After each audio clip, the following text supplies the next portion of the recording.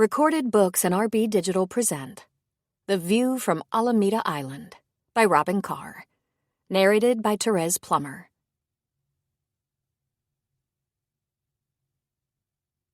Chapter 1. Today was Lauren Delaney's 24th wedding anniversary, and there wouldn't be a 25th. To many it appeared Lauren had a perfect life, but the truth was something she kept to herself. She had just been to see her lawyer, and now she needed a little time to think. She headed for one of her favorite places.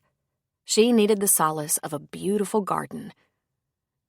Divine Redeemer Catholic Church was an old church that had survived all of the earthquakes since the big one, the San Francisco earthquake of 1906. Lauren had only been inside the building a couple of times, but never for Mass. Her mother had been Catholic, but she hadn't been active. The church had a beautiful garden where parishioners often walked, and there were several benches where you could sit and pray or meditate. Lauren was on her way home to Mill Valley from her job at Meriwether Foods, and she stopped there, something she did frequently. There were no brochures explaining the genesis of the garden, or even the fact that the church sat on such a generous plot of land for Northern California. But she'd happened upon an old priest once, and he told her one of the priests in the early 1900s was a fanatic about growing things. Even though he'd been dead for decades, the church kept the garden going. They even preserved a large garden behind the beautiful flowers for fruits and vegetables, which they donated to food banks or used to feed hungry people in poorer parishes. Divine Redeemer's Parish, just outside of Mill Valley, California, didn't have many hungry people. It was an upper-class area. It was where she lived. She was very well off, richer than she'd ever imagined by her family standards, yet her husband ranted about his low pay. He was a prosperous surgeon, raking in over $1 million a year, but he didn't have a yacht or a plane, which irked him. He spent a great deal of time managing and complaining about his finances. She would be leaving him as soon as she could finalize the details. She had spent an hour with her attorney, Erica Slade, today. Erica had asked, "So is this going to be it, Lauren?" "The marriage was over many years ago," Lauren said. "All that's left is for me to tell him I'm leaving. I'm getting my ducks in a row." They would be spending the evening at a charity auction and dinner. For that, she was so grateful. There would be no staring at each other over a starched white tablecloth, searching for things to say. No watching Brad check his phone and text all through the meal. As he was fond of reminding her, he was an important man. He was in demand. She was nothing. If she ever received a call or text, it was from one of her daughters or her sister. But if they knew she was out, they wouldn't expect a response. Except maybe her eldest daughter, Lacey. She had inherited her father's lack of boundaries and sense of entitlement. It was all about her. Her younger daughter, Cassie, had, perhaps unfortunately, inherited Lauren's cautious and reticent nature. Lauren and Cassie didn't like conflict, didn't step on toes. "When are you going to stand up for yourself, Lauren?" Brad had been known to say to her. "You're so spineless." Of course, he meant she should stand up to anyone but him. Oh, wouldn't Brad be surprised when she finally did? And he'd be angry. She knew people would inevitably ask, why now, after 24 years? Because it had been 24 hard years. It had been hard since the beginning. Not every minute of it, of course, but overall, her marriage to Brad had never been a good situation. She spent the first several years thinking she could somehow make it better. The next several years thinking she probably didn't have it so bad since he was only emotionally and verbally abusive. And the last 10 years thinking she couldn't wait to escape once her daughters were safely raised. Because the truth was, he was only going to get more cantankerous and abusive with age. The first time she'd seriously considered leaving him, the girls were small. "I'll get custody," he said. "I'll fight for it. I'll prove you're unfit. I have the money to do it. You don't." She'd almost done it when the girls were in junior high. He'd been unfaithful, and she was sure it hadn't been the first time he'd strayed, just the first time he'd been caught. She'd taken the girls to her sister's cramped little house where the three of them shared a bedroom, and the girls begged to go home. She returned and demanded marriage counseling. He admitted to a meaningless fling or two because his wife, he said, was not at all enthusiastic about sex anymore. And the counselor cautioned her about throwing away the father of her children, explained that the repercussions could be very long-term. She found another counselor, and it happened again. The counselor sympathized with Brad. Only Lauren could see that Brad was a manipulator who could turn on the charm when it suited him. Rather than trying yet another counselor, Brad took the family on a luxurious vacation to Europe. He pampered the girls, and ultimately Lauren gave the marriage yet another chance. Then, a couple of years later, he gave her chlamydia and blamed her. "Don't be ridiculous, Lauren. You picked it up somewhere and gave it to me. Don't even bother to deny it." She told him she wanted a divorce, and he had said, "Fine, you'll pay the price. I'm not going to make it easy for you." Knowing what was at stake, she moved into the guest room instead. Days became weeks. Weeks became months. They went back to marriage counseling. In no time at all, Lauren suspected their marriage counselor had an agenda and favored Brad. She helped him make excuses, covered for him, pushed Lauren to admit to her manipulative nature. Lauren suspected him of sleeping with the counselor. He told her she'd become sick with paranoia. By the time Lacey was in college and Cassie was applying to colleges, Brad was worse than ever. Controlling, domineering, secretive, verbally abusive, argumentative. God, why didn't he want her to just leave? Clearly he hated her. But he told her if she left him, he wouldn't pay college tuition. "No judge can make me. I can be stuck with some alimony, but not support payments, and not tuition. When they're over 18, they're on their own. So go then," he'd said. "You'll be responsible for cutting them off." The last few years had been so lonely. She'd spent a lot of time worrying that by staying with a man like Brad, she had taught her daughters a dreadful lesson. She'd done her best with them, but she couldn't make them unsee how their own mother had lived her life. She'd taken a few hours from work to meet with the lawyer, laying out plans, creating her list, and checking things off. The lawyer had said, "He's had you running scared for years. We have laws in this state. He can't cut you off and freeze you out. I'm not saying it'll be easy or painless, but you will not starve, and your share of the marital assets will be delivered." It was time. She was finally ready to go.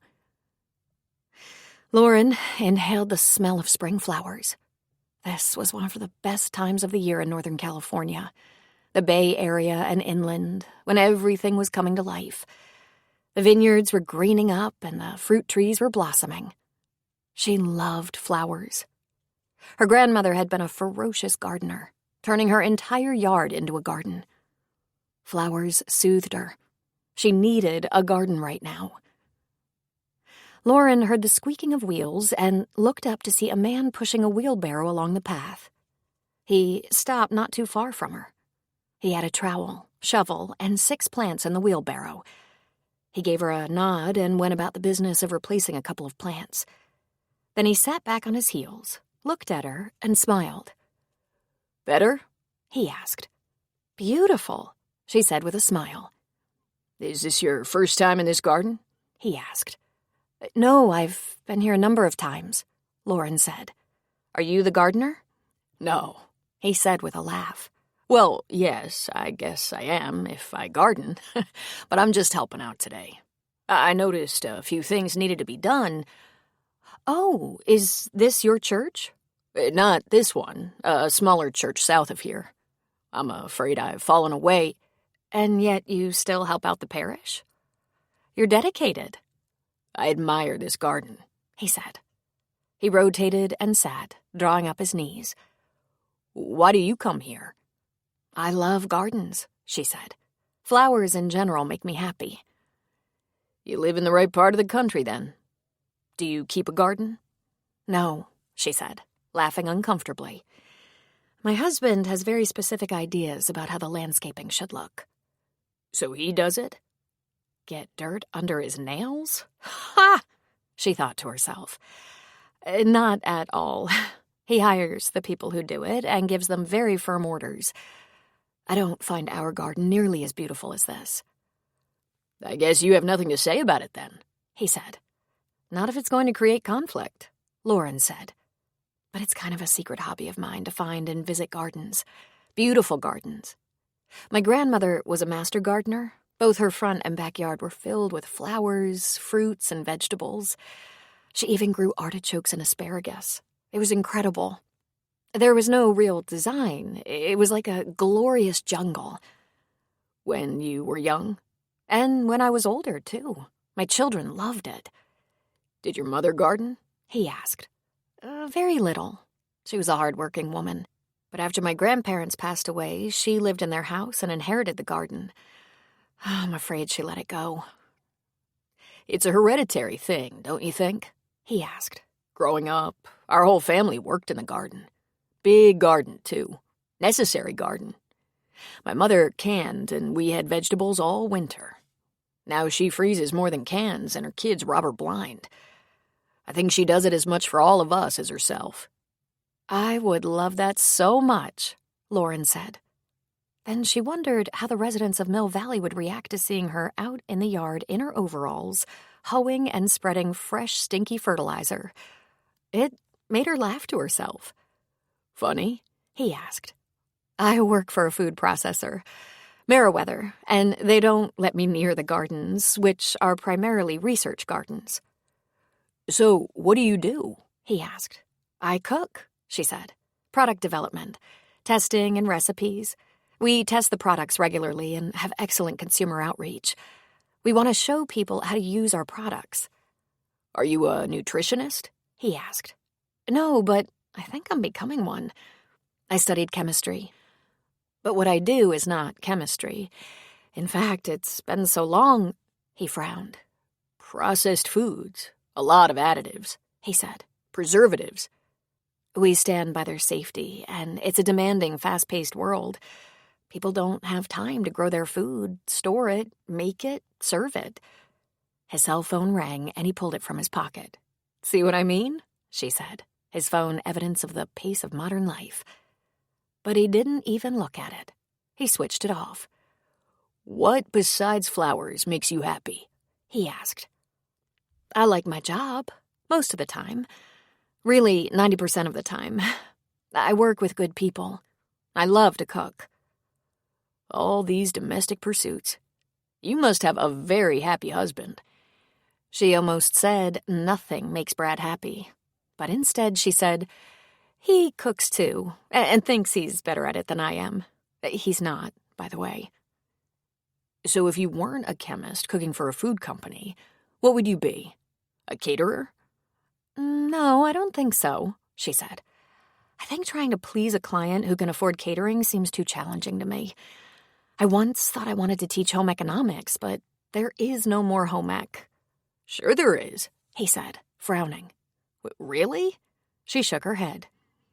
A 9 or 12-week course, and it's not what it once was. We used to learn to sew and bake.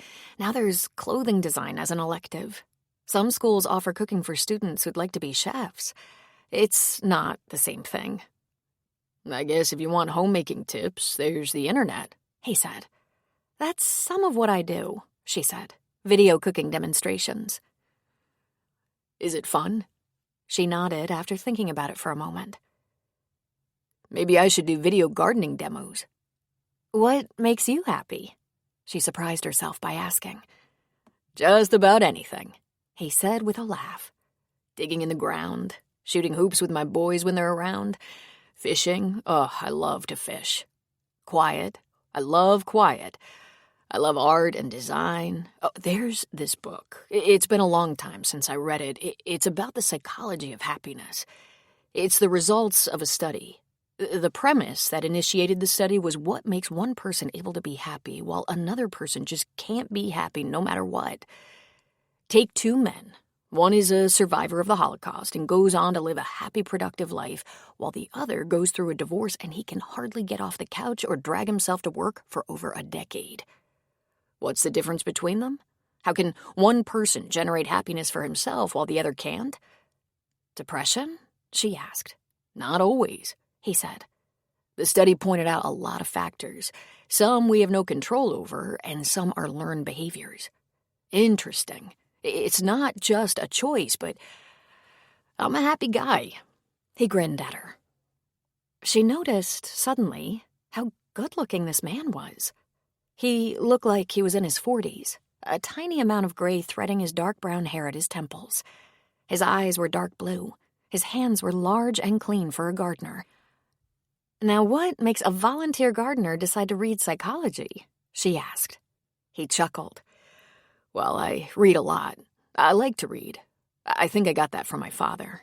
I can zone out everything except what's happening in my head. Apparently, I go deaf. Or so I've been told. By my wife. Hyperfocus, she said. Plus, men don't listen to their wives. That's what I hear, he said. I'm married to an unhappy woman, so I found this book that was supposed to explain why some schmucks like me are so easy to make happy and some people just have the hardest damn time. How'd you find the book? I like to hang out in bookstores. So do we, she said. It's one of the few things we both enjoy. Other than that, I don't think my husband and I have much in common. That's not a requirement, he said. I have these friends, Jude and Jermaine. They are different as night and day. He got to his feet and brushed off the seat of his pants. They have nothing in common, but they have such a good time together. They laugh all the time. They have 4 kids, so it's compromise all the time, and they make it look so easy. She frowned. Which one's the girl? Oh, maybe they're same sex? Jermaine is a woman and Jude's a man, he said, laughing. I have another set of friends, both men, married to each other. We call them the Bickersons. They argue continuously, thus answering the question about gender. I have to go, he said. But my name is Beau. Lauren, she said. It was fun talking to you, Lauren. So when do you think you might need to spend time with the flowers next? Tuesday, she said, posing it as a question. He smiled. Tuesday is good. I hope you enjoy the rest of your week. Thanks. Same to you. She walked down the path toward her car in the parking lot. He steered his wheelbarrow down the path toward the garden shed. Lauren made a U-turn, heading back toward him. Beau, she called. He turned to face her. Let me rethink that. I don't know when I'll be back here, but it's not a good idea, you know? We're both married. It's just a conversation, Lauren, he said. He's probably a psychopath, she thought, because he looks so innocent, so decent. Yeah, not a good idea, she said, shaking her head. But I enjoyed talking to you. Okay, he said. I'm sorry, but I understand. Have a great week. You too, she said. She walked purposefully to her car, and she even looked around. He was in the garden shed on the other side of the gardens. She could hear him putting things away. He wasn't looking to see what she was driving or what her license plate number was. He was a perfectly nice, friendly guy who probably picked up lonely women on a regular basis, then murdered them and chopped them in little pieces and used them for fertilizer. She sighed. Sometimes she felt so ridiculous. But she was going to go to the bookstore to look for that book. Lauren was in a much better mood than usual that evening. In fact, when Brad came home in a state, something about the hospital screwing up his surgery schedule and flipping a couple of his patients without consulting him, she found herself strangely unaffected. Are you listening, Lauren? Brad asked. Huh? Oh, yes, sorry. Did you get it straightened out? No, I'll be on the phone tonight. Why do you think I'm so irritated? Do you have any idea what my time is worth? Now that you mention it, I don't. Isn't it lucky for you that you have a husband who is willing to take care of details like that? Oh, she said. Lovely. It might be nice if you said something intelligent for a change. It's the odd night when you're not taking calls, she said. Were you hoping for a night off? Obviously. Why do you imagine I brought it up? I've told them 1,000 times not to get involved with my schedule. They're going to cause patients unnecessary anxiety, not to mention what they do to me. But they think I'm at their beck and call, that I serve at their pleasure, when I'm the money-making commodity. Even when I very carefully explain exactly how they should manage the schedule, can they figure it out? I'm paying a PA, a very overqualified PA, to schedule for me, my clinics, and my surgeries, and the hospital brings in this high school graduate who took a 6-week course and gives her authority over my schedule. Lauren listened absently and fixed him a bourbon. Watered, because they had to go to that fundraiser tonight. She poured herself a glass of burgundy.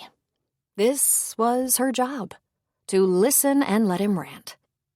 To nod and occasionally say, "Oh, that must make you so angry." While she did that, he paced or sat at the breakfast bar, and she unwrapped some cheese and crackers and grapes for him to snack on. But while all this was going on, she was thinking about the man with the easy smile, the tiny bit of gray, the dark blue eyes, and she fantasized how nice it would be to have someone come home and not be a complete asshole. "We might think about getting ready for the dinner," she said. "I'd like to look at the auction items." I know, he said. "I bought a table. We shouldn't be too late." Of course, people would expect him to be late, to rush in at the last minute. "I'm ready. Do you need a shower?" "I'll be down in 5 minutes, he said, leaving and taking his bourbon with him. "Happy anniversary," she said to his departing back. "Huh," he said, giving a dismissive wave of his hand. "Nice anniversary," he grumbled.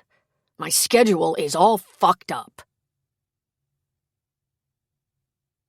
The charity event was for the local Andrew Emerson Foundation supporting underprivileged children. They came to be known as Andy's Kids. Tonight's event would raise money to provide scholarships for the children of fallen heroes. Professional athletes, businesses, the Chamber of Commerce, hospitals, veterans groups, and unions from San Francisco and Oakland supported the charity with fundraising events such as this dinner and auction. Andy Emerson was a billionaire software developer in San Francisco. He was politically influential and admired by people like Brad. Brad never missed an event and claimed Andy as a friend. Brad was a fixture at the golf tournaments and donated generously. The children of military men and women and first responders, disabled or killed in the line of duty, could apply for the scholarships generated tonight. To be fair, Lauren had a great deal of respect for the foundation and all that it provided. She also happened to like Andy and Sylvie Emerson, though she wasn't so presumptuous as to claim them as friends. This event was a very popular, well-organized dinner that would raise tens of thousands of dollars. Brad and Lauren attended this and many other similar events. Brad's office and clinic staff were invited, and he usually paid for a table.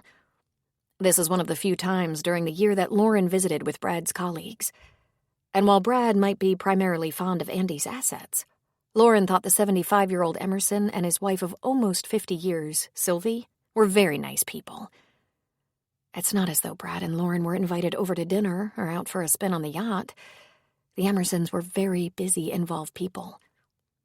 However, it wasn't unusual for Brad to get a call from some member of the Emerson family or a family friend with questions about an upcoming medical procedure, or maybe looking for a recommendation of a good doctor.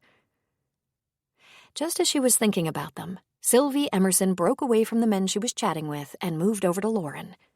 She gave her one of those cheek presses.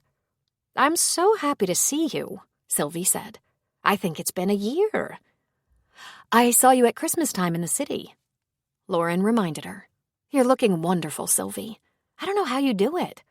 "Thank you. It took a lot of paste and paint. But you're aglow. How are the girls?" "Thriving. Lacey is doing her postgrad study at Stanford, so we see her fairly often. Cassidy graduates in about 6 weeks. "UC Berkeley, isn't it?" Sylvie asked. "What's her field?" Lauren chuckled. "Pre-law. She scored beautifully on the LSAT and is bound for Harvard." "Oh, my God. Are you thrilled for her?" "I don't know yet," Lauren said. "Don't you have to be a real tiger to take on law? Cassie seems so gentle-natured to me." Sylvie patted her arm. There is a special place within the legal system for someone like her. I don't know where, but she'll find it. And no one chose medicine? Lauren shook her head. I'm a little surprised about that, since I have a science major as well. Though it's been so long ago now that... She was distracted by a man who'd been pressing his way through the crowd with 2 drinks and suddenly stopped. Lauren? He said. Then he smiled, and those dark blue eyes twinkled. I'll be damned. Beau? She asked. What in the world are you doing here? Same as you, I suppose, he said. Then he looked at Sylvie and said, Hi, I'm Beau Magellan. I just recently ran into Lauren at church. Lauren laughed at that. Not exactly, but close enough. Beau, this is Sylvie Emerson, your hostess tonight. Oh, he said, sloshing the drinks. Oh, geez, he mumbled. Finally, laughing, Lauren took his drink so he could shake Sylvie's hand, after wiping his hands on his trousers. It's a pleasure, Mrs. Emerson. I'm personally indebted to you. How so, Mr. Magellan? My sons have a friend whose dad was killed on the job. Oakland police, and she received a scholarship. Now I'm a big supporter of the cause. Magellan, Sylvie said.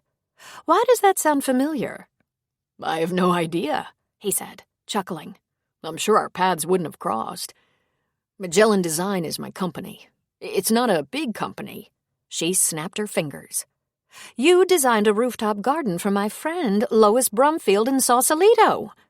He beamed. I did. I'm very proud of that, too. It's incredible. Sylvie looked at Lauren.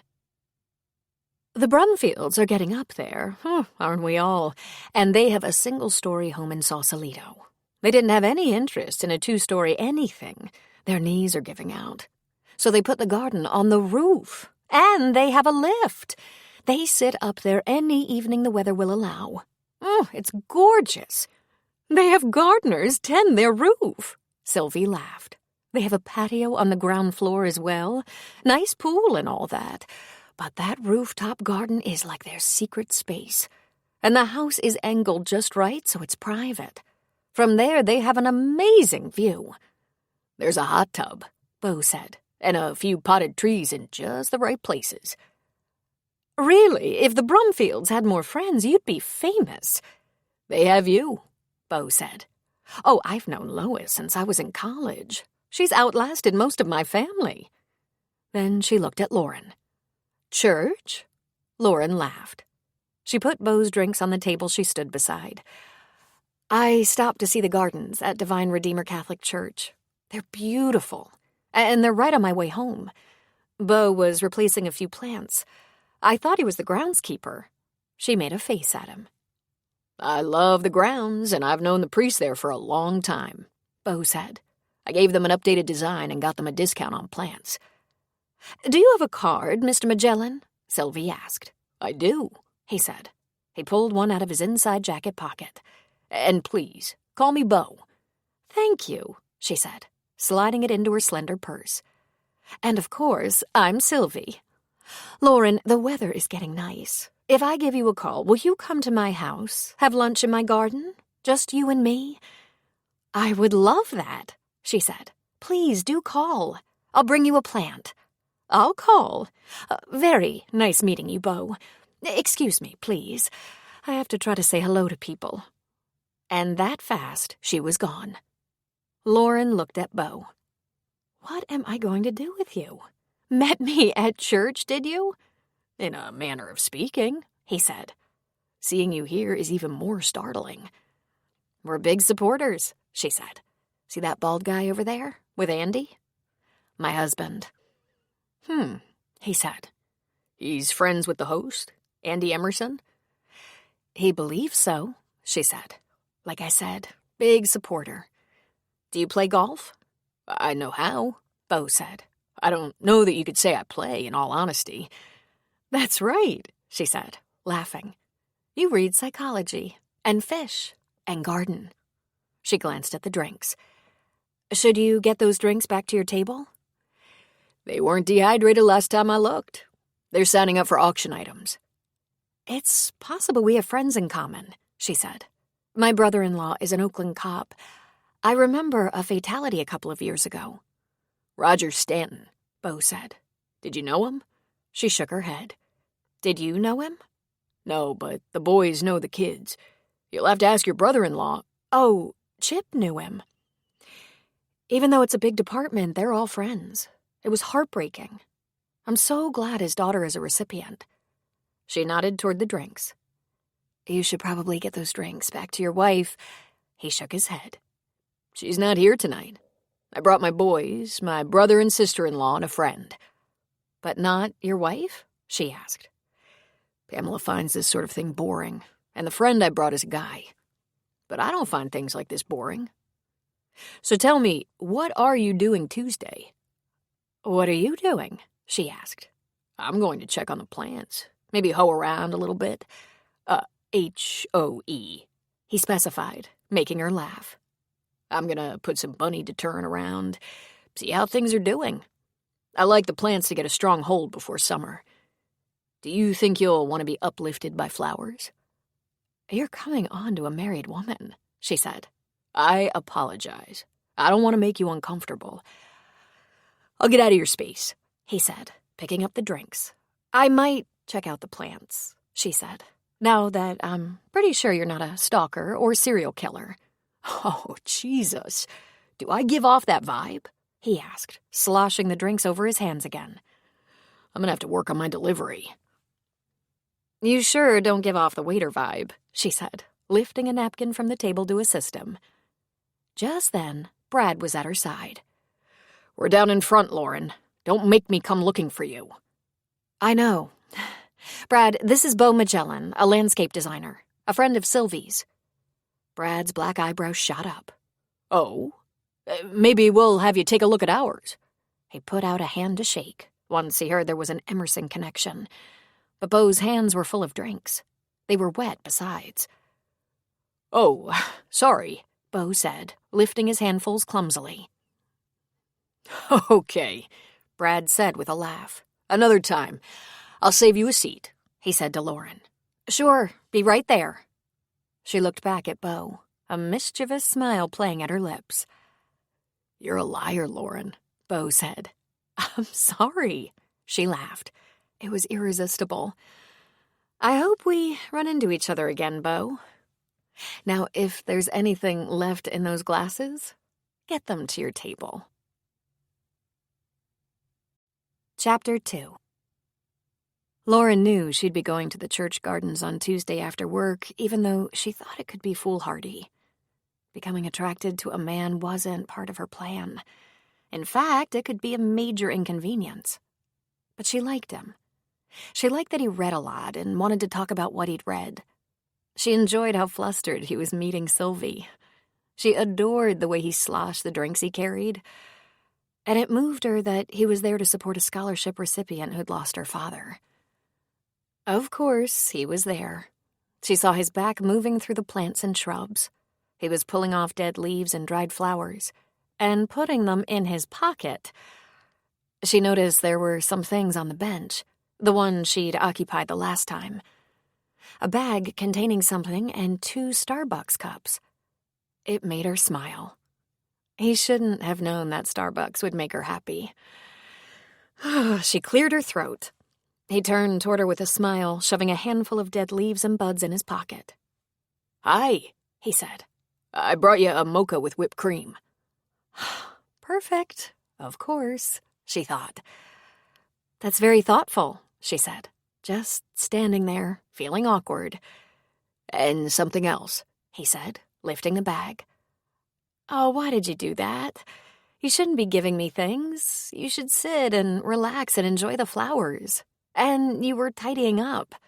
I'm always grooming plants. Maybe it's a nervous habit. He pulled a handful of dried leaves and small sticks from his pocket, dumping them in the trash can. He handed her the bag. Inside was a book. Flow, The Psychology of Optimal Experience. Ah, this is great, she said. I actually went looking for this book, but I didn't ask for it, just looked in the psychology section. I had to find it at the used bookstore. Did it change your life? No, but it was enlightening. She sat down on the bench, looking through the book. He handed her a coffee and stood at the other end of the bench. I guess it didn't make your wife any happier, she said. No, he answered with a laugh.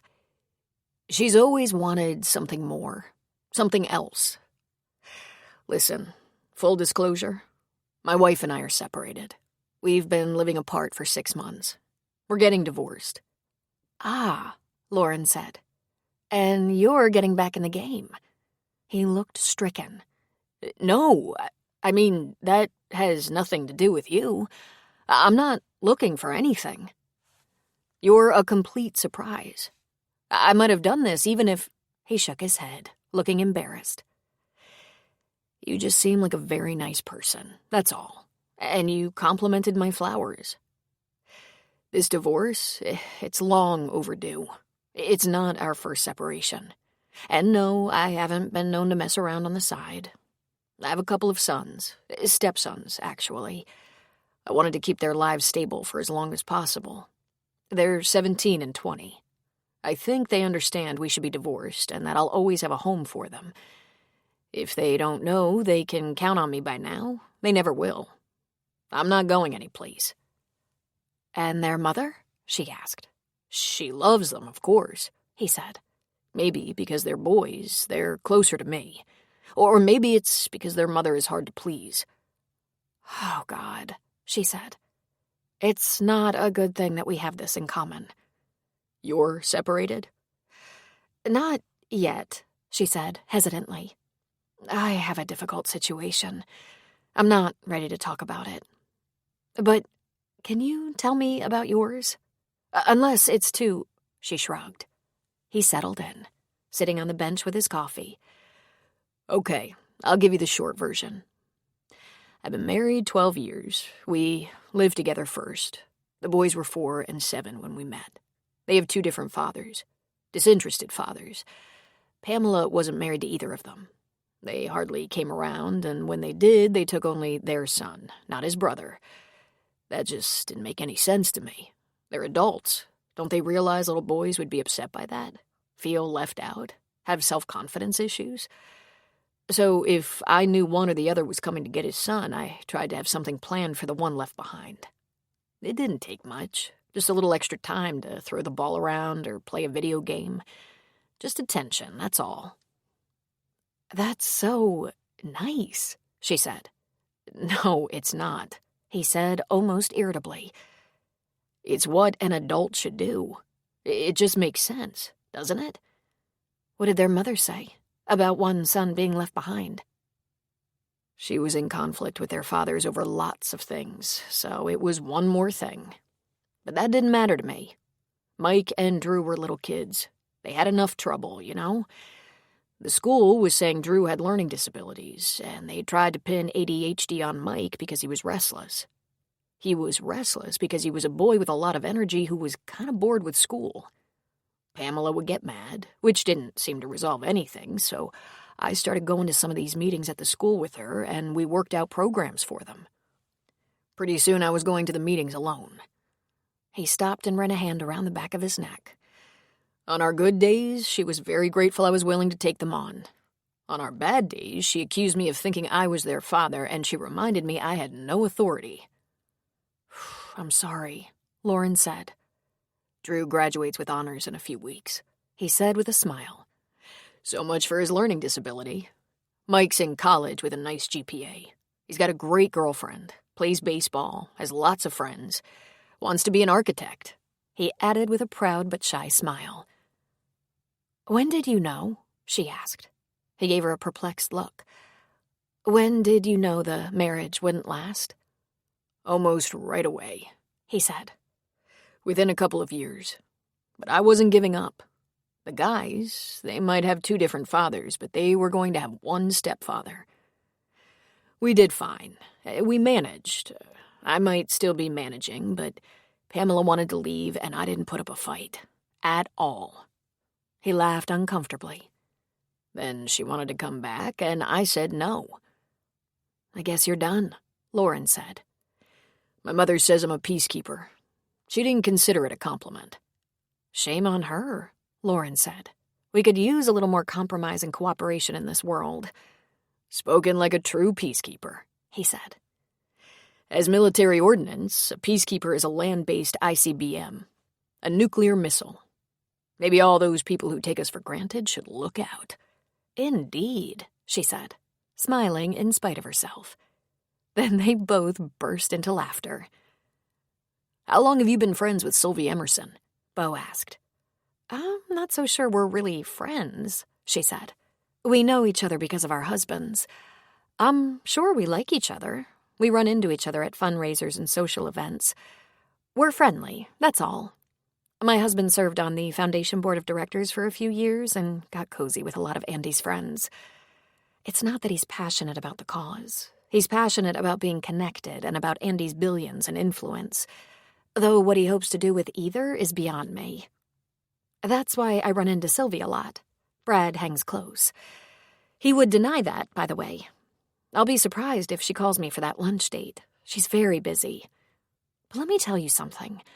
What I know of the Emersons is they're both sincerely good, generous people. Sylvie's mentioned that of all the work their foundation is able to do, she's partial to the scholarship fund. She and her husband might not have identical priorities. I'm not well acquainted with Andy, but Sylvie has told me more than once, we have to feed and educate the next generation. That's the only way we leave the world better than we found it. I wonder if they even realize how great a gift that is, giving an education. I don't know about you, but my family wasn't exactly fixed to send me to college.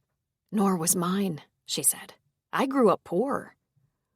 What's poor? He asked, raising an eyebrow. I have a younger sister, Beth, 3 years younger. When she was a baby, our father went out for the proverbial pack of cigarettes and never came home. My mom worked 2 jobs the whole time we were growing up. My grandparents were alive and lived nearby, thank God. They helped. They watched us so she could work and probably chipped in when rent was late or the car broke down. He smiled. I have a large extended family. The 6 of us, my mom, dad, brother, 2 sisters, and I, lived in an old garage my parents converted into a small house. My mom still lives in that house, but I don't know how long that's going to last. She's getting a little feeble. My dad was a janitor. My mom served lunch at the junior high and cleaned houses. We got jobs as soon as we were old enough. But my folks, undereducated themselves, pushed us to get decent grades even though they couldn't help us with homework. We did our best. We might have been competing with the cousins a little bit. Nothing like a little healthy competition, she said. Did you know you were poor? Sure, to some extent. But we had a big family on that land. A couple of aunts and uncles, grandparents, cousins. Sometimes it got crowded. But if the heat went out in winter, there were plenty of people to keep warm with. Heat in summer, no relief. He drank a little of his coffee. We didn't have any extras, but it wasn't a bad way to grow up. Thing about it was, we might have been poor, but we were never poor alone. Can I ask you a personal question? You can always ask, Lauren. How do you think your life's going to change, getting divorced? Does this begin a whole new adventure of some kind? Adventure? He asked. God, no. My life doesn't have to change. I love my life today. I have work that makes people happy, good friends, amazing family. I have enough predictability every day so that it's not very often that something throws me off balance. I sleep well. My blood pressure is good. I don't know if I could have a better life.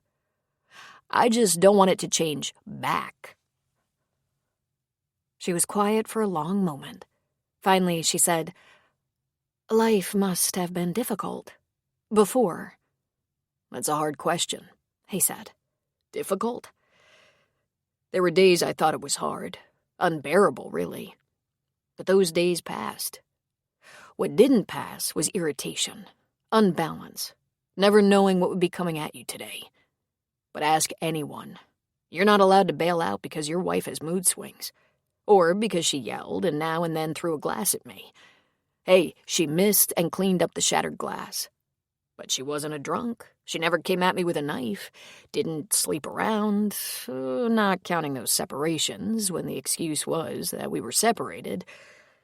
According to the rule book, if you're able to work it out, he shrugged. So I stopped asking myself if I could live like this because I could. But that was the problem. I started asking myself if I wanted to live my life like that. And the answer was no. Fortunately for me, Pamela needed a little time to think again, to determine what she wanted from life. She needed another separation. Our 4th in a 13-year relationship. It was the perfect time for me to say, "Me too." He chuckled. Her separation was very short after hearing that. Mine was not.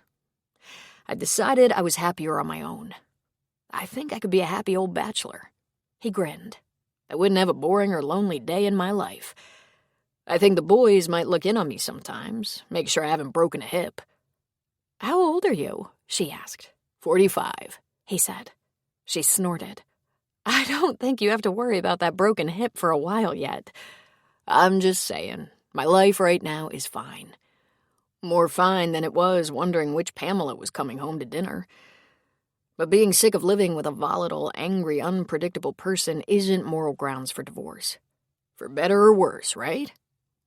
Lauren identified with so much of what he said, but her first thought was, it's so much easier for men. They're not expected to have to put up with moody, angry women, but women are supposed to put up with difficult men. She really wanted to let loose and complain about what it was like to live with a controlling, angry man. A man who could keep an argument going for days. A man who cut the line of people waiting to purchase movie tickets, loudly accused maitre d's of losing the reservation he never made, shortchanged maintenance workers on their bills because he assumed they wouldn't dare come after him because they were undocumented or spoke poor English. Once, while they were vacationing in Turks and Caicos, he found some lounge chairs by the pool that were desirable, but they had towels on them. Someone had already claimed them. There were a couple of pool toys as well, indicating they belonged to children. He threw the towels and toys on the ground beside the chairs, claimed the chairs for himself and his family, and when a young man with 2 small children appeared 5 minutes later, he briskly told him, "You can't save chairs with towels. You have to be using them." Brad was a bully who thought he was better than everyone else. But Lauren didn't say anything to Beau. Unless people really knew Brad, they would never understand. So she changed the subject and asked Beau to tell her about rooftop gardens. "My specialty," he said happily. After an hour of pleasant conversation, she decided she'd better leave. He asked if he'd be seeing her the following Tuesday, and she said, "Very doubtful. This isn't a good idea." He chuckled softly. "Oh, I wouldn't want to put you in an uncomfortable position," he said. "You didn't say it, but I already know. You're in the same spot as me. Maybe not identical, but close enough. I sympathize. And if you want someone to talk to, you know how to find me." She nodded sadly. Of course, he didn't know how to find her, and she didn't tell him. Beth Shaughnessy was spending her Sunday cleaning up the remnants of the party she and her husband Chip had thrown the night before. Chip had a new smoker and had treated many of their friends to a barbecue. While she'd made good progress in the kitchen and great room, the patio and grill were still a disaster. Chip, whose given name was Michael, pleaded a slight hangover and promised to get out there with the boys to clean up after they watched a little of the U.S. Open on the big screen in his den. The last time she looked in on them, Chip was flipping between basketball and golf and women's beach volleyball. When Beth's sister Lauren had called earlier and asked if she could get away for lunch, Beth had said she had chores. Lauren said she'd go to the gym for a while, then head over to Beth's. She needed to talk. When Lauren most needed Beth and the phone wasn't good enough, Beth suspected marital angst. When you were married to Brad Delaney, angst was the kindest word one could apply. It took several deep breaths for Beth to remind herself to be careful what she said. The only serious and alienating fight the sisters had ever had was over Beth's low opinion of Brad and her sister's marriage. Well, sort of. It was more Beth's strong opinion that Lauren should get out, no matter what it took. Yet Lauren had stayed on, and on, and on. Beth had only been 20 when Lauren and Brad were engaged to be married. At first, she thought Brad handsome and sexy, but soon her impression of him changed. She heard and saw things that just weren't right. More than once, she'd heard Brad call Lauren an idiot. She saw him squeeze her hand so tightly it caused Lauren to wince and pull away. She wasn't sure exactly what was wrong, but she knew it wasn't right. Even at her tender, inexperienced age, Beth had said, "Lauren, what are you doing?" "I'm marrying a handsome and successful doctor," Lauren had said, beaming with joy. Lauren was seeing all those things they'd never had growing up. Financial security, a beautiful and spacious home, cars that didn't break down, dining out, vacations. But behind the brightness of her eyes, something else lurked. And of course, they hadn't even gotten through the wedding without tears of anguish and serious doubts. As anyone close to the couple could see, Brad, 10 years older than Lauren, was temperamental, self-centered, grumpy, and an egomaniac. He had a widowed mother, Adele, who was just an older version of her son. Adele was a controlling and temperamental sourpuss who had very firm ideas about what exactly was good enough for her entitled only child. Except Adele didn't know how to be charming. While Lauren and Beth had grown up in relative poverty with their single mother, Honey Verona, Brad had grown up well-to-do. Right before the wedding, Honey said, "Lauren, don't do it. You must see he won't even try to make you happy." "But everything is planned, and his mother paid for it all," Lauren protested. "It doesn't matter," Honey said.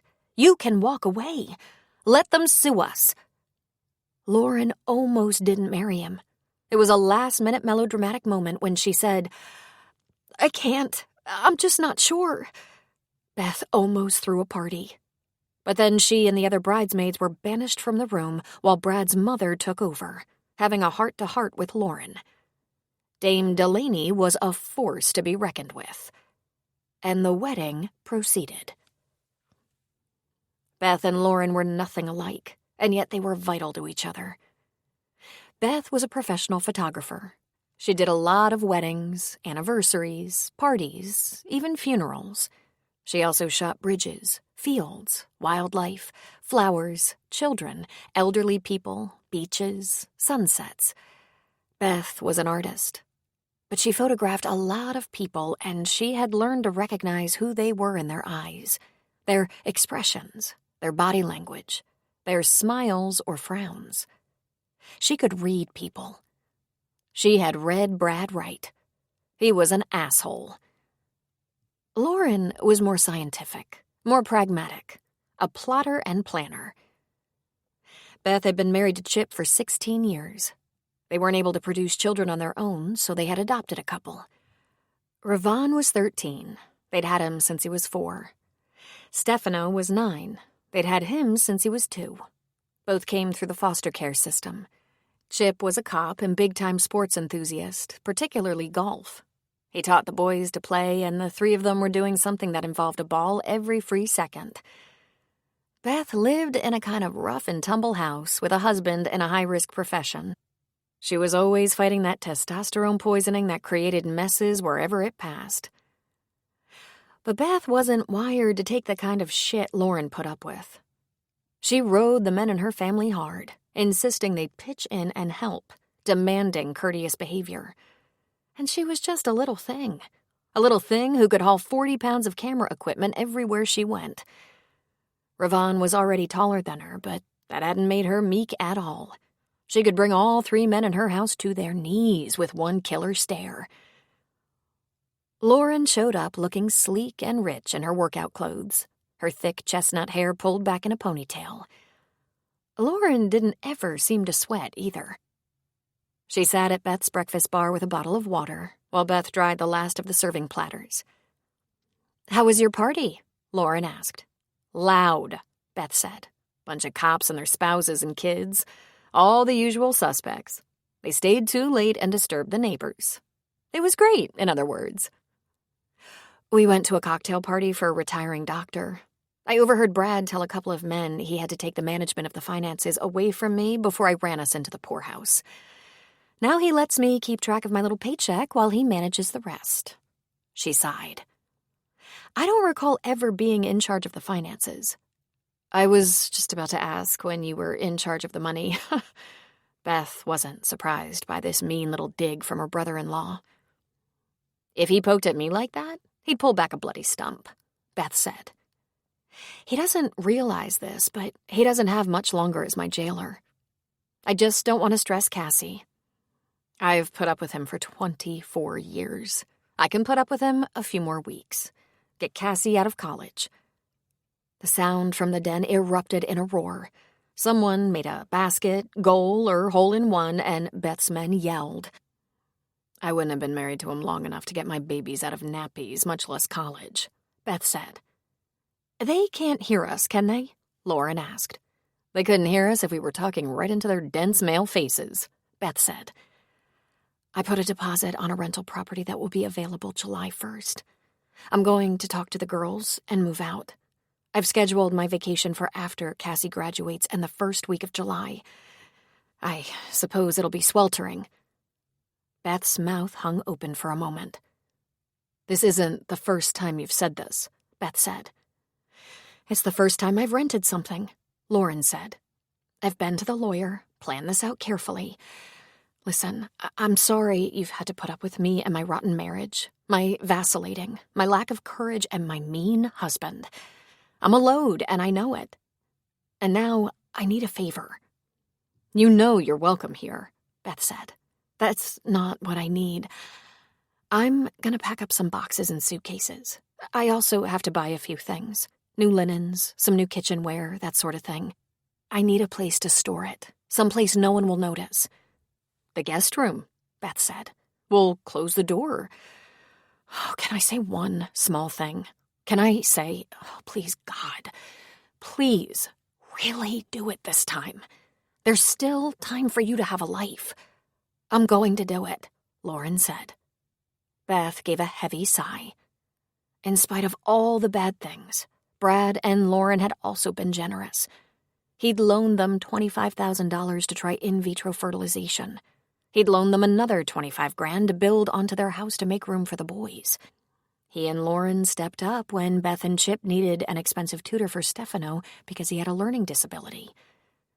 Of course, Beth had long suspected Brad liked giving people loans they would take a long time to repay because it gave him power over them. Honey would be ecstatic, Lauren said, and immediately her eyes filled with tears.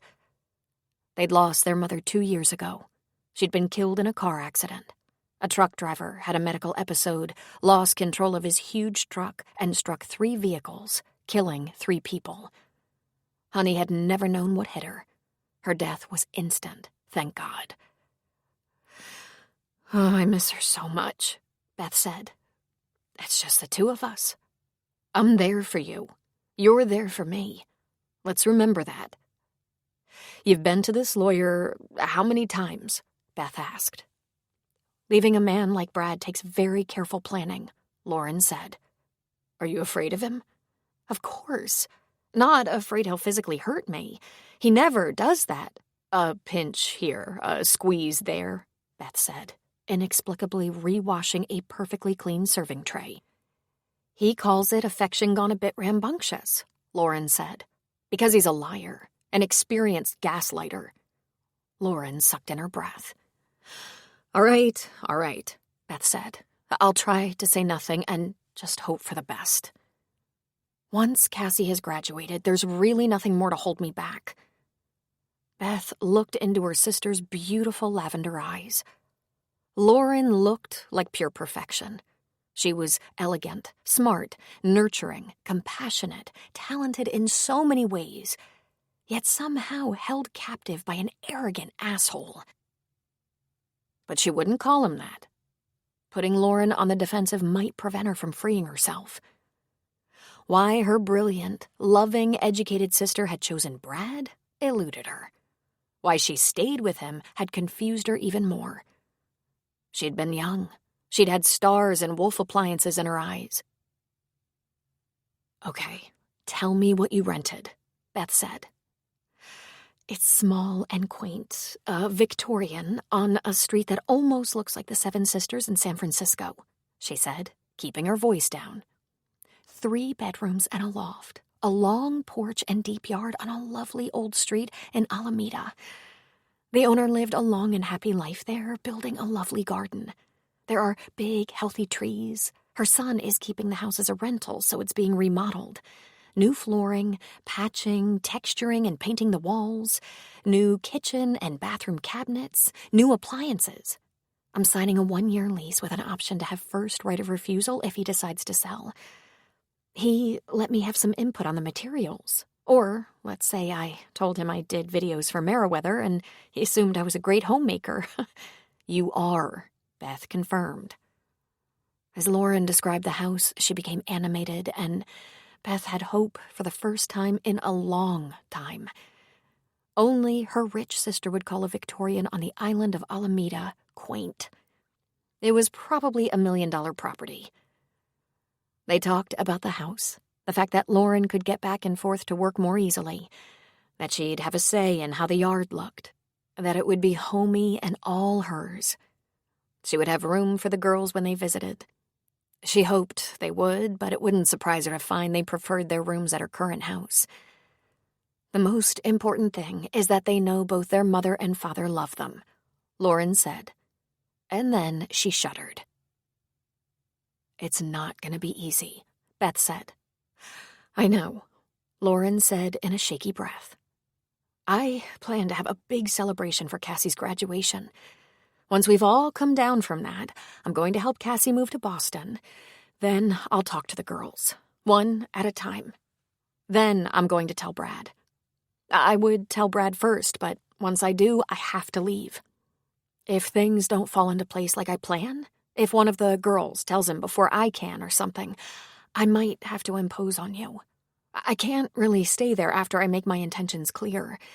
Because he will be horrible, Beth said, finishing for her. They had done this before. But, in the end, Lauren had always stayed. Beth knew about everything. The suspected affairs, the STD, the separate bedrooms. No matter how bad things got, Lauren always tried to make the best of it for the sake of her daughters. I'll help you in any way you ask, Beth said. What makes you think you'll really go through with it this time? If I don't, I might as well resign myself to living out my life with a mean, cantankerous old man who thinks he's smarter than God. Pretty soon that'll be the only option, Beth said. Lauren ignored her, or at least pretended to. So, we'll celebrate Cassie's graduation, and when my rental is available, I'll tell them. Cassie will be in Boston for the next 3 years at least. Lacey has her apartment in Menlo Park. Once I've dealt with them, I'll face Brad.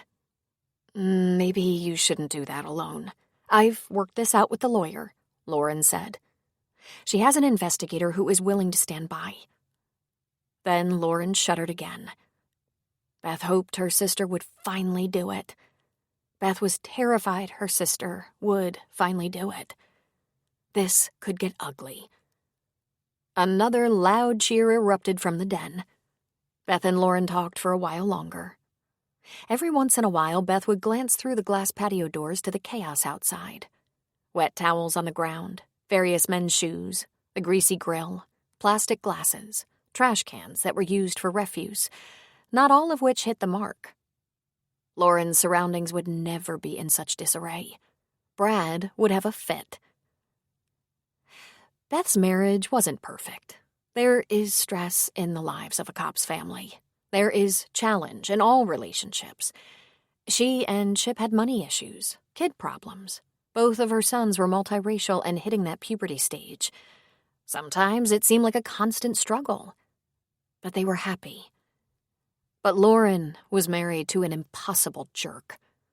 Sad to say, but that trumped everything. How do you resolve yourself to life with a guy like that? No, he didn't beat her, but he did twist an arm here, squeeze too hard there. No, he didn't get drunk every week. He'd had at least a couple of flings, but he was so repentant he even bought jewelry and took the whole family on trips so amazing, the girls hoped he'd have another one. He treated people badly, told lies, believed he deserved slightly more consideration and a slightly bigger cut than anyone else, bullied his wife, put her down, and he thought he was always right, no matter what. How do you explain that to your children? When Lauren left, Beth wandered into the den. Oh, God. She should never have allowed them to put furniture in here. Chip was stretched out on the couch. Ravon's legs were hanging off the end of the love seat. Stefano was lying on the floor with his feet up on the coffee table. It looked like a frat house. Morty, their old chocolate lab, had his head resting on Stefano's belly. She was gonna have to spray the room down with Febreze. Something happened on the TV, and all of a sudden everyone moved and cheered. "Hey," she said. "Why does this den smell like the inside of a tennis shoe?" "This is not a den," Chip said indignantly. "This is a man cave." "I beg your pardon," Beth said. "It's pretty gamey in here. Isn't it a little early in the year for the Open? Isn't that a June event?" "This is an old one," Chip said. 10 years old. It's a replay." She was completely stunned for a second. "You have got to be kidding me. My backyard looks like a war zone, and you're in here smelling up the place and watching a 10-year-old sporting event? Come on, get out there and clean up from last night before the sun starts to go down. I mean it." The boys dragged themselves to their feet, moaning and groaning, their lazy Sunday afternoon ruined. Chip got up, stretched, and dropped an arm around her shoulders. "Oh, thanks, babe. I needed a little nap."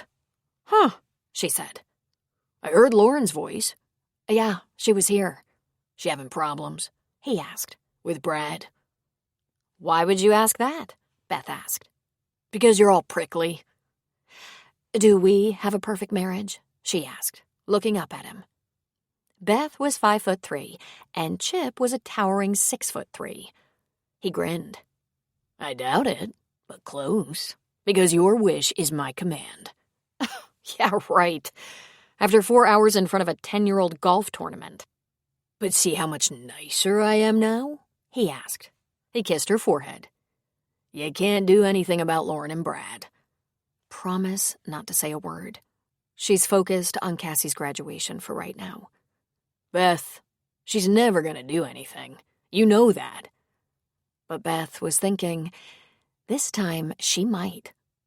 And although it made her feel sad and guilty, she desperately hoped her sister would really leave Brad. Chapter 3. Bo carried a 40-pound bag of fertilizer on each shoulder as he walked along the trail of patio stones that led to the vegetable garden.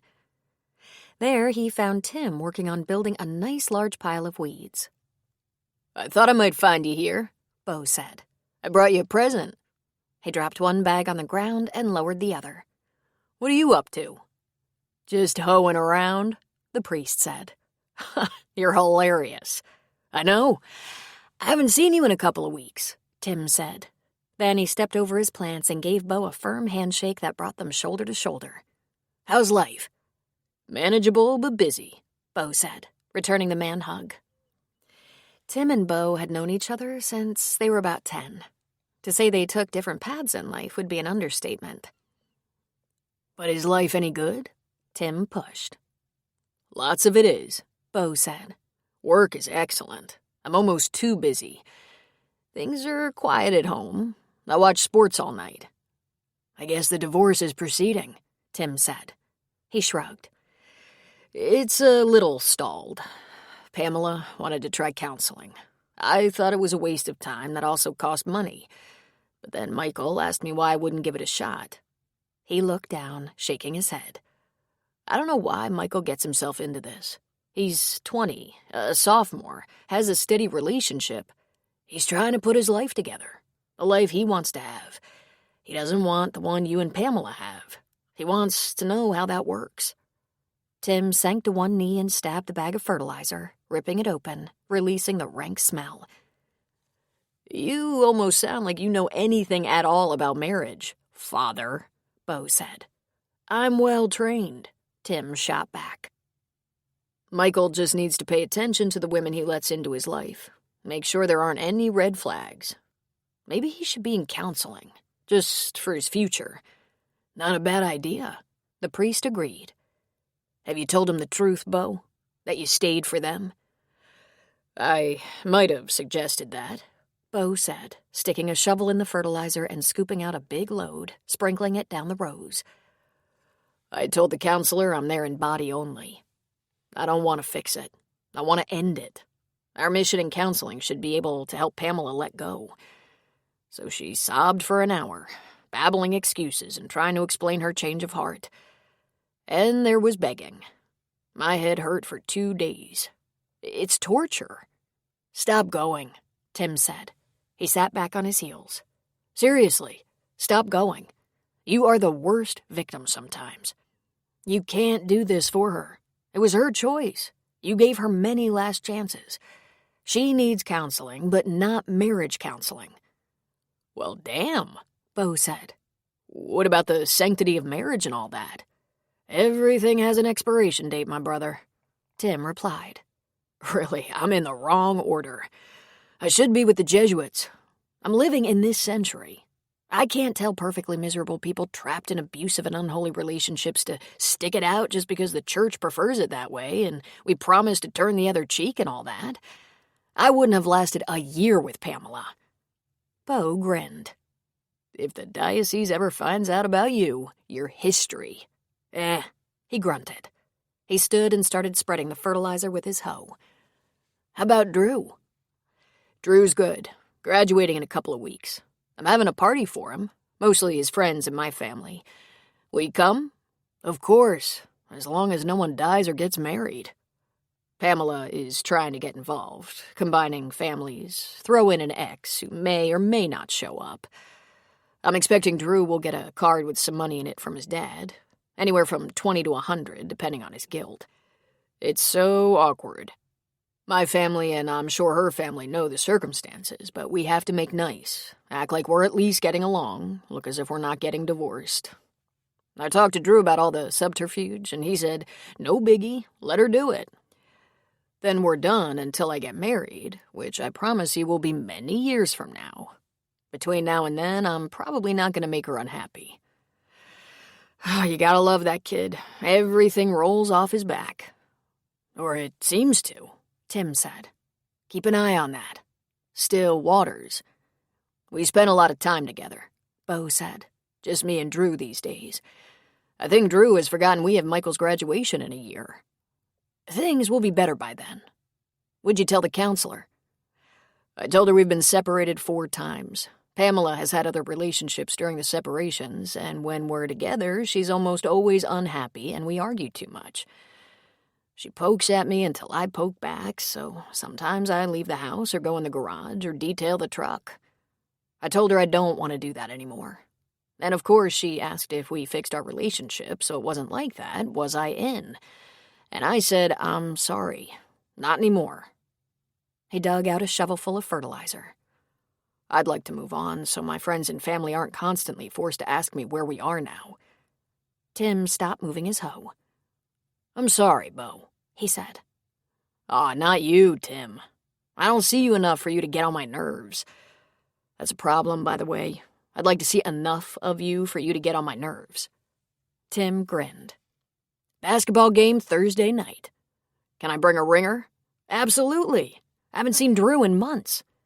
I'm in pretty good shape, Bo said. You should pray. I'll think about it, Beauregard, he said. When Bo was a kid, a relatively poor kid, Tim's well-off family moved into town. Tim's dad was a lawyer. Bo never went to school hungry, but there were lots of times he wanted more to eat than there was, and he was impressed by the bounty of Tim's table. Bo had 2 sisters and a brother. Tim had 2 brothers and a sister. Tim lived in a 5-bedroom house on a big lot with a brick circular driveway. Tim's mom played a lot of tennis at their club and had a cleaning lady. But, despite the differences, the boys became friends and stayed friends all the way through school. Beau's parents were amazed and impressed that he got himself through college in 5 years with no help from them. Tim, on the other hand, went to Notre Dame. He'd never admitted it to anyone, but he'd always aspired to the priesthood. He was spiritual and wanted to help people. Notre Dame honed that aspiration into reality. Tim's parents were appalled. Tim, being so damn smart, would have made a good lawyer in his father's firm, but that didn't interest him. He studied theology and counseling, and his mother lamented that he wouldn't be a father. "But yes, I will," he answered with a smile. As it was, Beau became a landscape architect, marrying his love of design with his love of growing things. And Tim, after being away for many years, had finally come home to a parish in California not so far from where he grew up. And he was reunited with his closest friends. When Tim came back, it was to find his best friend struggling with a failing marriage. And while Beau was so happy to have Tim close by, he found the good father at odds with his assignment in his new parish. Tim wanted to help the needy, the hungry, the disenfranchised of the world, and here in Mill Valley he was tending the wounds of people with plenty of money and access to everything they might ever need by way of health care, private education, and luxuries. True, the well-to-do were not without problems, but Beau knew Tim longed for grittier work. He felt he wasn't as useful as he could be. They talked for a while about the vegetable garden and fruit trees, laughed a little bit about how Tim's boss, the bishop, just wanted him to get people back into church. "He wants the confessional bubbling 24/7, and while there are plenty of Catholics in the parish, they're more like you," Tim said. "Not too worried about having a priest guide them and intercede with Christ for them. And most gave up on church doctrine a long time ago." "Your ego must be bruised," Beau said with a laugh. "I'm bored," Tim admitted. "There isn't enough challenge." "It's a rich parish. Surely you can find something to do with the money." "This isn't my dream job, Beau. In fact, sometimes I question my calling. Or, better to say, sometimes I ask myself if I've done all I can do in this—" Someone was walking through the garden, and the men turned to see a lovely woman standing not far from them. "I'll be damned," Beau said. "Lauren!" And he smiled, thrilled to see her. Lauren left work a little early. It was a beautiful spring day, and she wanted to stop at Divine Redeemer and see how far along the gardens had come. It wasn't Tuesday, she told herself. There was no harm in it. But inside, she knew she wanted to see him, just to hear him talk about the gardens, or his boys. She wondered how his life was going. Maybe he would talk a little about his divorce. If she felt comfortable and even a little secure, she'd ask him how they broke it to the kids. Cassie's graduation was a mere week away. After that event and the celebration, when things had calmed, Lauren was going to stir it all up by telling her daughters her plans. She was terrified. The garden was looking so beautiful. In this part of the world, the humid spring brought everything to life in such a rainbow of colors. She sighed deeply. It made her feel calmer just looking at it. Then she heard the laughter of men. She rounded the corner, and there stood Beau and another man. Dear God, they were both hunks. Tall, broad-shouldered, lean. Beau had thick brown hair, and the other man straw-colored. Both had strong tan arms. Both held gardening tools, a hoe and a shovel. She just filled her eyes with them. Must be Beau's assistant or one of the church maintenance men. "Lauren," Beau said, and there was no mistaking the delight in his voice. Her heart soared, and she smiled back. "I never expected to run into you here," she said. "I wanted to check out the garden. I haven't been back here in weeks." "Lauren, this is my friend, Father Tim. Tim, this is Lauren. We met here one afternoon. I was replacing a few plants, and she was enjoying the garden. Then we ran into each other again at a fundraiser." "Nice to meet you," the priest said. Oh, he was much too handsome to be a priest. She immediately decided a bunch of women probably sought his counsel. Regularly. "Nice to meet you, too. It's all looking beautiful. You must have dozens, if not hundreds, of people spending time here. He shrugged. When there are daytime functions at the church. Sundays, lots of people wander through. A few people come just to see the gardens. Surprisingly few, considering how beautiful it is. He gazed around thoughtfully, leaning on his hoe. We need a fountain. Maybe I'll suggest it to the board. That'll give them something to discuss for a year and a half. He chuckled. I guess you like to get personally involved, she said. On a day like today, when I have no appointments, it's a good excuse. You must live around here. Mill Valley. I work in Oakland, so this is on my way home. I discovered this garden a long time ago. My grandmother was a master gardener. She's gone now, and so is the garden, I'm afraid. How have you been? Bo asked. Well, and you? Great. I have a kid about to graduate high school, my youngest. She loved the way he talked about his stepsons as if they were his very own.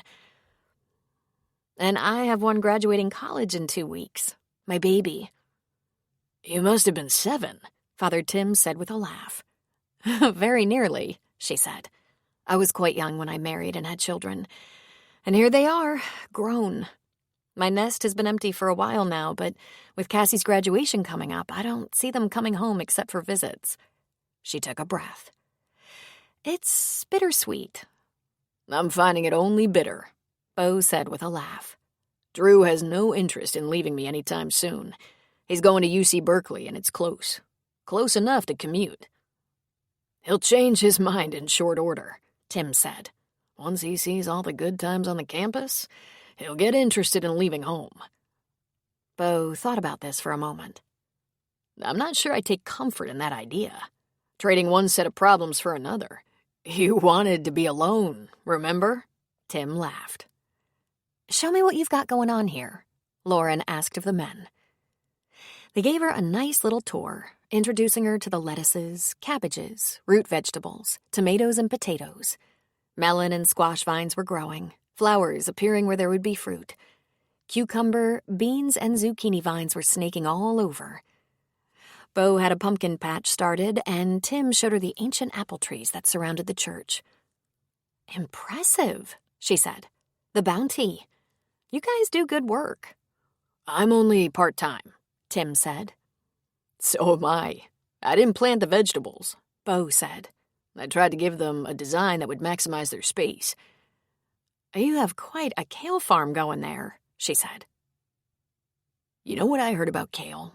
That if you chop it and add coconut milk, it's much easier to scrape into the trash. She laughed, but then she said, I have some good recipes for kale. Kale and quinoa. Sounds delicious, Bo said, making a face. The three of them talked about vegetables and flowers for about 15 minutes while Tim and Bo spread fertilizer. Lauren, wearing a skirt and low pumps, couldn't get into the dirt, though she wished she could join them. She did bend over and pull a weed here and there. She looked at her watch. I'd better head home. I was going to stop at the store, and I always get sidetracked. I'll walk you to your car, Bo said. It was nice meeting you, Father, she said. I hope to see you again, Lauren. Bo kicked the dirt off his shoes before starting down the walk. At first, he had his hands in his pockets, but within only a few steps, his right hand rested at the small of her back.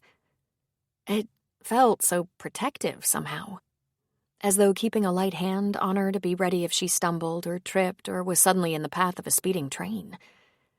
Brad always gripped her elbow, a bit too tightly, not escorting her, but steering her. I'm glad I happened to be here when you stopped by, though I know it was probably the last thing you expected, he said. It was, but I'm glad too. I know it's meaningless, but just knowing you're going through something similar... Really, I planned to wait for a time when I felt secure and comfortable to ask you. He stopped walking and looked into her eyes. His were dark, smoky blue, and heavily lashed. She smiled. She had extra lashes applied so she wouldn't need too much mascara, but this guy who liked to dig in the dirt had all the lashes in the world. I hope I don't make you feel insecure or uncomfortable. What are you going through that's similar? You can ask me anything. I'm pretty much an open book." She took a deep breath. "How did you tell your boys you were getting a divorce?" He put a comforting hand on her upper arm. "Our situations are probably different. Pamela told them she was moving out. She needed a breather, she said. She might be filing for divorce, she said, but she hoped a little separation would help.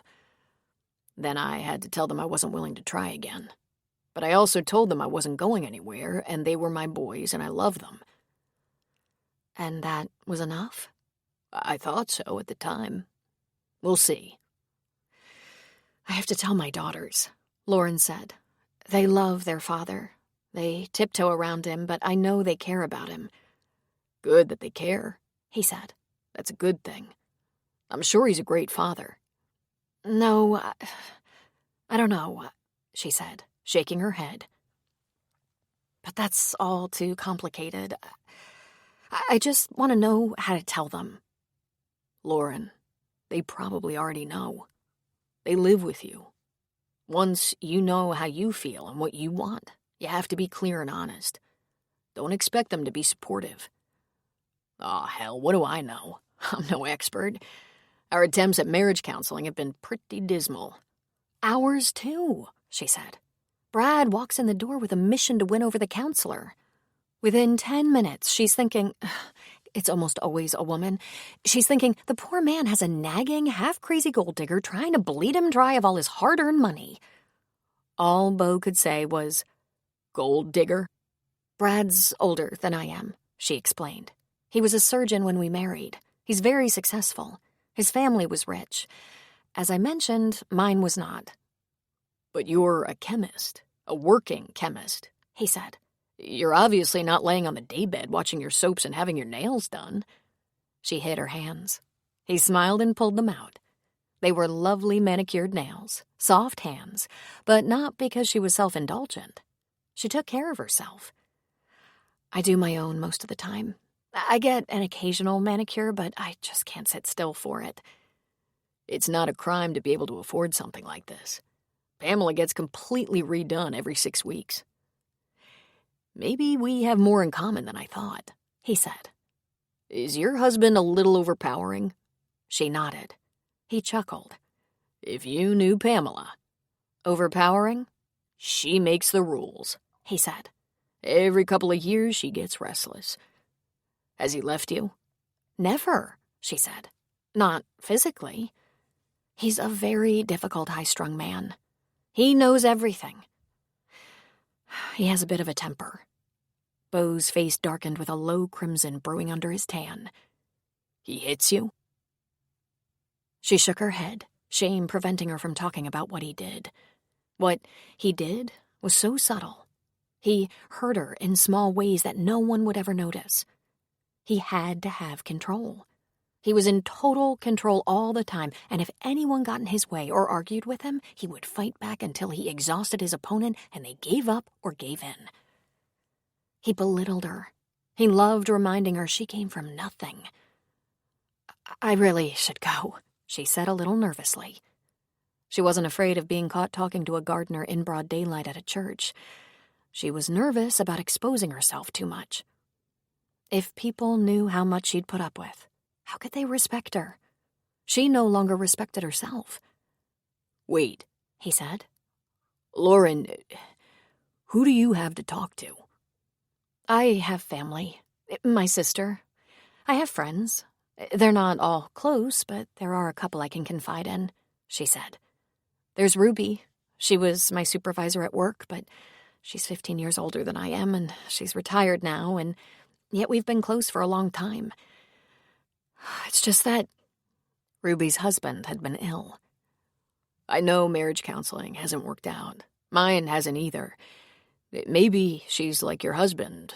Put the two of us in a room and Pamela has to win. She'll do anything to win. But maybe you should think about your own counselor. Just for you. Someone to help you get through the rough patches." She had done that once, on the sly, a secret counselor. Maybe she should revisit that idea. "Do you have your own counselor?" she asked. I don't, he said. It's been suggested, and I might go that way yet. Right now, things are manageable. Not fun, but manageable. I'll keep that in mind, she said. Listen. He paused and glanced away. I'd like to see you again. Is that possible? Probably not. A complication right now. I'm not suggesting anything illicit, but if you want someone to talk to, I know I wouldn't mind having someone to talk to. I can't depend on a man right now, not even for talking. I wouldn't want that either, he said. He pulled out a card. That's my cell number. If you want a cup of coffee, or if you're sitting on a park bench worrying about things. Thank you, she said. It's doubtful I'll call. I understand, he said. It's an offer. But you're a busy guy, and I'm a virtual stranger. Doesn't really feel that way, he said.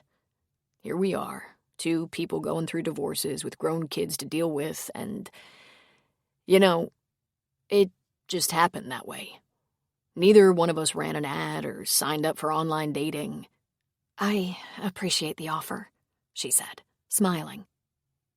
We'll run into each other again, he said. Meanwhile, hang in there. Father Tim was leaning on his hoe, waiting for Bo in a stance that looked like the old farmer stance, except that Tim was anything but an old farmer.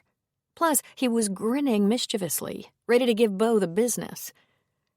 Your friend Lauren is very attractive. Stop looking. You're supposed to be a priest, Bo said, lifting his shovel. A priest, not a corpse, he said with a laugh. Did you notice her eyes are violet? Must be contacts, Bo said. No one actually comes with eyes that color. If they're born from a god and a high priestess. Spread the manure on the ground, Father. He had noticed everything about her. He loved the sound of her voice, her easy laughter, her rich and soft brown hair that fell to her shoulders. It was the color of mahogany. He loved her sass when he ran into her at the fundraiser, and noticed that when the subject turned to her husband, her marriage, it sucked the confidence right out of her. She had that lean and strong look, like a thoroughbred. She was tall, and she had kind of big feet, but tall women have to have a sturdy base or they'd blow over in the wind. And that thought made him smile secretly. You're seeing her? No, she's going through a divorce, or will be soon. No, I haven't been seeing her. It's like she said, we met accidentally a couple of times, that's all. How do you know about the divorce? Bo leaned on his shovel. I told her I was separated. The next time we met, she said she'd be in the same spot before long. So here we are, strangers with grown kids, getting divorced. What are her issues? Tim asked. I have no idea, Tim. We're not close friends. But you want to be, Tim said, then wisely shut his mouth and turned back to spreading fertilizer. It was true. He wanted to be. That was the last thing I was looking for, Bo said. Pamela kind of cures you of women. She doesn't look like the kind of woman who'd make you want to jump off a very tall building, does she? But Pamela needs help, Bo. She'll never get it, but she's so temperamental and narcissistic, she's not going to function well in a relationship. Medication and counseling could help her, but she's probably not open to that idea. I don't know if it's even been suggested, Bo said. The mood swings almost killed me. And trying to make herself happy with things, outrageously expensive shoes or purses, and a better man. She always said she'd left the relationship before the man, but I don't think so. Then when the grass isn't really greener, she comes home. Of course, Bo had told Tim all this before. Tim had been back 4 years now. Came home to find his closest friend mired in a mess of a marriage with a selfish and manipulative woman. But I'll be forever grateful to Pamela for giving me a chance with those boys, Bo said. They're good boys. When it's the three of us, when we go camping or fishing or hiking, we have a good time. One who thinks too much and one who lets everything go. Don't get yourself in a complicated situation with a beautiful woman who's trying to leave her husband, Tim said. Don't sin? Bo asked. That's probably asking a bit much, Tim said with a laugh. It's just that there's an intensity about Lauren. Well, what would you expect? She's obviously pretty worried about what's coming. She asked me how I told the boys. She asks to tell her daughters. I know you want to help her, Tim said. I'd just like you to remember, Pamela needed support when you met her. She'd just come out of a bad relationship and found you to help her pick up the pieces. Hey, I don't know this woman, okay? But she doesn't seem like Pamela. Manure on the plants, father. All right, don't get testy. I'm not, Bo said, digging a shovelful of fertilizer out of the split bag. But he was. He was annoyed because Tim could be absolutely right. When he met beautiful, sexy Pamela, he didn't see a selfish, impatient, hard-to-please woman with a short attention span. Oh, no. He saw a vulnerable and sweet young woman saddled with two hard-to-manage little boys. A woman so grateful to have a good, steady man in her life. A man interested in the parent-teacher conferences. It was a couple of years before he met the other Pamela. Oh, he'd seen hints of her here and there, but they were so fleeting he convinced himself that everyone has their bad days. Lauren, at first glance, seemed like a good woman with a strong moral compass. She couldn't meet him even just to have someone to talk to if it could become a distraction, a complication. She wanted to be sure her daughters were informed in the best way of what was coming. She didn't trash the husband she was leaving, yet it was clear in her eyes and what little she said, she was in a bad situation. When he asked if he hit her, she rubbed her upper arms and said, no. She was beautiful, sweet and sensitive. And in 2 years they could be at each other's throats. She could be railing at him about how dull he was, how uninteresting, how inattentive. He didn't dance. He had quiet friends. He didn't want to party. She could be explaining how her life had become unfulfilling, how her needs were not being met, how her sex life needed to be recharged. There were red flags with Pamela, Tim said. You told me all about them, how obvious they were, how you convinced yourself you were overreacting because most of the time things were good. And besides, no one's perfect. You admit you have failings. In fact, you're a little too eager to admit your... Bo stopped shoveling and stared at his friend. Stop reading my mind. Sorry, Tim said. I wasn't sure I was. You do it all the time, and it pisses me off. I said I was sorry. So we can count on you for basketball Thursday night? Yeah, sure. Father? A female voice said from the walk. I'm sorry to interrupt you. I was just wondering... Angela, how wonderful to see you. What brings you to my neighborhood? A fool's errand, I think. It's still so early in the spring, but my shelves are bare of the fresh stuff, and my clientele could use some greens. It was just a gamble that you might have some lettuce that came in early. Bo, meet my friend Angela, Tim said. She operates a food bank in Oakland. It's where a lot of our fresh stuff from the garden ends up. It's a pleasure, Bo said. He couldn't help but notice how Tim's eyes lit up. He also noticed how beautiful the Latina woman was. Black hair and a single braid down her back. Bo guessed she was about 30. Her eyes danced as she was focused more on Tim than Bo. She wore tight jeans with rips in the knees, hoodie tied around her waist. She was lovely. And Tim's entire mood changed. We don't have anything yet, but I'm friendly with the produce manager at the big Safeway. One of my parishioners. Let's go see if he's clearing out produce. I bet we'll get something, no matter what his stock looks like. Let's go in your car, then you can drop me back here. I knew you'd help if you could, she said, smiling so beautifully. Let's go then, he said. He took her elbow to guide her, walked her away from the garden. He leaned down to talk with her, and they laughed together. Tim never looked back at Bo. Interesting, Bo said. Then he proceeded to spread fertilizer. Chapter 4. The Delaney family home was in a posh gated neighborhood in Mill Valley. Guests had to be cleared by the guard at the gate to enter. It was much more house than Lauren wanted or needed, especially with the girls being gone. But Brad found it and contracted the purchase without her involvement 6 years ago.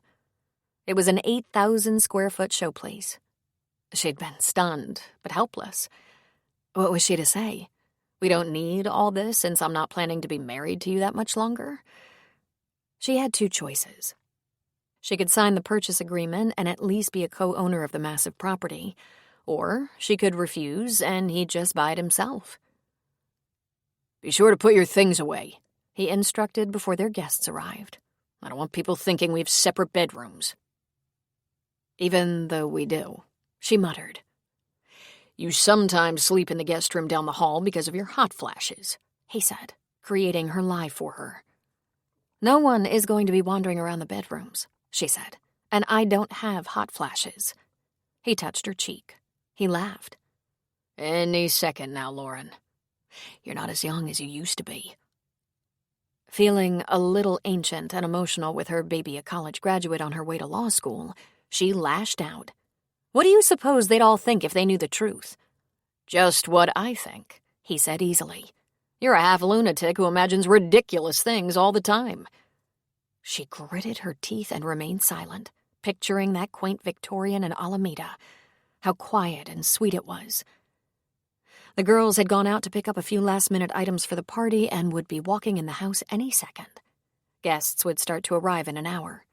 The caterers were busy. Their van was parked in the garage, so they had a clear path from the van to the party site. The kitchen, butler's pantry, dining room, and patio. They were expecting about 100 people. Obviously, she couldn't get into an argument with him now. Actually, she couldn't get into an argument with him ever. Disagreeing with Brad was disastrous. The last straw should have been when he'd given her chlamydia. He denied it, insisted it wasn't him, and his argument was so unflinching and convincing, even she began to wonder where she might have gotten it. She hadn't had a lover, not ever.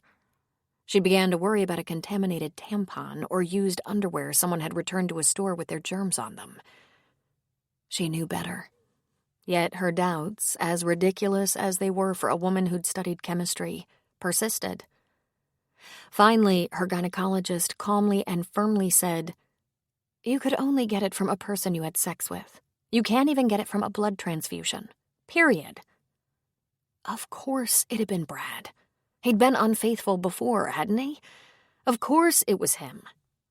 That's when she stopped having sex with her husband. 3 years later, she'd been emptying his pockets for the dry cleaner, and there it was, a condom. Of course, because he didn't want to get chlamydia again. She'd left the condom on the pillow in his room.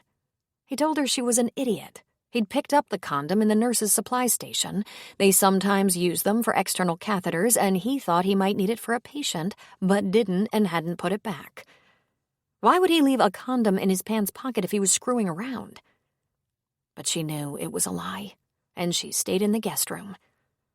She told the girls she liked to stay up late reading, and their father needed his sleep to be alert for early morning surgeries. They neither noticed nor cared. They were both in college and only home for visits. In fact, the girls liked it. On their visits overnight, the girls often gathered in her room, sitting on her bed, gossiping and laughing with her, and at those times she was doubly glad she wasn't in his room. She thought maybe they could get through this, weather his anger, but it could be rough, and all she wanted was for her daughters to have a positive college experience. Yes, they were spoiled, and she'd been complicit. She hoped it wouldn't lead to their ruin. Above all, she wanted them to be good people. So what would he come up with to threaten her this time? What threat to keep her? Why the hell did he even want her? She shook her head and forced her thoughts back to the daughter for whom this over-the-top celebration was planned. Cassidy had made good. She was going to Harvard Law. Tears came to her eyes. Not sentimental tears because of her pride, but sad tears because Cassie's grandma, her mother, Honey, wouldn't be here. And she missed her so. The last time they were together, they had dinner, just Honey, Lauren, and Beth, Lauren and Beth talked about their marriages. Beth's was usually crazy and dysfunctional in adorable ways, and Lauren's was growing more awful every year.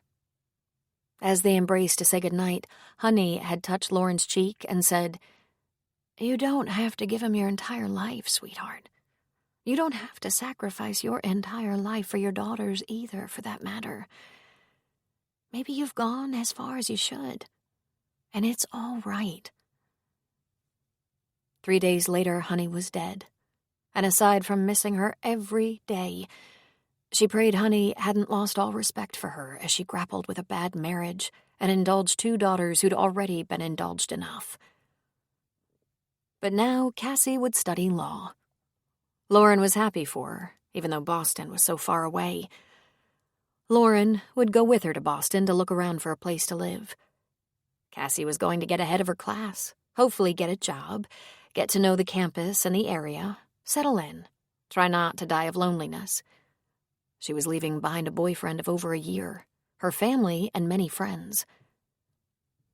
85-year-old Adele, Brad's mother, arrived in her town car. Leased for the day, complete with driver. She looked rich. Rich and pinched and miserable. Beth, Chip, and the boys arrived, and it was all Beth could do to keep them from falling on the hors d'oeuvres like locusts.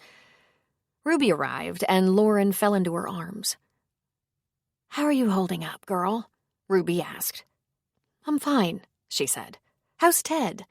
"The same," Ruby said. "I'm not going to stay long. I'm sure you and Cassie understand." "Absolutely. Let me know if there's any way I can help." "Thank you, but we're getting by just fine." Ruby's husband had had a stroke, and he was coming along fairly well, home from rehab now. But there was no getting around the facts. He'd taken a life-threatening blow, and at 75, progress came slowly, and Ruby felt the need to stay close. She couldn't visit her troubles or plans on Ruby. This was Ruby's 3rd marriage. The first took up 9 years and brought her 2 sons. The second was very brief and painful. "Like a woman who had learned nothing on her first terrible match," she'd said. A few years later, she married Ted, with whom she shared a warm and compatible relationship. It was Ruby who'd said to her, "Do what you can to try to make your marriage work. If you don't try, you'll have regrets. But listen to me. Don't wait too long, or you'll find yourself a trapped old woman with no options and a beastly old man who's perfected abuse. Someday one of you will be sick, dependent on the other. That's hard enough when there's love." She hoped she hadn't waited too long. "I'll stop by and see Ted soon," Lauren said. "He'd like that," she said. "Everything looks so beautiful, as usual. You really know how to throw a party." "There sure have been enough of them, haven't there?" "A good many," Ruby said. The Delaney's were known for their wonderful parties, with delicious food and good company, if you liked a lot of medical people and a few others. There was always an extraordinary atmosphere. There were plastic water lilies holding votive candle holders floating around in the pool, classical music, a complete uniformed waitstaff circulating with champagne and hors d'oeuvres. The great room doors were open to the patio, and the party flowed through the house. A plentiful buffet was set up in the dining room, complete with a waiter slicing prime rib. The caterer had set up a series of round tables and chairs on the massive patio.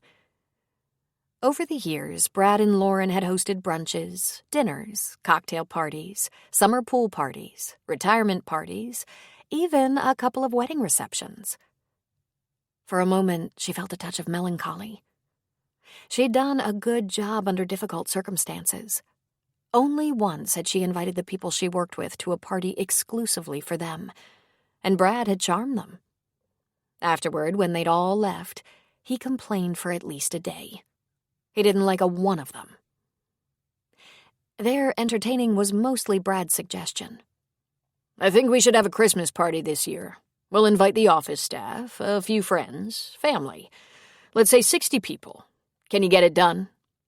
She never said no. She'd hire a piano player for the grand piano that occupied the foyer, sit down with the caterer, have Brad's secretary work up some nice invitations, put together a guest list for him to review. He'd look it over and invariably add names or say, "Adults only, all right?" upon seeing her nephews on the list. But it's Christmas. They can come to Christmas, but children don't come to fancy cocktail parties and pour punch on the carpet. Just then she saw Sylvie Emerson walking toward her, Andy trailing behind her. Brad always invited the Emersons. "Sylvie, how thoughtful of you to come. How could I miss a chance to congratulate our future lawyer?" she said, pulling a card from her large purse. "And to say this, I realize you've been very busy with all this going on, but when things settle a bit, I'll be waiting for the phone call about lunch." "Absolutely," Lauren said. "I'm going to help Cassie get settled back east. Then I would love to get together." "Perfect. Take me to the Graduate," Sylvie said. "We're not staying long. We have somewhere to be a bit later." "Of course, and I'd like you to meet my sister and brother-in-law. He's an Oakland police officer, and the daughter of his late friend was a recipient of one of your scholarships." "Oh, yes, please. It's funny that Brad never mentioned that connection," she said. And Lauren wondered if Brad even knew. The second Brad noticed Sylvie and Andy, he rushed to them and usurped Lauren's place as escort. She let them go, confident that Sylvie would insist on meeting Beth and Chip and congratulating Cassie. She knew she'd have a chance to thank Sylvie again before she left. Lauren had become a master entertainer, and she'd be more than happy to give it up. She looked forward to things that Brad would mock. Maybe a book club that met one evening a month, sometimes at her less auspicious home, or hosting a baby shower for a young coworker, somewhere a little less intimidating than the Delaney manse. She just wanted to be calm and comfortable. She wanted a grandbaby to take care of sometimes. Would her daughters invite her into the delivery room? That was years away, she thought. But then, when the party was ending, when all the toasts had been made to Cassie, when the brandy and cigars had been indulged by Brad and a few of his cronies, Cassie asked to speak to her alone. She was holding her boyfriend Jeremy's hand. "Oh no," Lauren thought. "What's this?"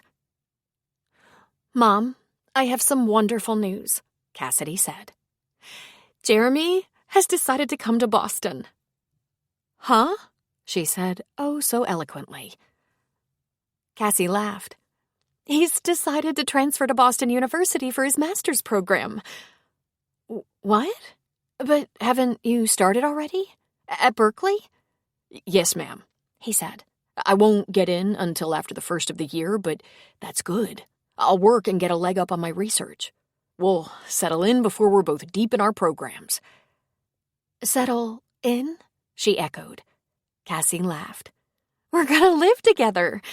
I can't tell you how happy this makes me." She grabbed Jeremy's hand. "I honestly didn't know how I was gonna stand the distance. Each of us on a different coast. Are you... No, you're not getting married."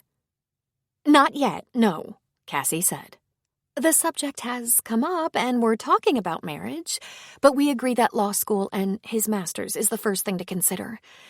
But at least we'll be together." Lauren suddenly choked on a sob and covered her mouth.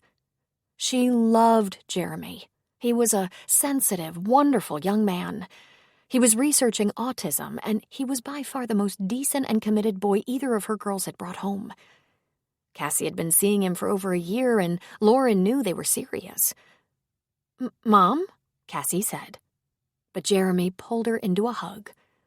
"We'll be okay," he said. "We're not rushing. As it turns out, Boston will be better for my research in some areas. And you'd think I was stupid if I let Cassie get away." "I would," she said. "But oh God, it's another one of those big transitions." Cassie laughed at her. "But you're happy for us, right? Does this mean you don't need me to help you get settled?" "Oh, Mama, I really want to do this with you. You're so good at this sort of thing." She wiped her cheeks. "True," she said. "I am the best." Oh, this was silly. She knew they were intimate. They were hardly children. She'd married at 23. She laughed a little nervously. Cassie asked Jeremy to go get them a couple of glasses of wine.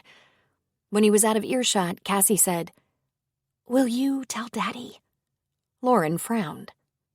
"Shouldn't you?" she asked. Cassie shook her head. "I shouldn't. He never likes my choices. Lacey could announce she's moving in with Charles Manson and Daddy would applaud her good taste, but I never please him. And he doesn't like Jeremy." "Oh, I'm sure he likes Jeremy. They just don't have that much in common," Lauren said. And then she asked herself why she lied for him. Brad didn't like Jeremy because Jeremy was a sensitive intellectual who would never be rich. Jeremy was gentle and kind. Brad wasn't drawn to people like that. "Will you please?" Cassie asked. Lauren smiled at her youngest. She admired the choices Cassie was making. She admired that she'd chosen a good man who made her happy, a man who wanted her to be happy. "Is Jeremy coming with us to Boston to look at housing options?" "No. He said that's entirely up to me, and he insists he'll get a job and pay half the rent." That made her smile again. "Will he be coming right away?" "A few weeks after me," she said. "He has stuff to wrap up and an apartment to clean out." "Then maybe I'll wait a little while to tell your dad your plans." "I know it's not going to be smooth with him," she said. "That's why I asked you." "And what makes you think I have any influence?" Lauren said. "He argues with me constantly." "But somehow you always get through it." "No, somehow I always survive it," she said. "I figured out how to live with him." Damn, it was true. She managed her husband. He didn't love her. She didn't love him, and they'd done this dance for years. She had no idea what Brad's stake was in the relationship. Was it all to have a good housekeeper and hostess? Because they weren't lovers. They weren't confidants. They weren't friends. "You know, Cassidy, no matter what your father's opinion is, who you live with or marry is up to you," Lauren said. "But he can make things pretty difficult when his opinion doesn't match mine," Cassie said. "I know," Lauren said, giving Cassie's light brown hair a fond stroke. "I'm not looking forward to you moving so far away, but I am looking forward to our time together." "Me too," Cassie said. "And I hope you choose more wisely than I did," she wanted to add. But was every day a tragedy? Of course not. They'd had some good times together without being lovers, friends, or confidants. They went to Italy last year and met some lovely couples they still kept in touch with. They went to Saint-Tropez every winter, sometimes taking the girls, and ran into the same people there, socializing like normal couples. Daily life was tolerable because they really didn't see too much of each other unless the girls were around. Brad was very social, and when he made plans, she went along and was very agreeable. Then, once or twice a week, it went south and crushed her spirit. He'd remind her she came from nothing. He'd tell her she was delusional, or that she fabricated stories to make herself look like a victim of his cruelty. He'd shout at her, demean her, pinch her. Those pinches were possibly the most demeaning thing he did. Weighing everything about their relationship, she wanted to leave him just because of that. He'd zap out a hand and find a tender piece of flesh, her forearm or the back of her upper arm, grab with his long, strong fingers and twist. Sometimes she'd bruise. The worst part was feeling she had to build a case. She suspected men could leave because they'd lost that loving feeling. But women? Women had to be abused, assaulted, held prisoner, or otherwise severely victimized before it was all right for them to walk. Lauren turned her thoughts back to Cassie. "Be patient, all right? If I sense a good time, I'll tell him. But there's no hurry. I can promise you he won't be in Boston for moving day." Beau met Pamela in the waiting room of the marriage counselor's office. She stood and gave him an affectionate little hug. He pulled away before she could embrace him, hold on to him. "Well, I guess I got the message," she said. He just smiled at her. She was beautiful and looked sophisticated in her work suit. Only Pamela could make a work suit look so sexy. It didn't exactly cross the line, but it rushed right up to it. Conservative jacket, low-cut silky blouse, straight skirt, slid up the thigh, heels that were at least 3 inches. The color was right for her and right for spring. Pale coral. It set off her blonde hair and blue eyes. The blonde was not authentic, and she wore colored contacts. That had never mattered to Beau. Women wanted to be pretty. He understood that. He didn't even mind that she liked being sexy and pretty for men. Depending on your self-confidence, that could make a husband feel a little puffed up and proud.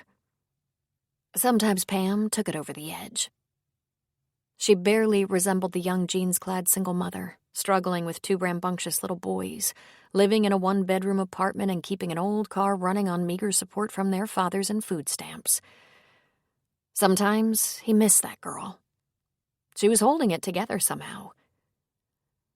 "We've talked about this, Pam," he said. "I'll be happy to explain my feelings to the therapist. He seems like a nice enough guy." She sniffed in a breath through her nose and stiffened. "I'm hoping he can help put us back together. Aren't you?" Beau didn't answer. He gave a small, melancholy smile and stuck his hands in his pockets. Then he looked at his watch. "You have to be somewhere?" she asked tartly. "I have appointments this afternoon, but I have some time now," Beau said. "Why are you so distant?" she asked. "We had such a successful weekend. Drew's party, the whole family together for once. I really felt we were making great progress." "It was a nice weekend, wasn't it? Drew really appreciated it. He's also glad it's over so he can get on with his life. He's ready for the next chapter." "I can feel you pulling away." Only Pamela. How many times did she have to call a time out before it was truly over? She moved into a sublet flat in the city, took a 10-day vacation to Maui, did a little traveling for work, plastered pictures of her fun times all over her Facebook page. But now she was done and wanted a smooth return to her base. There seemed to be one man's face in many of the photos, including what looked like a partial profile of him in Maui. He must have left. "Maybe you're right," he said. And then, thankfully, the door opened. "Come on in, folks," George said. "Hope everyone had a good week." "A very good week," Beau said. "Before we get started, anything I should know?" George asked. "Yes," Beau said. "I'm afraid I'm not going to continue with this counseling," he said. "He has someone," Pamela said. "I don't," Beau said. "I wouldn't mind, though. I thought it would be decent of me to give this a chance, but I just can't work up the enthusiasm. This is the 4th separation, and you're our 7th counselor. Just by the numbers, we're probably done. No criticism of you, George. I'm sure you're one of the best." Pam put her hands over her face and began to cry. "Pam, you should stay," Beau said. "Really. I think you want to end this phase in your life, this marriage, and find some new direction. But I'm not it. If we got back together now, it would be nice for a few months, and then tense, then difficult for a long time until you decide it was too difficult, then we'd have another time out. It's your pattern, and I'm done." She broke into loud wails. "Ah, Jesus," Beau said. "What brought this on right now, if you don't mind me asking?" George said. "I don't mind at all," Beau said. "I have a good friend who is also a counselor. I was talking with him about going to counseling for a marriage I don't want anymore, and he suggested I be more honest about my feelings. Look, no offense intended, but Pamela doesn't want to be married. At least not to me. It's usually more about another man." "It is not," she spat. "Yeah, it usually is," Beau said. "and I don't even care. Just let us end it." "Then you'll have to move out of my house," she said emphatically. "Folks, these are not the kind of things negotiated in therapy, but if you want to dissolve the marriage, I can help with the emotional part," George said. "Then help Pam with the emotional part," Beau said, standing up. "I'd say Pam has some doubt about us staying married. We've done this too many times. I'm going to call it." "The counselor he talked to is a priest," she shouted. Bo just shrugged. "He didn't quote me scriptures," Bo said. "He's just a friend, but he does a lot of counseling. Look, I should stop wasting your time and Pam's. I'm not gonna have a fifth separation. The boys are adults now. They still need parents. They'll always need parents." "You're not their father," she said. "I'm not their biological father," he said. "I've supported them for 12 years and we're very close. I'll be their parent as long as they'll let me." "I can't believe you're giving up on us so soon." "Bo," George said, "why don't you sit down and let's just talk about this issue?" He thought about it for a second. He even began to take a seat. He'd always been so accommodating. Being cooperative and helpful had worked for him. He firmly believed it had made him successful. Then he remembered that peacekeepers were also bombs, and he stood again. "Sorry, George. This is the end of the line for me. Thanks for trying to help. Look, see if you can convince Pamela to get a little personal counseling. She's angry and unhappy." "How dare you say that about me?" "I'll tell the boys. I just didn't have one more try in me." He turned and left the small office. He was surprised by how terrible he felt. He'd expected to feel free, and nothing could be further from what he felt. He felt disappointment and heartache and sheer dread. And there was guilt, because he'd plotted out this day carefully, and while Pamela shouldn't have been surprised, clearly she was broadsided. She'd expected him to go on like this forever. He had 2 appointments. First, the lawyer, and then the locksmith. Sonia Lawrence, the attorney, was a woman in her 60s who'd been doing this for a long time. They had met for the first time 2 months ago, and after a brief interview, she gave him a list of things to do and to decide. She pulled the list right out of her top drawer. So clinical. It was like the list the dentist gave you after he pulled a tooth.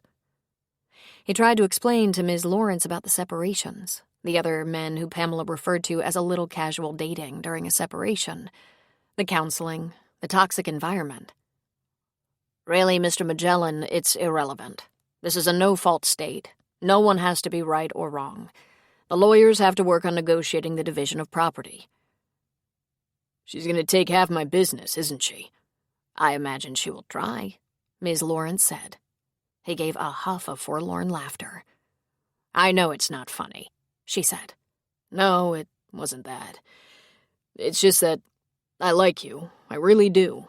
I don't want anyone else. I didn't set out to find the meanest lawyer in the Bay Area. But you remind me of my grandmother. When I was younger, of course. But will you be able to get me a fair deal out of this?" She smiled patiently. "Don't let looks deceive you, Mr. Magellan. Most of the time, they never even see me coming." Chapter 5. Lauren and Cassie flew to Boston, rented a car, and proceeded to a real estate office that specialized in rental properties convenient to the Harvard area. Even though they came from California where the cost of living was high, the sticker shock almost buried their otherwise high spirits.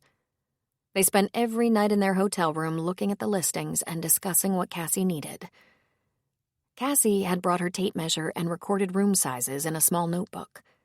Most of her belongings had been container shipped, ready to be delivered when they found adequate space. By coming early in the summer, they had so many more options in the search to find a flat or apartment. Graduates had just left, new students hadn't started to arrive, and the availability was high, even with waiting lists on some flats. But the prices were ridiculous. "I don't know how we can justify the cost of this," Cassie said, doing some figuring. "Harvard," Lauren said in one word. "There's going to be some debt here, but you'll pay it off faster than you think, and I'll help you all I can. You'll just have to be one hell of a great lawyer." "That's what I'm worried about," she said. "Making as much money as I can isn't exactly my goal. I'd like to make as much right as I can." That made Lauren smile, because Cassie had such a good heart. It was peculiar. Cassie looked more like Brad with her light hair, short stature, and blue eyes. Lacey's temperament was more like her father, but she resembled Lauren right down to those unique eyes. Lauren got a little teary. I'm so proud of you. You have no idea how much I'm going to miss you." At the end of their third straight day of looking, they were shown a small one-bedroom flat on the third floor. A walk-up, of course. It was tiny and old. The building was quite ancient, but had been remodeled a few times. The floors were wood and scarred, the bathroom tiny. "You would definitely have to take a number," Lauren said of the bathroom. But unlike many of the student flats, at least they wouldn't have to share a bathroom with another tenant. The kitchen was just one notch above a galley kitchen, but the stove and refrigerator weren't more than 10 years old. Lauren remembered the appliances from her college days when they were either avocado green or a fleshy pink. These were white. There was room for a small table and 2 chairs, and the bedroom would barely hold enough furniture to accommodate a couple. But the living room was spacious for the size of this flat. It was bright and airy, the ceiling high, with a large window that faced the park across the street and the city in the distance, rising above the trees. There was plenty of room for a sofa, a couple of chairs, a coffee table, bookcase, and maybe a small desk if they arranged things cleverly. "Oh, Mama, I love it," Cassie said, standing in front of the living room window. "I hope you're sure of Jeremy," Lauren said. "If you get on each other's nerves, there's no escape in this little space." "It's on the bus line," Cassie said. "The street is lined with shops and eateries. I imagine we'll be spending a lot of time at school, the library, study groups, maybe work if we're lucky. But really, isn't it darling?" Lauren tried to remember how love made the worst dump look like a honeymoon cottage. Then she recalled she'd never had that experience. "Well, IKEA, here we come," she said cheerily. "And the home store, etc." They got right on it. Lauren was determined to try to see her daughter set up before leaving her. She'd planned on 2 weekends and her 5-day work week of vacation, but in the end she called the company and took 2 extra days. 11 days to find a flat, furnish it, have everything delivered and set up, and that didn't even allow the days it took the landlord to complete a credit check. She was pretty astonished at how much thought Cassie had given this whole transition, right down to plastic storage tubs for her sweaters and boots that could slide under the bed. She bought a couple extra for Jeremy, though she said he didn't have so much in the way of wardrobe. A few plates, 4 tumblers, 4 wine glasses, 4 bowls, flatware, and 3 pots. Lauren got some extra items: placemats, serving dishes, candles, kitchen linens. "No dishwasher," Lauren observed. "I'm a college graduate," Cassie said. "I'm going to be able to figure out washing dishes." They bought serviceable furniture. Not cheap, but certainly not what Cassie was used to. The furniture store also sold area rugs, and they bought an impractical, fluffy one for the living room. "It'll help this winter," Lauren said. They put together a desk and bookcase, added 2 wooden folding chairs for the compact table with 2 chairs for the kitchen. The table had a leaf, and they could host a meal for 4 if they wanted to. Lauren spent the last 2 nights of her leave with Cassie in her new old flat. They shared a bottle of wine, a pan of chicken stir-fry with rice, and ice cream for dessert. Lauren looked around. "It's not much, but it's cute." "Aren't these supposed to be the struggling years that we look back on with sentimental bliss and humor?" Cassie asked. "It wasn't like this for me," Lauren said. "Your father was a surgeon. He came from a rich family, or so they've always told me. We never lived in an apartment. He bought a house. It was a perfectly nice house, but he never talked to me about it. He just bought it. That should have been a red flag." "You've always made the excuse that he's not an easy man," Cassie said. "I was terrified all through college when people said girls marry their fathers. I love him. I can't help it, but I definitely didn't want someone as high maintenance as him to share a life with." Lauren took a breath. "I want to give you some advice, and then I want to tell you something. I haven't told your dad that you plan to live with Jeremy. I think you should have any roommate of your choosing. You don't need permission." "I'm right, aren't I? He hates Jeremy." Hate? I hope not. Jeremy isn't tough and ambitious enough for your father. Jeremy's gentle and kind and brilliant. There's absolutely no reason a man with those attributes can't be hugely successful. Oh, you only know the Jeremy he lets you see, Cassie said. Yes, he's very kind, very fair, but he has integrity and can really dig in when he sees injustice.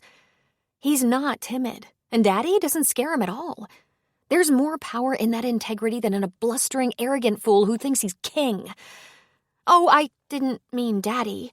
Or maybe I did, but not intentionally. It's all right, sweetheart. Everyone knows. Apparently he's a gifted surgeon, though some nurses have said he has the personality of Attila the Hun. The ones that aren't in love with him, at least. Listen, this is very hard for me, but I can't leave you here without telling you. I'm planning to ask him for a divorce. No, that's not accurate. I'm going to go home and tell him I'm filing for divorce. Then I'm leaving right away. I've already rented a small house for myself. Cassie's mouth hung open. Stunned silence hung heavy in the air. And then she began leaking tears. Oh, honey, listen, I've given this a lot of thought, and it's not an easy choice. After all this time, Cassie said, grabbing her mother's hands, I wondered if you ever would. What do you mean? Mama, do you think I'm completely dense? As if I don't know about him? I've known since Disneyland. Disney? What? Don't you remember? Or did it just blend in with all the other times? Remember your argument over where to have lunch? Remember what he did? Lauren frowned, trying to remember. He wanted sushi. You said we girls wouldn't eat sushi. I was 7. I wanted a hamburger or hot dog. You said you were going to take us to McDonald's. He told you we could eat rice, but we didn't want rice. He argued, and we started to act up because we were hungry, and he started to pick on you and said that we were spoiled brats, and it was your fault. Pretty soon you just turned to walk away, and he... Oh, God, Lauren said, covering her eyes with her hand. He had tripped her. She went down hard, fell flat on her face, bloodied her nose. And he rushed to her side, saying, Honey, are you all right? And a man nearby also rushed to her and said, What were you doing, man? You tripped her. And Brad said, Don't be ridiculous. This is my wife. And the man insisted. He'd seen Brad stick out a foot, hook it around her ankle. He tripped me, Lauren said. That sort of thing happened a lot, Cassie said. No, that was very rare, Lauren said. Cassie bit her lip and held silent for a long moment. Even once isn't right, she finally said in a quiet voice. You have to do this, Mama. Please. Thanks for coming over, Mike, Bo said. Drew, of course, already lived at the house. I have new keys for both you guys. I've changed the locks. It's official. We're getting divorced. I'm going to do everything I can to keep this from turning into World War III. You're what? Michael said. I thought you were in counseling. Yes, we went a few times. It wasn't working. I'm sorry. Did you try? He demanded. Really try? There was so much Bo wanted to explain. He wished he could make them understand how demoralizing it is to have your wife, your partner, completely unable to commit, unable to take responsibility. The sense of failure at never being enough for her. She was happy once. I've tried several times. I was the one to say it. I think it's time we let it end. I don't want to do this anymore. So that's it? And you changed the locks? What's she supposed to do? She's hardly homeless. She has a pretty swank flat in the city. Her half of the closet is empty. Here's what's supposed to happen. Our lawyers are supposed to talk about how we divide our property. In California, it's called no fault. That means... I know what it means, Michael said. And you locked her out of the house. It's her house, too. Hey, Mike, back off, Drew said. This isn't Bo's fault. You know that. She's not locked out, Bo said. She's welcome any time as long as someone's here. She can have anything she wants, but it has to be documented for the lawyers so that at the end of the day, it's fair. When a couple goes through as many separations as we have, it doesn't exactly look like the marriage is working. Come on. It's obvious to you guys it's not going to work. It was probably obvious 2 separations ago.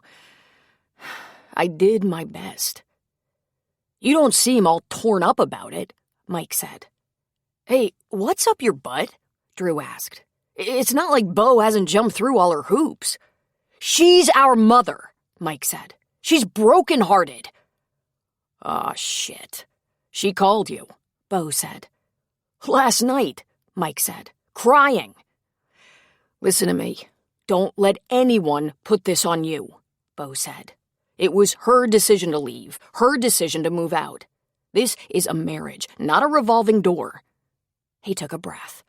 She's only broken-hearted because she didn't get her way.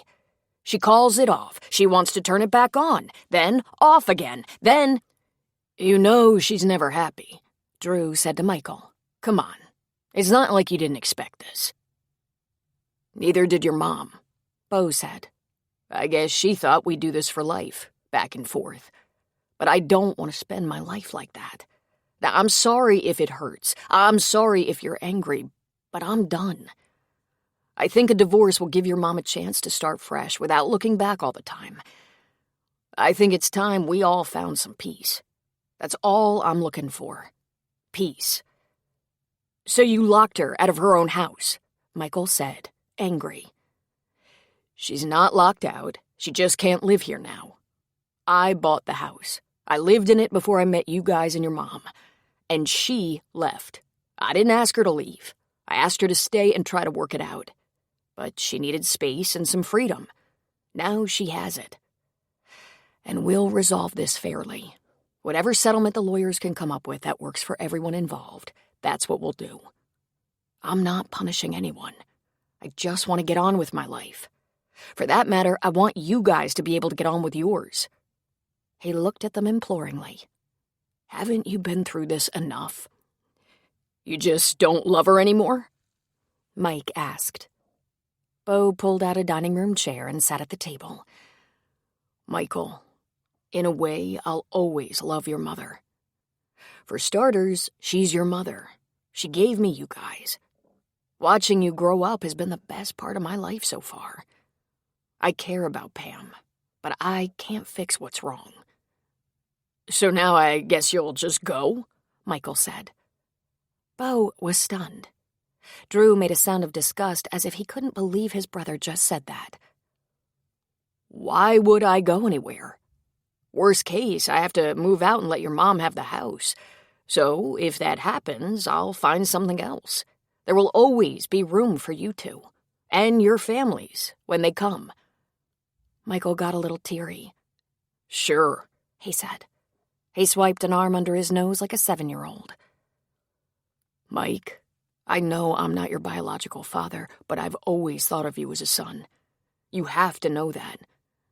Then why can't you make it work? He asked. Don't be dumb, Drew shot out. It's not Bo's fault and you know it. Mom can be a pain in the ass. But Bo knew that wasn't the problem Mike was having. I'm not going anywhere, Mike.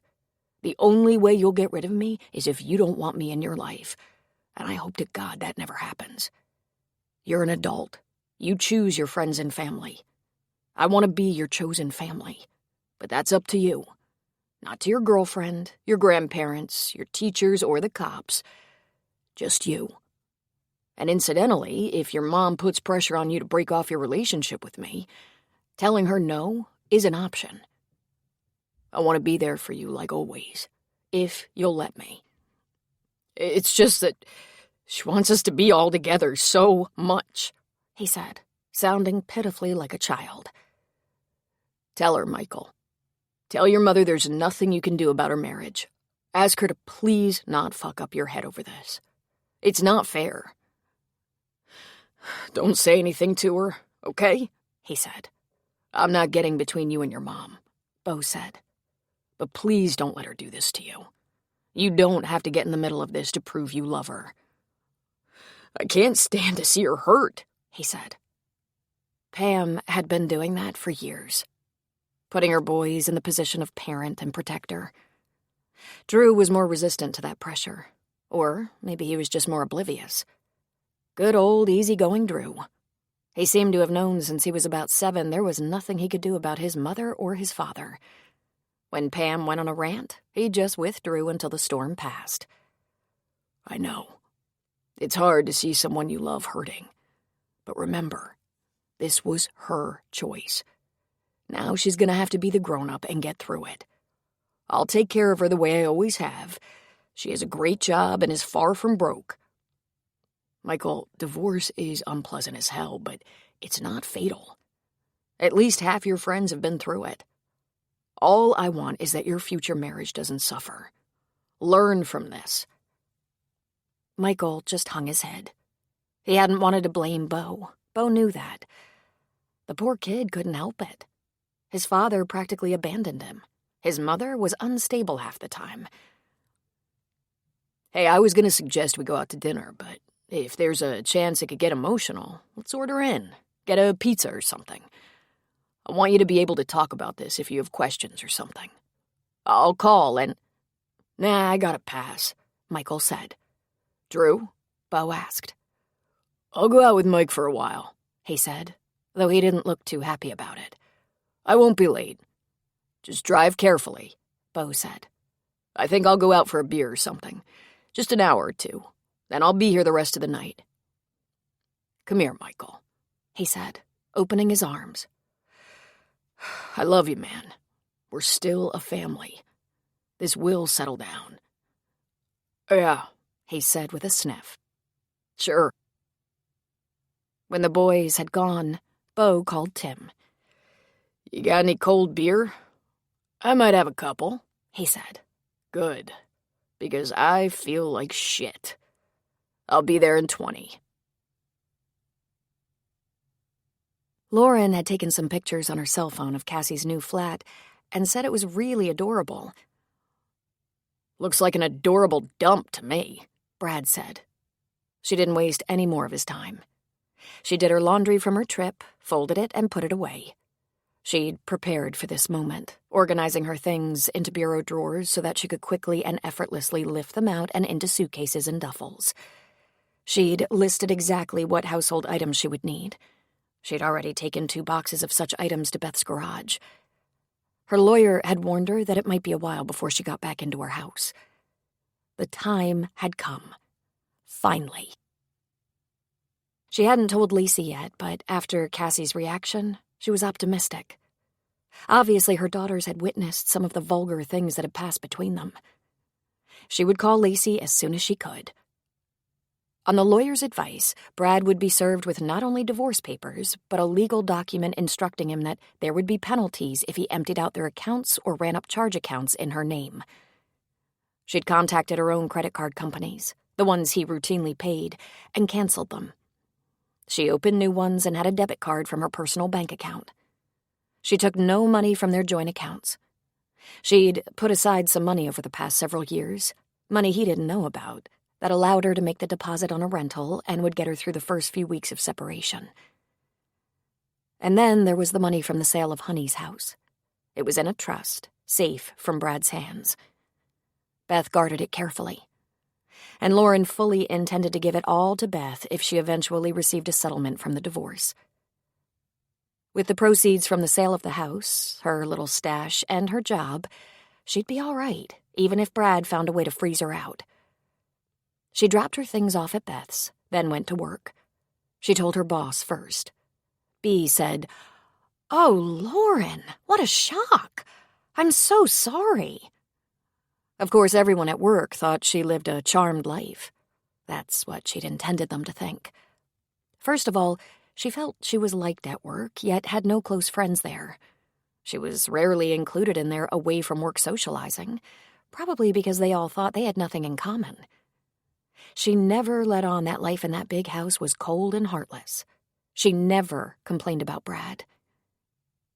Then she told some of the people who worked for her, warning them that she might run into scheduling problems if she had legal emergencies. Again, they said they were sorry, but she detected in their voices that they didn't really feel sorry for her at all. Brad texted her 3 times. Pick up my cleaning. Make an appointment for my car to be detailed while I'm at the hospital. Tuesday is best. What's for dinner? She answered, okay, maybe takeout. Then she went home and waited for him. She sat at the kitchen counter, still dressed in work clothes, and tried to stem the trembling. He wasn't later than usual, but it felt like she'd waited for hours. She didn't have a glass of wine, but when this was behind her, she was having a big one. Very big. He walked in through the garage door, briefcase in hand, and seemed surprised to see her sitting there. He didn't smile or say hello. He pretty much ignored her. Your cleaning is in the closet, and you have an appointment for the detailers at noon on Tuesday. Meet them at the car. I told them it would be in the doctor's lot. And I'm leaving. Going somewhere? He asked, leafing through the mail. I'm filing for divorce, Brad. I've arranged to have you served at the office tomorrow. You can either tell your office staff or just say you're expecting some legal documents. If you're not there, there's always the hospital. But I thought you'd appreciate telling those people yourself. He put down the mail. What brought this on? 24 years of abuse, she said. I've canceled my charge cards and had my mail forwarded. Going with the clothes on your back? He asked. Then he smiled mockingly. I've packed some clothes, but I'll wait for our settlement before taking anything else from the house. And where the hell are you going? My cell phone will be turned on if you need to talk to me. If you harass me, I'll block your calls. You're such an idiot, he said. You'll regret this. I believe it'll be difficult, but I don't think I'll regret it. He continued to smile. Oh, I'll make sure you regret it. Why bother? Really? Our marriage died years ago. What am I besides a housekeeper and an arm piece for your social obligations? A very well-paid housekeeper, he said, and not that much of an arm piece anymore. You came from nothing, Lauren. Is that what you want to go back to? Nothing? I came from a loving, if modest home, and I can support myself. If you walk out that door, you won't get another dime from me. I'll make you suffer. Wait and see. I'm sure you will try, she said. When you get the papers, you'll have my attorney's contact information.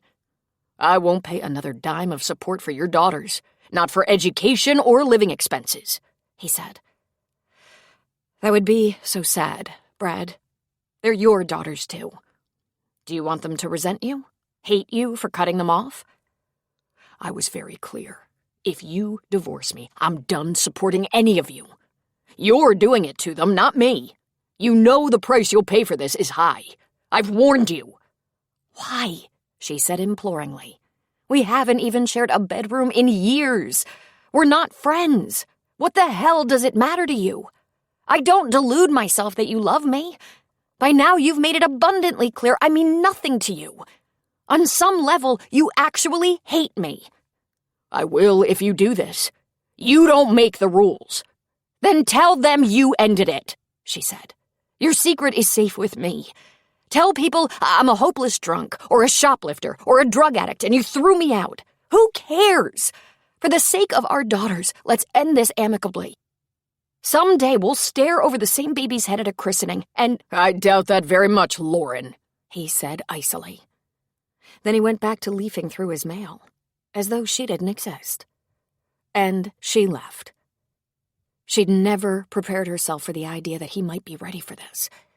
Cassie wouldn't have told him. But would she have leaked something to Lacey?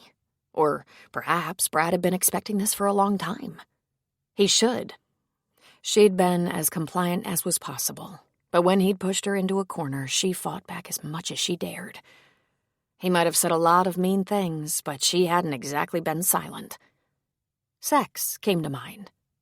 She'd always had a hard time with orgasms, and it displeased him, as if she was doing it on purpose. More than once he said, "You could try a little harder, Lauren." And more than once she'd said, "Are you sure you're trying?"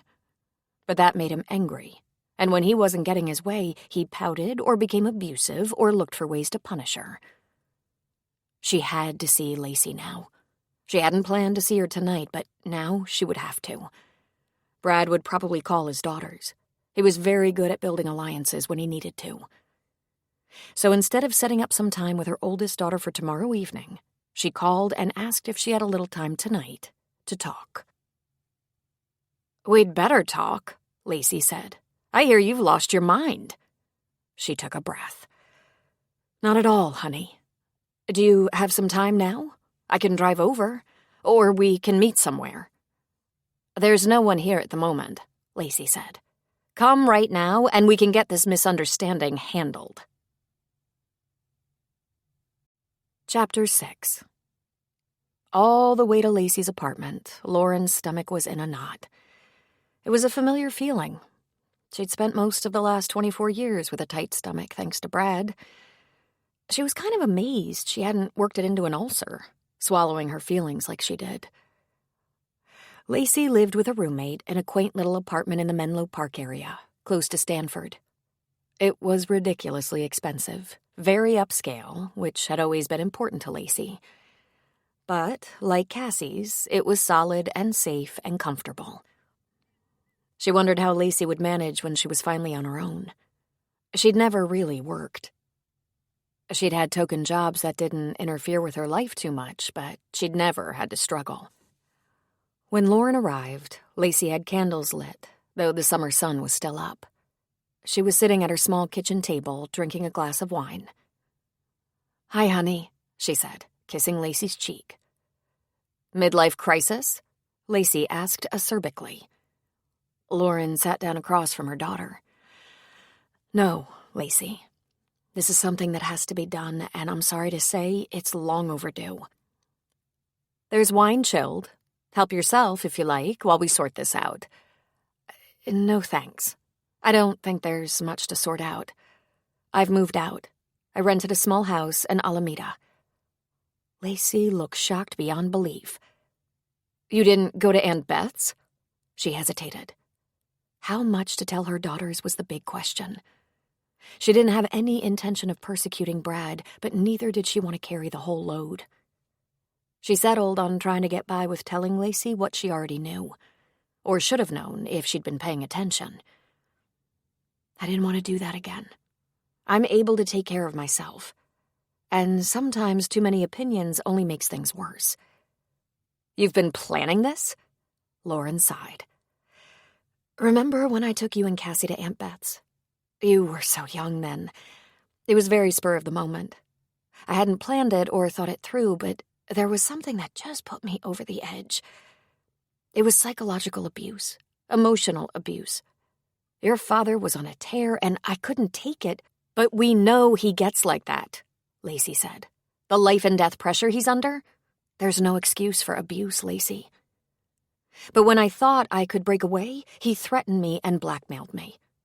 I tried to fight back, but it was pretty well established I was no match for him.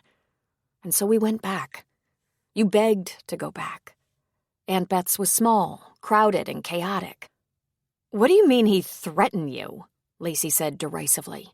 "Aren't you a big enough girl to weather his little tantrums?" Oh, how Lauren wanted to show her daughter the bruises on her upper arms from being pinched. They went away, but there were still discolored spots here and there. Brad always blamed her behavior, when he lost his temper or treated her badly. "I always took the brunt of it to spare you girls, and I always hoped he'd mellow over time, but he threatened to do everything in his power to take you from me. Later, he refused to pay tuition for you. He said he could be forced to pay child support until a child was 18, but not after.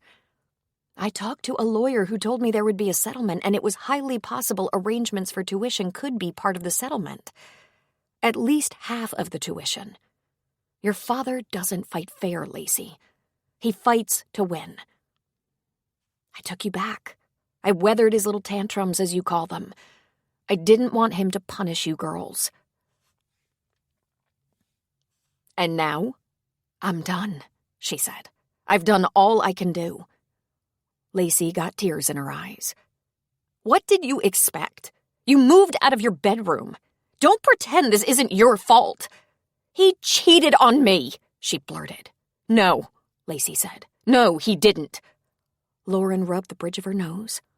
One of many things she hadn't wanted to dump on her daughters. But she was sure they'd known. She and Brad had fought so much about it. He did, she said. More than once, and he denies it. You're just being dramatic, Lacey said. You've always been like that. Lauren heard Brad's voice saying those words and lost her composure. He gave me an STD. There's only one way to get it, and I've only had one partner in my life.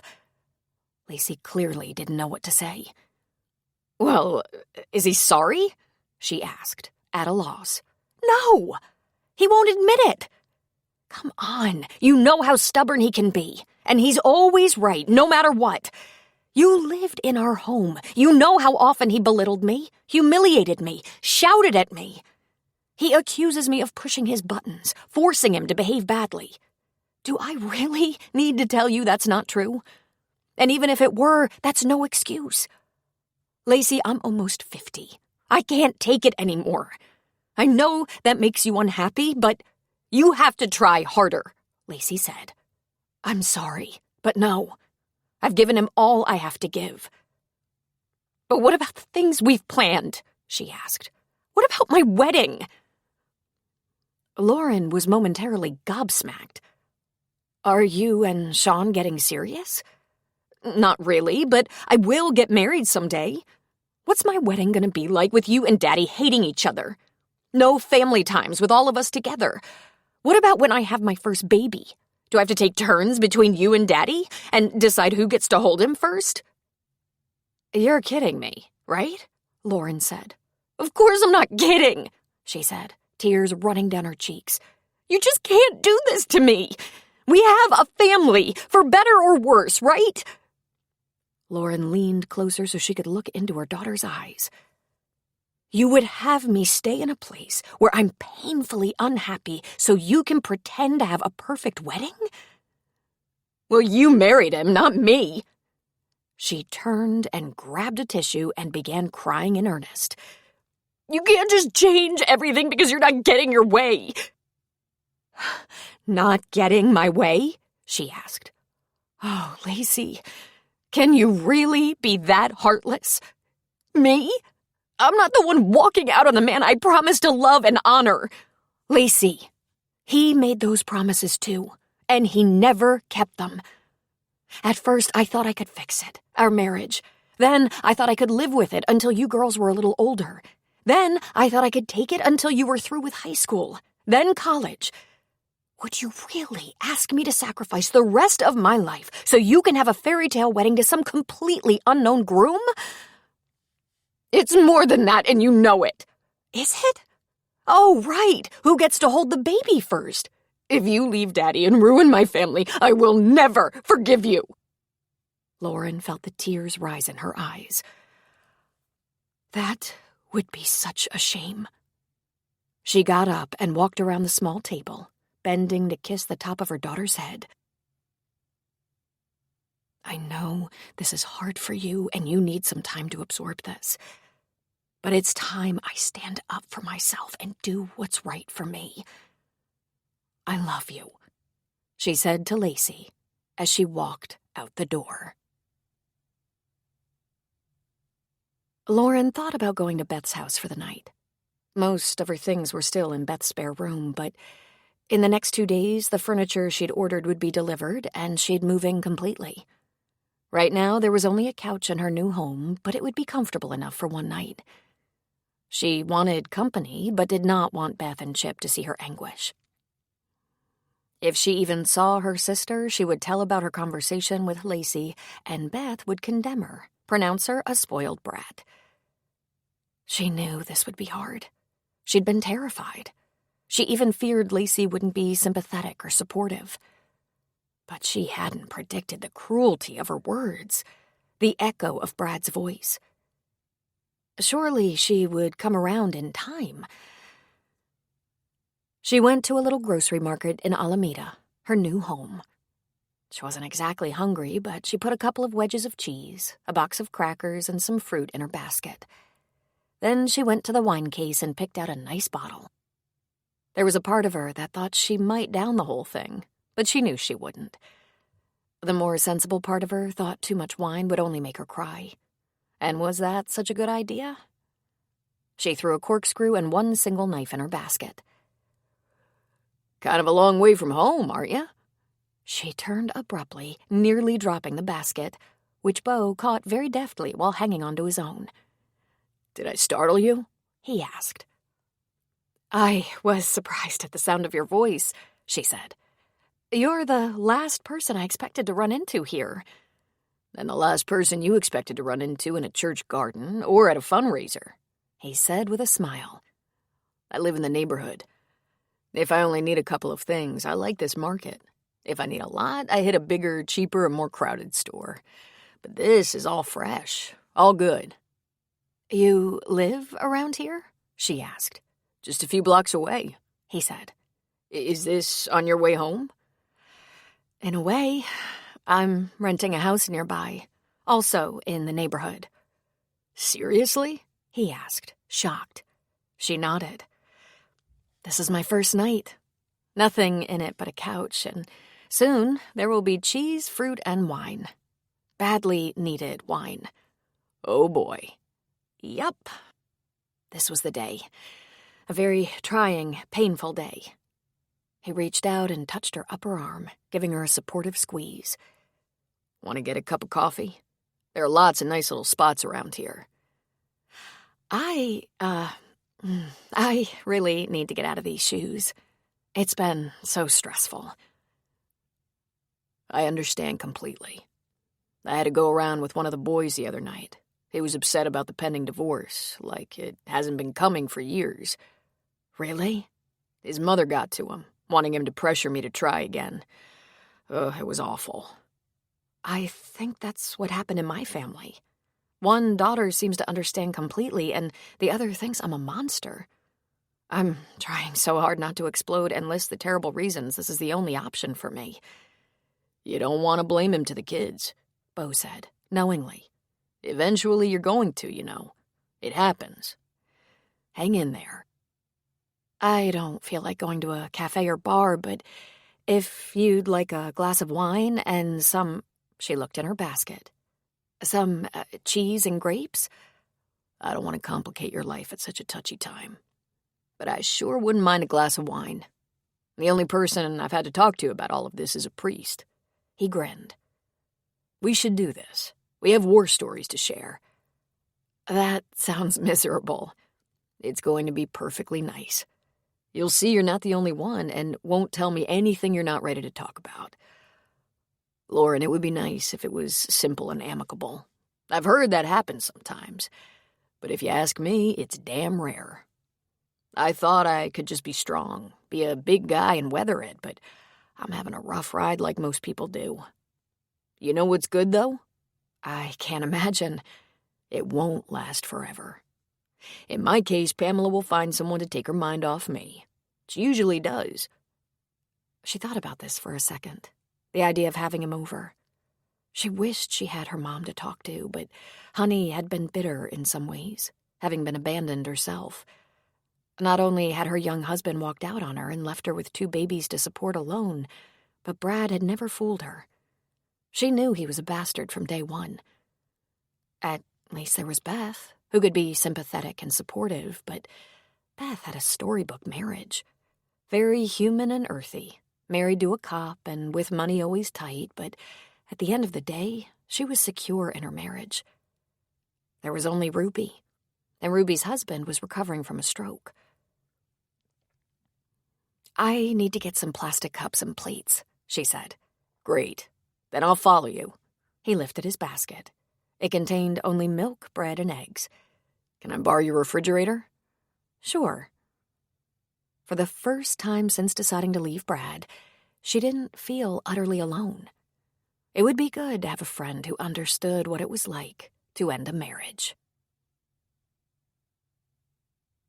Beau followed Lauren to a neighborhood he knew and to a house that was easily as nice as his, but he'd bought his as a fixer-upper before he even met Pamela.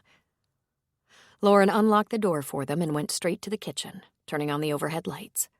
She set out the wine and cheese and some plastic plates and cups on the counter. "I don't even have a coffee table," she said. The house was vacant but for a single couch. "I'm a guy," he said. "I can put my drink on the floor and the plate on my knees, and I won't spill." "Would you do me a favor?" "Sure." "Would you open the wine while I bring in some bags from the car?" He held out his hand for her key fob. "I'll open the wine and bring in the bags. Where are they?" "Trunk. And thanks. I feel like I've just finished a marathon." "I know the feeling." He opened the wine, then made fast work of bringing in the bags. She sat on the sofa, the kind of fancy curved sofa in a light beige he wouldn't have dared buy for his living room with 2 boys growing up. "You have more furniture coming?" he asked politely. "Yes," she said with a laugh. "A full complement, Most of it in the next 2 to 3 days. Tables, chairs, television, bedroom furniture, guest room furniture. I'm taking some time off. I did that to meet deliveries, but now I'm so glad I have the days off. I'm emotionally drained." "How'd your husband take it?" Beau asked, as though he'd been expecting it for years, but didn't think I'd ever have the guts to really do it. And then he warned me he'd make me regret it. He didn't say he loved me and couldn't live without me, which wouldn't have worked in any case. He said I was humiliating him. Beau winced. He recovered and said, "Look, I'm sorry to pry, but is there any chance he'd become violent?" "Physically?" she asked. "And hurt his hands?" "Is he the kind of man who could cause you physical harm? Disable your car, or set your house on fire? Anything?" She stiffened, instantly at alert. "He's so good at abusing me without lifting a finger. Those things never occurred to me. He's more likely to try to keep me from getting anything from the marriage, or turn the girls against me. He loves to tell me I can't get by without him, when actually I think the opposite is true. He texts me all day, giving me chores to do for him, lists of things to buy for him, settle for him. It's said most doctors can't make it without a good nurse and a good wife. Brad has a great sense of entitlement. I don't know for sure, but I suspect he was born with it. He was the only child of wealthy parents." He just shook his head. "He's mean and spiteful. I need to remember that." "I'll come over tomorrow and install some good locks for you," he said. "I'll get one of those camera doorbells that you can access with your cell phone." "You don't have to do that." "But it'll help," he said. "So you've had a bad week?" she asked, only to take the focus off her for a moment. "Predictable, but not fun. I didn't expect Michael, my 20-year-old, to come to me in tears, practically begging me to let his mom come home. I hated looking like such a beast. I changed the locks on the house. I told them their mother isn't forbidden to enter by any means, but to please be sure someone is there. When she's done acting hurt and begging for another chance, she's going to get angry. And when she gets angry, she can be malicious."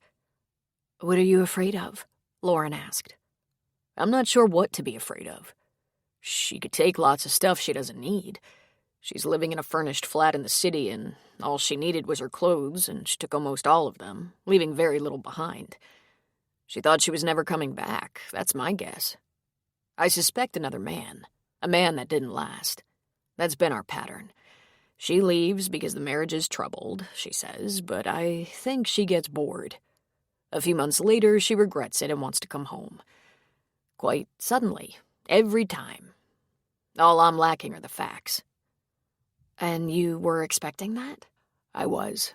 I told her the last time she left I wasn't going to be welcoming her home after her vacation.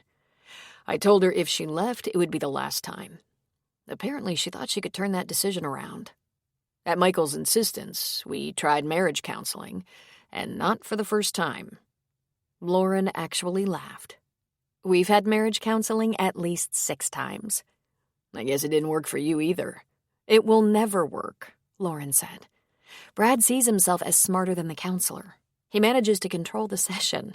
He educates the therapist, diagnosing me as a chronic liar who is frequently delusional, imagining him having affairs, exaggerating things he said, picking fights over nothing.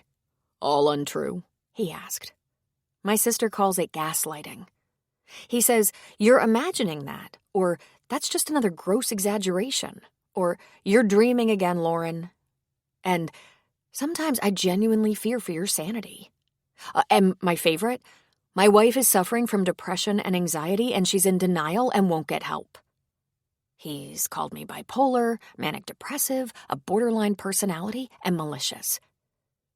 Did you imagine him having affairs? No, she said. Not affairs, I don't think. I think I might have guessed if he was really invested in another woman. Flings, I think. And no, it wasn't my imagination. He had me almost convinced I was paranoid. Then there was proof. That'll do it, Bo said. Ever ask yourself, how did I get to this place?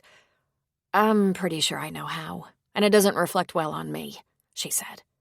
You? He nodded. I know exactly how. I loved Pam and her kids. Well, I was very young and hopeful. And Lacey came along right away. The kids were still very little when I realized it was hopeless. I didn't think my heart could break anymore. Until my daughter said she'd never forgive me if I divorced her father, even though she knows how difficult he is to live with. Then I knew real heartache. And your other daughter? That was almost as painful to think about. Very supportive. Because she remembers his abusive nature and meanness way better than I want her to. Oh, it tears me up to think she grew up with that knowledge. He leaned toward her. There are some things you're going to have to understand, Lauren. Even though you did your best and no more could be expected of you, you'll feel guilty. You're going to be judged. You're going to be worried about what he can do to you. He might want to do battle. Your daughters might love you a lot and still not be supportive. To them, it's not ideal for you to walk away now. Would they have you spend the rest of your life unhappy just so it won't inconvenience them? I'm afraid so. You're going to have to do what you think is best in spite of what other people, including your kids, think. And depending on how tenacious your husband is, this could go on for a long time. Are you sure you're up to it? We haven't even shared a bedroom in years. I'm not spending the rest of my life like this. I may crumble sometimes, but I'll pick myself up. I regret that I didn't do this years ago. I thought I was doing right by the girls by staying, but I was wrong. Obviously, I didn't do anyone any favors, including Brad. He looked at her for a long moment, sympathy in his eyes. Buckle your seatbelt. Lauren had made 2 phone calls before arriving at her new rented house with Bo following. She called Beth and said, I'm not coming over. I'm going to my house. I bought a bottle of wine and some cheese and crackers, and right now I really need a little time to think. Can I call you in the morning? Was it terrible? Beth asked. Kind of, yeah, but highly survivable. Call me, her sister said. Then she called Cassie. I left the house and came to my rental. It was terrible, and I need a little time to process. Is it okay for me to call you later? Yes, but Lacey already called. Oh, Mama, I'm sorry she was so selfish. Well, she was shocked, I suppose. Let me take off my shoes and relax, get a grip on my feelings, and call you later. I'll be up, and if not, call anyway. Should I wait and call tomorrow? I'm having the day off. Call tonight to say goodnight. I'll be up till midnight. Then we can talk tomorrow, too. Thank you for being so understanding, Cassie. I'm sorry to put you through this. He put us all through it. It was harder listening to the way Daddy put you down all the time. I know you were putting us first. If it hadn't been for me and Lacey, you would have left him years ago. She prayed there was a way Cassie and Lacey could remain close through this, but that seemed impossible, given the differences in the way they both felt. Then Lauren had unlocked her front door and carried in her meager groceries, followed by the flower man, and a whole new world seemed to open up to her. At first, they drank a glass of wine and dumped their bad marriage tales on each other. But after an hour, almost by mutual decision, they moved on to other topics. He told her about his house in Alameda, a Victorian he renovated and remodeled almost entirely on his own. He had a job that never required dressing up, and all summer he worked in shorts. He had an office and an associate, 3 assistants, and several landscapers he'd worked with for years. I built the business from the ground up. At first, I was designing and planting with a small crew to help. I only worked for someone else for a couple of years after college. Then I bet it all and struck out on my own. I don't mean this in a nosy way, but is your company successful? She asked. It is, he said. But more importantly, I still love it. Both the boys have worked for my landscapers. Drew still does. It'll get him through college and make him strong. It's hard work. Tell me about your job. It's not very interesting, she said. It's just product development. We're the people that help marketing introduce new products and investigate ways to use them. We work closely with the dietitians and chefs. We call them chefs, but they're not official chefs, more like cooks. In fact, some of our best cooks are men and women who are semi-professional but have great success in the kitchen. They take something as simple as freeze-dried or frozen chicken strips and create a packaged chicken Alfredo that's inexpensive, nutritious, easy, and fast. And full of preservatives, he said. Don't you ever eat prepared meals, like frozen pizza? Of course, he said. I'm giving you a hard time. Because I haven't had a hard enough time today, she countered, lifting one brow. How do you make your eyes that color? Believe it or not, it's real. Violet. It's rare. Elizabeth Taylor had violet eyes. It's a mutation, I'm told. It can also be done with contacts, which explains why we're seeing more of it. He was looking into her eyes, not talking. Then he took a sip of his wine and seemed to gather himself up. He swallowed. Men must have fallen in love with you all the time, he said. She looked away from his intense gaze. Not that I noticed, she said. Not since Brad. Brad had said, I just want to look into those eyes for the rest of my life. She'd fallen for it, and it turned out not to be true. Well, maybe you'll notice once you're not going through the upheaval of divorce. You're a beautiful woman, Lauren. I think your life is going to take a nice turn after the storm. And is yours? She asked. It was pretty slow and easy until Pamela decided she wanted to save our marriage. Then it started to get rough again. It'll pass. After she's gotten everything she can get. Oh, God. I can't even think about all that, Lauren said. I hope you got yourself a good lawyer, he said. I had to. I've always known my husband would be terrible. He's been kind enough to warn me. Do you have a good lawyer? He nodded. She has an amazing track record and a great reputation, but she looks like my grandmother. She says it's her secret weapon. In spite of herself, Lauren laughed. And my lawyer has a reputation as a barracuda, but she's always been very nice to me. Where it all breaks down is when it's time to do something ruthless. And I can't. I'm not that person. I never have been. Me either. Oh, brother, he said. We're screwed, aren't we? Kinda sounds like it.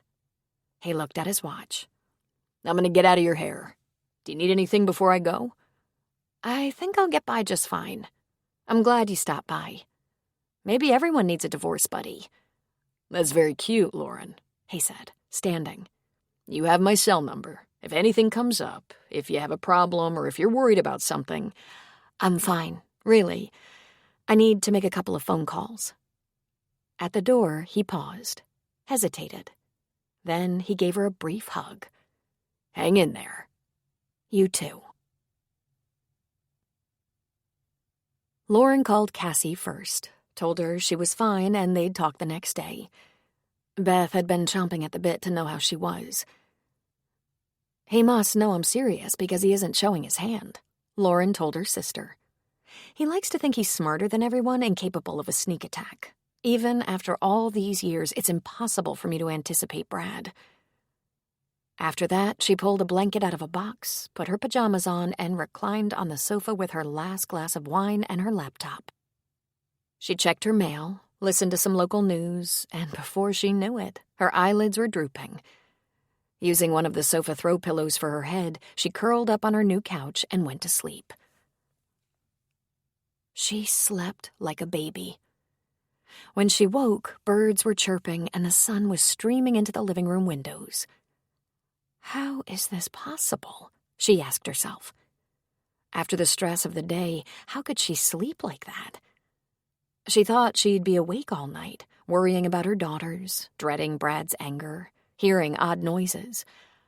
But she was strangely at peace. She couldn't remember her dreams this morning, but she thought there was a familiar presence there. She thought it was Beau, smiling that reassuring smile. What a surprising gift he was. A friend who understood what she was going through just when she needed that most. A divorce buddy was not a bad notion. When she got to know him better, she might be able to talk him off the ledge just the way he had for her. She checked and saw there were no missed calls on her phone. The world was at peace. She showered, dressed in jeans and sneakers, and roared into her day, starting with the nearest Starbucks. She treated herself to a sausage biscuit and called Cassie from the store patio. She listened to her daughter's concerns, then told her firmly, "Don't let your father or anyone make this your problem. This isn't about you. This is our marriage that's ending, and we're the only people responsible. And don't let Lacey try to get you involved. I know in the end it'll be difficult and painful for you girls, but I'll do my best to reassure you. Then we just have to move on." She took a deep breath. "I'm sorry for the inconvenience." "Ha! What tripe," she thought. Then she called Lacey, who was every bit as unpleasant as she'd been the evening before. "Have you come to your senses yet?" Lacey said. "I'm afraid you're going to have to get used to the idea that I'm not going to be married to your father any longer. It'll take a while to sort out, but this doesn't have to be about you, Lacey. This is about your father and me." "Oh, really? And who's going to take care of him in his old age?" A rush of protests were on her lips, the most obvious being, "You can't treat a person like an irrelevant servant for years and then expect them to be your faithful caretaker in old age." Instead, she said, "And who's going to take care of me in my old age, Lacey? You? Because we both know it wouldn't be your father." She heard her daughter suck in her breath, but nothing more. "Never mind," Lauren said. "I'll pick out my extended care facility before I need it. I've given your father 24 years, and I've given you most of that, too. Since no one seems particularly concerned that I be happy or cared for, I'll do it for myself. Call me when you're done blaming me." "How can you? How can you destroy our family like this?" "Me?" Lauren asked. "Stop it, Lacey. There are no more excuses. Your father has been, at the very least, horrible to me. Cruel, mean. I'm done. That is all." And she hung up. She had a million things on her to-do list, but she chucked the cardboard cup and took a brisk walk down the main street. She needed to uncoil that tight knot in her gut. She'd awakened so fresh and rested, but Lacey could tax anyone's patience. She was familiar with the area, of course, but she saw it this morning through fresh eyes. The grocer was putting out his fresh fruits and vegetables and wished her a good morning. The cafe across the street had people lining up for breakfast. The bookstore was just opening its doors, as was the real estate office and bank. The bank was now her new bank, and one of the tellers who was walking in gave her a wave. Lauren walked for about a mile, then walked back to Starbucks to fetch her car. By the time she got home, she was feeling better. Lacey was another reality she was going to have to accept. Despite the fact that Lacey knew only too well how hard Brad was to please, to get along with, she'd managed to wrap him around her little finger. Cassie was right. Lacey was his favorite. He bought her spur-of-the-moment gifts he didn't get Cassie. Not small gifts. A $400 purse, designer shoes they saw in a window, and he said, "What the hell, huh?" Anything Lacey wanted, Brad would give her.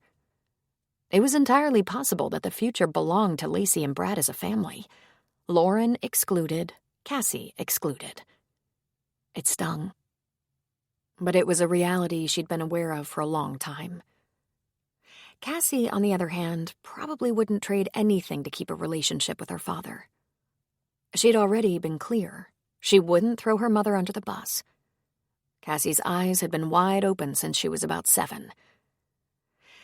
So this was where she'd failed. She shouldn't have stayed with Brad so long. The first time the backs of her upper arms were shocked with small bruises from his nasty little pinches, she should have left him. In her naive attempts to fix her marriage or keep the meanness invisible for her daughters, she'd failed, and in the end may have lost one of them. In fact, she'd let one of them become spoiled and self-absorbed, while the other was all too aware of the abuse in their family. She worried that she'd failed all around.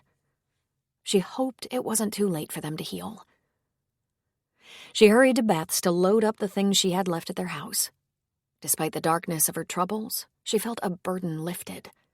She was finally starting over. Beth wanted her to sit down for coffee and breakfast, but Lauren had already eaten and just couldn't be still. She had so much to do. She declined with a smile. "Boy, you must be feeling kind of confident," Beth said. "Didn't he unleash any of his dominance on you?" "I didn't listen," she said. "He's going to make me suffer as much as he can.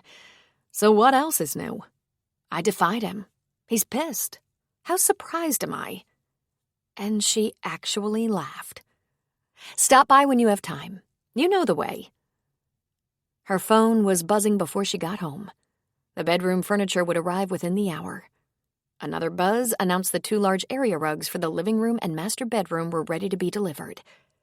The dining room and bar stools were en route. And she was suddenly very busy. She was sorting through new purchases, from pillows to kitchen towels. The bedroom furniture arrived ahead of the area rugs. She'd figure that out later. Maybe Chip would help her move furniture. An electrician came by to check some of the outlets that weren't working properly. The landlord stopped in to see how she liked some of the painting they'd done. It was nonstop. There were 3 angry texts from Brad. "They served me at the office," said one. "Who's going to pick up my paperwork from the transcription service?" And her favorite, "Let's have dinner and talk this over." She responded calmly to each. "I told you. I don't know. And no." In that order. Then, mid-afternoon, when she was up to her eyeballs in boxes, recently delivered furniture and other items, and starting to wilt from the work of getting settled, Beau walked in the door that had been left standing open. He was carrying a toolbox. "Hey," he said, looking around. "Looks like you have a lot to do." She was never so happy to see anyone in her life. He'd come to install the safety locks and cameras. She wanted to hug him. Chapter 7. Beau helped Lauren rearrange her bedroom furniture to accommodate the area rug. He reinforced her locks, made sure the windows had locks, and installed the doorbell camera, which had an app on her phone to show who was at the door. He even helped her put her linens on her bed, and all the while they talked. It was exactly what she needed. While Beth and Chip were as supportive as they could be, they were always treading so carefully, clearly fearful that she'd cave in and go back as she had before. There was something about Beau's empathy that was better. He didn't tread carefully. "You will be judged and you will feel guilty." Boom. She spent the rest of the week and through the weekend getting settled. It wasn't too complicated. She didn't have that much. She spent some money on odds and ends like baskets, candles, pictures, stacking tables, the personal touches that would make the house hers. And Beau dropped by several times. By the end of the week, he said, I'd call or text, but I don't have your phone number." She decided it was probably safe to give it to him since she never hesitated to open her door to him. She learned that he supported the family and paid all the monthly bills. Pamela paid her charge accounts and only occasionally picked up family expenses or paid for clothes or athletic supplies for her sons. But since they filed a joint tax return, he was well aware of how nice her paycheck was and that she had her own savings account. "That doesn't seem fair," Lauren said. "I caught on within a few years," he said. "That's how she was able to take breaks from the marriage, rent nice space, and travel. So I started an equity account in the business for savings and started college funds for the boys. Now, I'm not trying to hide anything, but I'd like to level the playing field because she's going to want half the house and half my business." "Your business?" Lauren asked, aghast. "Divorce is a rough game, Lauren, and I made quite a few mistakes along the way. For one thing, I should have filed the last time she left. I should have done it right away before she was tired of her vacation. If my guess is right, she wouldn't have flinched. She was occupied and wanted to be free of me. And I should have divorced Brad when the girls were small." "But you didn't," he said. "He said he'd take them away from me. He said, 'Lauren, you'll never make it. I have money and you don't. I can fight you every step of the way until I starve you out and get the girls.'" She shrugged. "I believed him. I was young. I was married to a man who got everything he wanted." "And then there's that other little thing." He furrowed his eyebrows in question. "I didn't want the girls to grow up the way Beth and I did." She blushed in embarrassment. "We weren't unhappy. I don't know what I was thinking. Our mother and grandparents loved us, did their best by us. It was hard, though. Barely seeing Honey because she worked at least 2 jobs, not having enough money to join clubs or teams. I thought Brad couldn't provide love and kindness, but he could provide." She sighed. "I was a fool, and I made a deal with the devil." These were the kind of truths they shared. Lauren wondered what kind of deeply personal things Beau was keeping to himself, because she was barely scratching the surface when sharing with him. She was telling her new friend only those things she was comfortable making public. Lauren was seeing that divorce was an emotional minefield. Brad was calling and texting her several times a day, alternating between harassing her, sweetly cajoling her to stop this madness, or demanding she take care of his errands. She stopped responding, but his messages and texts were well preserved on her phone. She went back to work the following week and told her supervisor and most of her colleagues how the move had gone and that she was living not too far from the plant. She was surprised by the kind reception. She hadn't expected them to be sympathetic. B, the division director and her immediate supervisor, asked her if she had a good lawyer and said, "If there's anything I can do to support you, let me know."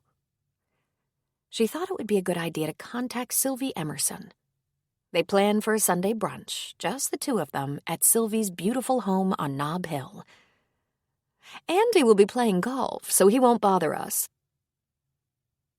Lauren hoped he wasn't playing with Brad. She took a leafy red geranium in a pretty pot, and she settled with Sylvie at a table on the patio, surrounded by plants, shrubs, and flowers. It wasn't a large yard, it being a city home, but it was beautifully landscaped, with lots of outdoor furniture and a brick fireplace. Lauren assumed they did quite a bit of entertaining here. After a cup of coffee and a little fruit cup, Lauren broke it to her. "I have something to tell you," she said. "It's official now. Brad and I will be divorcing." Startled, Sylvie gasped. "Oh my God," she said. "Are you all right?" "I'm fine," Lauren said. "Sylvie, I was the one to file for divorce. I have to be honest with you.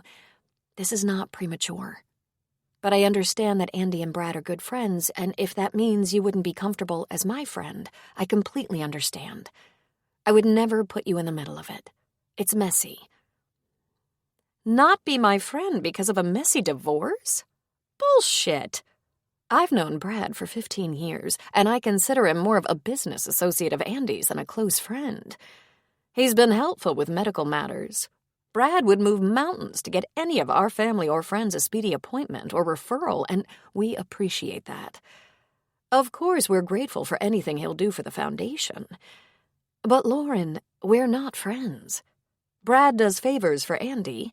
Andy takes Brad to his club or includes him with a group of friends when they take the boat out. It's a business relationship. Not like our relationship, which is not business. This is personal. If you need anything at all, anything, I hope you'll come to me at once. And I didn't get where I am today being afraid of a mess here and there. You are incredible, Lauren told her. You and I are going to get together more often, Sylvie said. Then she smiled. I imagine it'll drive Brad out of his mind. Brad is very fond of Andy, and you, Lauren said with a touch of nervousness. Sylvie lifted the silver top off a serving platter. There was a beautiful cheesy omelet, just a few slices of bacon and toast points on the side. She reached for Lauren's plate and began to serve the food. Darling, I know a lot of men like Brad. He's pretty obvious. Oh? Lauren asked. I think Brad likes attaching himself to people he thinks are important. He practically drools when he's introduced to someone he thinks might be important. Or maybe that's too judgmental of me. Maybe he likes being associated with men like Andy because Andy does so much for the community. But there is no hiding the fact. Brad is not an easy man. How would you know that? She asked, genuinely curious. Sylvie handed her the plate and began to serve her own. I'll be honest with you, if I can trust you to keep it to yourself. Oh, believe me, I'm not talking to Brad, and I'd never say anything that might betray you. Well then, it's very easy. I've known him for 15 years, and I knew immediately. He's not gracious to anyone he perceives as beneath him. He's impatient with servers, valets, groundskeepers, bartenders, laborers. Andy put himself through college working at the docks. He started his first company on government grants. I don't think Brad would have paid him much notice then. Do you? Brad's family was wealthy, Lauren said. He had a lot of advantages. Neither of us came from money. I worked as a waitress, then eventually a teacher. We worked hard. Our kids had jobs in high school. It's true we've been very fortunate lately, but it's still fresh to us. Which explains Andy's interest in the less fortunate. Lately? Lauren thought. She couldn't remember a time the Emersons weren't extremely influential in San Francisco society. But then they were now in their 70s. They had a son nearly as old as Lauren. Always remember this, darling. People will be judged by how they treat the most important person in the room and the least important. That will tell you everything you need to know about a person. For a while, as they ate, Sylvie talked about the early years of her marriage, when the children were small, and times were lean and sometimes terrifying. One of the kids would get sick, and they worried about medical costs, not to mention the difficulty of working out childcare so they could both work. It was a struggle to even find family time. But eventually, when the kids were in their 20s, Andy's company was doing well, and they took it public in a big stock offering that shocked their wildest dreams. After that, Andy sold and started a new company, also a success. But the years of struggle were not only remembered clearly by Sylvie and Andy, but also by their children. Lauren talked a little about her young years and how amazing she thought it that a successful young surgeon would want to marry her. But those early years of marriage with 2 babies weren't easy. Brad was always busy, always on call, leaving early, coming home late. He was high maintenance from the first day. But she hadn't expected life with a doctor to be a paid vacation. Their brunch lasted over 2 hours. Then Lauren said she'd better get out of Sylvie's hair. I want us to schedule another brunch or a lunch right now, Sylvie said. Do you have your calendar? I do, she said, pulling out her phone. 2 weeks? 3? And are Sundays good for you? They are for me. If the family's coming over, they don't pester me in the morning. I would love it. But Sylvie, how are you so sure you can believe me? Trust me? I've known Brad for a long time, she said, and I've also known you. I think I'm right about you. And when all your friends run and hide, you've got me. So, 2 weeks? Perfect, she said, smiling. In the 3rd week of separation, she had a couple of decorator shelves she wanted mounted onto a wall, and she confidently leaned them against that wall in anticipation of Beau stopping by. He texted on Thursday afternoon and asked if he could either stop by or meet her down the street for a glass of wine. She countered by asking if he would hang her shelves, and for that she would happily treat him to the wine. She'd met him in March. She hadn't told anyone, not even Beth, that there was a new friend in her life and he was male. She could admit to herself that she was afraid of how it might look, as if she relished the end of her marriage so she could find a better man. People might assume that, especially if they met Beau. It was almost August, and so far the split hadn't been too traumatic.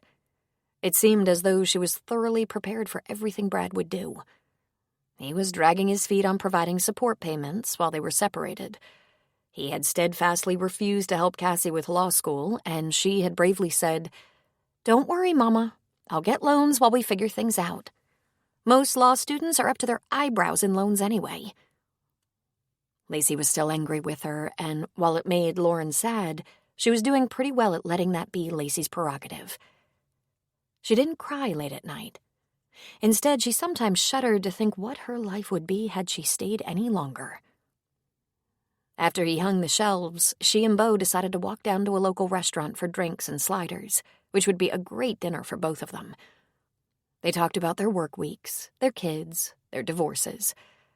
Michael was slowly coming around, Beau said. Pamela was spending a little more time with her sons these days. "I'm so jaded. I think it's all about stopping this divorce because she doesn't have anything better going on. I wish I wasn't that way. I want to believe it's genuine love for the boys." And Lacey said she might move home. She's thinking about it, probably to comfort her poor father from the evil witch who left him and will rob him blind. You're not the only jaded one. It seemed they couldn't avoid the topic of divorce for long, but that wasn't the only thing that came up. They talked about their childhoods, high school and college. They both grew up without luxuries, but they had friends and good times. Except I grew up without a father. My grandparents were alive then, so I did have family, Lauren said. "I don't know what I would have done without my dad," Beau said. 4 kids, 2 boys and 2 girls, and we lived in 2.5 bedrooms. My dad worked all the time, job after job. When we weren't in school, my brother and I went with him. My mother cleaned houses, and my sisters helped her when they could, but you know what? My parents were always good-natured. Always. They have always had this deep sense of gratitude for what they did have. They were grateful for health, for family, for the energy to work. God, did they work. That explains you, she said. How do you figure? The way you've managed to keep your boys out of the conflict, keep your home and family together even when your wife left you. And left you, and left you. What about you? Where do you get your stamina? What drives you? Well, undeniably my daughters. I'm sure I follow in my mother's footsteps, if a little awkwardly. Now, why would you say that? My mom was abandoned by her husband. She never heard from him again, didn't know if he was dead or alive, and didn't care. Holding body and soul together was a constant challenge for her. But even as hard as it was for her to be a single mother, she never would have put up with Brad's meanness, and she was very vocal about that. My mother was pretty and poised and strong and smart. She was killed in a car accident 2 years ago. She was 71 and vivacious. Compared to my mother and sister, I'm a wimp. I'm not proud of the fact that I let myself be bullied for so many years. Listen, we do our best, Beau said. I'm strong and like to think I'm smart, but I was bullied too, by Pam. I didn't fight back and use the excuse that we don't fight girls. They talked about what their favorite college courses had been, what they planned to do with their new lives. "Breathe," Lauren said.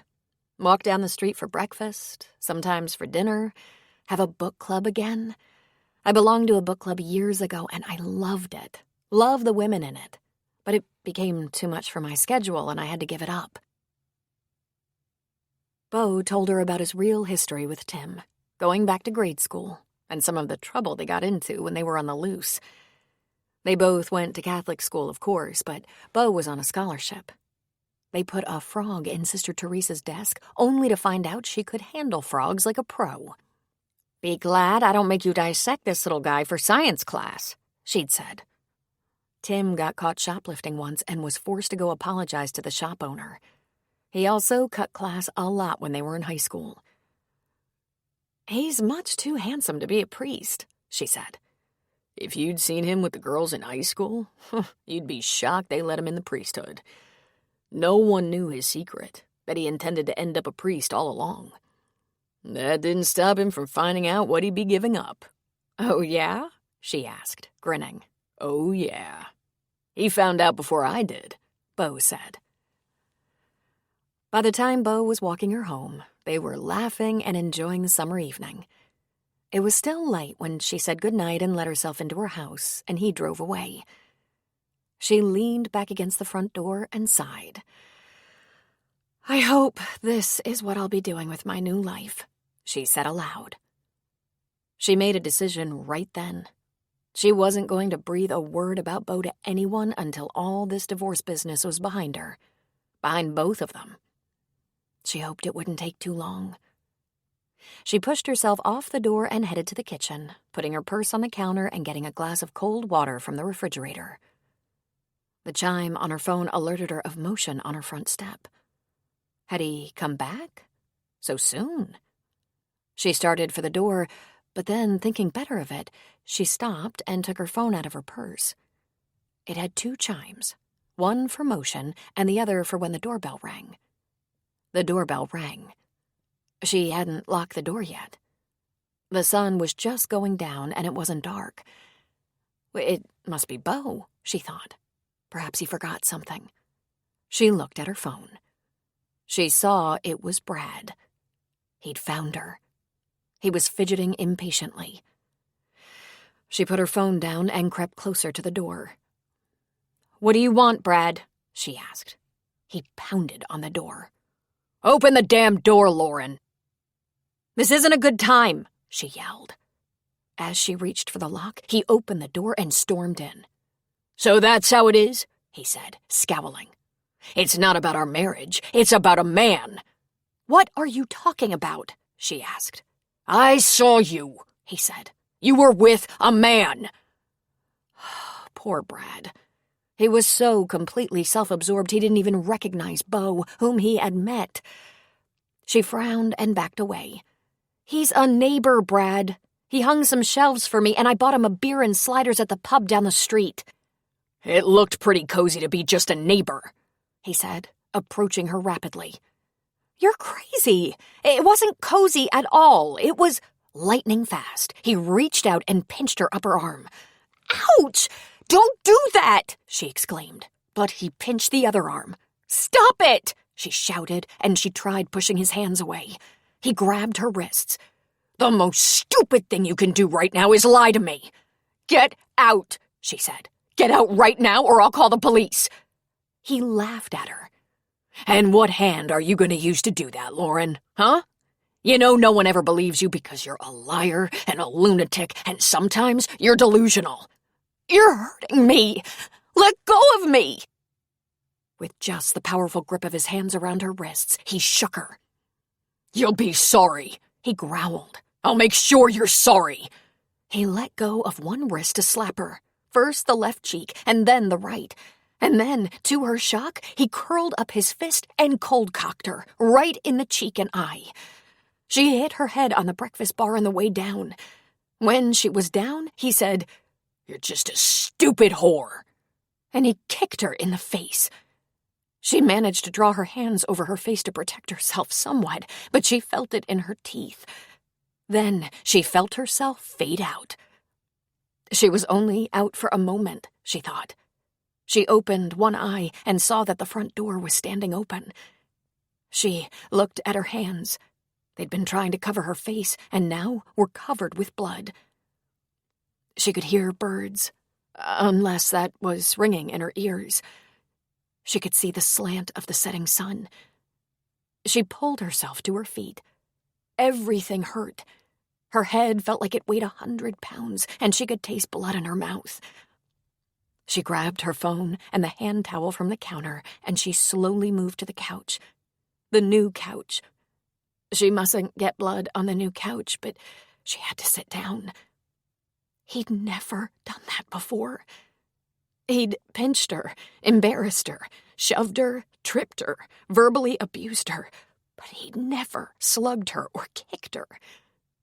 But then, as Cassie made her see, she'd been in denial about what physical abuse really was. How much of that is too much? She dialed 911. "Emergency," the operator said. "Help," she said, spitting blood. "I've been assaulted." She gave the address 3 times because her words were garbled. "Do you need an ambulance?" "I don't know. I need the police. Maybe medical assistance." "Is the assailant still in the house?" "I don't think so," she said. I might have lost consciousness. He kicked me in the face, in the mouth. I can feel it in my teeth." "Help is on the way, ma'am. Stay on the line with me until they get there." "Do you think he was going to kill me?" "He was going to kill me. I think—" "Stay with me." "I'm passing out. I think—" "Hang in there. You'll hear sirens in a moment. Tell me when you hear sirens." The police and medical arrived at almost the same time. She tried to imagine all the flashing lights on her quiet little street, while paramedics assisted her, did a cursory medical exam, and provided an ice pack. One of 2 police officers asked her if she knew who the assailant was. "My husband," she slurred. "Dr. Brad Delaney. We're separated. He lives in Mill Valley. He's angry." "No kidding," the paramedic muttered. "We're going to start an IV just to keep a vein open in case you need drugs. We're going to transport." "Is that really necessary?" she asked. "I'm starting to feel better." "No reason to take chances with a head injury, and I think we should check for facial bone damage." "My teeth feel loose. Do I have all of them? Are they whole?" "I think they'll make it, but you have to go to the ER." "Ma'am," the officer said, "did anyone besides you and your husband witness this assault?" She held out her phone. He recognized what she was showing him: the doorbell camera and speaker. While the door stood open, the sounds of Brad growling at her, threatening her, and Lauren begging him to stop hurting her were loud and clear. The sound of him hitting and kicking her were clear. The image and audio recording would last for up to 7 days, but she could save it now. Typical Brad. They had closed circuit security at their Mill Valley home, but he must not have considered that Lauren might have it at this old Victorian. He thought no one would ever know. "I think we're going to have this phone," he said. "No, you don't," she said. "You can dump everything on this phone if you want to, but I need it. It's the only way I can reach people who will help me now, and there is no house phone here. I can email you this image and recording right now." "That would help, if I'm gonna pick him up."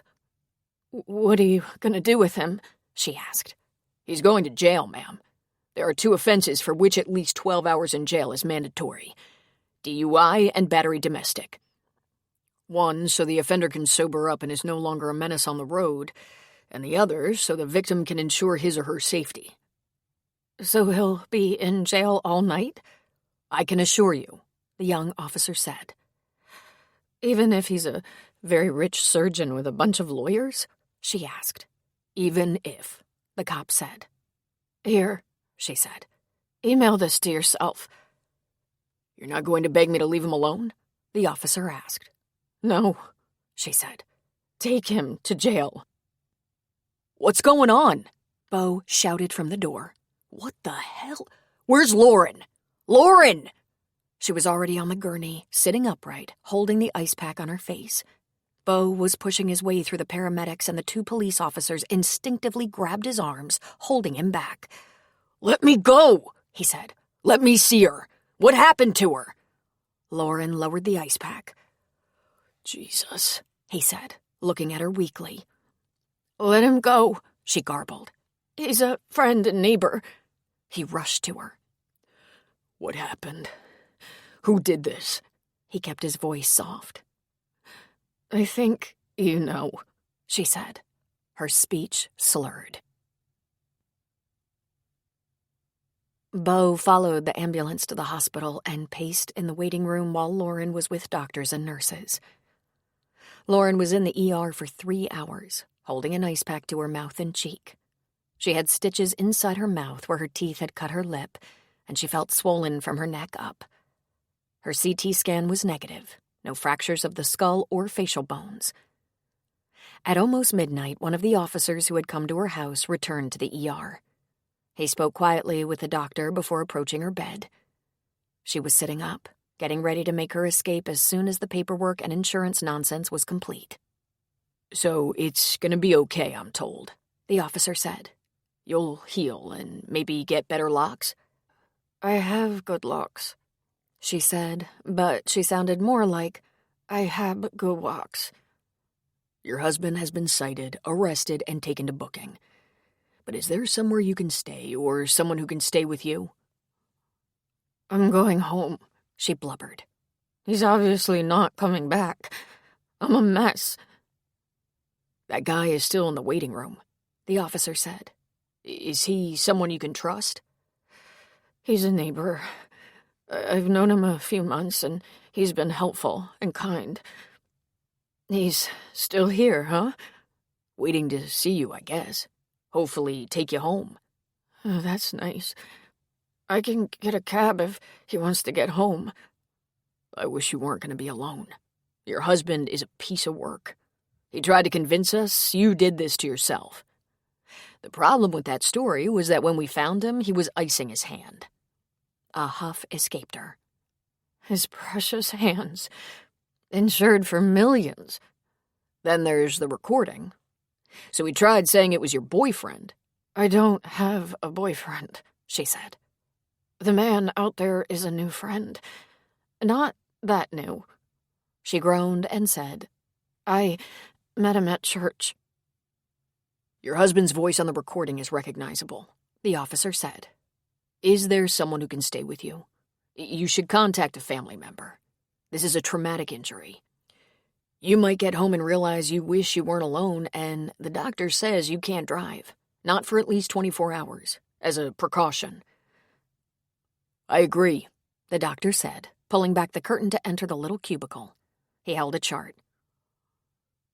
"I'd admit you for the night, but it isn't absolutely necessary, and hospitals aren't the coziest places. They're noisy, for one thing." "I want my own bed." "Then call someone," the officer said. "Someone who can make sure you're home and inside and help to your bed. There must be someone."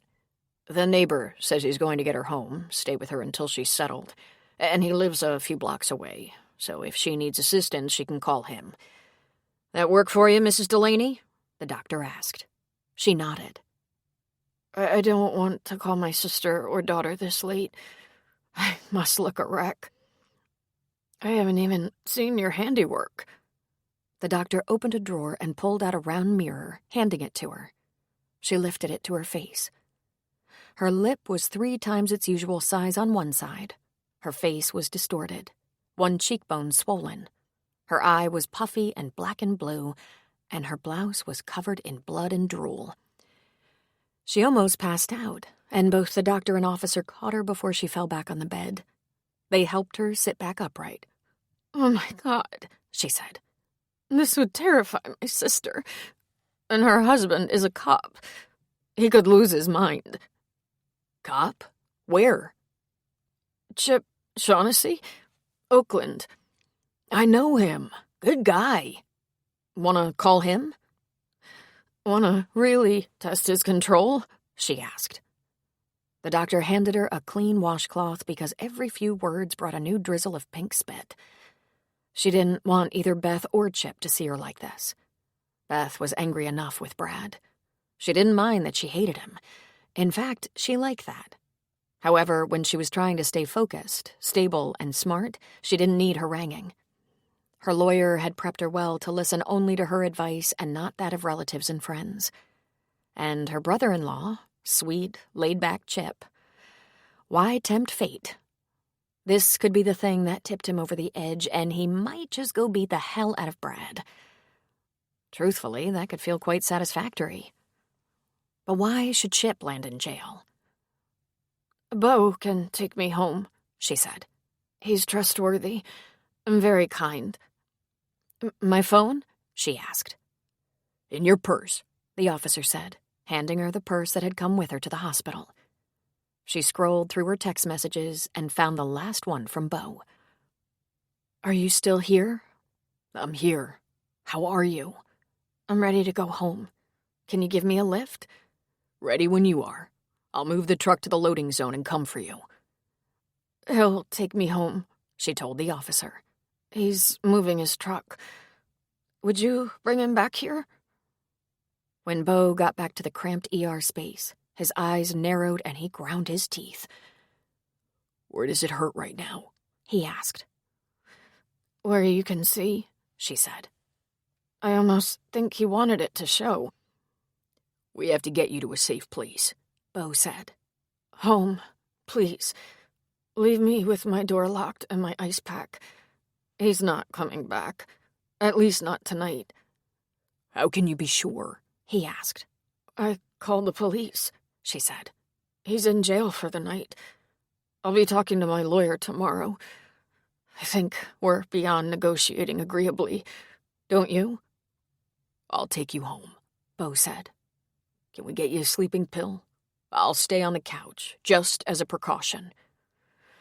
"No sleeping pills on top of a possible concussion," she said. "But I want my bed. I'm not afraid. Not right now." She dabbed at her lips. "I should have locked the door right away. But it was still light, and I saw him on the monitor. I told him it wasn't a good time. If the door had been locked..." The doctor stretched his hand toward Beau. "I'm Dr. Kramer. You're the escort home, I presume?" "Yes, sir," he said, though it was possible the doctor was younger than Beau. "I'll stay with her tonight. Anything I should watch for?" "Yes. Keep an eye out for disorientation, nausea and vomiting, unconsciousness. Her CT was negative, but let's be observant. If she's asleep, don't wake her. If she passes out and won't rouse, call for medical assistance." He looked at Lauren. "How's the head?" "It feels like I've been kicked by a mule." The young doctor smiled wanly. "You have. Here are a few business cards. Shelter, social services for victims of battery domestic. Lieutenant Sanders of that unit at the police department. Please, make an appointment with your family physician." She let go a pathetic laugh. "My husband is a physician. Surgeon." "If there's no one for you to call, just come back to the ER and I'll handle taking out the stitches for you in a week. Here's my card. I know how that goes. Doctor in the family. You either let him handle your issues or it's one of his friends. Don't do that, Lauren. He's obviously dangerous." "He's locally very well known," she said. "I know. I never liked him. Take care now. Call if you need us." "Let's go," Beau said, taking her purse and her hand. "I'm parked in the loading zone. We'll be home in 10 minutes. "I really appreciate this," she muttered, towel still hovering at her chin. "How did you happen to see the commotion around my house?" "I went to the market for milk and bread. When I came out, there were police and fire department vehicles in front of your house. Took about 10 years off my life." "Mine too," she said, hanging on his arm as they walked through the waiting area and outside. "Let me lift you up into the truck. Hand me the towel and ice pack." "You don't want to touch this." "Gimme," he said. Grab the handle. We'll go slow." He drove cautiously on the way to her house. What he'd done by following her to the hospital, he'd involved himself. He was in now. He knew instead of making it easier for them to bond, it would make it more complicated. Both of them would wonder if it was vulnerability rather than pure attraction. He didn't care, and there was the danger. That's what happened with Pamela. She was needy. She was a single mother on a limited income with limited potential and 2 sweet, rambunctious little boys. She needed a man, needed him. It wasn't genuine. It was artificial, and he knew it.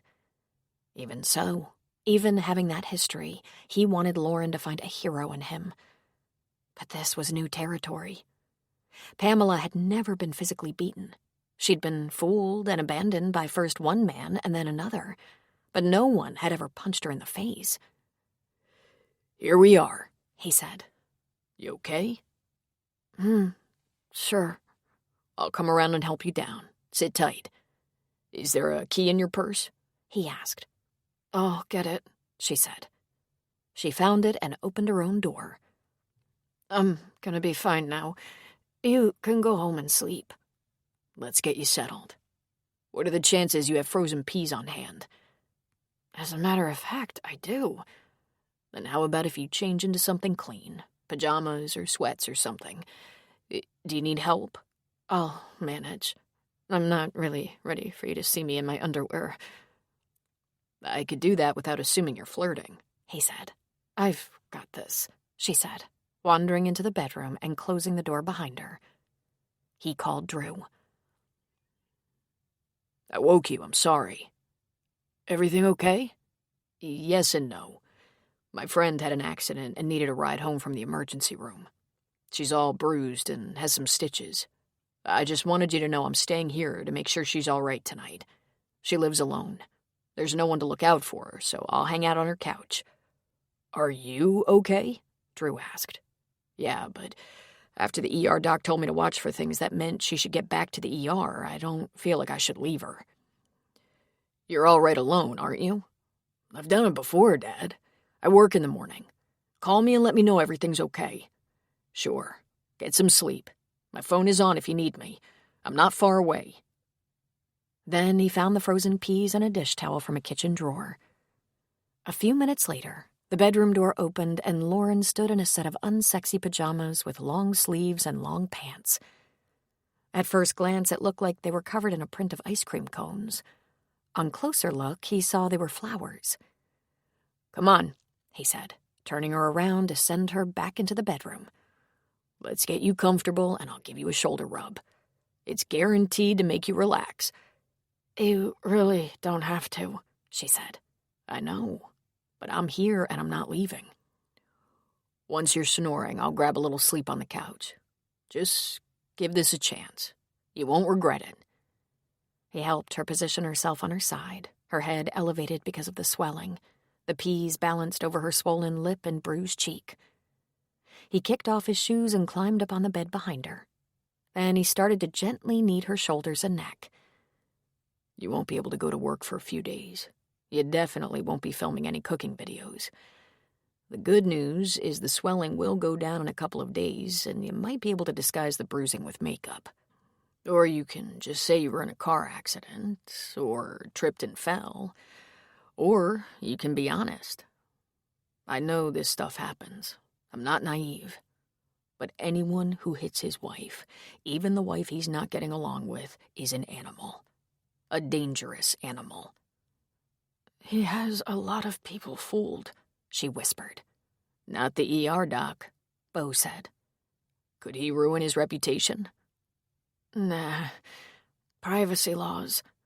"Too bad," Bo said. "Well, he's screwed. If he thought there was any hope of restoring his sad marriage, it's impossible." "I think he knows that now. I think he finally realized it was the end of the line, and he left me with a reminder of how cruel he can be."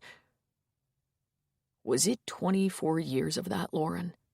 She sighed. "Like many troubled marriages. Maybe like yours. There were times it wasn't awful." But when you live with someone whose mission it is to control everything, even the good times were just a placeholder. That's gonna change, he said. He massaged her neck, her shoulders, softly. For now, just let go and see if sleep comes. If you have to think at all, just think that you've turned a corner. And from now on, you'll accept only the most perfect treatment. Because you're a good person and you deserve it. You're a good, beautiful person, and no one gets to treat you like you're not. And I'm not just talking about the man you're finally leaving for good. I'm talking about all people. You're not without options anymore. Turned a corner, she repeated. Headed for a better life, he said. She gave a huff of laughter. I don't think it's going to be that simple. Maybe not. But in the end, it's going to be better. You can't have a person like that stalking you. We'll work out some details tomorrow. She sighed softly, relaxing into his hands. The same hands that dug in the ground, drew designs of beautiful gardens, remodeled his fixer-upper house, raised his stepsons. Those hands gently caressing her shoulders and neck. She began to doze off, then jerked in her sleep. Shh, he said. You're okay. You don't have to stay, she said. I'll lock the door. I'm safe. He eased down behind her, spooning her, one arm sliding lightly over her waist. I'm not leaving you, Lauren. I'm right here if you need someone. If you're afraid or if your head hurts. If you need a fresh ice pack. I shouldn't let you stay. It's okay if you want me to, he whispered. And I want to. Don't worry. No lines will be crossed. With my lip like this, I'll probably snore. It should be a regular symphony with my snoring. Some people would call this an affair. He laughed sharply. And what would they call what happened to your face? A love tap gone too far? Just relax and feel safe. If that's an affair, you should have had more of them. Yeah, she said. I should have. I never did. Chapter 8. Beau had his assistant Cheryl move his morning appointment. There was only one, and it was to review a plan. He pled a personal matter that wasn't too complicated, just had to be taken care of today. He wasn't the secretive sort, so when he offered no further explanation, Cheryl didn't ask any questions. He heard Lauren call her supervisor, heard her say she'd fallen and had a black eye and split lip and needed a couple of days for the swelling to go down. She explained she was released from the hospital after getting some stitches, but was still in pain. He fixed a soft breakfast for her, and they had to make do with some frozen corn while he refroze the peas. She was feeling a little bit better, but looked worse. Her lip was still grossly swollen, and the bruising around her cheek and eye were intensified, which is what happened with bruises. They started out bad and only got worse for a couple of days. It was horrific. He insisted she take a picture of her face. The police already did, she said.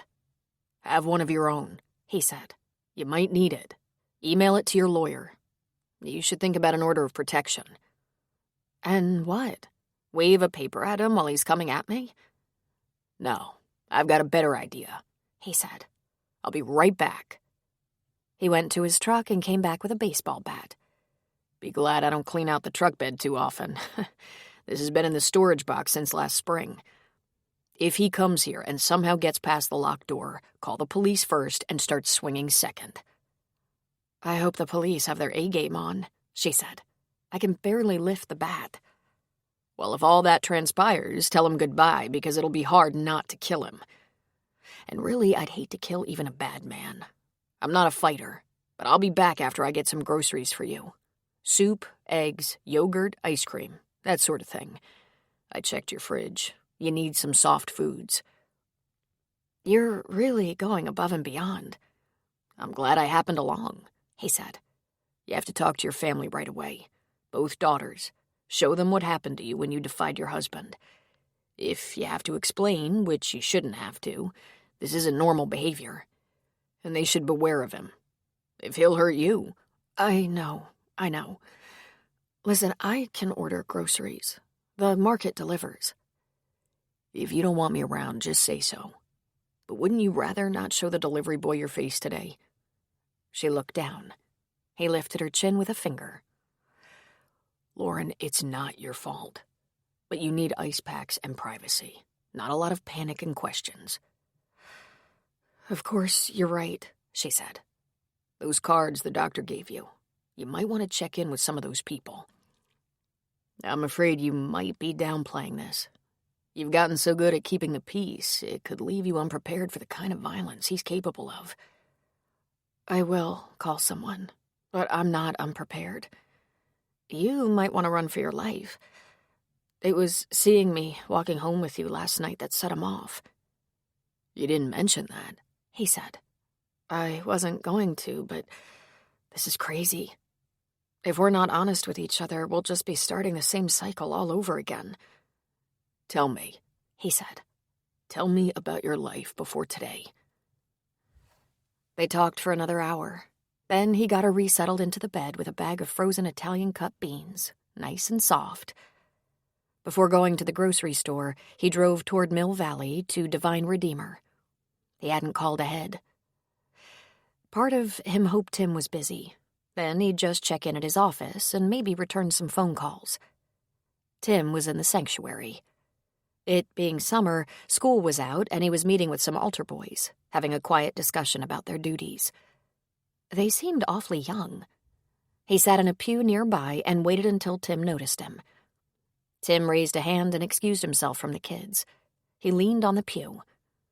"This is a surprise," the priest said. "I can see you're busy," Bo said. "I'm done." "I'm looking for someone to talk to," Bo said. Tim raised a tawny eyebrow. "Office or parsonage? How many people at the house?" he asked. "Just Mrs. Johnson, cleaning. She's pretty much deaf. Father Damien is away today. Aren't you afraid you'll get arrested for making little old ladies work like that? Elder abuse?" Tim just smiled tolerantly. "I can make us some coffee. Got anything stronger?" he asked. "Of course, but isn't it a little early?" Bo stood. "I want to invoke the seal of the confessional without getting in that damn little box." "Come on," Tim said, leading the way out the back door to the parsonage kitchen. Once there, he set about making a fresh pot of coffee while Bo took a seat at the table. "When have you ever had to ask me to keep a secret?" "I don't know how you do it," Bo said. "I bet your ears are burning with juicy stuff. Spit it out before Mrs. Johnson smells the coffee. Remember Lauren from the garden? I spent the night with her last night." Tim was silent for a long moment. "What do you want from me? To say you sinned and give you 10 Hail Marys?" "It wasn't for sex. We had dinner together, and 10 minutes after I left, her house was surrounded by police and emergency vehicles. I'd stopped at the market for bread, and in the space of a few minutes, she'd been assaulted. She was battered." "Dear Mary," Tim said. "Her face," Bo said, a catch in his voice. His eyes filled with tears. "It's indescribable. It's horrible. Her husband did it." Bo wiped impatiently at his eyes, not sure if it was the pain of grief or rage that brought the tears. "Listen, Bo, you don't have to tell me, but are you involved with a married woman? A married woman with a violent husband?" "Not exactly," Bo said, sniffing loudly and wiping the tears from his eyes. "One of the first things we learned about each other was that we're both going through divorces, both separated. She's living in her own house now, one she rented. Coincidentally, not too far from my house. A complete and unplanned surprise." "On the island?" Tim asked. Bo nodded. "I ran into her at the market. We shared a bottle of wine. I stopped by a few times. She always saved a chore she needed help with. changing locks, hanging shelves, that kind of thing. Nothing serious. No dating, no texting or calling. Well, just texting to see if she wanted to walk down to park for a drink or sandwich. She's been out of her house about a month. Pam's been out of mine over 6 months. We've both served papers, so I thought it was possible we might date. Down the road. Tim pulled out a chair across from Bo. He folded his hands on the table. He moved a box of tissues closer to Bo. Bo, you might want to put that on the back burner for a while. Let the dust settle. And leave her defenseless against a man who kicks her in the face. Kicked her in the face, Tim. She took some stitches in her lip, and it's about as big as my thumb. This can get way more complicated. She's a battered wife. She won't quite admit that because this is the first time he slugged her and kicked her, but we talked about the abuse. He talks down to her, tells her she's a liar and a loser, and has this ugly little habit of pinching her hard, leaving her arms speckled with small bruises. But this, he sniffed again. This demonstrates what he's really capable of doing. And trust me, he wouldn't mind doing it to you. Bo's face took on a mean twist. Bring it, he said darkly. You should step away. Find her some good resources and step away, Tim said. Help her get safe and walk. Too late, Bo said. I can't do that now. I won't do that now. I know what you're saying, but tough shit. I dare that bastard to... Tim whistled, long and loud and high. This is starting to sound eerily familiar. Pamela was never battered, Bo said. Not physically, which kind of amazes me, Tim said. She's the most aggravating and dysfunctional woman I know, and I know some beauts. Even I wanted to belt her sometimes. Now you're going to hell, Bo predicted. There are many differences between Pamela and Lauren. Many. Oh, hell. You're not objective. You're a rescuer. You always have been. When we were kids, you tried to help the dorks wear their socks right so they wouldn't get picked on. You stood up for the little guys and took a few shots for it. You took the ugliest girl in school to the prom. She wasn't ugly, he said. And that group of bitches set her up to get dumped right before prom, and how could I let that happen, knowing? Besides, she was really nice and smart. That's probably why they hated her. He blew his nose. Lauren is really smart. Oh, this isn't going to end well, Tim said. I think we kind of need each other right now, Bo said. Oh, Christ, Tim swore. Listen, you can tell her, you can be honest. Tell her you really like her, but things like this usually backfire, so you're going to help her find the right protection, counseling, security system, whatever it is, and then you're going to step away until these matters of divorce get settled, including yours. And then you can revisit the idea of spending more time together. Yeah, that would be really smart, Bo said. Hallelujah! That's not gonna do it for me, Bo said. I want to be the one to help keep her safe. Be with her. Know her better. Oh, God, Tim said. I'm almost drowning in the testosterone here. Could you ease back on that? I'm a priest. I try to keep the male hormone under control. Are you perfectly hopeless? I hope not, he said. I'm not as pathetic as you think. What if I told you it might be better for her if you backed way off? She wanted me to help. She had other people to call, even a brother-in-law cop, but she was glad I was there. He shrugged.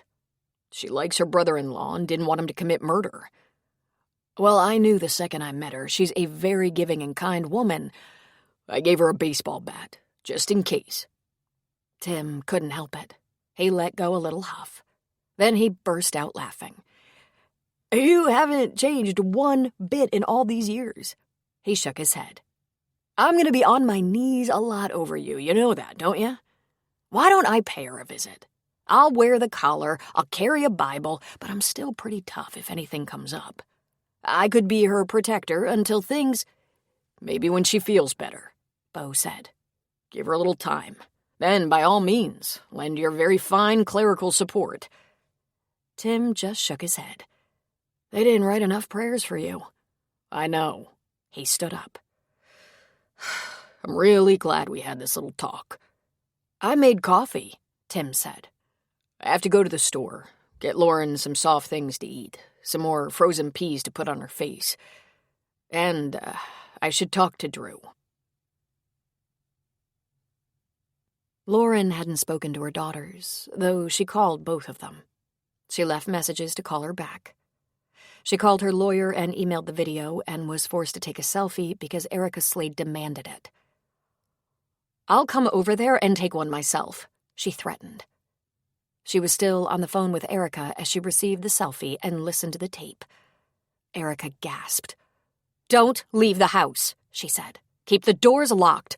I'm going to get the arrest report and find a judge. You'll have a restraining order by noon. I'm going to pin this bastard's ears back." "You're kind of terrifying," Lauren said.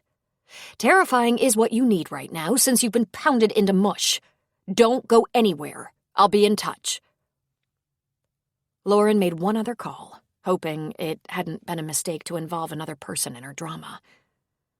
She called Divine Redeemer and asked to speak to Father Tim.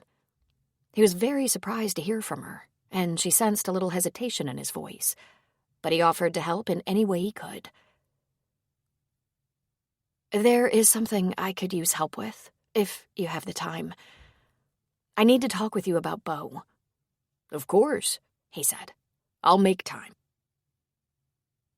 Lacey knocked on her door at 10 in the morning. Her beautiful Lacey, wearing white summer jeans, torn in all the most fashionable places, a fitted tee that showed her midriff, tall, lean, and tan all over. "I can't believe you," Lacey said before she said hello. "You sent him to jail?" Well, that explained one thing. Brad had called his favorite daughter. "I called for medical assistance and the police came. They took him to jail.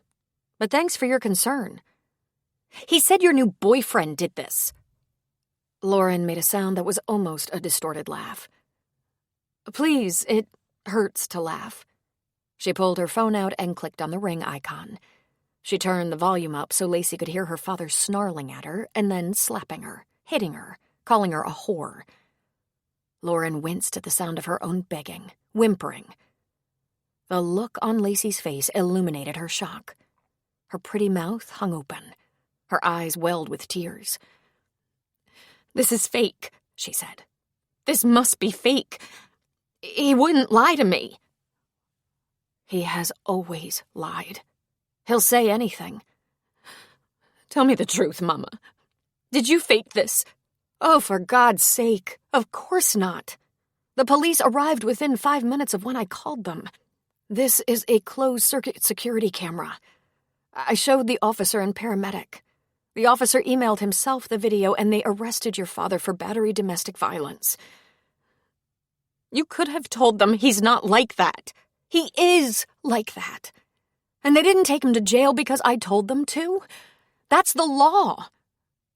I lived in that house. He didn't beat you. Honestly, Lacey, do you think I'm getting a divorce because he adored me and treated me with love and respect?" "You have a boyfriend?" "Oh, my God, of course not." She split her lip open and a little trickle of liquid ran down her chin. She wiped at it, thinking it was drool, but it was bright red. She went for a towel in the kitchen. Holding the towel against her chin, tears rolled down her cheeks. "The man is a neighbor, a man I met months ago in the Divine Redeemer Gardens and again at the Andy's Kids fundraiser. Your father met him too. I ran into him at the market and we discovered we both live in the neighborhood. He hung some shelves for me and I bought him a beer and sliders to thank him. He's a friend. He's kind and honest and helpful. But I'm sure this face and the presence of a violent husband will end the friendship." She went to the freezer for an ice cube. She pressed it to her lip. "He wouldn't hurt a fly." Lacey was sitting on the sofa, weeping quietly. "I don't know why you couldn't just manage the way you always have." Lauren's eyes filled with tears that rolled down her cheeks. She just shook her head. She'd longed for a husband who would tenderly hold her, comfort her, especially after her babies were born.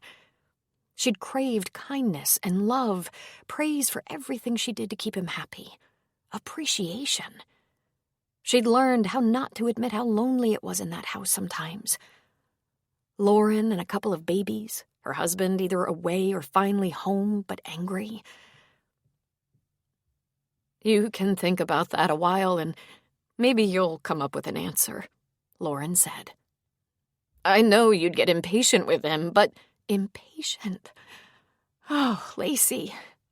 If he didn't have his way all the time, he was intolerable.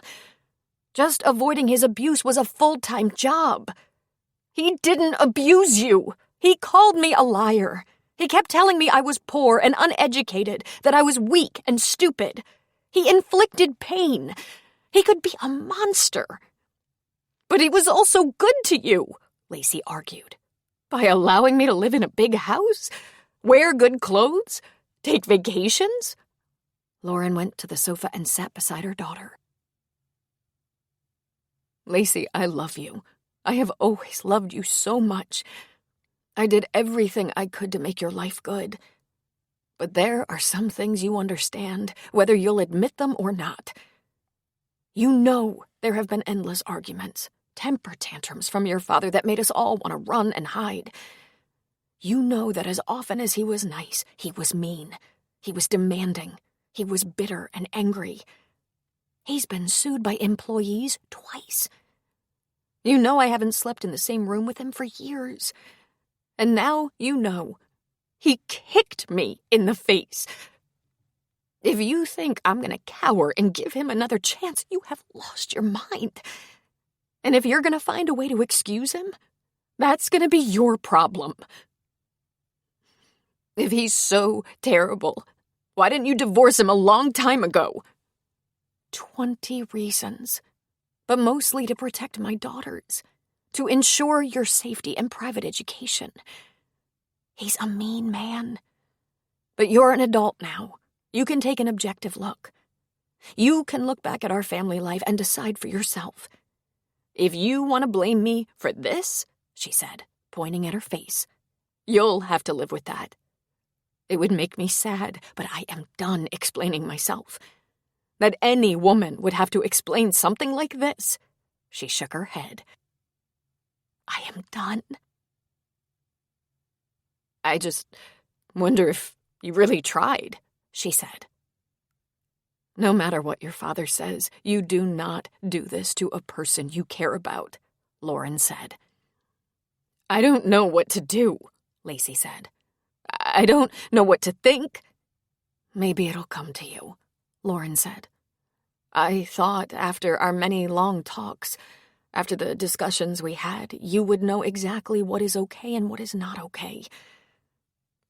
But take your time, Lacey. The doorbell chimed, and Lauren noticed that Lacey still held the cell phone in her grip. Lauren reached for it and clicked on the icon that would show her who was at the door. Oh, dear God, she said, heading for the door. Father Tim, please, come in. I had some time and happened to be in this part of town, he said. He had a package. Is ice cream the medicine of the day? Lacey was standing. Is this the boyfriend? She asked icily. Not hardly. I'm a Catholic priest. We're not allowed to have girlfriends, Tim said, and he smiled. If you're busy, it's all right. Lacey was getting ready to leave. Lacey, meet Father Tim from Divine Redeemer. I called him. He's a counselor as well as a priest. You don't go to that church, do you? Lacey asked. I've been known to stop in, Lauren said. I asked the father to call me when he had time for a chat. I had a couple of appointments cancel, and although you were willing to come to Divine Redeemer, I didn't think you'd feel like going out yet. But I can come back another time. I'm a little impulsive. I should have called to say I was coming. I'll just leave you two, Lacey said.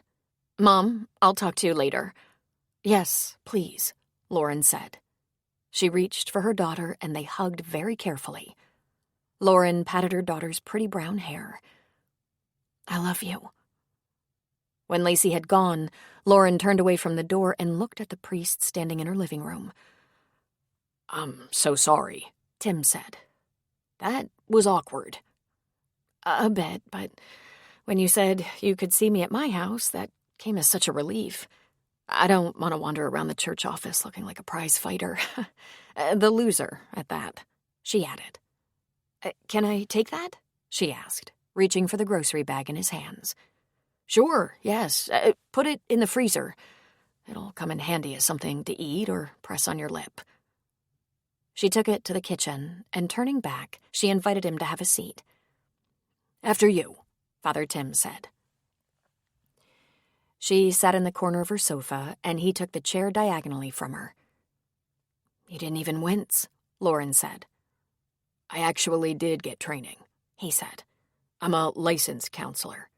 But listen, if you're not feeling up to a chat today, I'm very flexible, and I can find things to do and come back at a better time.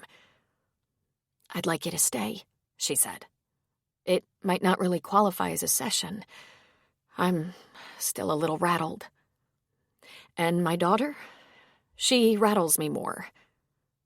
We'll just get to know each other a little bit, he said. You could start by telling me why you called me. I was raised Catholic, but we weren't exactly devout. And when my husband's mother wanted us married in the Lutheran church, I didn't argue. Maybe there's something from my childhood, but as I recall, my mother didn't put much stock in... Oh, hell, I don't know. You seem nice. Beau's nice, and your friends. Not a terrible recommendation, he said with a smile. How are you feeling? Do you promise not to scowl at me? I can manage that, he said. I feel vindicated, she said.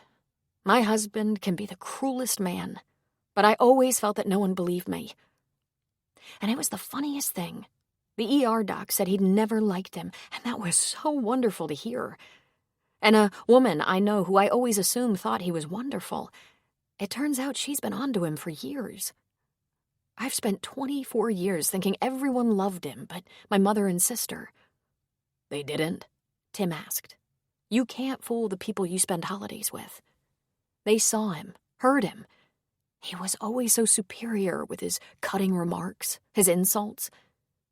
But he's never done anything like this before. Is this worse than the emotional and psychological abuse? He asked. Not at all, but it's more convincing. She looked down. He accused me of having an affair. I never had an affair. Did you go to counseling with your husband? Several times.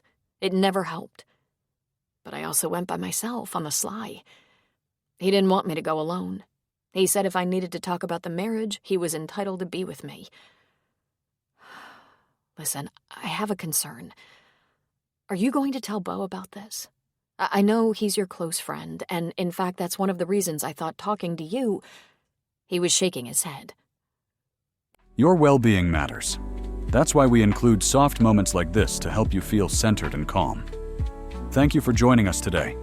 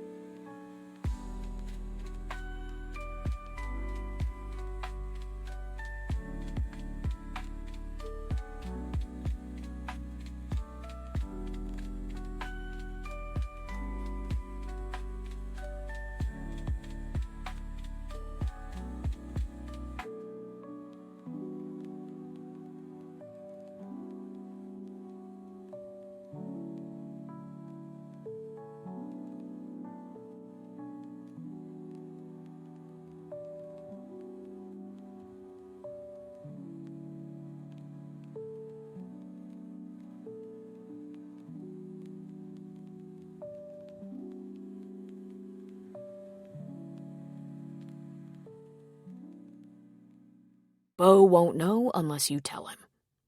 But I'm not a parishioner, she said. Lauren, I'm doing my job and it's all confidential. What if he drops by and finds you here? I spoke to you and took the liberty of bringing you ice cream. Beau's very smart, but he won't question my word. By the way, why did my friendship with Beau prompt you to call me? I have an important question that I think only you can answer. I believe you'll tell me the truth. Am I right to trust Beau? He looked surprised for a brief moment. He took a second to consider his answer. I think Beau is one of the finest men I know, and I trust him completely. But I'm a bit biased. He's been a good friend for a long time. I thought so. That doesn't mean I would recommend you get involved, He said. You have some more immediate concerns, I would think. She got up and went to her purse, pulling out cards. I have these, she said, passing them to him. All given to me by the best ER doc I've ever seen. He was kind and gentle and concerned. Cards for victim support groups, shelters for victims, counseling for victims, housing assistance, the domestic violence police unit to help me get a restraining order, although my lawyer is taking care of that. I even have the doctor's card. He's willing to meet me in the ER for the removal of stitches so I don't have to see any doctor associated with Brad. But I don't know these people. I'm sure they're great, but I don't know them and have no point of reference. I met you. You've known Beau since you were about 10, and I haven't known Beau that long, but I think he's a good man. There's no question about it. He couldn't have a 35-year friendship with you if he wasn't good. Sometimes he's a pain in the ass, Tim said. She was momentarily shocked, but she smiled crookedly. Are priests allowed to talk like that? I'll say 10 Hail Marys. Actually, it's a trick. If I use a little harmless profanity, you'll let your guard down somewhat and feel less like you'll be judged for what you say. And by the way, you can't trust a person just by the collar. I don't, and I know that. I trust Beau. If he's fooling me, he's way better at it than Brad was. For what it's worth, Beau is good down to his bones. He should probably be the priest, and I should be the farmer. He's more than a farmer. Still, I have a question for you. Did you have a good rapport with that counselor you saw on the sly? Excellent, really. Why? You should probably see her again. I'd be happy to talk to you any time. I'd be honored to be your friend. I'd be pleased to be your priest. But I have a conflict. You have a conflict. We have Beau in common, and now he has us in common. I just want you to have the most objective counselor you can find. She smiled her pitiful, lopsided smile. I plan to. Being afraid of my instincts or rusty or just plain off, I wanted your endorsement of Beau. Because liking him and trusting him during this chaos is risky for me. Yet I can't help it. He transferred himself to the sofa beside her and touched her hand. Beau would never intentionally hurt you, he said. And I suspect you wouldn't knowingly hurt him. Just the same, do be careful. You're both on shaky ground, I think. Beau was pressing hamburger into patties when Drew came home from his job. Since it was summer landscaping, the guys started at sunup and quit in early afternoon. Beau knew he'd be starving, though it was early for dinner. Hey, Drew said. You work at home today? For a couple of hours this afternoon. I ran some errands and stopped by the office to check appointments and get messages. Drew eyed the salad and hamburger. We having company? Just me and you. Beau made a face. You want to get a shower before you touch my food? Sure. Is something wrong? No, but I want to talk to you. Over burgers. When you don't smell like sod, manure, and other outdoorsy things. Stay tuned, Drew said with a big smile. He ran up the stairs to his bedroom and bathroom. Beau started the grill, and within 10 minutes, Drew was back, looking damp but clean. He was such a handsome kid, always happy. Beau hoped he wasn't about to disappoint him. What's up? Drew asked. I just wanted to tell you about my friend who was injured. She's a woman named Lauren. I met her several months ago, in a garden," he said. "Of course," Drew said with a laugh. "We're not dating or anything. Remember that fundraiser for the scholarships? She was also there. I ran into her 3 or 4 times over the past few months. Then I bumped into her at Stoll's Market and learned she lives in the neighborhood. She was buying wine, cheese, and fruit, and she invited me for a glass of wine. She lives a few blocks from here. Nice lady." "And you're getting ready for dating now?" Drew asked. "No. Well, I hadn't been. Running into her was a surprise. Then I drove by her house and saw it was surrounded by emergency vehicles." "Right," Drew said. "Accident?" "Actually, no. She was assaulted, beat up, by her husband." Drew whistled. "She's married?" "About as married as I am," Bo said. "She's separated, pending divorce. I didn't know her husband was violent. He's a doctor, for God's sake. And apparently she never expected an attack like that. I followed the ambulance to the ER and then drove her home. I stayed in case she needed something. Later, after we eat, I'm going to text her to see how she's doing. I'm going to offer to sleep on her couch just in case she's scared. I guess he could come back." "Yeah?"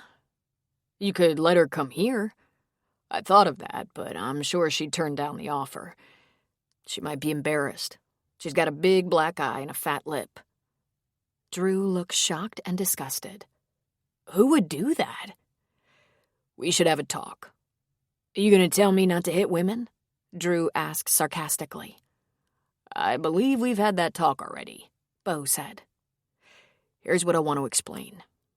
Things are probably going to change for me. I'm not going back to the way things were, Drew. I'm not going to patch things up with your mom. As soon as this divorce is settled, I'm going to be a single father with 2 grown sons. Even though you don't need me like you did when you were younger, you can always count on me. But things are bound to change. Our property, for one thing. I might be forced to give up the house in the divorce, but don't worry, I'll find another house. Anywhere I live will have room for you and your brother." "Oh, that should go over well." "There are always options. If you don't want to have to choose who you're going to live with, you can always opt for your own place closer to the campus. And if you do, I'll be able to help with the expenses. I know you're not made of money, but having that option should take some pressure off because I know you don't want to get your mother riled up. Anything can be worked out, Drew. I just want it to be clear. There is going to be a divorce." Drew shrugged. "You might have to interpret that gesture for me," Bo said. "I figured," he said. "You said so before." "Drew, I'm moving on. My marriage to your mom is ending. We don't love each other. Just so you know, she says she still loves you. I know she says that, just like she has before. I don't believe it. A woman who loves her husband doesn't leave him repeatedly, and I don't have one more try in me. So let's do this. Let's make sure we're communicating. If you have any stress or worries about the situation, talk to me. No matter what's been going on with me and your mom, we're the same, me and you. We're not breaking up. At least, I don't want that." "So, we're gonna be a couple of bachelors?" "Looks that way," Bo said. "And you'll be dating, I guess?" He sighed. "A couple of months ago, I would have said no way. After a failed marriage, another relationship seems pretty risky." "Then you met her?" "I like her," Bo said. "That doesn't mean anything. She's got some pretty big issues of her own. I'm telling you the truth. We've only seen each other a few times and had a few conversations. I have no way of knowing if we'll ever be better friends. But meeting a nice woman made me realize that maybe I don't have to be a lonely old bachelor for the rest of my life. For right now, let's just say I'm open to the idea, but I'm in no hurry." "You going to ask me not to tell Mom?" "When have I ever asked you to censor anything you say to your mom?" "I wasn't going to tell her anything," he said with his infectious grin. "Just wanted to know what you'd say. And I won't be throwing any parties here while you're out running wild either." Bo just shook his head. "Much appreciated," he said. The door chime rang through Lauren's phone, and she gasped as her heart began to pound. It wasn't yet 5. Bo had already dropped off a few soft grocery items for her. Father Tim had come and gone. Was this horrible fear going to happen every time someone came to the door? She'd always dreaded Brad's dark moods and abusive nature, but she hadn't had fear before. She was terrified of being beaten again. Once might have left her feeling vindicated, but twice could break her. She looked at the camera image on her phone. Cassie. She flew to the door and opened it. Cassie stared at her with wide, horrified eyes that quickly filled with tears. "Oh, Mama."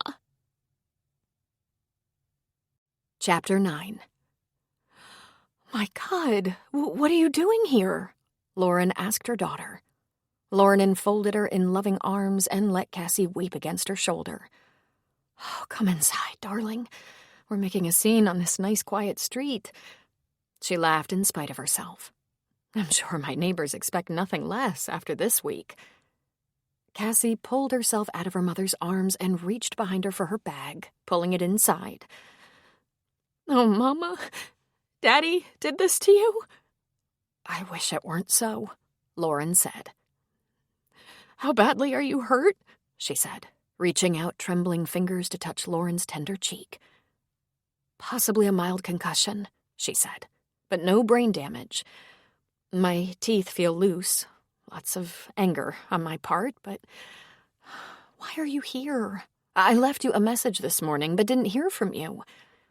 "I didn't get your message because I was flying, but I heard from Lacey. Good thing I don't trust her a bit. She told me you and Dad got into a physical altercation and you had a black eye, but there was some doubt about whether it was really Dad. She said you have a boyfriend?" "No, there is no boyfriend," she said, shaking her head. "I have a neighbor who has become a friend since I moved in. He's helped me, done a few handyman things for me. Your father made some assumptions about him when he saw us on the sidewalk together, in broad daylight, not touching. And this was his response." "What is the matter with him?" Cassie said, crying again. "And what is the matter with Lacey?" "If Lacey didn't tell you how bad it was, why did you come?" Lauren asked. "Lacey said Dad went to jail over this." Lauren nodded. "Yes, because I called for help." "I'm so glad you did," she said, grabbing Lauren's hand. "I got a call from Lacey early this morning. I wanted to talk to you, but didn't want to call in case you were trying to rest. I knew you'd try to downplay everything, say you were fine, and Jeremy told me to just go. I have this week before orientation and classes. I caught the first flight out that had room for me this morning. That would have been 6 a.m. your time. I would have called you sooner, but I had to change planes." "But how did you afford it? I haven't been able to send you anything." She smiled a bit tremulously. "I have a credit card. I guess we're going to become very good friends, me and Ms. Visa. Tell me, Mama, everything."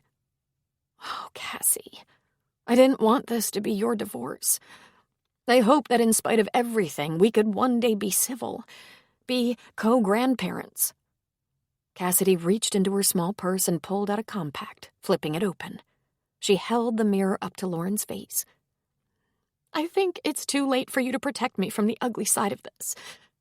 We have plenty of time. I'm all grown up and I want to know the truth." Lauren made them tea, and while the water boiled, she responded to Bo's text offering to stay with her and explained that Cassie had shown up for a surprise visit. So she would have company for the night and the next few days. Then she and Cassie began what would be a long conversation. Of course, Bo had been completely right. The girls lived in the house with them and were aware of the friction, sometimes terrible friction. In Cassie's view, it seemed Brad had a major meltdown about every 6 months, maybe a little more often. But the rest of the time, he was a rigid, difficult man who liked to win every argument and have his way. He was controlling. His daughters frequently pointed that out to him, and he responded by asking them what they expected from a man who had to make life-and-death decisions every day, sometimes every hour. "I think it's too late for any hope of an amicable split that will allow the two of you to be together, even for family events," Cassie finally said. "He won't change in this lifetime. He will never be remorseful, and he will never compromise. Just give up on him, Mama. I have." "Oh, Cassie, I didn't want a hand in you hating your father. You didn't. You always tried so hard to buffer his meanness. I'm telling you, it's no longer necessary. I figured him out long before you did, I think." "But not Lacey?" Lauren asked. "Lacey likes her wardrobe allowance and car," Cassie said. "She's willing to trade a lot for that." "What does Aunt Beth say about this? I've seen the way she looks at him sometimes, like she'd like to smack him." Lauren bit her lip. "I haven't told her or Chip. I'm afraid she'll explode." "Oh, Mama, you have to tell her right away." Lauren reluctantly called Beth and asked her to stop by after work. "I think you should know I had a serious fight with Brad, and he hit me. I'm fine now. I went to the emergency room, and except for some ugly bruises and a fat lip, I'm okay." Beth wanted to drop everything and rush over, but Lauren stopped her. "Cassie is here with me. She surprised me with a visit, and her timing is perfect. If you could come by after work, that would be great. I'd like to spend the rest of the afternoon with Cassidy." Lauren and Cassie had only had 1 cup of tea and less than an hour to talk when there was a knock at the door again. The motion sensor made a chime on her cell phone, and Lauren checked it. Lacey was back, this time with a bouquet of flowers. "Your sister's back," Lauren said. "Will you let her in?" Lacey was speechless to find Cassie in California. "And you didn't even call me?" Lacey said. Cassie stiffened her spine, standing tall even though she was a few inches shorter than her sister. "Frankly, I don't know if I'm ready to talk to you yet. You said you weren't sure Mama was telling the absolute truth, yet you saw the security video and you saw her poor face." "I hadn't seen the video yet. I just heard about it, and I didn't want to take sides," Lacey said.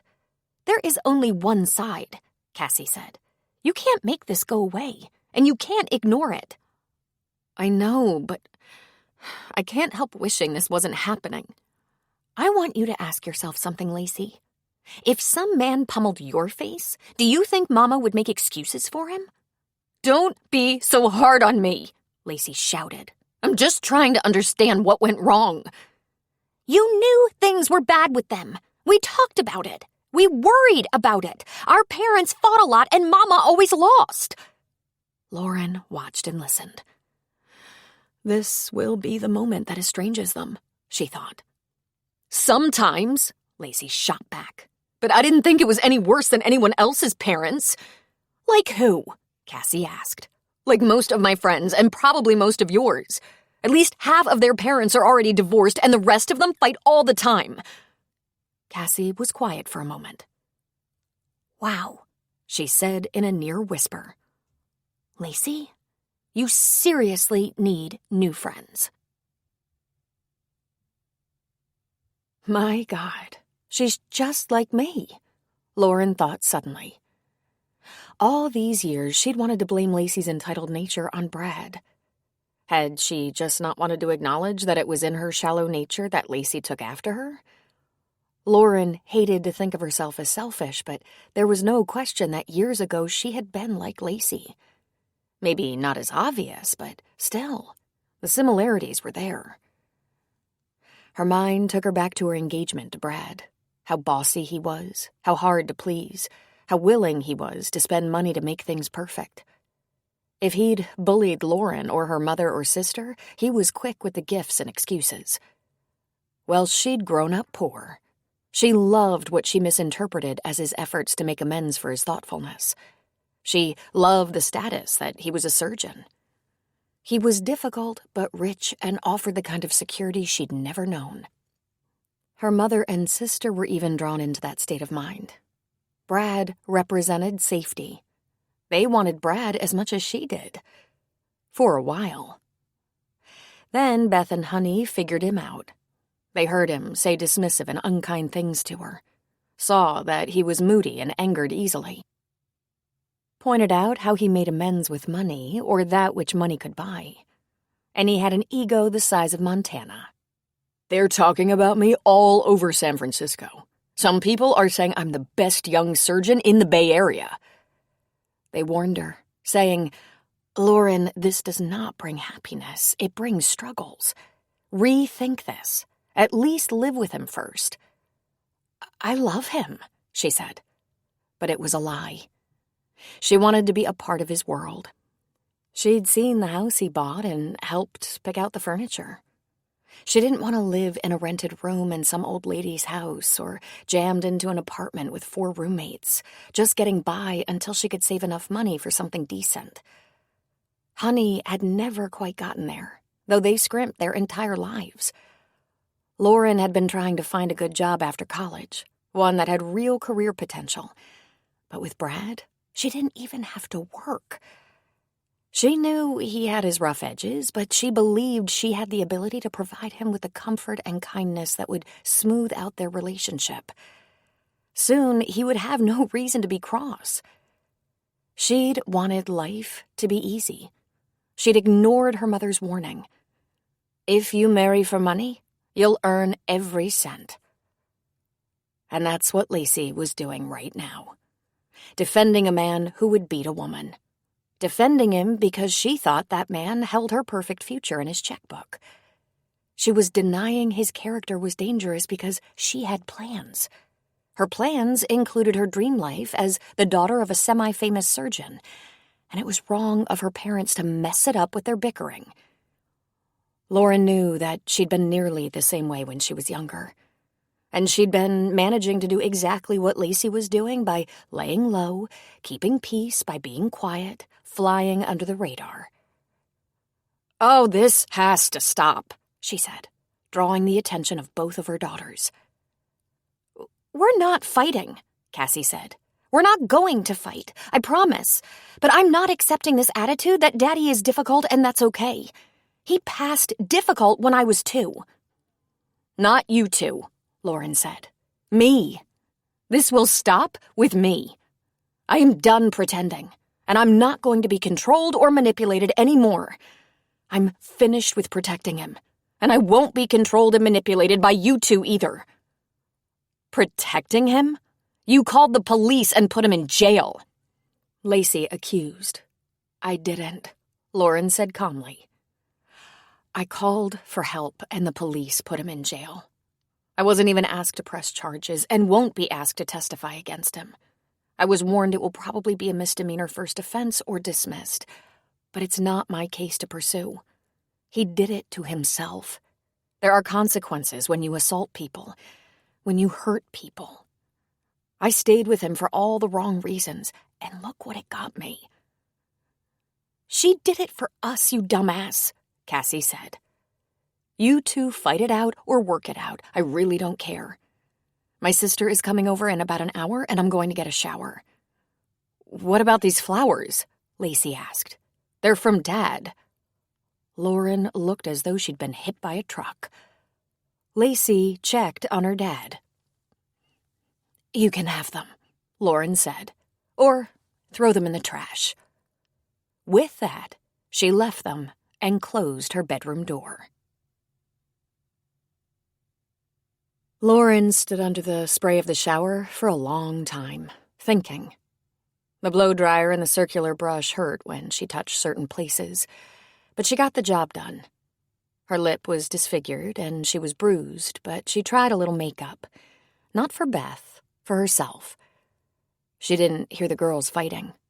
Maybe they were talking. Maybe Lacey had left and it was just Cassidy. Yes, they were like Lauren and Beth had been. Lauren and Beth had fought like tigers when they were young. But Lauren and Beth had forged a truce after Lauren was married, and they learned to tiptoe around the subject of her pathetically dismal decision to marry an egomaniac. Beth was Lauren's biggest champion now. Maybe, down the road, if Lacey matured a little, Cassie and Lacey would become close. Time would tell. Lauren didn't think of her childhood as bad, but she was well aware of the difficult parts.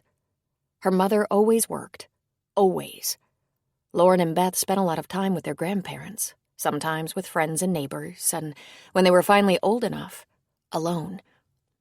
They were fed and clothed, but there wasn't money for extras, and they learned to help with all the household chores when they were very young. Grandma and Grandpa lived a few houses away, so there was always someone they could rely on. But poor Honey was constantly on the run to her first job, second job, or somewhat later, night classes. It wasn't surprising that their mother was seldom cheerful. There were things Lauren was able to do with her children that Honey couldn't, like playing games, helping with homework, and reading together. In adolescence, when kids were sometimes cruel and always competitive, Lauren and Beth relied on their own part-time jobs to buy clothes or go out with friends. They didn't have the use of a car. Once in a blue moon, they could talk Grandpa out of his. And while both of them achieved partial scholarships, college was brutally hard. They worked their way through, and of course, they had to live at home. By the time Lauren graduated from college, Honey Verona had achieved her own degree, but hers came through years and years of part-time school. Honey had worked job after job, leaving one job for the next if the pay was higher. She worked in a library, nursing home, self-serve gas station, convenience store, as a secretary on a military base, and even in a police department motor pool, washing and cleaning cars. When Lauren was 22, Honey had a degree with a teaching certificate and taught freshman English. But she also started working at an upscale cosmetic counter at a department store, 2 nights a week and weekends. That job was perfect for her. She looked amazingly young and fit until the day she died. When she retired from teaching just 2 years before the accident, she kept her job in cosmetics. She had a discount at the department store, wore her own makeup like a pro, dressed beautifully in casual chic clothes, even taught her granddaughters how to apply their makeup so they wouldn't look cheap or inexperienced. Beth had never cared that much, but Lauren had always made good use of her makeup lessons, as did Lacey. Lauren remembered having rich fantasies about how her life would be different from Honey's when she was grown up. She would have an easier life, and there would be luxuries now and then, and travel, and good clothes, and a cleaning lady, and a nice car. She laughed softly. And didn't I just manage to get all that? And how exactly was it better? Dressed in jeans and a comfy chambray shirt, she opened the bedroom door. There sat Cassidy alone on the couch, texting or writing emails on her phone. I thought it was pretty quiet, Lauren said. My other daughter and her flowers are gone? Cassie put her phone aside. Yes, but she didn't go quietly. I made her cry. Oh, Cassie, why? Because she's selfish and spoiled and never thinks of anyone but herself? Lauren sighed. That's pretty normal in a young woman her age. She'll grow out of it. Hopefully. I don't care whether she does or not, Cassie said. I decided a long time ago that I was just too unforgiving, and everyone else in my family had more tolerance for Daddy than I did. But now what I realize is we all let this happen. Let him build up momentum until he went too far. I'm done with him. Lauren was saddened by the fact that that made her feel good. She hadn't planned to throw him under the bus to his daughters, even if he deserved it. So, you're not feeling forgiving? Oh, maybe I'll forgive him eventually, if he asks. But that doesn't mean I'll be spending time with him. Wouldn't you say he's crossed the line now? He's a selfish and dangerous bastard. Don't you dare go near him. I'm just terrified to leave you here alone. I'll be okay now. I outed him. I have friends and family here. I'm terrified you'll cave in and go back to him. Oh, no, Cassie. No. I have my lawyer working on a restraining order. In fact, she said I'd have it today. That's a relief.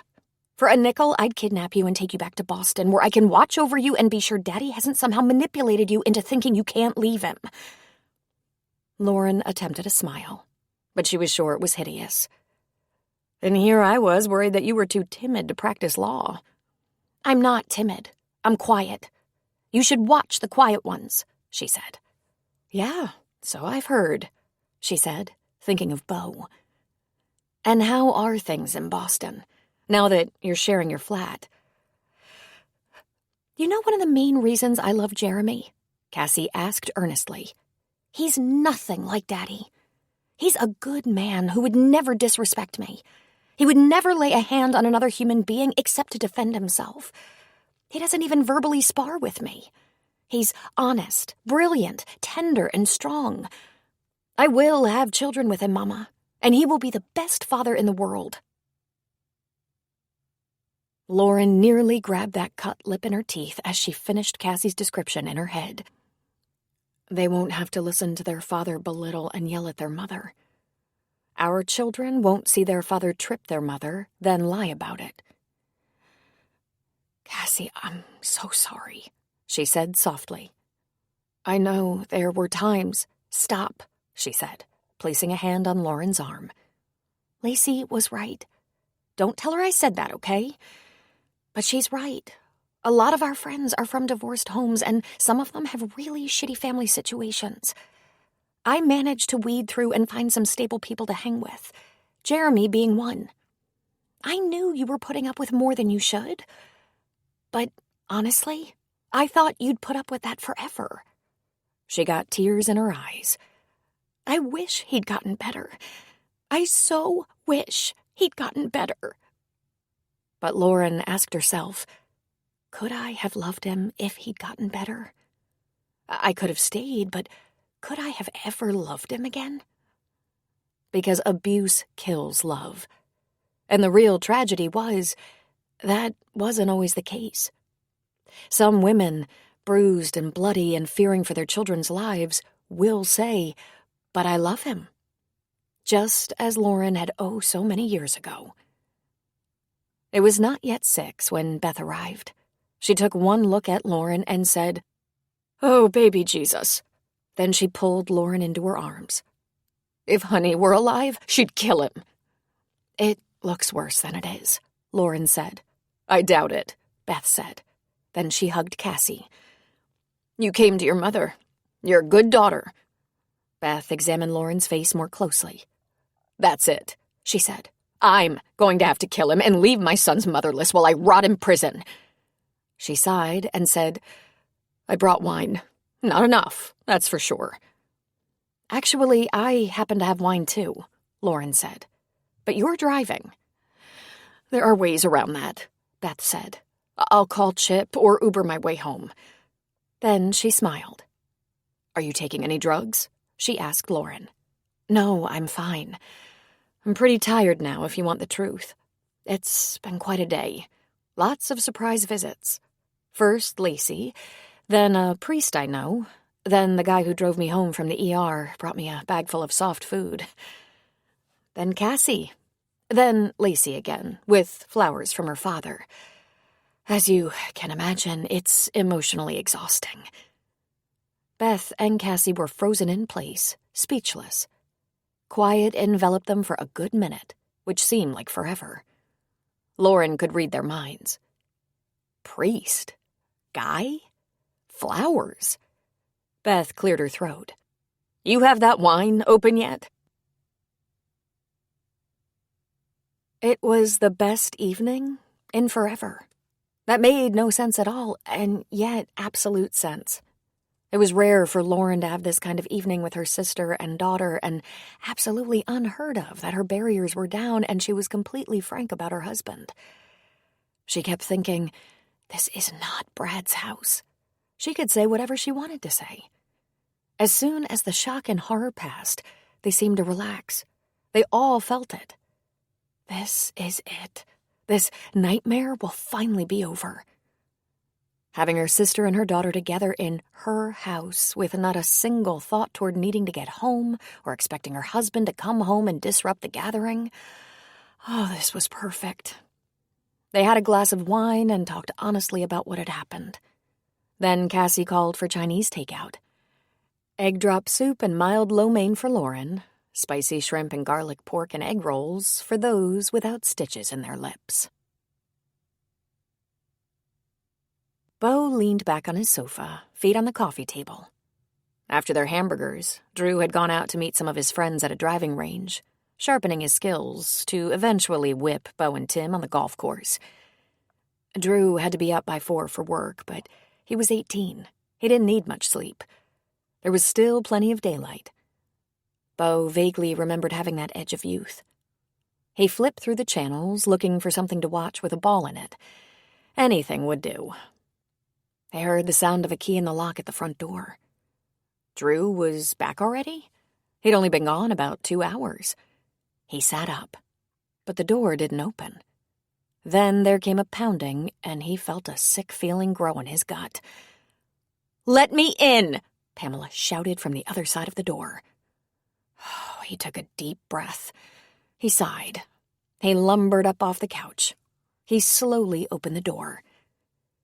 "It would be better if you called ahead," he said. "Is there something you need?" There was a grim set to her mouth, but oh, Pamela was so beautiful. She was constructed to be, of course. She wore her streaked, honey-colored hair long. She bought a chin years ago, for starters, then boobs, lipo, tummy tuck, Botox. Her lips were a little puffier, collagen injections, he'd learned. Her nails were a classy length, and she had an awful lot of eyelashes. She was tanned and buff. Pamela worked very hard on that face and body. Bo thought she did so because she had a troubled soul. He thought she'd been much prettier before adding and subtracting so much. "I need my house back," she said. "Well, unfortunately, it's not your house." "You always said it was our house, and I lived in it for 13 years. So move over, darling." He blocked the way. "It'll be part of the community property, I understand that, even though it was my house for 6 years before we met, and it's still in my name. And I'm sorry, but since our divorce is pending, since you've been served divorce papers, we can't live together. It just wouldn't work. And on advice of counsel, I'm not leaving." She looked shocked. "You never put the house in my name, too?" "At first, I just didn't because it made no difference. Neither of us would have singular properties. It's a 50-50 state, and that's the way it is because there's no prenup. But I brought this house to the marriage, and you left," Bo said. "Well, I'm coming home," she said. He leaned slightly, spotting the suitcase behind her. 2 large and 1 carry-on size. "I'm sorry, Pam. No. You left. You had a flat in the city, and I told you several times I'm done with this arrangement." "And where am I supposed to go?" "Back to your city flat, I suppose." "I let it go," she said. "Before making arrangements for your next residence?" "I don't have to make arrangements to come home to my house." "Not your house, Pamela. It's where I live. It'll be community property." He glanced over her shoulder to the newish BMW in the drive. "Just as your car will be community property, and your other assets." "My car will not be community property," she said, sneering. She tried to push her way in, and he blocked her. "God damn you, let me in! You can go to a hotel, or your mother's, or go to the goddamn rectory for all I care." "Mom," Drew said from behind her. "Stop it." Bo hadn't seen him arrive. Since Pamela was parked in the drive, he'd parked in front of the house next door and had silently approached. "Drew," she said. "Sweetheart, tell Bo this is my house and I'm coming home." "Pam, don't put Drew in the middle of this," Bo said. "It's not the boy's problem, it's ours. Let him be." "But I want to come home and live with my son," she said. "I'll take you down to the restaurant and we can have a cup of coffee or ice cream or something. Talk things over. Then you have to leave," Drew said. "This is Bo's house and he's been really fair." "I don't want an ice cream," she snarled. "I want this house. How can you take his side? What's he to you? He's not your father. I had to beg him to take me on with 2 little boys, but he was never your father. He can't." Drew took a step toward her. "He wanted to adopt us, me and Michael, but our dads wouldn't give permission. My dad didn't even come to my graduation. He shook his head. Mom, Bo is right. You left. I asked you not to leave. I had a feeling it was going to be the last time. You can't just keep changing your mind. Drew, you don't have to. Bo was going to say, fight my battles, but he was cut off. Don't get sucked into pity for poor Bo, she said. You have no idea how difficult and complicated marriage can be. Drew chuckled, but without humor. Don't I? I've been watching you and Bo since I was just a little kid. And Mom, I think everything in your life is complicated and difficult. I'm sorry, it is, but this isn't your house anymore, and I'm not going to be quiet while you beat up on Bo. Bo's been a good dad. And you don't want to live with me. If you wanted to live with me, you wouldn't have left. Seriously? You're taking his side? Over your own mother? This stepfather who doesn't care about his own wife? Pam, don't. Yeah, I am, Drew said. Do you need me to help you get those bags back in the car? Where do you expect me to go, since I'm denied my home? Drew stiffened and put his hands in his pockets. I know you have somewhere to go. You probably have a lot of places you can go. But you gotta stop being so mean and so unfair. Bo was always good to us, good to all of us. I love you, Mom, but sometimes I really don't like you. Drew, she gasped. How can you say that to me? Michael might let you sleep on his couch, Drew said. You are so ungrateful, Drew, she said, turning on him now. After all I've done for you, you side with the man who's throwing me out in the street? He was a lousy husband, a useless stepfather, an unfaithful— Come on, Mom, Drew said, taking her arm. Let me help you get these bags back in your car. You can scream at me for a while if it makes you feel better. Enough of this drama out on the street. Bo watched as Drew pulled Pamela to her car, watched as she shook him off and stomped her foot. But he didn't watch long because he knew what was next. She would strike him and then cry, and while he felt an overwhelming desire to protect Drew, Drew was a man now. Drew knew his mother, and if Bo was exiting this marriage, he couldn't be the buffer between Drew and his mother anymore. He stood just inside the door for a moment, listening. He couldn't make out the words, but clearly Pam was arguing with him, loudly. Bo sat on the sofa and hoped Drew wouldn't have to endure too much of that, but it was 10 minutes before the door opened. How could anyone put their child in the middle of a disintegrating marriage? Even an 18-year-old child. It was unconscionable. Drew, I'm really sorry that happened. The last thing I want is for this to be hard on you. I know. It's okay. I think the craziness will die down before too long. I'm really proud of you, the way you handled yourself. You were calm and respectful, and I know it must have been hard. Come on. I gotta be alone right now, if that's okay. I don't feel so good. I understand, Bo said. He sat back down on the couch. But after a few minutes, he stood up again. Drew had acted so much the way Bo would, exactly the way Bo had taught him. Face your mother's anger with calm. Don't lose your cool. It's her temper, not yours. The storm will pass. And now he was acting as Bo did. Bo knocked on Drew's door. The voice inviting him in was small and hurt. Drew sat cross-legged on the bed, and his eyes were a little red. Bo smiled at him. You couldn't be my son anymore if we shared DNA, he said to Drew.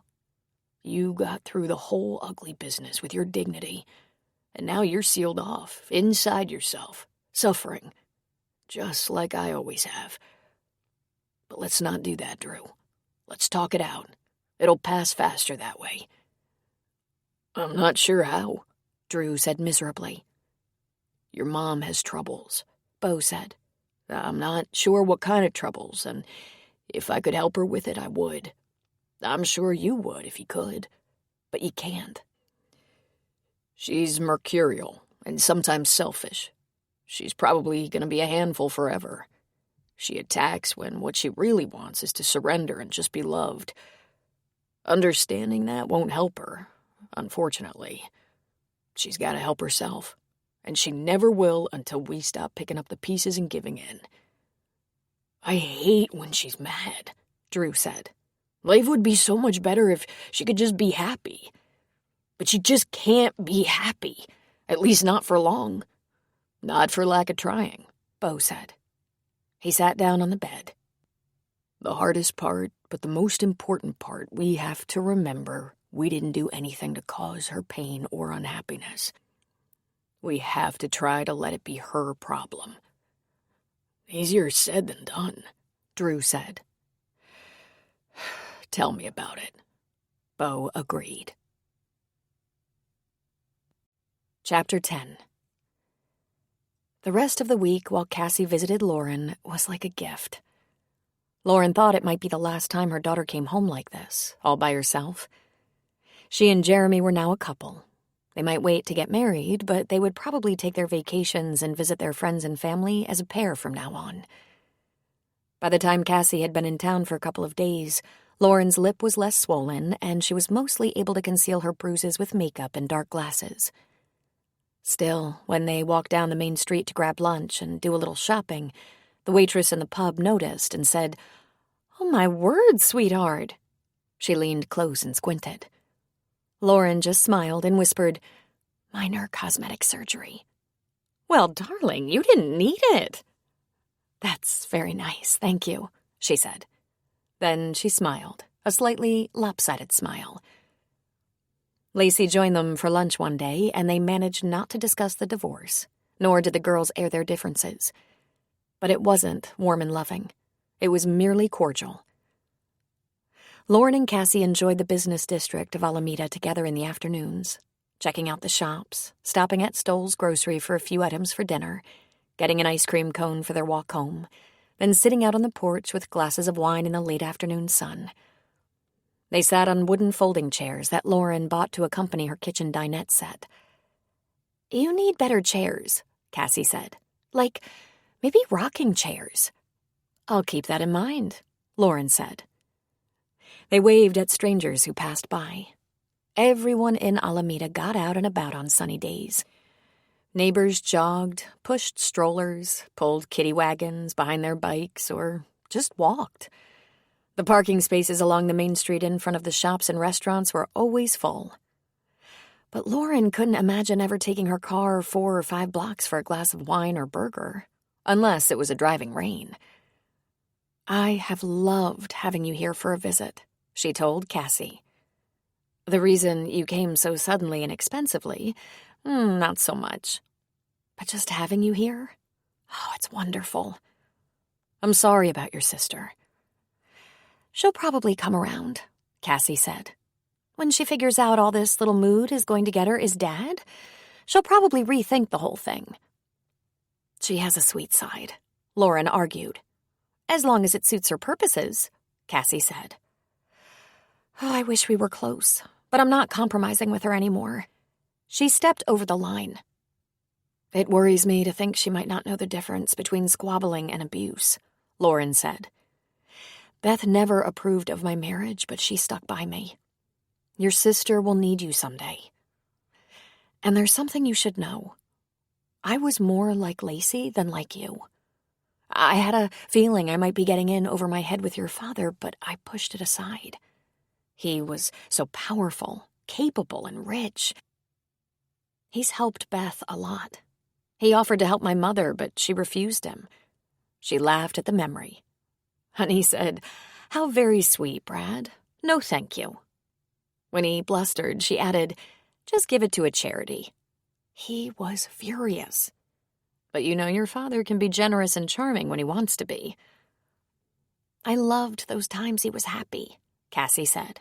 "Christmas parties, birthday parties, summer barbecues. I didn't trust them, but I liked them. It's just that all the stress leading up to the party was awful, and after all the company left, he so often took a turn for the worse." "When something didn't go the way he expected," Lauren said. I really don't want to leave you, Cassie said. Well, you're going to, she said with a laugh. I have to go to work on Monday, and you have to go home. I can't have you hanging around watching over me. It's time for both of us to get on with our lives. It didn't seem like the East Coast was so far away before. I'm going to be fine, and you have Jeremy and law school to think about. Just promise me one thing, Cassie. Promise me that if things don't feel right with Jeremy, you won't spend your entire life trying to change them. Take the shades off, Cassie, she said. See honestly. Don't lie to yourself. And please, don't be afraid.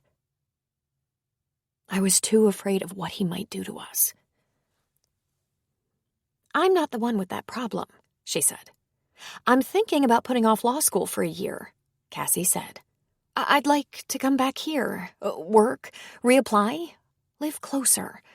I talked to Jeremy. He understands. He wouldn't mind getting back to the West Coast, though he's starting to think of Boston as an adventure. But no, Lauren said. No, no, no. We're going to move forward, you and me. I'm going to work and get divorced, and this winter I'll fix up this house. After the divorce is settled, I might buy it. Next spring, I'll plant a garden.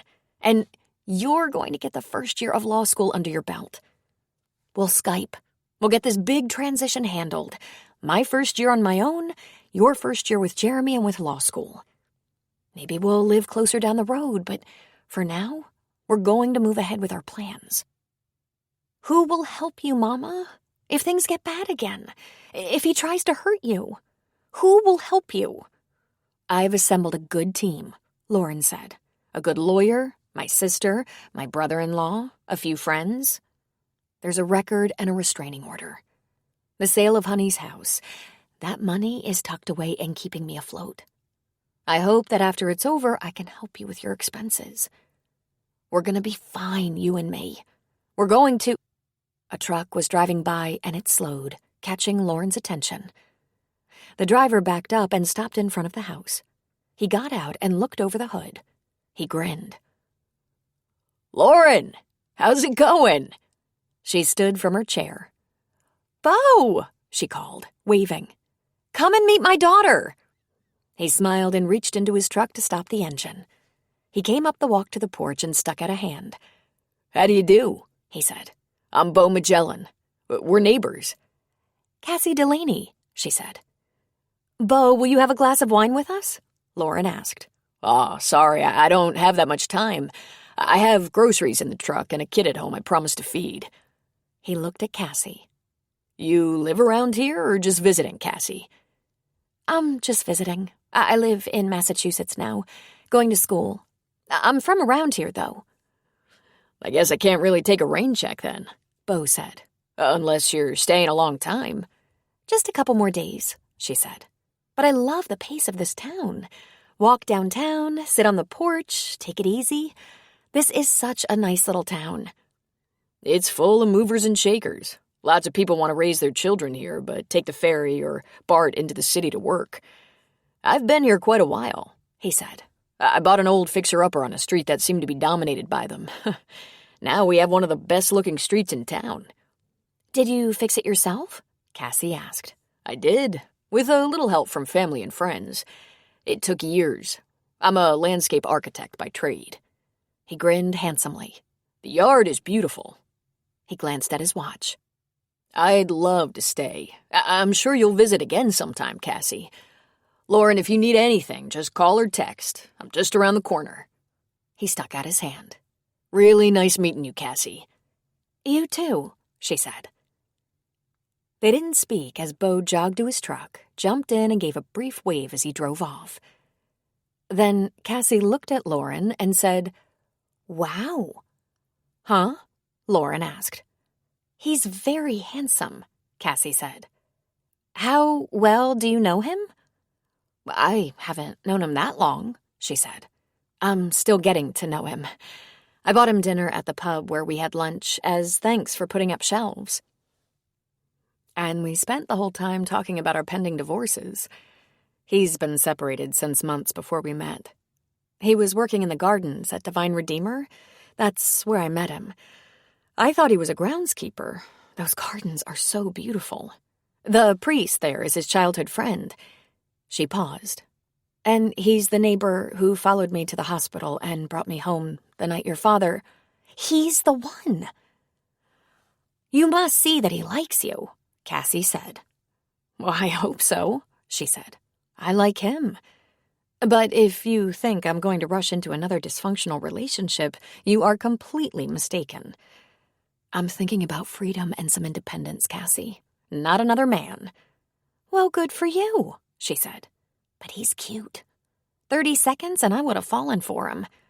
"Tisk, tisk. What would Jeremy say?" Lauren teased. "I'm just saying." "It's nice to know a guy other than your Uncle Chip who can help if I run into trouble or need a little carpentry, but I am absolutely not in the market. Period.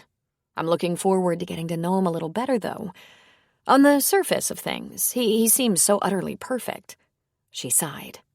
"I assume that means he's probably a psychopath." "I think the sad truth is my dad is the psychopath. Not your garden variety criminal minds psychopath. More of a CEO or billionaire type of psychopath." "Oh, Cassie, I didn't want that for you." "I think it's time we stop glossing over the facts, Mama. That's Lacey's job." "You really want me to ignore what he did?" "No," Lauren said. "I just didn't want you to be hurt." "You might want to rethink that," Cassie said. "Pretending is lying. Lying hurts." Early Monday morning, Lauren and Cassie said goodbye, and Lauren went to work. She still had to try to camouflage her purple bruises, but at least the swelling was down. The first people she ran into at the lab said things like, "Welcome back. I heard you had a fall. Are you okay?" She said she was fine, but was pretty ugly there for a few days. Then invariably they would say, "What in the world happened?" One of those klutzy slips while unpacking the kitchen. You know, up on the step stool, down on the floor, whacking the countertop on the way down, and biting my lip. And if she wasn't mistaken, she got a few quizzical looks, wondering if that was really the whole story. Her decision had already been made, but if it hadn't been, those few looks would have been convincing. But she was going to tell her boss first. She asked her supervisor, B, for a few moments of her time. B frowned. "Yes," she said tightly. "How about right now?" Lauren tensed up. B always treated her fairly, but there was something about the response Lauren felt that made her wonder if her supervisor disliked her. It hardly mattered. They worked together successfully, respected each other's boundaries, played by all the right rules. Lauren always thought the distance between them was because they had little in common. Left to their own devices, Lauren and B wouldn't meet for lunch or drinks, but they both joined in when the office staff went out together. B was the single mother of 4 grown children and now had several grandchildren. She had a great position as director of the product development lab and owned her home. But it was not in posh Alameda, and she'd never had a surgeon husband to go home to. Lauren tried not to speculate, but thought it was possible B was just a little jealous. If only B had known the truth. "Sit down, Lauren," B said. "You obviously took quite a header." "I wonder if we can have a confidential conversation?" Lauren asked. "Because I didn't exactly fall. I really don't need the details all over the lab." "I don't talk about my employees," she said. "My husband did this to me," Lauren said, her eyes briefly filled with tears, not because her heart was breaking, but because she was embarrassed. "Dr. Delaney?" B asked in shock, half rising from the chair behind her desk. Lauren nodded. "How long has this been going on?" B asked, her face grim. Lauren thought she detected a blush in that beautiful ebony complexion. "Nothing like this has happened before, and I say that honestly. I'd like to think I'd have filed for divorce long ago if it had, but I'm no longer sure. I managed to lie to myself so many times, in so many ways. Yes, he was always abusive. Yes, I left a couple of times. Really, this is all such dirty laundry. Don't worry about it, she said. It'll go no further. But you're kidding yourself if you think people don't pick up the signals. Oh, God. Has there been talk? That he's been beating you? No, not at all. That he's a mean and superior son of a bitch? I've heard a whisper or two. Do you have some good help to get you through this? Help? Legal help, psychological help, emotional help. Oh, of course. Yes. Listen, it's not that I'm ashamed, but, Lauren, anyone who has been through what you have has felt ashamed, Bea said. Believe me, I know. My husband was abusive. We divorced 30 years ago. I was so young. There were all those children. It was the hardest time of my life. And I never learn. I frequently make the mistake of thinking there are some people who are immune, who live charmed lives just because they appear to have it easy. But you never really know what's going on in another person's life. Don't worry. I won't be talking about your issues with anyone else. I respect your privacy and I completely understand. And if there's any way I can be of help. Lauren was deeply touched. Bea, would you like to go to lunch sometime? Cassie went to her father's office on her way to the airport. She left her suitcase with security at the front entrance and went upstairs. The receptionist in his office actually recognized her immediately and grinned a big hello, until she saw the firm line of her lips. Will you please tell my father I'd like to see him at the earliest free moment he has? It's urgent. Of course, she said. Are you all right? I'm fine, but he'll want to speak to me before I leave town. Yes, she said nervously. Yes, of course. I'll tell him. Just a moment later, a nurse came to the reception area and called for her. Cassie couldn't remember the woman's name, but she was very sweet and asked her how she was liking Harvard. It was so like her father to brag about her accomplishments, as if he had anything to do with them, yet refused to help her with tuition to punish her mother. Classes haven't actually started yet, she said. I came home for a family emergency. Oh, no, she said. The doctor didn't mention anything. Is everyone all right? I think she will be, Cassie said. She walked straight to her father's office. Of course, it was furnished with the best of everything, as was the rest of the office. The examining rooms held the latest equipment and were smart and efficient. Brad Delaney sat behind a large mahogany desk, surrounded by bookshelves and a couple of TV screens, even though most of the medical files were now accessible via computer. He rose. Cassie? He said, as if shocked. Stop it, she said. You know I've been in town. Lacey is reporting every tidbit to you. I came running the second I heard Mom had been so badly hurt. You never contacted me. He took on the expression of a slapped toddler. I was under the impression you didn't want to see me. But I do want to see you, she said. I'm leaving today. I came here to tell you something. I think you know you're in trouble. You have a problem. I certainly do, he said. My wife of 24 years is leaving me for a younger man. I don't know about that, Cassie said. She has filed for divorce because of your abuse. You could get help, you know. It won't save your marriage. It's really too late for that, but it could save your life. And if you got help and changed, you might be a part of your grandchildren's lives. As it stands, you won't. You're not safe.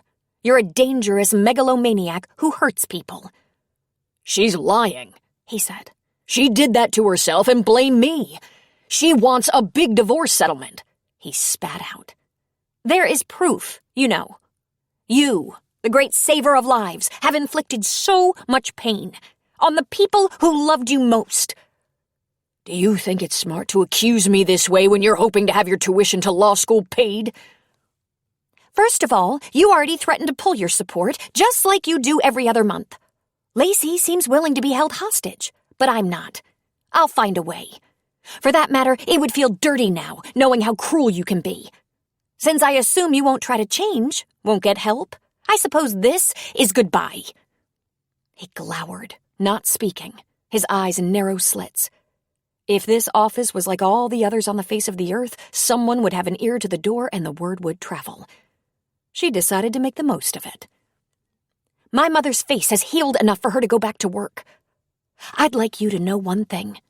If you ever lay a hand on her again, you will be sorry. I would ride into hell to make sure you're sorry. Leave her alone." "Get out, Cassidy," he said, keeping his voice carefully quiet. She turned and left. But she was acutely aware that one of his staff looked at her hard. She wasn't sure if the expression was one of disdain or pity. Perhaps he'd already briefed his staff that he was being railroaded by a greedy soon-to-be ex-wife. She had an Uber pick her up to go to the airport. She'd lived in the Bay Area her entire life, and she loved it. Earthquake rumbles and all. This was her part of the world. Leaving her mother here during what could be one of the most stressful, frightening times of her life didn't feel good at all, but she would be back. Leaving her mother terrified her, but she was right. They had lives to live right now. There were important transitions. They were headed for new lives, and it wouldn't be too long until they'd be together again. Lauren would be safe, she reminded herself. She had a baseball bat. She had Beth and Chip. Too bad they no longer had Honey. Honey had been looking for an excuse to pound the crap out of some man for almost 50 years. But then there was the guy, Beau. She was pleased to hear her mother was being overly cautious. After her father, Beau wouldn't be around 1 second after he pinched. Lauren heard from Cassie that she'd been approved for a low-interest student loan, just enough to get her class schedule started. Lacey was knee-deep in her Master's of English education, and when Lauren saw her, they avoided talking about the divorce. And Brad was silent. Lauren's lawyer was not silent. She'd had no difficulty securing a restraining order, but she was having a hard time getting an accurate accounting of the Delaney's net worth, since Brad handled all their finances and investments. She had copies of the couple's tax returns, so she knew what the family income was, but the value of property, medical equipment from his private practice, and his total investments was a little murky. "I suspect we need a forensic accounting," Erica Slade said. "He's offered you a settlement, which usually means he'd like to get off cheap." "A settlement?" Lauren asked. "Seriously?" $4 million. The house plus $2 million. I suggest you reject it. It almost certainly means your estate is worth far more than $8 million. She was dumbstruck. "He's worth more than $8 million?" she asked in a whisper. "Really?" "Lauren," Erica said, "you contributed mightily to that. Your income and blood, sweat and tears. Quite literally." She thought for a moment. "The house is probably worth closer to $6 million, but there is a big mortgage. The practice must be very valuable, though I never thought of it as ours. The investments, I can't imagine. He controlled the money. This is terrible. I feel so pathetic and incompetent. Why don't I know what we have?"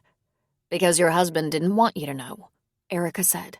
"He was obviously never secure. He may have been concerned that you might file for divorce throughout your marriage. When we get a believable accounting, we'll talk about a settlement. In the meantime, I'll get his lawyer to agree to a stipend during your separation." "Is there something I should be doing?" Lauren asked. "Yes," Erica said. "Begin to rebuild your life."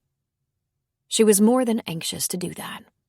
She began by making an appointment with the last counselor she'd seen and felt comfortable with, Jan Straight.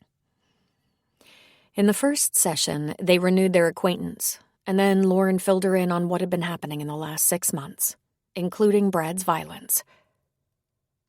"I didn't realize I'd been in denial," Lauren said. "The more I confront the truth, the more comes to the surface. Stuff I just didn't want to believe, so I ignored it or tamped it down." "Give me an example," Jan said. "Well, he was sued by an employee. She alleged he kicked her in the operating room. When she did something he didn't want her to do or failed to do something he expected, he kicked her. Not hard, but still. Of course, he said she was crazy. It never happened. Eventually, he settled with her and she quit her job. I never learned the details. He said he had deep pockets and was a target as a result, and it was to be expected people would go after him from time to time. And I accepted that. Then, a couple of years later, I went to the dentist, a new dentist. Oh my gosh, he was a handsome young man with the most beautiful smile. His assistant was a young woman who'd worked for the previous dentist who'd retired. She was a single mother, was gentle and kind with a good sense of humor. During the procedure, he corrected her twice, harshly. Then he kicked her leg underneath the back of my reclined chair. I said, "Stop! Did you just kick her?" And he said, "Of course not. Please relax, Mrs. Delaney." I couldn't relax. I was on high alert. Then he did it again, and she winced. And I knew in that moment Brad was guilty of doing that to one of his nurses. I tore off the bib, pushed away his tray, and with my mouth stuffed full of cotton, I sat up and spit it out. I told Ashley she should sue him, and if she needed a witness, she could call me. I walked out and cried all the way home. "You're sure that's what happened?" "I have a mental closet full of those things," she said. "Sometimes I buried them so deeply I couldn't even remember them. Like the time he deliberately tripped me at Disneyland. My daughter Cassie never forgot it, but I did. Or at least I refused to think about it. Because if I thought about it, I'd have to do something about it. And that took way too much courage." "But you found the courage now?" Jan asked. "My daughters are grown," she said. "They've moved away from home, though their bedrooms are still preserved for them. I can't live there anymore, especially now." "Let's set up some appointments," Jan said. "I want to help you through this." September brought Lauren's very favorite time of the year, and she began to relax as the air became crisp and cool. The harvest from the farmlands of the Central Valley brought out the most delicious displays of fresh fruits and vegetables in bins outside the grocery and at roadside stands. The last of the tomatoes were displayed among ears of corn and ripe apples. Next would come the squash and pumpkins. She brought home artichokes by the bagful, so cheap they were practically free. The fall colors gave her a sense of renewal, a hopefulness. Lauren's do-over began. She pushed herself to become friendlier with her coworkers, beginning with Bea. They had lunch together soon after their meeting, and while they spent a little time discussing their war stories, they soon moved on to their very similar childhoods, both of them being raised by single mothers. Then she pushed her way into the small cliques that met to lunch together. She asked if she could join them. She was welcomed and quickly realized that she had been aloof and kept herself separate from the social side of work. "Of course you were," Bea told her. "I imagine you didn't really want too many people to understand how imperfect and secretive your life really was. Time to get some counseling and support, Lauren." "I'm way ahead of you," she said. "I started counseling already." She shared some of the beautiful vegetables she bought at out-of-the-way roadside stands. She made cookies and brought them to the office. And she kept her appointments with Jan straight. For the first time, she felt she might actually realize her hopes and dreams for a new kind of life. She grew comfortable in her new friendships. She went out for drinks with the girls from work one evening, and they all giggled like children. They were women she'd known for a long time and yet hardly knew at all. Carly, in her early 50s, was single, and her widowed mother moved in with her as she grew older and had medical issues. Merlene was just 35, married to a contractor, and the mother of 3 young children who drove her crazy most of the time. Shauna was 40, divorced, and the mother of 2 teenage girls. Anne was 60, with her 78-year-old husband now in memory care. Her children were grown and didn't live near enough to help out. Lauren was pleasantly surprised to fit right in. They were all dealing with personal challenges of some sort. Some of them seemed rather alone. Some had large families they were close with, but none of them had worked at Meriwether for as long and remained as remote as Lauren. They all supported each other and were willing to support Lauren, too. "Sorry about the divorce, Lauren," Carly said, "but I'm glad you decided to come out and play." "Me too," she said, and meant it. "Congratulations on taking your life back," Jan said after their first few sessions. The changes that started with a new house and fresh vegetables proceeded to lunching with coworkers, seeing Lacey without arguing about the changes in their family dynamics, talking for at least a little while with Cassie almost every day, and meeting Beau for an occasional glass of wine at the pub a few blocks away. She and Beau easily graduated to laughing over ordinary things like one of his fussier clients or some of her failed recipe experiments. On one lovely fall evening, she made them gourmet artichokes, the leaves stuffed with blue cheese and bacon, doused in garlic butter. They ate on the front porch, drank wine, and watched the sunset.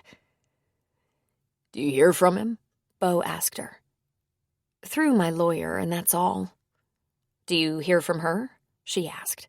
"Constantly. But it's all the same old stuff. Nothing new. She can't turn the boys against me. They're men now. Sadly for her, they're men who know how mercurial she is. So she's threatening to wipe me out, leave me completely broke." Lauren gasped. "What if she does?" He smiled, a smile she'd come to depend on. "I don't care. I can start over. She can't get more than half, right?" "Why do I feel guilty asking for half?" she asked. "I'm not the surgeon. I didn't endure a decade of medical school and residency.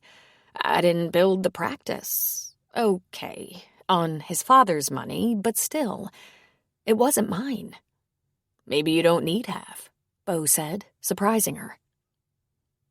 "Maybe what you need is what's fair and reasonable. But before you settle on a number, you should know what there is, and you should see if you can count the pinches, the bruises. And I don't know that much about your marriage, but could he have done any of it without you?" "Yes," she said quietly. "With a maid, nanny, assistant, secretary, household manager, and whipping post." Chapter 11. At the end of September, when the leaves were turning colors and people were putting fall wreaths on their doors, Beau called her one Friday afternoon. "How's your poker game?" he asked. "Poker?" she repeated. "You know, cards. Your poker game." "I'm not sure I even remember how to play," she said. "I might have played a couple of times in college, but we mostly played hearts." "Great. I'm getting a table together for tonight. Tim, my son, Drew, his current girlfriend Darla, me and you. I'll have food, poker food. 7. Will you come?" "Oh, I don't know. I'll tell everyone to go easy on you," he promised. "Come on, it'll be fun." Lauren took the address from Beau and opted to drive herself to his house, though she was tremendously nervous. Would Father Tim frown in a paternal way? Though Tim didn't seem that fatherly, except in the clerical sense, and surely he wouldn't be wearing a collar or robes. Would Beau's son show his disapproval of her presence out of loyalty to his mother? And the girlfriend, would she be snooty and proprietary? Oh, why ever would she think or worry about those things? Lauren didn't know. Perhaps because she worried about many things. "Hi," Beau said when he opened the door. "Come in. We're all here." She presented her offerings, though she wasn't asked to bring anything. "What's this?" he asked, taking a couple of large sealed containers from her. "Stuffed mushrooms and a cheese ball." She lifted a bag. "And crackers." "That was nice of you," he said. "I didn't mean for you to go to any trouble." "Well, I wanted to," she said. "You'll love it." "Will you have a glass of wine?" Yes, sure," she stammered. He grinned at her.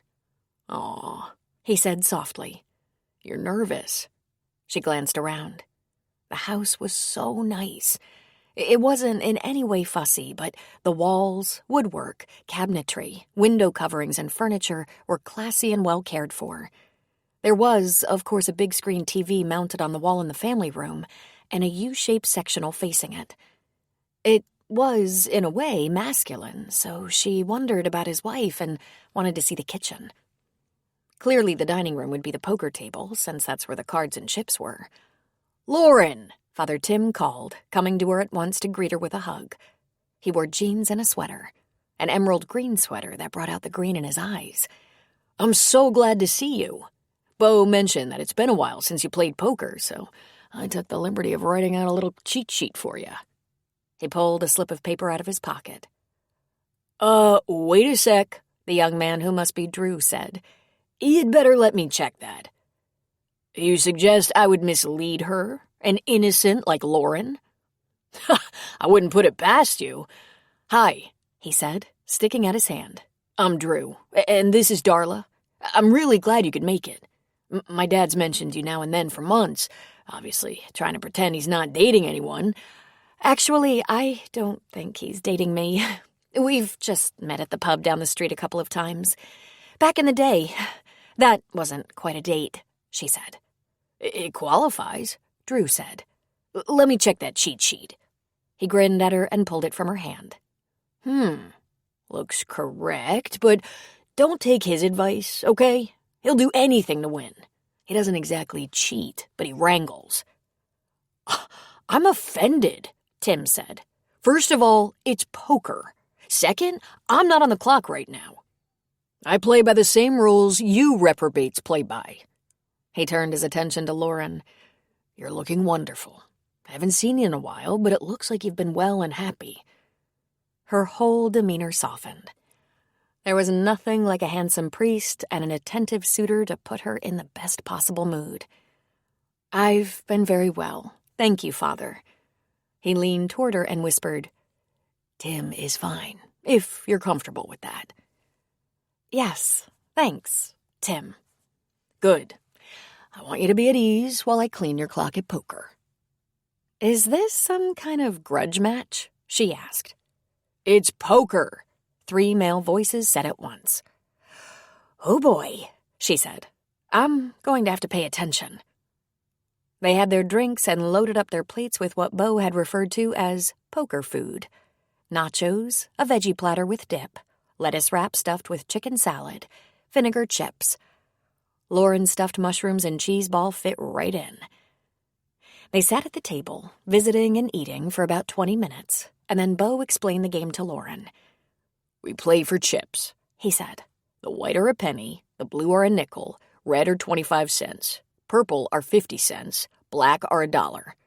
We'll front you for your first time, and if you don't want to bet, like if you have a gambling problem or something," Drew said. "No, I want in like everyone else," she said. "Though I hope you'll be patient with me. I've never been good at card games." "We'll be very patient," Bo said. "Then can I just have a bunch of penny chips?" "Okay, Lauren. To stay in the game, you're going to have to bet along with the rest of us. You'll have to see, which means to match a bet to stay in, or call, which forces them to show their hand. Every move costs chips, and they'll do the same to you." "Okay," she said uncertainly. "So what should I do? $20?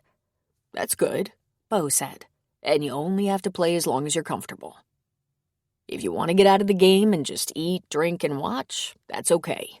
And if you need help, just ask me." "No way, partner," Drew said. "She asks me." Lauren dug in her purse. "Can't believe he's so scared of a girl who hasn't played poker in at least 25 years. "You just take your time," Bo said. He counted out her chips while everyone put their money in the pot and took the appropriate chips. Then Bo dealt the cards and asked her if she wanted to open. "Sure," she said. How much? A few pennies?" Everyone groaned. "Well, geez." "Look at your cards, see what you have. You can discard up to 3 and pick up new ones. I'll open. I'm in for 50 and I'll take 2 cards." Around the table they went, then went again. Lauren stayed in. When they were going around the third time and it was just Tim, Drew, and Lauren, she very politely raised her hand. "I have a question," she said. "You don't have to raise your hand," Bo said. "What's your question?" "What's a full house again?" she asked, showing her cards. There were more groans as everyone folded their hands. And so it went. It wasn't long before they refused to let her ask questions and told her to check her cheat sheet and follow her instincts. Before long, Darla gave her chips to Drew and retired to the sofa to read, a plate of snacks balanced on her flat belly. That left Lauren as the only woman at the table as she played each hand in an ultra-polite manner, asking permission, saying please and thank you, laughing softly as the men groaned while she scraped her chips toward her. After about 2 hours, she was the big winner of the night. Tim threw the party. Drew was hurting from his losses, and Bo was amused in spite of himself. "That's it, I'm out," Tim said. "I've emptied the collection plate." "Me too," Bo said. "I'm out." "I should quit and take Darla home," Drew said.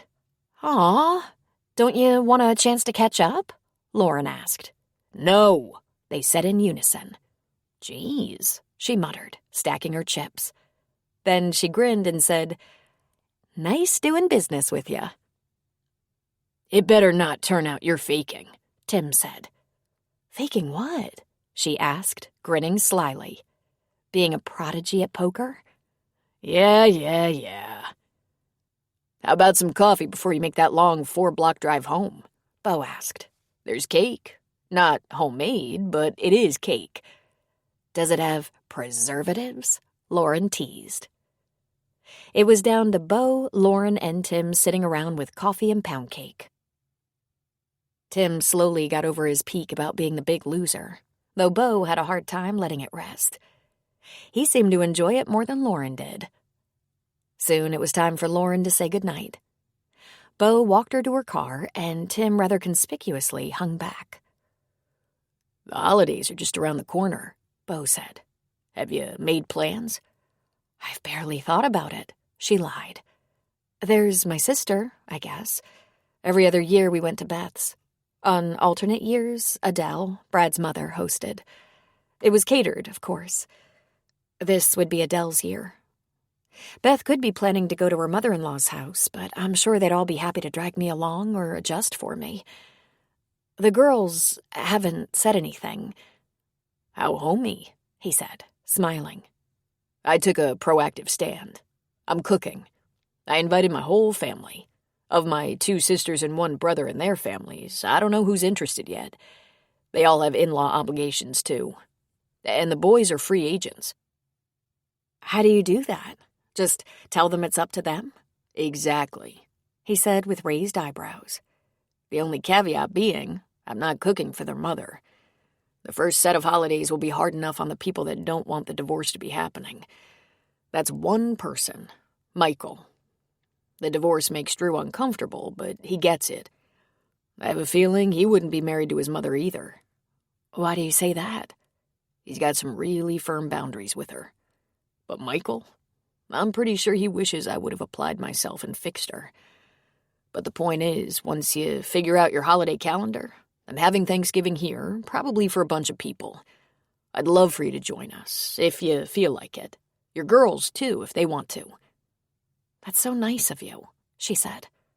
"Just an option to think about," he said. "You might want something different this year, just to change things up." He put a hand on her shoulder and squeezed softly. "I'm really glad you came to poker night, even if you did wipe us out." "You men aren't exactly good losers." He chuckled. "You raised your hand to speak, just like a schoolgirl." "You won't underestimate me next time," she said. He leaned toward her. "I sure won't." She instinctively backed up slightly when what she really wanted to do was lean into him. Obviously sensitive to her movement, he pressed a brief kiss on her cheek. "If you'd like me to follow you home, make sure you get in safely, I'd be happy to do that." "I'll be fine. I'll be alert. The street is well lit. The locks are good. Thank you for a fun night. Talk to you soon." and she withdrew into her car. He leaned on her car, and she lowered the window. "If anything seems odd or weird, don't get out of the car," he said. "Bo, I've been getting myself home from evenings out for weeks now," she said. "I won't take any chances." "When you're home and safely behind locked doors, will you text me?" She grinned at him. "You're an old woman in a man's suit." "I guess," he said. He gave her car door a couple of pats and stepped away. Tim was lounging on the sofa with his feet up on the ottoman, coffee balanced on his belly. He appeared to be in no great hurry to go anywhere. "That took a while," he said to Bo.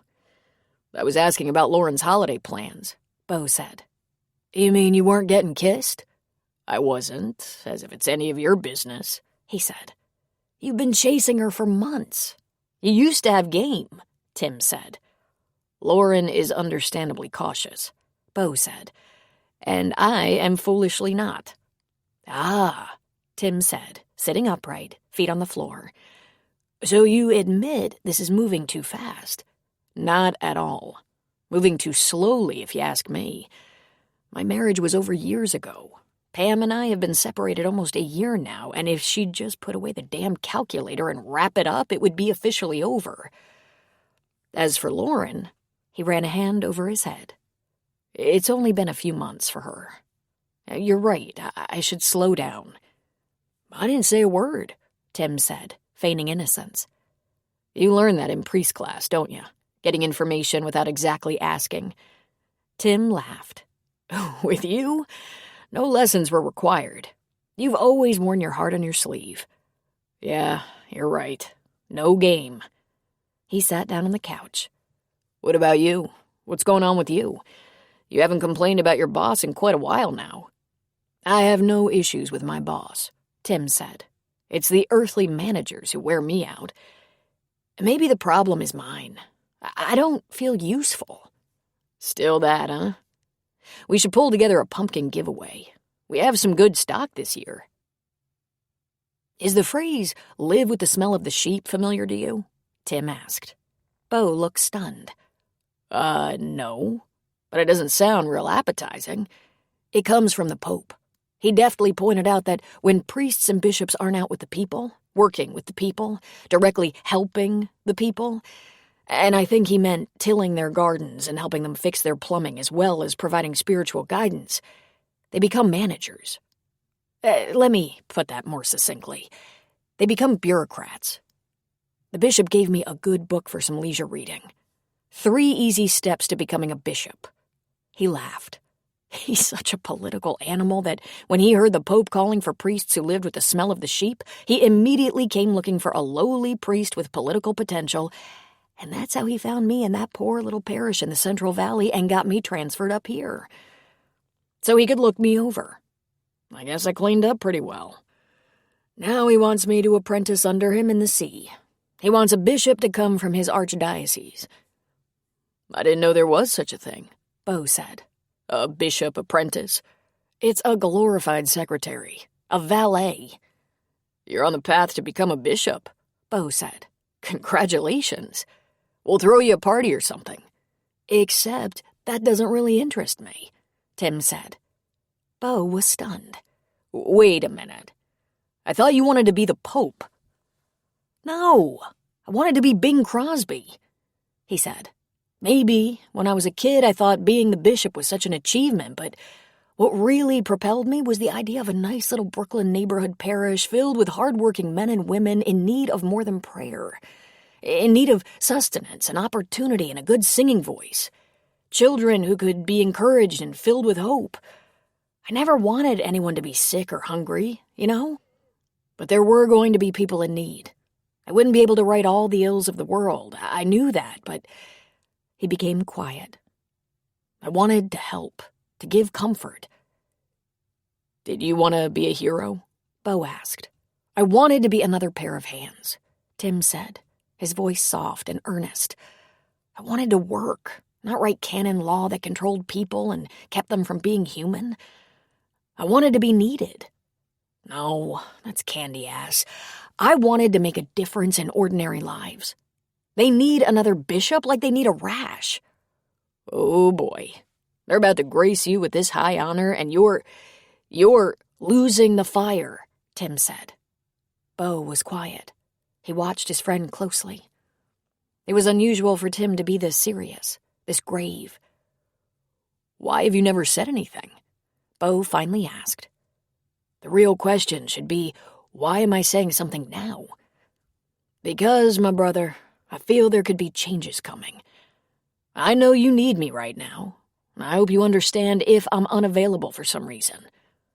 Of course, he said. Listen, take care of yourself, Tim. I'm good. I want you to be happy. You didn't sound happy just then. God didn't put me here to be happy, Tim said. He put me here to be useful. That's happiness right there. So you see, in the end, it's entirely selfish. It makes me happy to dig my heels in and work alongside the poor and disenfranchised. You should have skipped the seminary and the vows and just hired out as a missionary. I can think of 100 nonprofits who would kill to have someone like you, someone willing to break his back for a bowl of soup. Tempting, Tim said, causing Bo to look at him with amused surprise. Bo shook his head. You're one of a kind. You know that? Lauren had tried not to think too much about the upcoming holidays, but the truth was it popped into her mind often, and it worried her. She would bring it up to Cassie first. She was the most loyal and reasonable. Then she would talk to her sister. She would offer all the cooking and hosting she was able to. Maybe Beth would have no interest in having a holiday meal at Lauren's new house, which was perfectly all right. She would go anywhere that seemed agreeable. She even had passing thoughts of going to Boston, though she was sure Jeremy's family would invite them home, and Lauren suspected they would include her. But who would rear an ugly head this holiday season? Would it be Lacey, angry that the family she'd known was splitting apart? Would it be Brad, furious that the holiday he had designed was not to be? Would the holiday spirit throw him into a rage? Brad loved the Christmas season particularly. He liked attending parties. He liked throwing parties. Though he played host and had specific ideas about what should be done, he didn't do any of the work. He liked showing off at all of the parties, but he wouldn't like it while going through a divorce. Adele had never joined them at Beth's house. Instead, whether Thanksgiving or Christmas, he would make a run by his mother's house and have dessert with her, dragging Lauren along. But while he paid homage to Adele by having a holiday meal with her now and then, he didn't much enjoy it. He didn't stay long, and his mood was usually dark when it was over. What he liked was hosting a lavish celebration at his house, whether it was for his friends or even Lauren's family. That's where he was comfortable. The king and his subjects. Whether Thanksgiving or Christmas Eve or Christmas Day, he liked it when people gathered at his house. That would never happen again. The only way he could do it without Lauren was to have it catered the way Adele did, without his queen to oversee the details and do the work. But perhaps he was working on his next wife, she thought cheerfully. That would eliminate a number of problems, if she could just pass him off to the next woman. That she pitied her successor went without saying, but she couldn't help the mysterious her. But would he snap? That was her real worry. When the holidays didn't go the way he'd like them to go, would anger overwhelm him? Would that restraining order keep her safe from him? Erica called her. It was the second week of October. The leaves were turning. It was still warm in most of the Bay Area while the coast was still cool and damp. The harvest was almost over. Dr. Delaney would like to have a face-to-face conference with you. He termed it a renegotiation, Erica said. A what? I have no idea what he means by that, she said. Given your history with the man, I suggest we just say you're not interested in a meeting. What does he want? Lauren asked. Sorry, I'm thinking aloud. You just said you have no idea what that's about? Think about your experience with him, Erica said. What does he do? He lies and manipulates, and here's the hook. I get sucked in because I wonder what he's going to say. I wonder so passionately that I can't wait to hear what he wants now. But you're right. Please tell his lawyer that I don't want to meet with him. He can talk to you. Erica sighed deeply. I'll listen to any offer, present it to you, and we'll go from there. And here I was just thinking how well things are going. He hasn't bothered me, nagged, or intruded on me, and I'm getting a stipend to help with finances. It was too good to be true, wasn't it? We don't know yet, she said. His attorney says his request is very sincere. Of course, that's exactly what I would say. I'll be in touch. 3 days later, Erica called again, this time asking Lauren to stop by the office. Erica Slade kept offices in a chic Victorian building that housed several lawyers, paralegals, and clerical staff. She was located on a fashionable San Francisco street that also had residences, very upscale, as were Erica Slade's fees. I gave him a couple of hours of my time, which he will pay for, just as he will pay for the time I'm presently giving you. I wanted to see your face when I tell you this. I have accustomed myself to surprises, but I've never grown to like them. Oh, dear, she said weakly. He is willing to make a substantial cash payment to you with a few stipulations. He would give you $5 million in cash, transferable bonds and stocks if you will give the marriage another go. He would agree to a post-nuptial agreement that would keep the settlement from being a part of your future community property if your attempt at reconciliation fails. He wants you to agree to 6 months' effort for the transfer of funds, and... Lauren shook her head. You really don't have to go any further.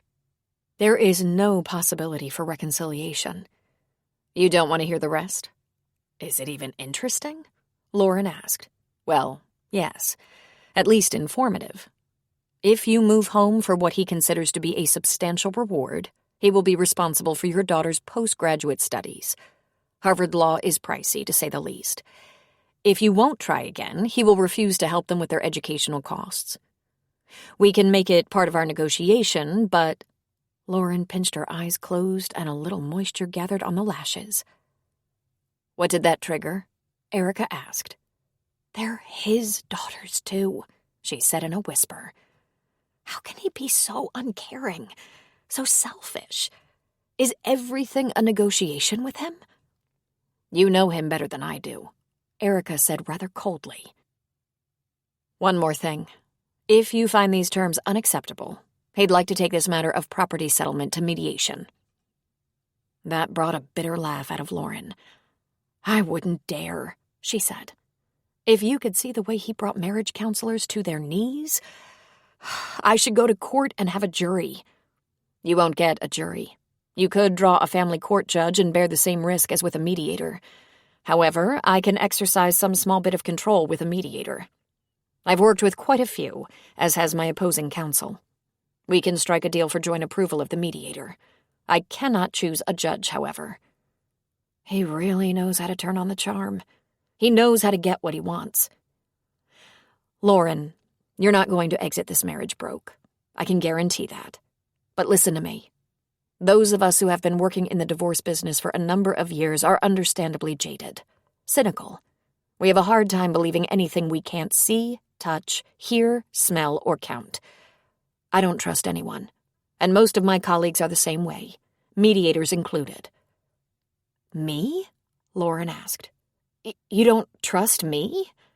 You're a nice lady. I think you've been treated badly. I think your decision to divorce is sensible, and I like you. But there are always two sides. I think you'd be okay with a mediator, and it might speed things up. In any case, we should bring a motion before the family court to issue a deadline for this proceeding. And I'm still waiting for that forensic audit. That's one of my holdouts. We don't do anything without that audit. We have to know his net worth. His real net worth. Can I think about it? She asked. Think about going back to him? Erica asked. Oh, God, no. About a mediator versus a judge versus a settlement for less than is fair. I just want to think it through. By all means. Lauren's resources with people who'd been down this path were limited. She had only Beau. She asked him if she could buy him dinner at the pub in exchange for a little advice, for a sounding board. He agreed immediately. Once he had a cold beer, she had her glass of wine, and their food was on order, she told him about the offer. I'm reluctant to weigh in on this, he said. I have a vested interest. I want you to be single. I want to be single too, she said. I don't think for the same reason. I just want my life back. It's been so long, I'm not sure I'll recognize myself. I just want to be friends, Bo. I'm not ready to think about another— Oh, God, I know, he said. I hear you loud and clear. I'm in the same boat, Lauren. But while there are these crazy spouses stirring things up at every turn, we can't even look at our friendship without it being confused. Here's all I know. I have a cousin who was married to a jerk, and she needed a divorce. She said all she wanted was to get out so she didn't get a lawyer, didn't fight for what was fair. He got away with no alimony or child support. He left her with a little furniture and the clothes on her back. She got her divorce, 2 little kids, no car, and the struggle was long and hard. The second she was on her feet, she said she wished she'd been smarter, a little tougher and more patient. But at the time, she was so worn down. So all I have to say is, don't make any decisions from a position of weakness. Take your lawyer's advice. I know you're not greedy, and the most important thing is getting your life back. But don't let him trick you. Is that what you were doing? Trying to fight back and be patient? He laughed uncomfortably. Lauren, my ex-wife wants everything. My house, my business, my boys, my soul. She's made similar offers. If I just let her come home, she'll promise to leave the business alone. But I know she doesn't keep promises. And let's be honest, that ship has sailed. No way I'm gonna live with her again. Oh, I completely understand that, she said. There's only one problem in my life at the moment, he said. I get lonely. He reached across the small table and took her hand. I never thought that would be a problem. Then I met you. Chapter 12. Tim left an unpleasant meeting with the Archbishop of the diocese. His Excellence was understandably disappointed. He had plans for Father Tim, but Father Tim had plans of his own. He'd already begun transitioning out of the priesthood. He felt a rush of fear and grief at the prospect, but there was no question in his mind. It was the right thing to do. It wasn't a question of faith. His faith was deep and strong, and he would find a way to do the Lord's work as a civilian. But his political disagreements with doctrine were too strong.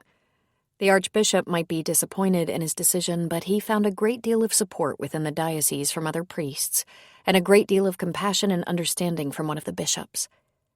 His Grace, Bishop Michael Hayden, had been ordained 40 years ago, and Tim would have expected him to think of Tim as just another flaky young priest with doubts and worries and selfish whims to break through the barriers that bound him.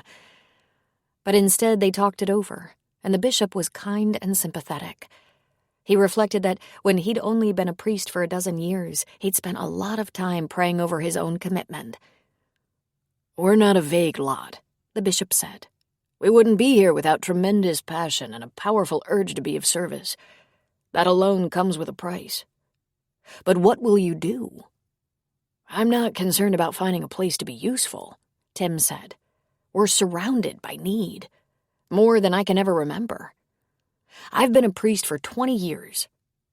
Of course I'll pray for you, he said. You've been a good priest. The Lord will light the way.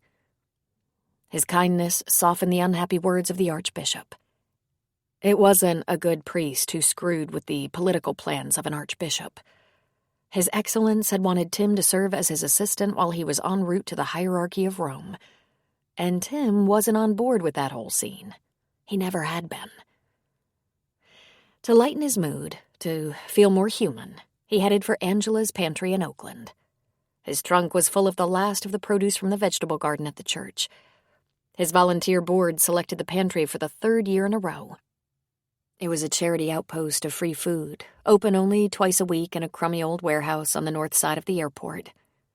There were a lot of homeless people in the area, and further inland where there were a lot of rundown neighborhoods. There were also a great many rich and well-tended neighborhoods, not to mention aristocratic homes speckled around the Bay Area. Angela Velasquez had started the food pantry 5 years before out of a rented storage unit about the size of a 2-car garage. She was burglarized several times while she applied herself to writing grant applications and searching for a larger, more secure facility. It wasn't long before her pantry was absorbed by a larger nonprofit that operated a number of facilities from soup kitchens to food pantries in Bay Area neighborhoods. That allowed Angela to move to a safer warehouse, draw a modest salary, and retain a number of dependable volunteers. Angela was young and so beautiful. She must be 30, but to Tim she looked like a mere girl of 20. She'd been raised mostly in the Central Valley, the daughter of a migrant farm worker, but had somehow managed an education and citizenship.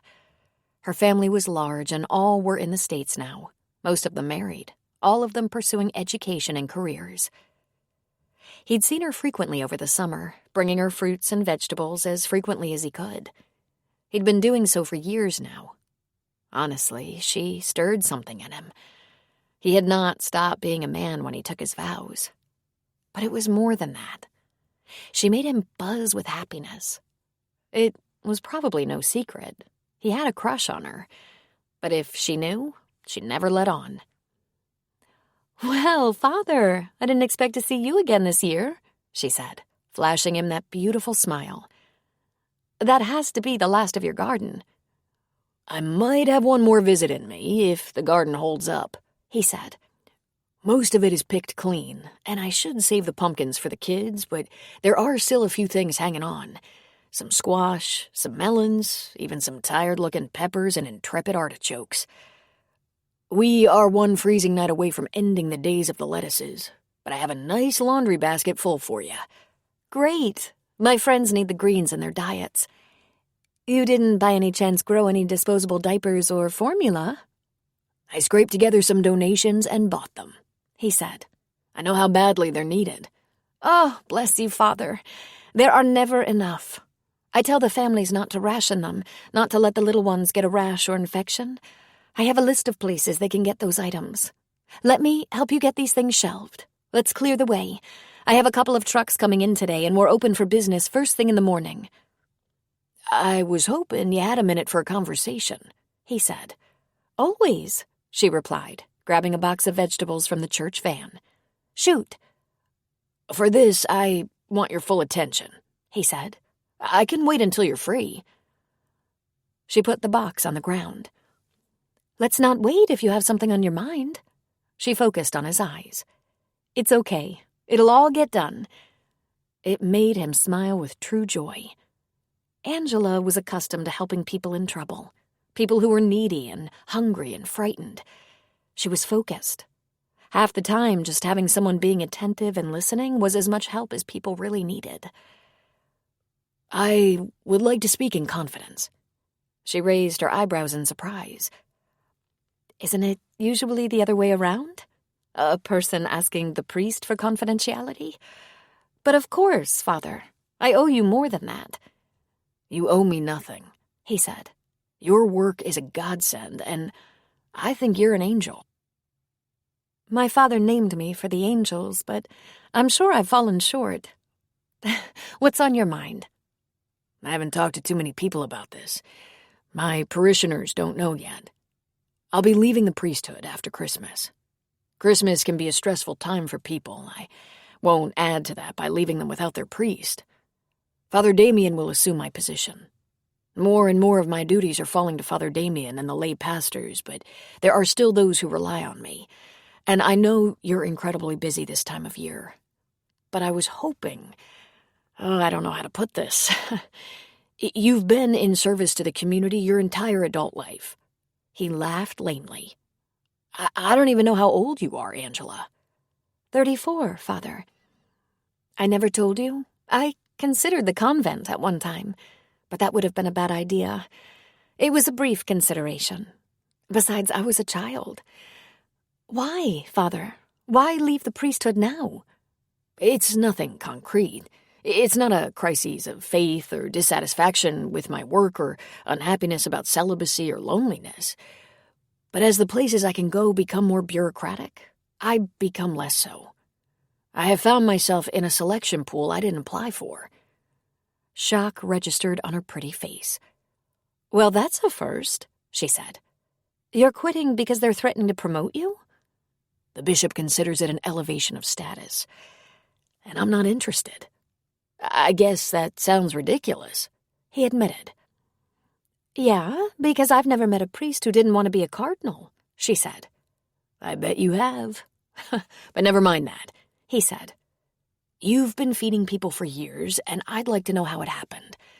I'm going to be looking for options pretty soon. There are lots of things I can do to keep the rain off my head. They'll probably let me sweep out the rectory and polish pews until I find a proper job. But I'm interested in meeting some more basic needs, like you do. If you're willing to talk about it." She stepped closer to him, her pretty brow wrinkled, her eyes narrowed. "Talk about what?" "How you found your calling? How you began your food bank? What other work you've done? What bureaucracy you battle?" "God isn't going to be mad at you for leaving the priesthood, Father. Are you looking for a way to make it right with God?" "No. As far as I know, we're good, me and the boss. It's what makes my heart beat." "Then I will ask you this, Father. Have you ever been really hungry? So hungry that hunger no longer has a feeling? Have you ever fled your own home in the dark of night? Been chased by police? Run out of your house and slept on the cold ground for days? Had no one to help? Begged for food or clothing? Been afraid you would not live another day? Dios, She stopped and rubbed the back of her neck. "My apology, Padre. I didn't mean to unload on you." Then she continued. "That is how I found my calling. In my anger. I am angry that in a world as plentiful as ours, there are hungry children. Isn't it bad enough that there is a disease we can't conquer? Isn't it bad enough that no matter how hard we work, there is still poverty?" He was respectfully silent while she calmed herself. Finally, he said, "I'm sorry, Angela, for what you must have endured." She jolted in surprise. "Oh, no, Father. I wasn't talking about me. We did all right. We were immigrants and field workers, but we had family. It's the people I've come to know. A large number of them are veterans, alone or some with families. If they have issues and can't hold a job, they get evicted, live in shelters or on the streets or in their cars, if they have a car. And yes, I see quite a few families from south of the border. If they're undocumented, they can't get any government help, like food stamps.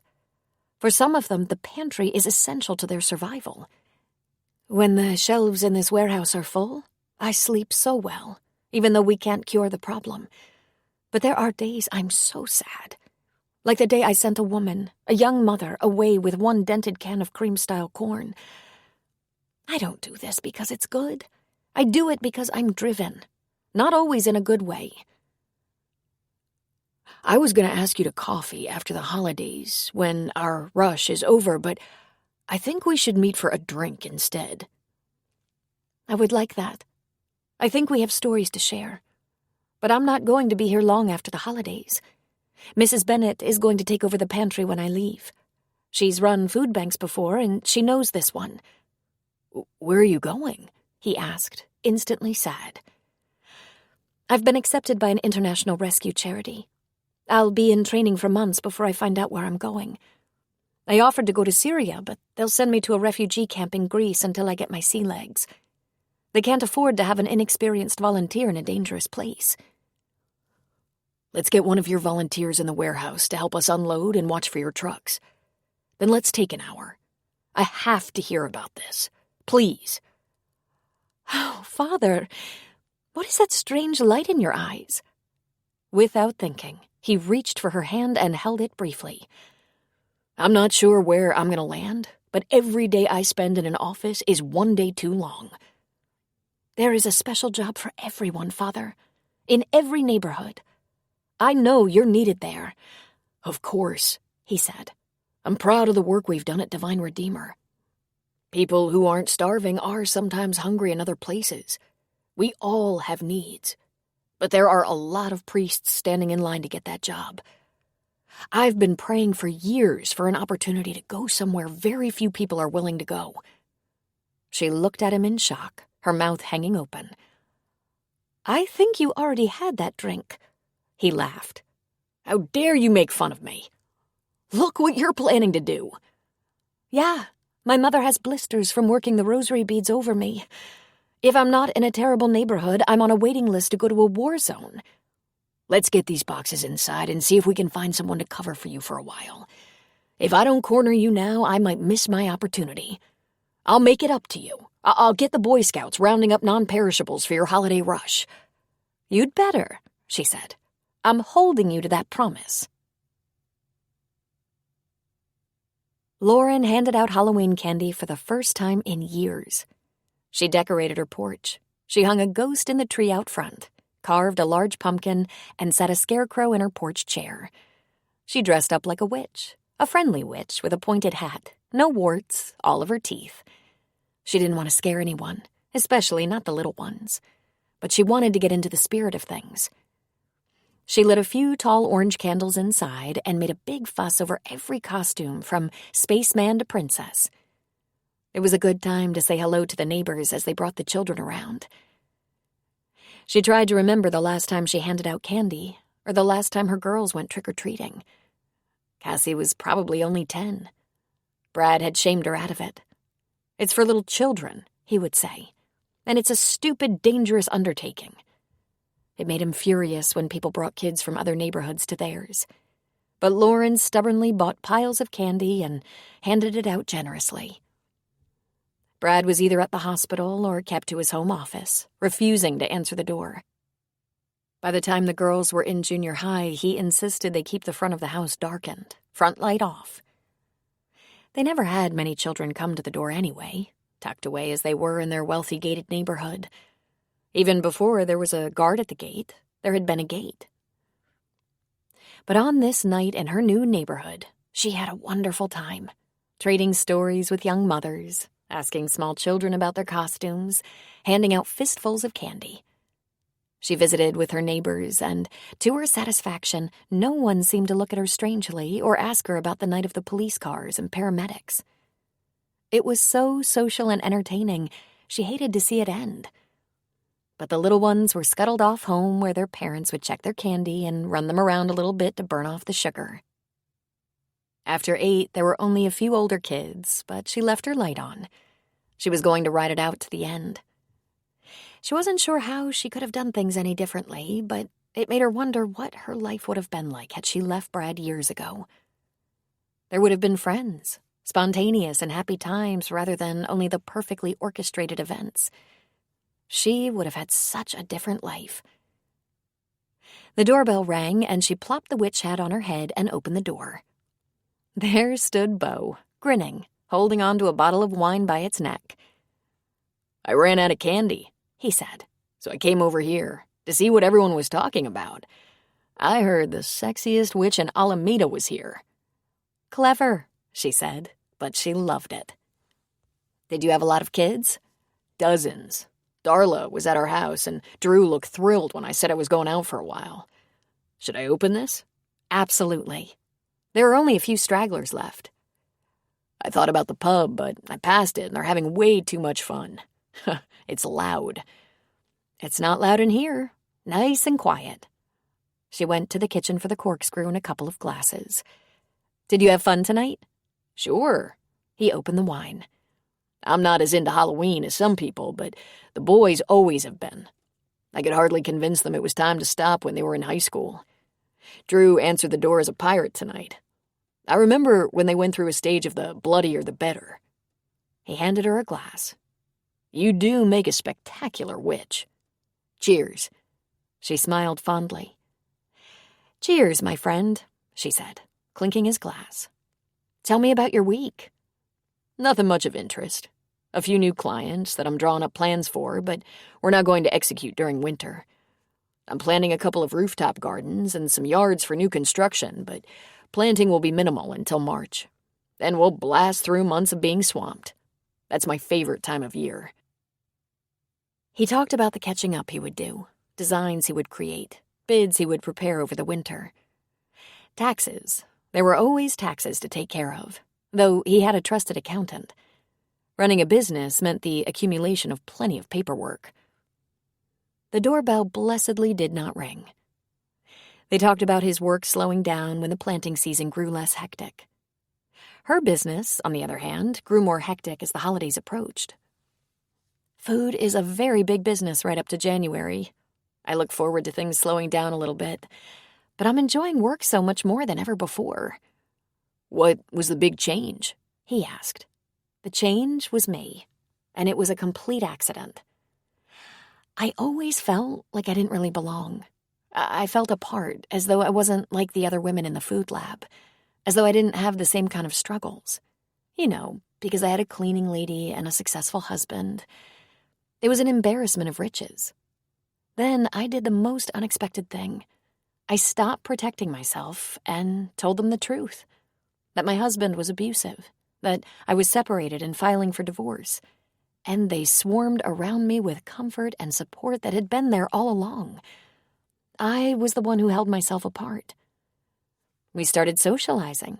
Lunch now and then, going out for happy hour after work sometimes. I am friends now with people I've known for years. In the spring, I'm going to have a garden, she went on. I'm going to plant flowers and vegetables. Well, maybe you can give me a few pointers. I've never had anything to say about the yard. I've never had a garden of my own. I can help with that. At your busiest time? There will always be time for you, he said. He put his wine glass on the coffee table. Then he slid his arm along the back of the sofa and rested it gently on her shoulder, giving her a squeeze. Come a little closer, Lauren. She didn't hesitate. She slid toward him just as he leaned toward her. He touched his lips softly to hers. We've managed to go very slowly, but we're both feeling it. I'm definitely feeling it, he said. And I think you are too. I thought it would be safer and less complicated if all the legal crap was behind us. If that's what you want, I can do that. But there's a good chance our exes are going to drag this out as long as possible. And there is absolutely no possibility I'm ever going to live under the same roof with Pamela again. I'm pretty sure you're finished with the doctor, too. If you're not, all you have to do is tell me. Oh, I'm finished. But I wouldn't want anyone to think that we had an affair. He took her glass from her hand and put it beside his on the table. There's almost nothing we can do to control what people think, no matter what we do. But the truth is, I fell for you the minute I saw you. Way back in the church garden, before we knew anything about each other. If you hadn't been so vulnerable, I might have been a little more aggressive. That's not because that's in my nature. It's not. But I wanted to get to know you better right away. I wanted to spend time with you. Then he hurt you, and I had to keep a safe distance from you to protect you. I knew you couldn't deal with your issues, plus a rambunctious guy. But no matter what we do, or how long we keep a polite distance, people will think what they want to think. Just like your husband did. This really wasn't in my plan, she whispered. I wasn't looking for a man. I know. And I was planning to be a lonely old bachelor. And anyone with a brain, or anyone who has read an advice column will tell you, don't move very fast because the rebound lover usually doesn't work out. But that hasn't changed how I feel. I want to take you up into the hills to see the fall foliage before it all freezes off and there isn't much time left. And in the spring, I want to take you to see some special gardens. I want to go places and do things, and I also want to walk down to the pub for sliders. On those rainy San Francisco nights, I want to build a fire and stay in. What special gardens? She asked, her lips still close to his. He rubbed a thumb along her jaw. There are so many. But we should go to Victoria, British Columbia. The Butchart Gardens, for one. The whole town is beautiful, and there's always something in bloom. They have a perfect climate. Victoria? She whispered. She would love to go to Victoria with them. I wasn't hoping to find a man, she said again. What if this is just infatuation because of what we've both been through? Then I guess we deal with it, he said. But what if it's not? What if it's real and good and right? I've made so many mistakes, she said, letting her eyelids fall closed. Welcome to the club, he said. Then he covered her lips in a searing kiss. Her arms reached around his neck, and his went to her waist, pulling her closer. She moaned softly because she'd wanted this for a lot longer than she cared to admit. She returned his kiss, opened her lips for him, held him so close she felt like they'd be bonded together forever. She loved the sound of his sigh as his lips slid to her neck, his hands running up and down her back. Then they shared a deep and open kiss, tongues playing. It lasted for a minute, at least. Then 2. She loved his scent and the taste of him. She could detect a manly cologne and something like freshly turned rich soil. Or perhaps she imagined that because he was so comfortable in a garden. She held him close, letting her fingers wander into the short hair at the base of his neck, kissing him deeply for minutes and minutes. Their breathing became labored. She broke from his lips and rested her head on his shoulder, holding him tightly as if he might slip away. He held her and stroked her hair. You have no idea how much I wanted to do that, he said. Have you been practicing? She asked in a whisper. Because you're very good at that. You're pretty good yourself. If it matters, I haven't kissed a woman in well over a year. But I sure wanted to kiss you. I want to do it some more, too. But maybe I should go. I don't want you to feel pressured. You don't have to go, she said, snuggling closer. They stayed that way for a little while, silent and comfortable. Finally, he kissed her again, almost desperately. God, it felt so good to her to be wanted with this kind of passion. Tender but strong. She yielded completely, finally unafraid of where this might be going. He broke the kiss. He looked into her eyes. I should go, he said.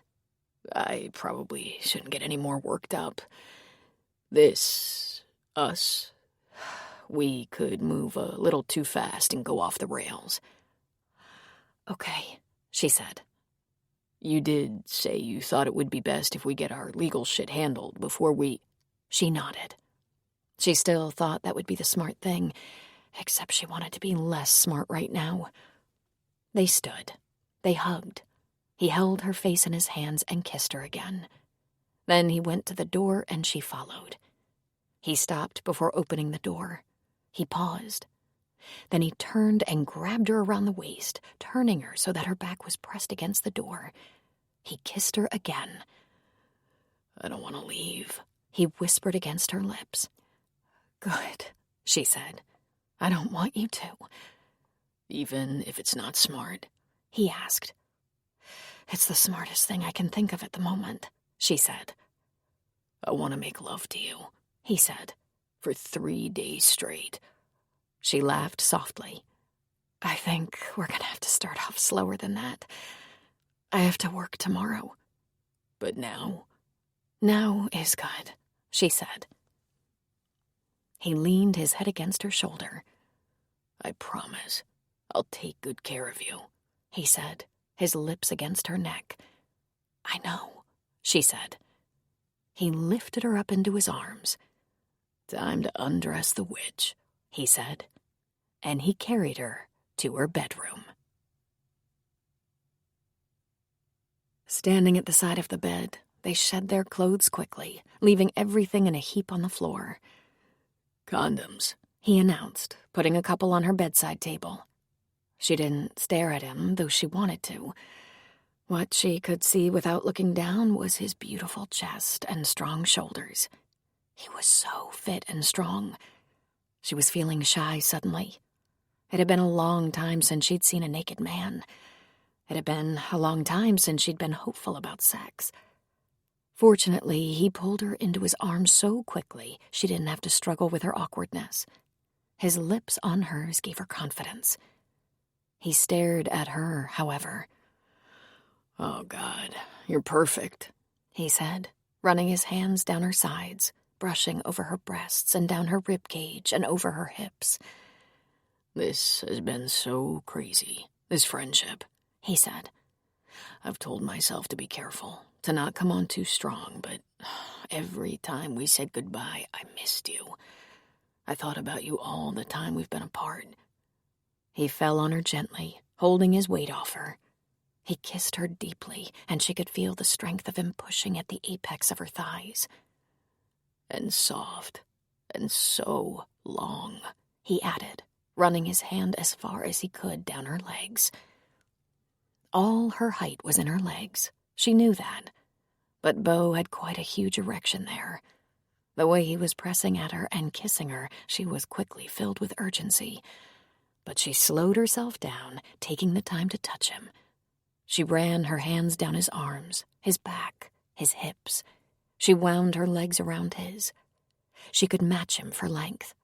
His skin was soft and smooth, his hands a little rough. His hands felt so good on her breasts, on her hips. But his mouth was amazing, kissing her in a way that seemed like they'd been kissing for years. "You feel so good," she whispered. "I feel good because I have you in my arms," he said.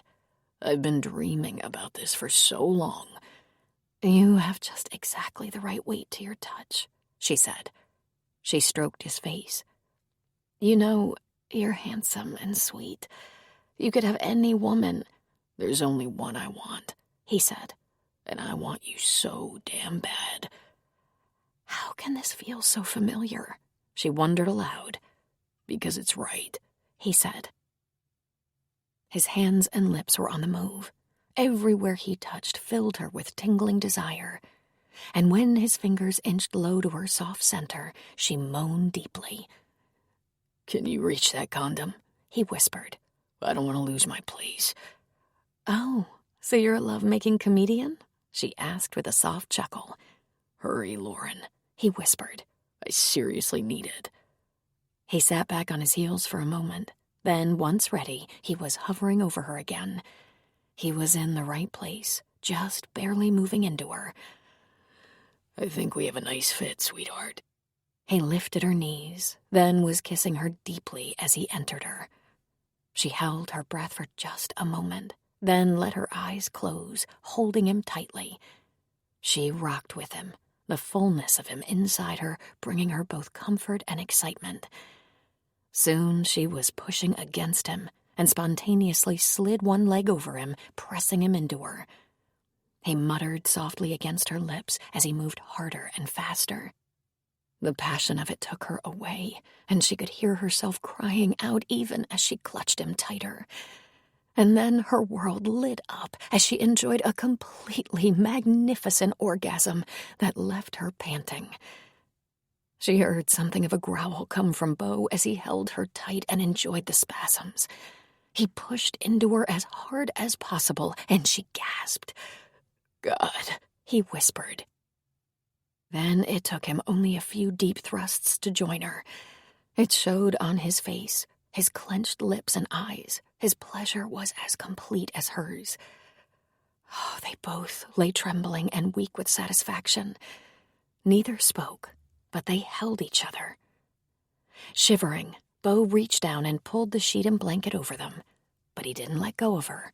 He rolled with her to their sides. He kissed her again and again. "That was incredible," he finally said. "Wasn't that incredible? You're wonderful. Perfect." She started to laugh. She actually started with a snort, and she didn't just chuckle girlishly. She laughed hilariously. "How is this funny?" he asked, propping himself up on an elbow. "Oh, no, I can't bring ghosts of past experiences to our completely new and wonderful—" She laughed more. Then she cleared her throat. "I've been told." Laughter caught her again. She coughed, cleared her throat, and tried again. "I've always been told I should try harder, that I was a disappointment." Beau was clearly not amused. He didn't join in the laughter. "Sounds like someone else should have been trying harder. You're amazing." "That was pretty perfect, wasn't it?" she asked. "It felt that way to me. I suspect it was you, though. I was just responding because I couldn't not." She smiled. "And that's perfect, isn't it?" "Completely. But with a little practice, we'll become slightly better than perfect. And I look forward to that." "It just kind of happened," she said, snuggling close to him. "I've been thinking about it a lot." "I've been thinking about it for months." I wondered if I would be afraid, if I would be nervous and self-conscious, if it was too reckless. I'm never reckless, you know." "Was it any of those things?" he asked. She shook her head. "I felt very natural, very good, very right." "Lauren, don't panic. Just let me show you how important you are to me," he said. "We've only nibbled around the edges of this subject, but I know you don't feel free to move on in your love life. I've tried to keep that in mind. God knows I don't want to scare you off. Coming off a painful marriage, the thought of diving into a new relationship must be terrifying." "Is it terrifying for you?" she asked. He shook his head. "It didn't just occur to me that I could fall in love with you. It's been growing in me. The more we've gotten to know each other, the stronger my feelings are. I've never felt like this before. There is zero doubt in me.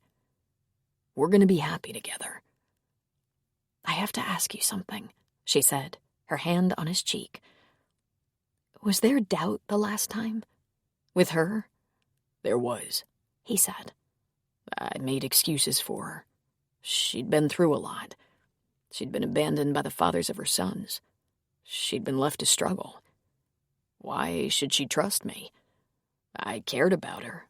I had sympathy for her situation. I worried about the boys. They needed a constant and stable role model. I thought in time, when she could see I could be trusted, we'd be all right. I don't regret it, Lauren. I'm not sorry I took them on." "I know," she said. "And you? Did you ever have doubts?"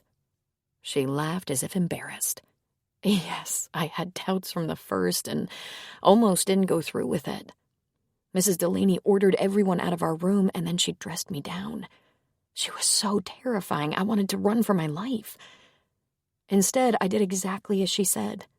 I dried my tears, put on fresh eye makeup, and married her son.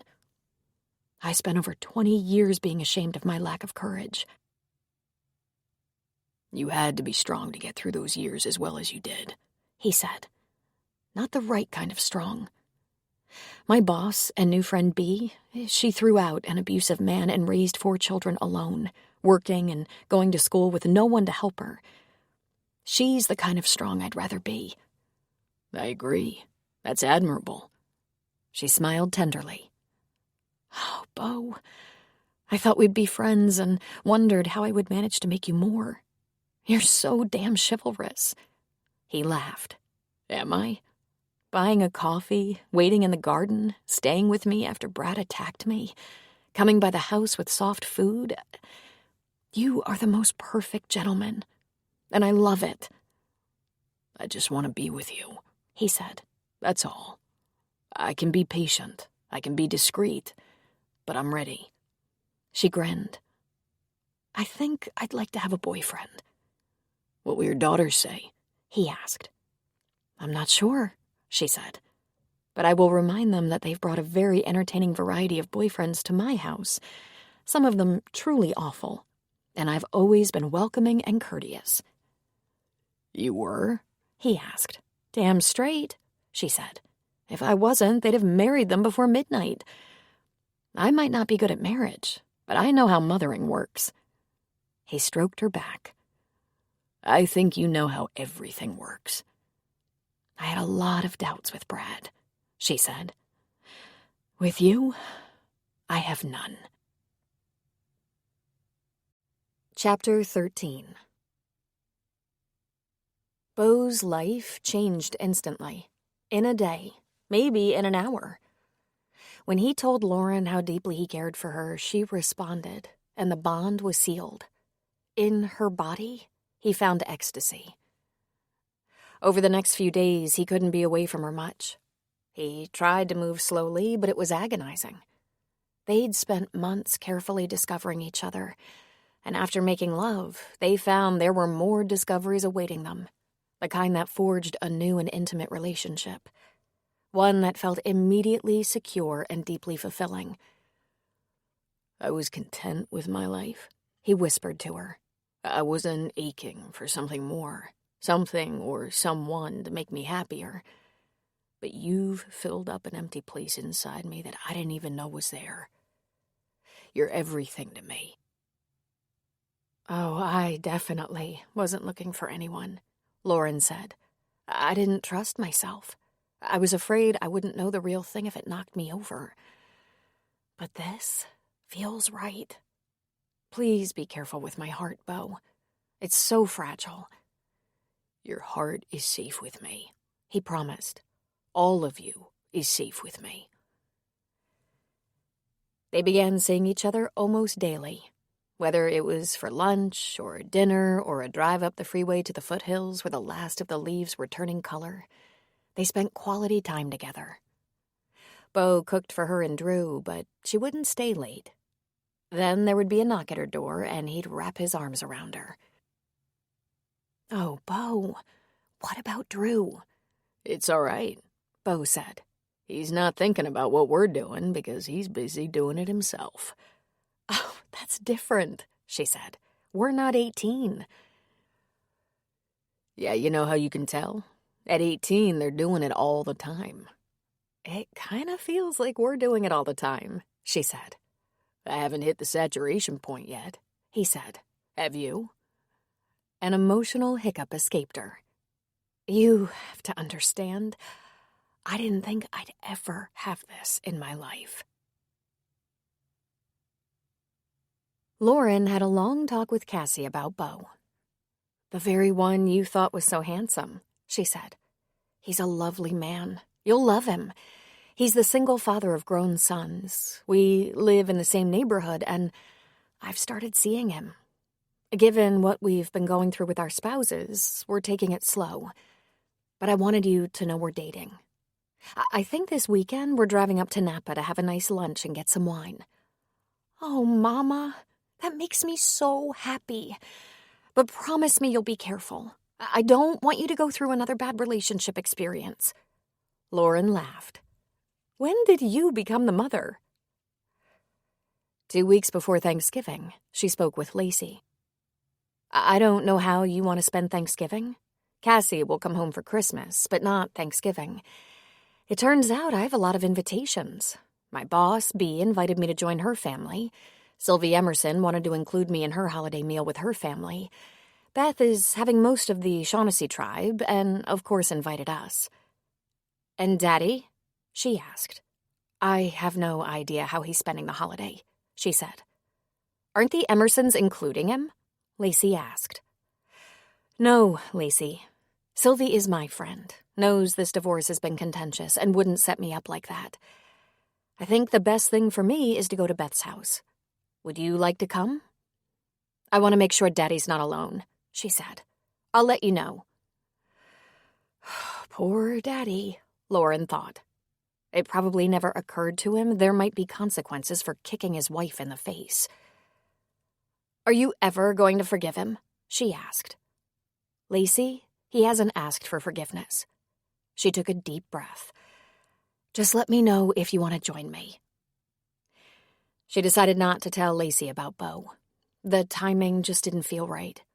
Lacey was still so bitter about the divorce, still expecting Lauren to endure anything to put it all back together for her.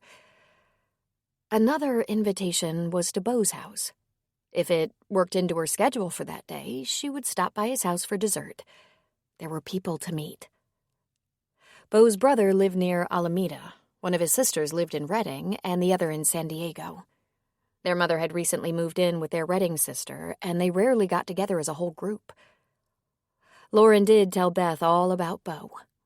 Beth, like Cassie, was delighted and nervous.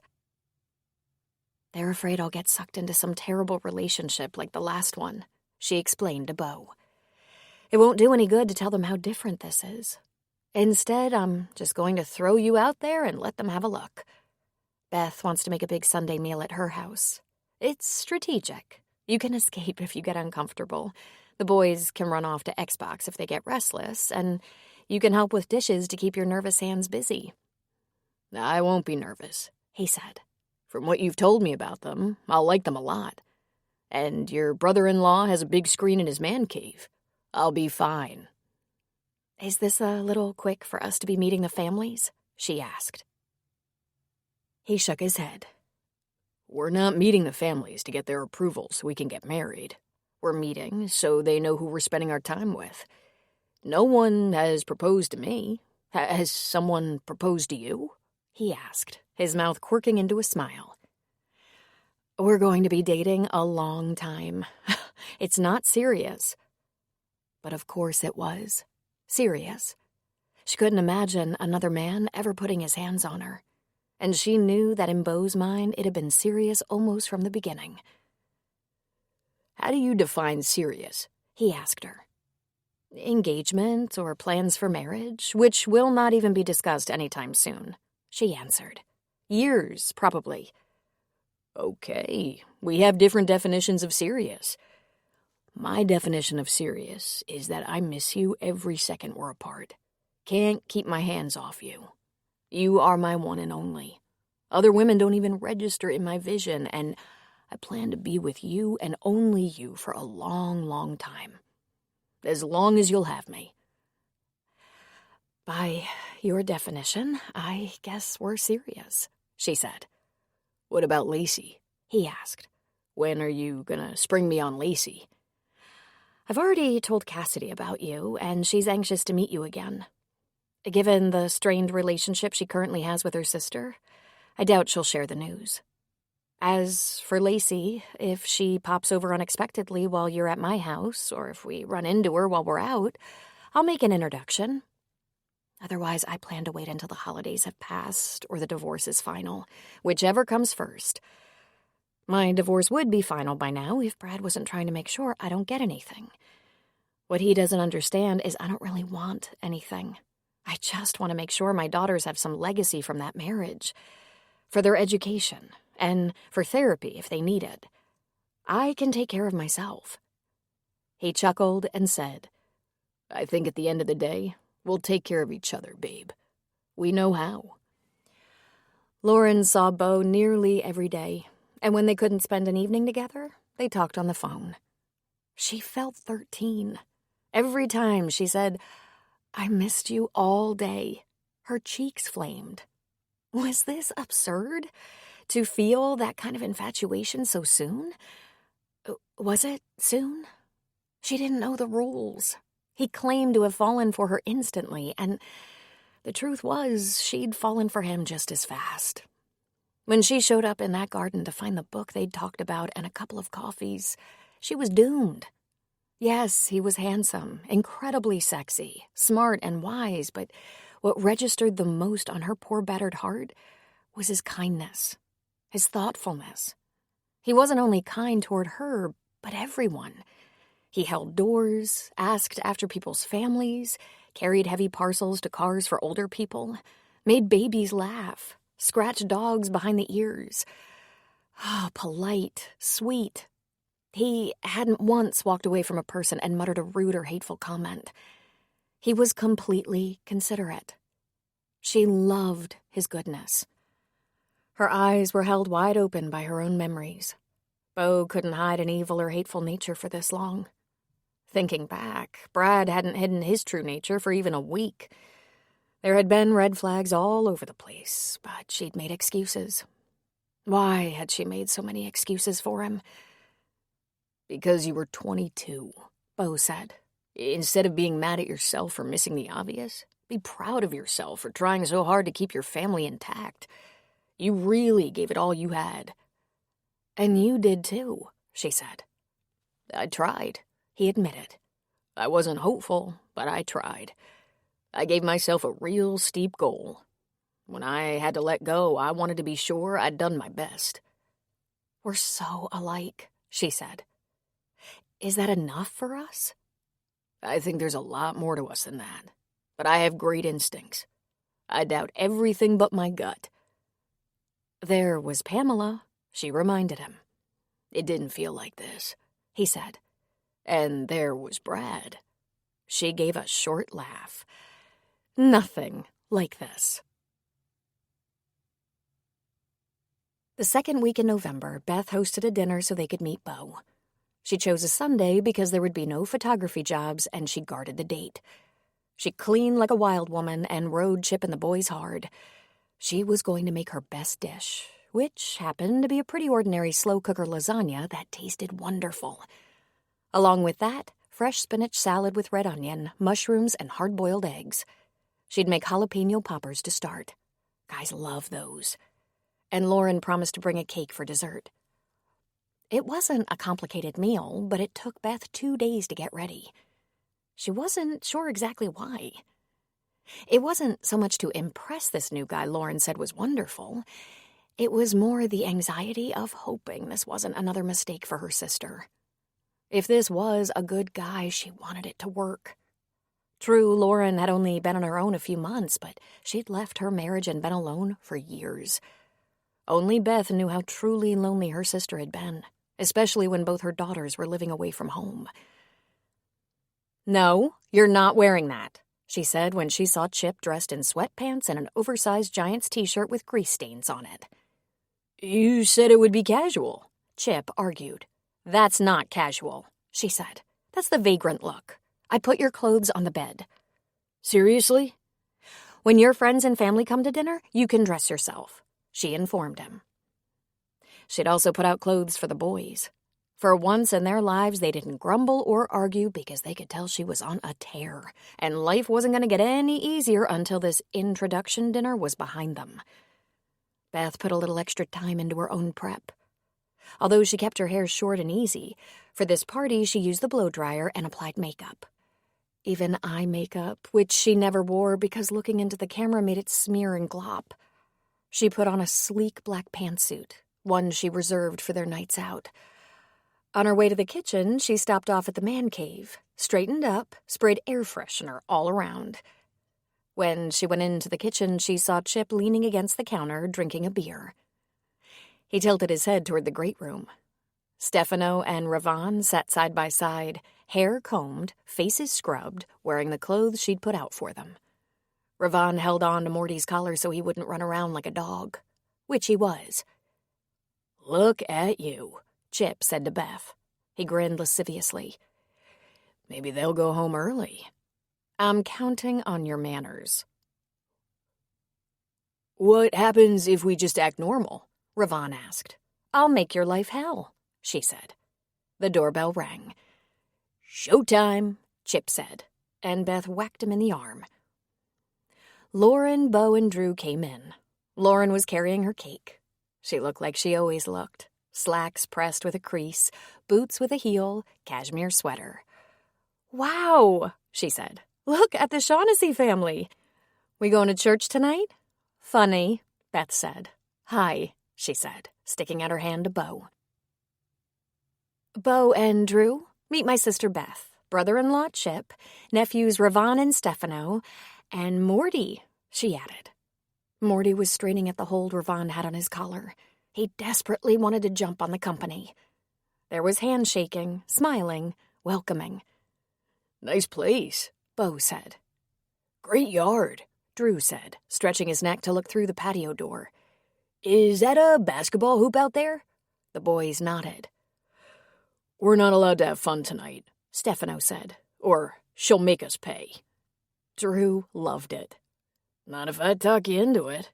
Show me the back. Come on. And let go of the dog before he passes out. Chip put a hand on Beau's shoulder. Let's get you a drink. I'll take one of those, he said with a nod toward Chip's beer. Thank God you got here before she made us paint and reupholster, Chip said. The table was set. The lasagna was ready and staying warm. The poppers were ready to go in the oven. Chip took Beau outside with the boys and lit the fire pit. The men were going to bond. Beth, you went to a lot of trouble, Lauren said. I did, she admitted. If we don't love each other after tonight, it won't be my fault. Want wine? Absolutely, Lauren said. And relax. Everyone loves Beau, and Beau loves everyone. As far as I can tell, Drew is just like him. Michael declined. He's still struggling with the divorce. I haven't even met him yet. Does that worry you? Beth asked. No, I have a pissy one of my own. We decided we don't much care. It'll all fall into place eventually. Pissy kids could make it harder, Beth said. What can you do? Lauren asked. Stay in a bad situation till they finally give you permission to have a life? God, Beth said, handing her a glass of wine. You're so calm. Amazing how you feel when you're spending time with a calm, rational person. Cheers, she said, lifting a glass to her sister. And thank you for this. It's all beautiful. My pleasure. As soon as we get to know each other a little, we're going back to our slovenly ways. The dinner at Beth's house was a roaring success. Chip, Beau, Drew, and the boys bonded, laughed, clearly liked each other. Drew threw baskets with them, putted with them on the backyard putting green, laughed like idiots when Morty got in the pool and then shook, leaving everyone's pants speckled with water. They joked and talked through dinner.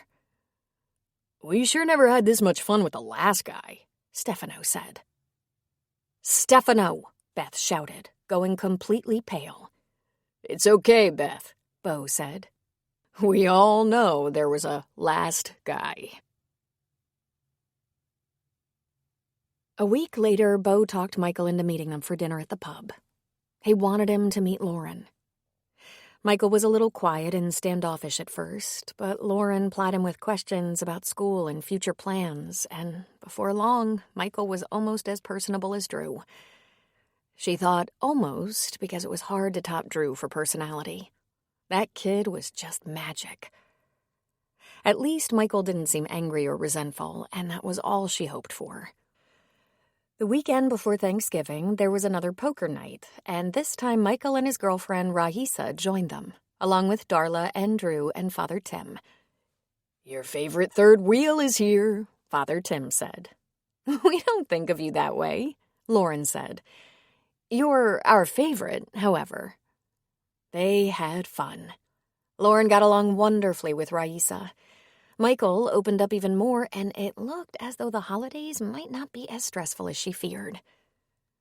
Cassie had confirmed she wouldn't be back in California for Thanksgiving, but would be home for 10 days at Christmas. Lacey agreed to spend the early part of Thanksgiving with Lauren and Beth, the latter part with her father. Brad would be having Thanksgiving dinner at a restaurant with his mother. Lauren, Beth, and Beau did a little working behind the scenes to arrange a workable schedule. Beth would host the Shaughnessy clan for an early dinner served at about 4 o'clock, a dinner that would go on and on and on, ending with at least 2 desserts and 1 session of leftover grazing. The Shaughnessy's are like locusts, Beth said. They eat forever. Beau would serve a later dinner at around 6. That way Lauren could drop by on her way home from Beth's and have dessert with them. A dessert she would supply. She could meet his brother, sisters, their spouses, his nieces and nephews, his sainted mother. In fact, she was supplying 3 pies, which she would bring over in the morning.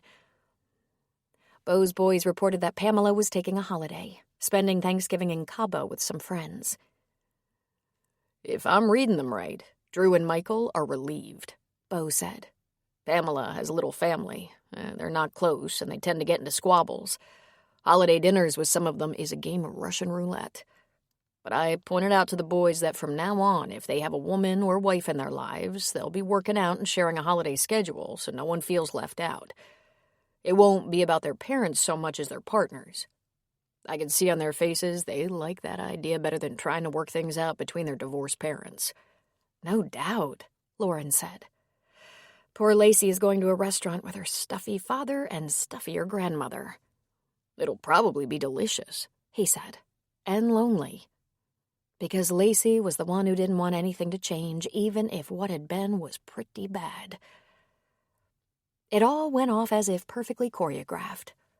Lacey joined the Shaughnessy's and visited a little with Beth's in-laws. She had a glass of wine and some hors d'oeuvres before going off to the city to meet her father and grandmother. No one in the Shaughnessy household had breathed a word about Lauren's plans for after dinner, and when Lacey left, Beth nearly collapsed in relief. "Were you worried?" Lauren asked. "It was fine." I threatened to cut their tongues out if Stefano or Ravon spilled the beans.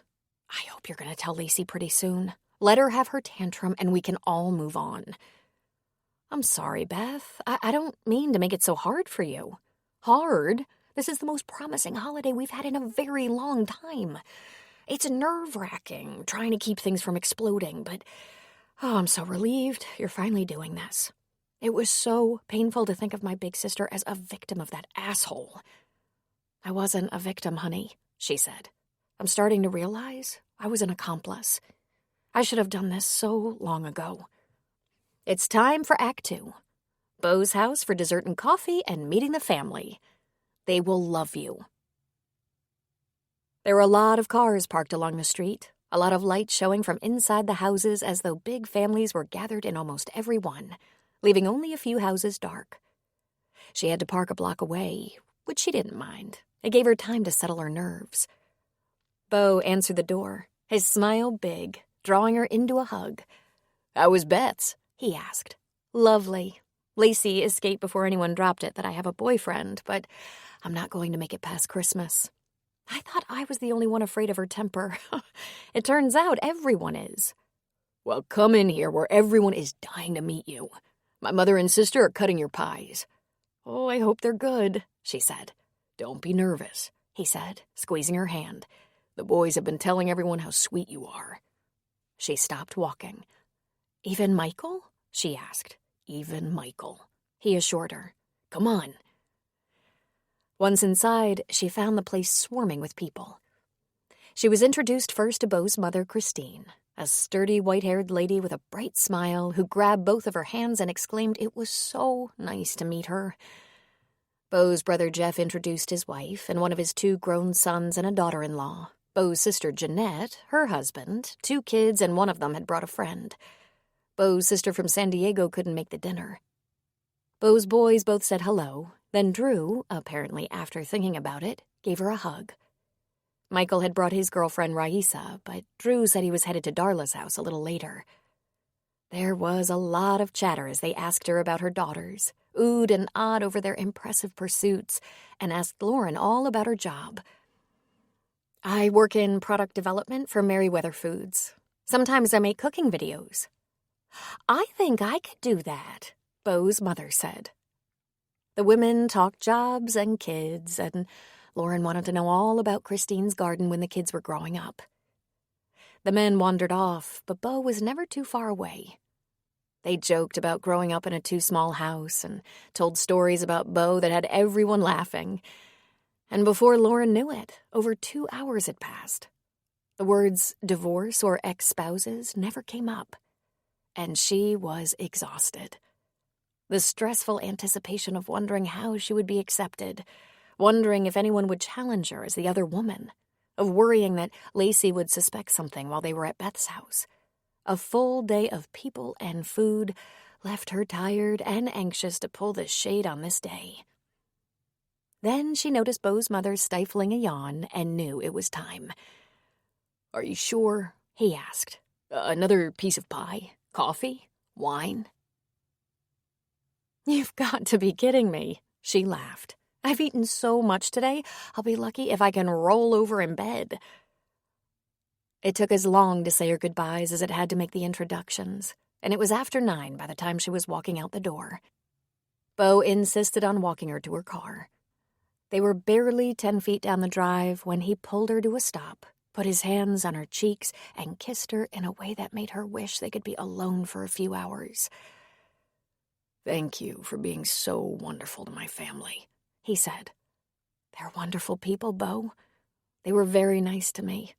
They didn't ask a single embarrassing question." "They're good that way," he said. Then he kissed her again. "After everyone has left and Drew has gone to Darla's, I'm coming over." "You don't have to do that," he laughed wickedly. "Tell me you don't want me to come." She laughed right back at him. "I want you to come and never leave." "Soon, baby," he said, kissing her again. "So this is how it is," a woman said. Bo jumped. He turned. "Pam, what are you doing here?" "I changed my plans, so I thought I'd swing by and say hello to the family." She shook her head. "So this is why you won't give us another try. You were cheating. I knew it all along." Lauren couldn't help but notice how beautiful she was. She also couldn't help but notice that large tears had formed in the dark lacquered eyes.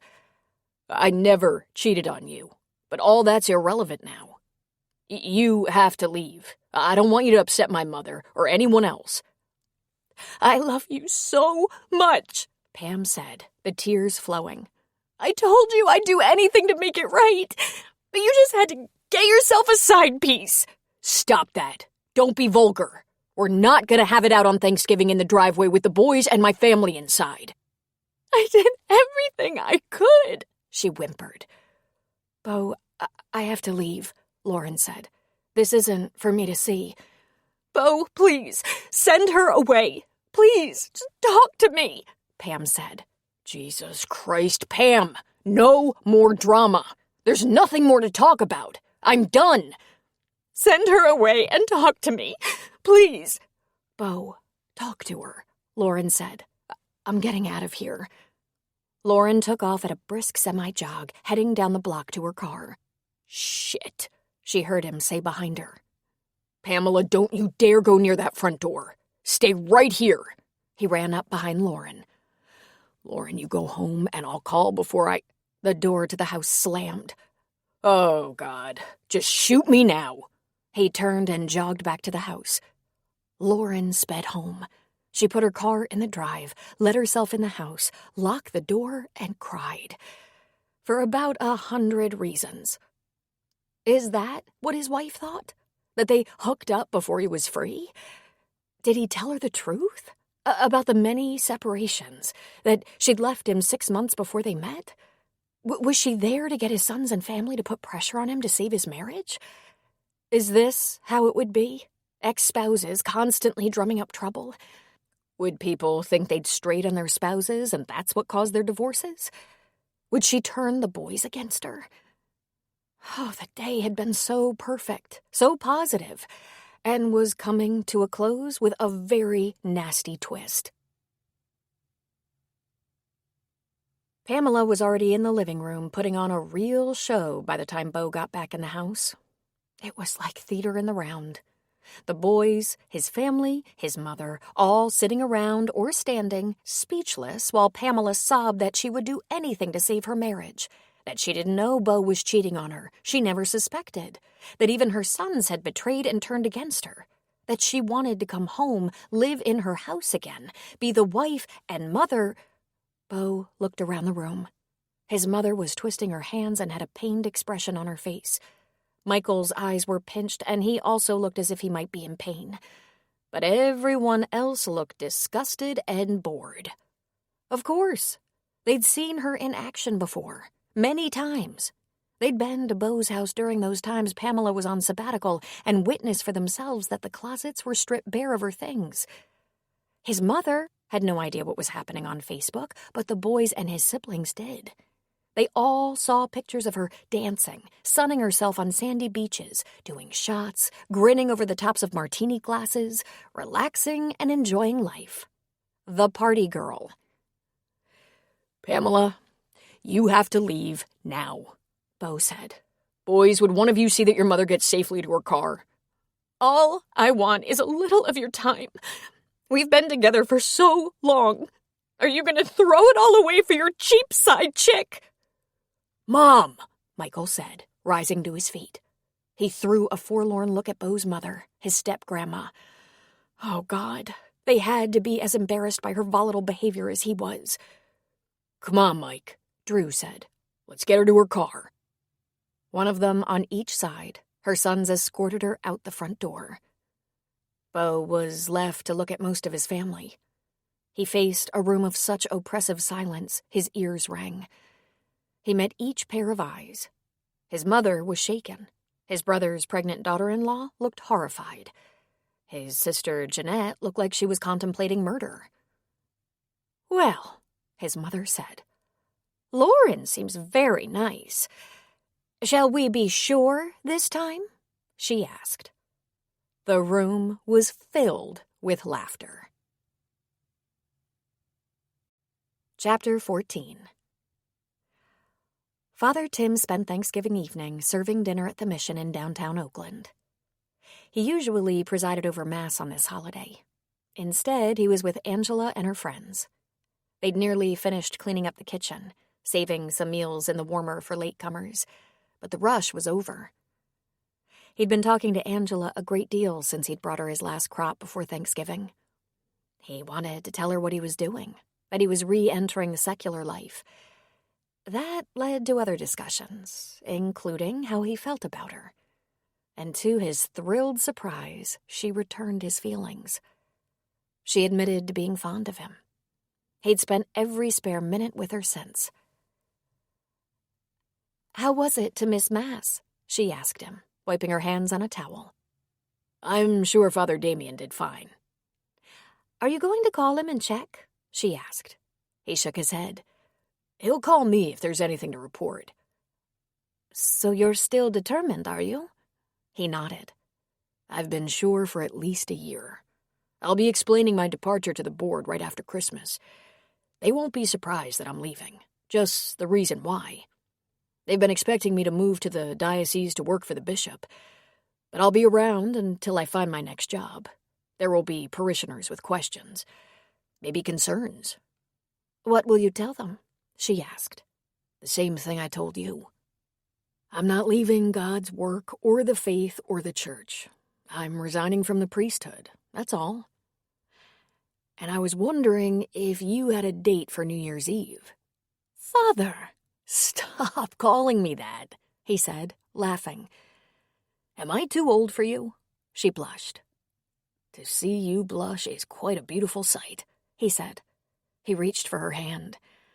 "I don't mean to put you on the spot." "It's not that. It's just that you haven't dated anyone in over 20 years. I don't think I want to be your experiment. You'll end up breaking my heart. You know how much I like you." He looked around. Then he kissed her forehead. "I bet if there's any heartbreak going on, you'll be doing it." "You're not quite free." "Yes, I am," he said. "I stopped celebrating Mass, communion, or hearing confession a while ago. I can still assist Father Damien if he needs me, but he doesn't need me." He chuckled. "It's all he can do to keep from grinning like a fool. His secret is he's happy to have me out of his way." "Aren't you close?" she asked. "I like him," Tim said. "He's a good man. We're driven by different things." He held her coat for her to slip into. "It's cold and wet. Let's go find a quiet bar with a fireplace. I want to tell you about my applications." Her face lit up. "You did it? You applied for the International Rescue Mission?" "Yes, I'm going to follow you around the globe. And I heard about some other groups I think we should look into. I'd love to talk about it. I'll buy you a cup of coffee or glass of wine." "On Thanksgiving? Where?" "I know a place close by, on the island. Just a little pub." "Listen, don't take this the wrong way.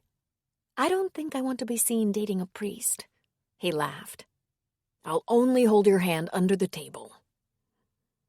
"I should never have told you I was attracted to you. You started it, coming clean with me about your silly crush on me. Now look what we've got. I'm not exactly a virgin." "Me neither," he said. she gasped. "Father!" He rolled his eyes. "Could you call me Tim, please? You inspire guilt where there is none. There were quite a few years before I took the vows, Angela. I admit I examined my secular options." She laughed in spite of herself. "This is going to be a disaster," she said. "Just follow me to the bar. It's very nice, and I'll protect you from all the sad people who have no place else to go. We can talk about this disaster in peace." She agreed, and 20 minutes later they were tucked into a corner booth near a brick fireplace. Angela sipped red wine while Tim enjoyed a beer. "What makes you think we have anything in common?" she asked him. "We have everything in common. We're drawn to the same kind of work. We share a need to rescue the disenfranchised. We're the same faith. We're looking for the same things, and you turn me on." "Oh, God," she said, resting her head in her hand. "It is so hard to hear that from someone I have known as a priest." "Get this. You turned me on while I was a priest. I just wouldn't act on that feeling. I had an oath. Now I don't." "You hung up the color for sex, didn't you?" "No," he said with a laugh. "But that is likely to be a benefit." "Well, it's not going to be me. Not until I know you a lot better." He touched her hand. "I'm not going to pressure you, Angela. I like you. I can't wait to spend more time with you. If it works, I think that would make me very happy. But if it doesn't, I'm still grateful you're my friend, and grateful you showed me some options for my civilian life. There are Catholic charities all over the globe." "You're really jazzed about this, aren't you?" "It's what I've always wanted, to be a working priest, with the smell of the sheep." "Why?" she asked. "Same reason you do what you do. It's necessary. It's vitally important. It's not for everyone, which makes it more important that those who can, do. It feels right." "This is insane," she said. "I've known you for years. We've never even flirted. And believe me, I've known women who flirt with priests." He laughed. "So have I. Listen, it wasn't always easy. At least some of my vows weren't easy, but that's what made them important and worthwhile. But having certain oaths didn't mean I didn't have feelings." "You were always friendly, happy, but not flirty." "Of course not," he said. "That would put you in a terrible position. It's different now. But Angela, I don't want you to struggle with your conscience over me. I want you to be at peace." She just gazed at him, shaking her head slightly, smiling. "Oh, it's going to be very hard not to fall for you." He was quiet a moment. "Praise be," he said. Beau texted Lauren that he was on his way over. When she opened her door, she had a tissue in her hand and her eyes were pink and wet. "Oh, honey," he said, pulling her into his embrace. "Have you been crying for the last 2 hours?" he asked. She nodded against his chest, sniffing. He pulled her into the room and sat with her on her sofa. "I'm so sorry." "What happened after I left?" she asked, a hiccup in her voice. "I saw she went inside." "Hardly anything," he said. "Most of my family has seen her drama before. I felt sorry for the boys, though. They're the ones who've seen the most. I asked them to escort her out, get her in her car safely. It took just 5 minutes, and they were back inside. I don't know if they were brokenhearted or embarrassed. Probably both. But they had places to go where they'll get comfort without the shame of it all. Darla spent the day with her family, so Drew went over there. Michael and Raisa went to her married sister's house. Both of them will be among friends." After just a little while and a lot of goodbyes, everyone dispersed. My sister, brother-in-law, kids, and my mother were all staying over at my brother's house. They'll head back to Reading first thing in the morning. Of course, I welcome them to stay at my house, but Jeff's is larger. And frankly, I think Pamela might be the reason they didn't want to stay at my house. "Were they all upset?" she asked. He lifted her chin so he could look into those beautiful lavender eyes. "Listen, last Thanksgiving, Pamela was gone. She'd been gone for the holidays. While other people with troubled marriages are trying to hold it together through the holidays, my wife packed up and headed for Maui. She didn't call Drew, and I assume she didn't call Michael. We went to San Diego. Yes, I made sure Pamela knew where we'd be so she could call her sons, but she didn't. He took a breath. My family has been shaking their heads for years. For the most part, everyone in my family has had decent marriages, happy marriages. I'm the only one who never figured it out. My sister and Chip are happy, she said with a sniff. But my poor mom. My dad just disappeared, leaving her to handle it all. My parents were always happy as far as I remember. Lauren, I can't tell you the recipe, but I didn't give up early. She was so heartbroken, Lauren said. I would never do that to anyone. I would never get in another woman's territory. You didn't, he said. He touched her cheek. What's really wrong? He asked. What if I'm wrong? She said. What if we're both wrong? Wrong? He asked, frowning. Are you afraid I'm lying to you? My husband lied about everything, she said. And your wife was so shattered. Lauren, you knew he was lying, Bo said. You'll know if I'm lying. You have time, Lauren. You have time to learn me. I have time to learn you. No one's gonna get backed into a corner. I would never want to hurt anyone, she said. Of course you wouldn't, he said. And you didn't hurt Pamela. She's been making bad choices for so long.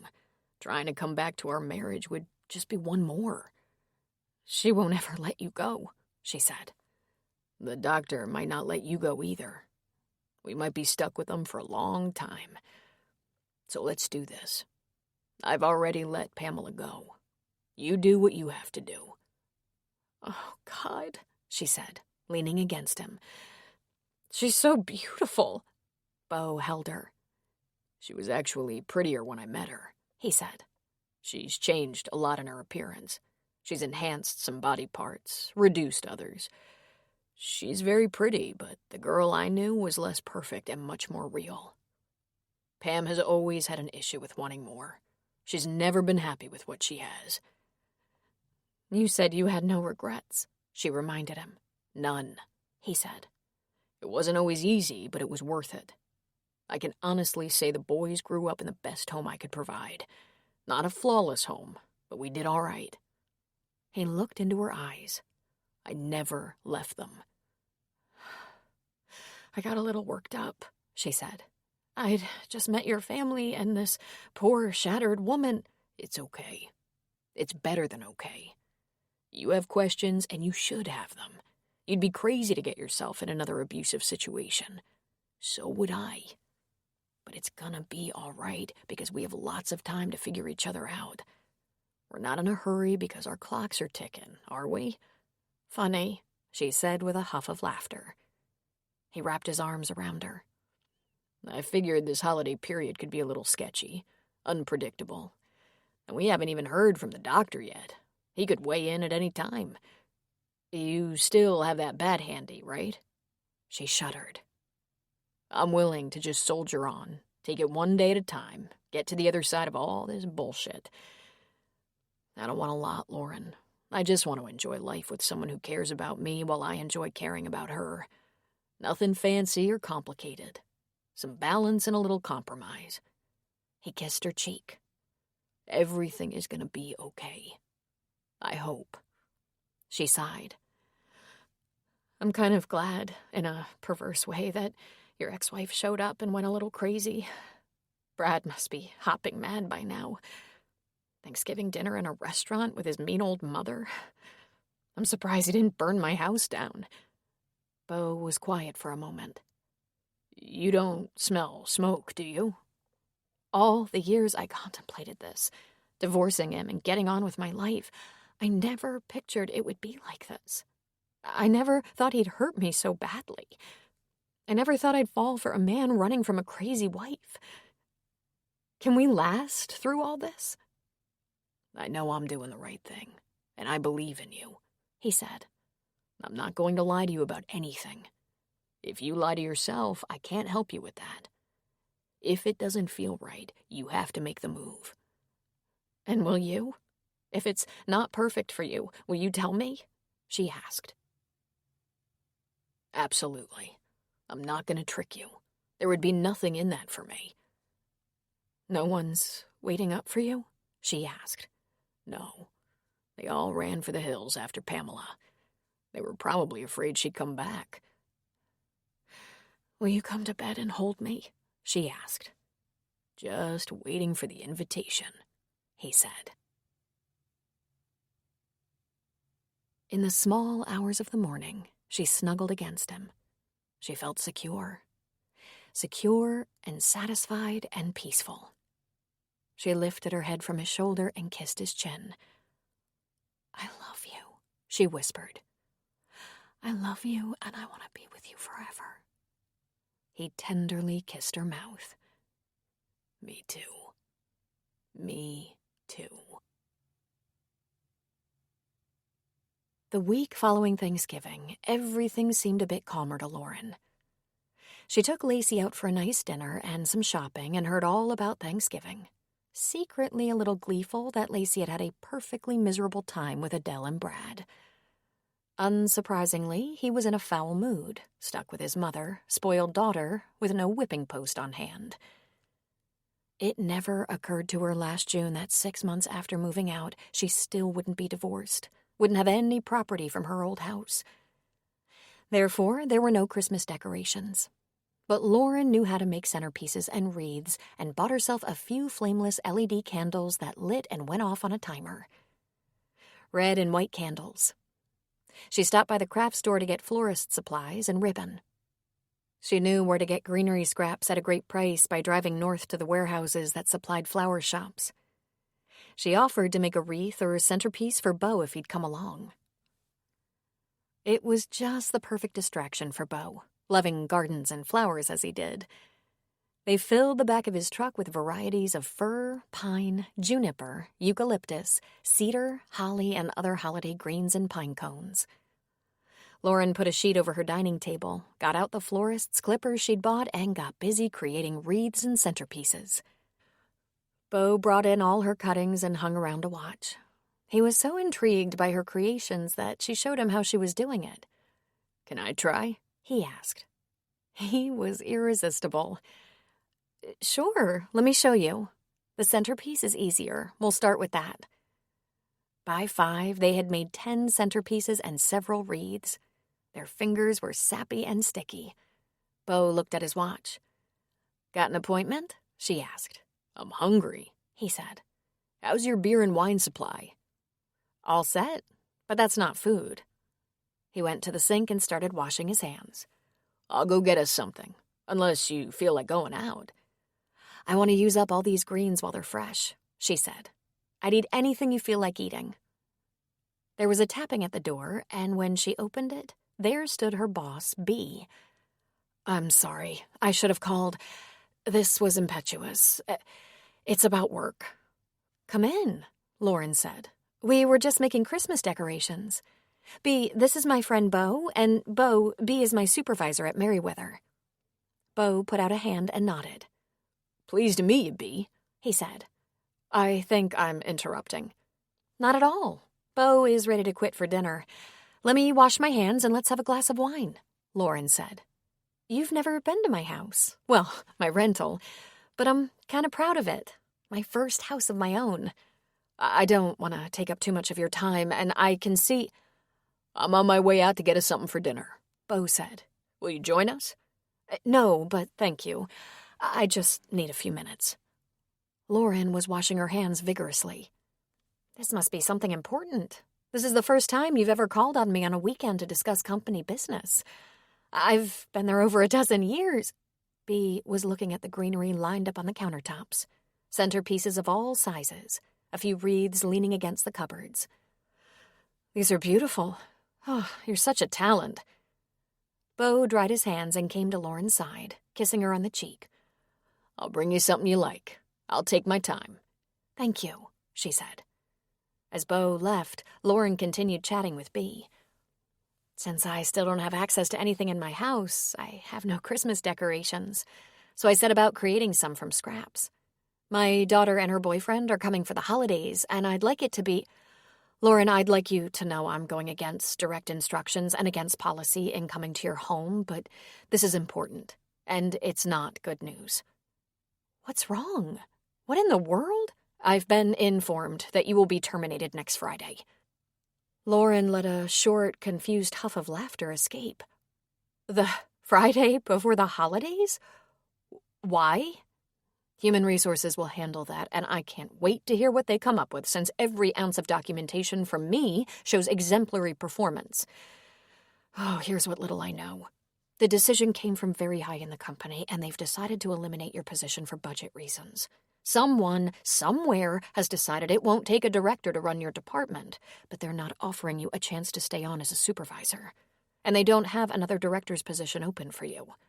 She shook her head. It's insane. Can you think of anything? Any reason? Any connection? Lauren was stunned and shook her head. She had to lean on the counter in the kitchen and take a few deep breaths. Then she went to the living room couch and sat down. Why? She asked. Bea just shrugged. I smell a rat, she said. Does someone at the company have a grudge? Lauren asked. Do I have an enemy somewhere I don't know about? Not in our department, Bea said. I may not be the most powerful senior director on record, but I raised 4 children. I have a sharp eye and good instincts. Lauren, could your husband have anything to do with this? I don't see how, she said. He's not even friendly with my coworkers. No one in our department is important enough to do him any good. But is this something he would do if he could? Cost you your job? I don't know. I don't see how. She blinked a few times. What should I do? Well, I'll do what I can, but I don't have much influence. Right now, before it actually comes to pass, I have 0 power and could lose my job just for defying direct instructions not to tell you. So for now, we're both going to have to be clandestine as all hell and keep a good poker face. I don't know who knows. I got my instructions from the VP of Marketing. He doesn't know any particulars. I argued this was insane, that of everyone in product development, you were probably the least likely to be terminated. You're going to have to be so stoic this week. Maybe I should call in sick? Take a couple of short days if you want to. No one would notice. Everyone is sneaking out to see their kids' holiday activities, from classroom parties to Christmas concerts. You should contact a lawyer and thank Lauren. Think if you can connect the dots. Somebody has a personal vendetta. I might be crazy, but I don't know anyone in our division with that kind of influence. When it happens, you should be ready to fight it. Just what I need, she said. Another lawyer. When I think of someone losing her job right before Christmas, I think this is personal and vengeful. Don't you?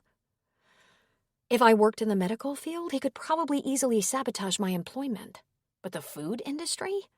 It's not like he socializes with... Okay, this is crazy. Didn't Sylvie Emerson sit on our board of directors about 5 or 6 years ago? Bea was shaking her head. Lauren, I haven't kept track of board members. I'm not high enough in the food chain to pay attention. What would that have to do with anything?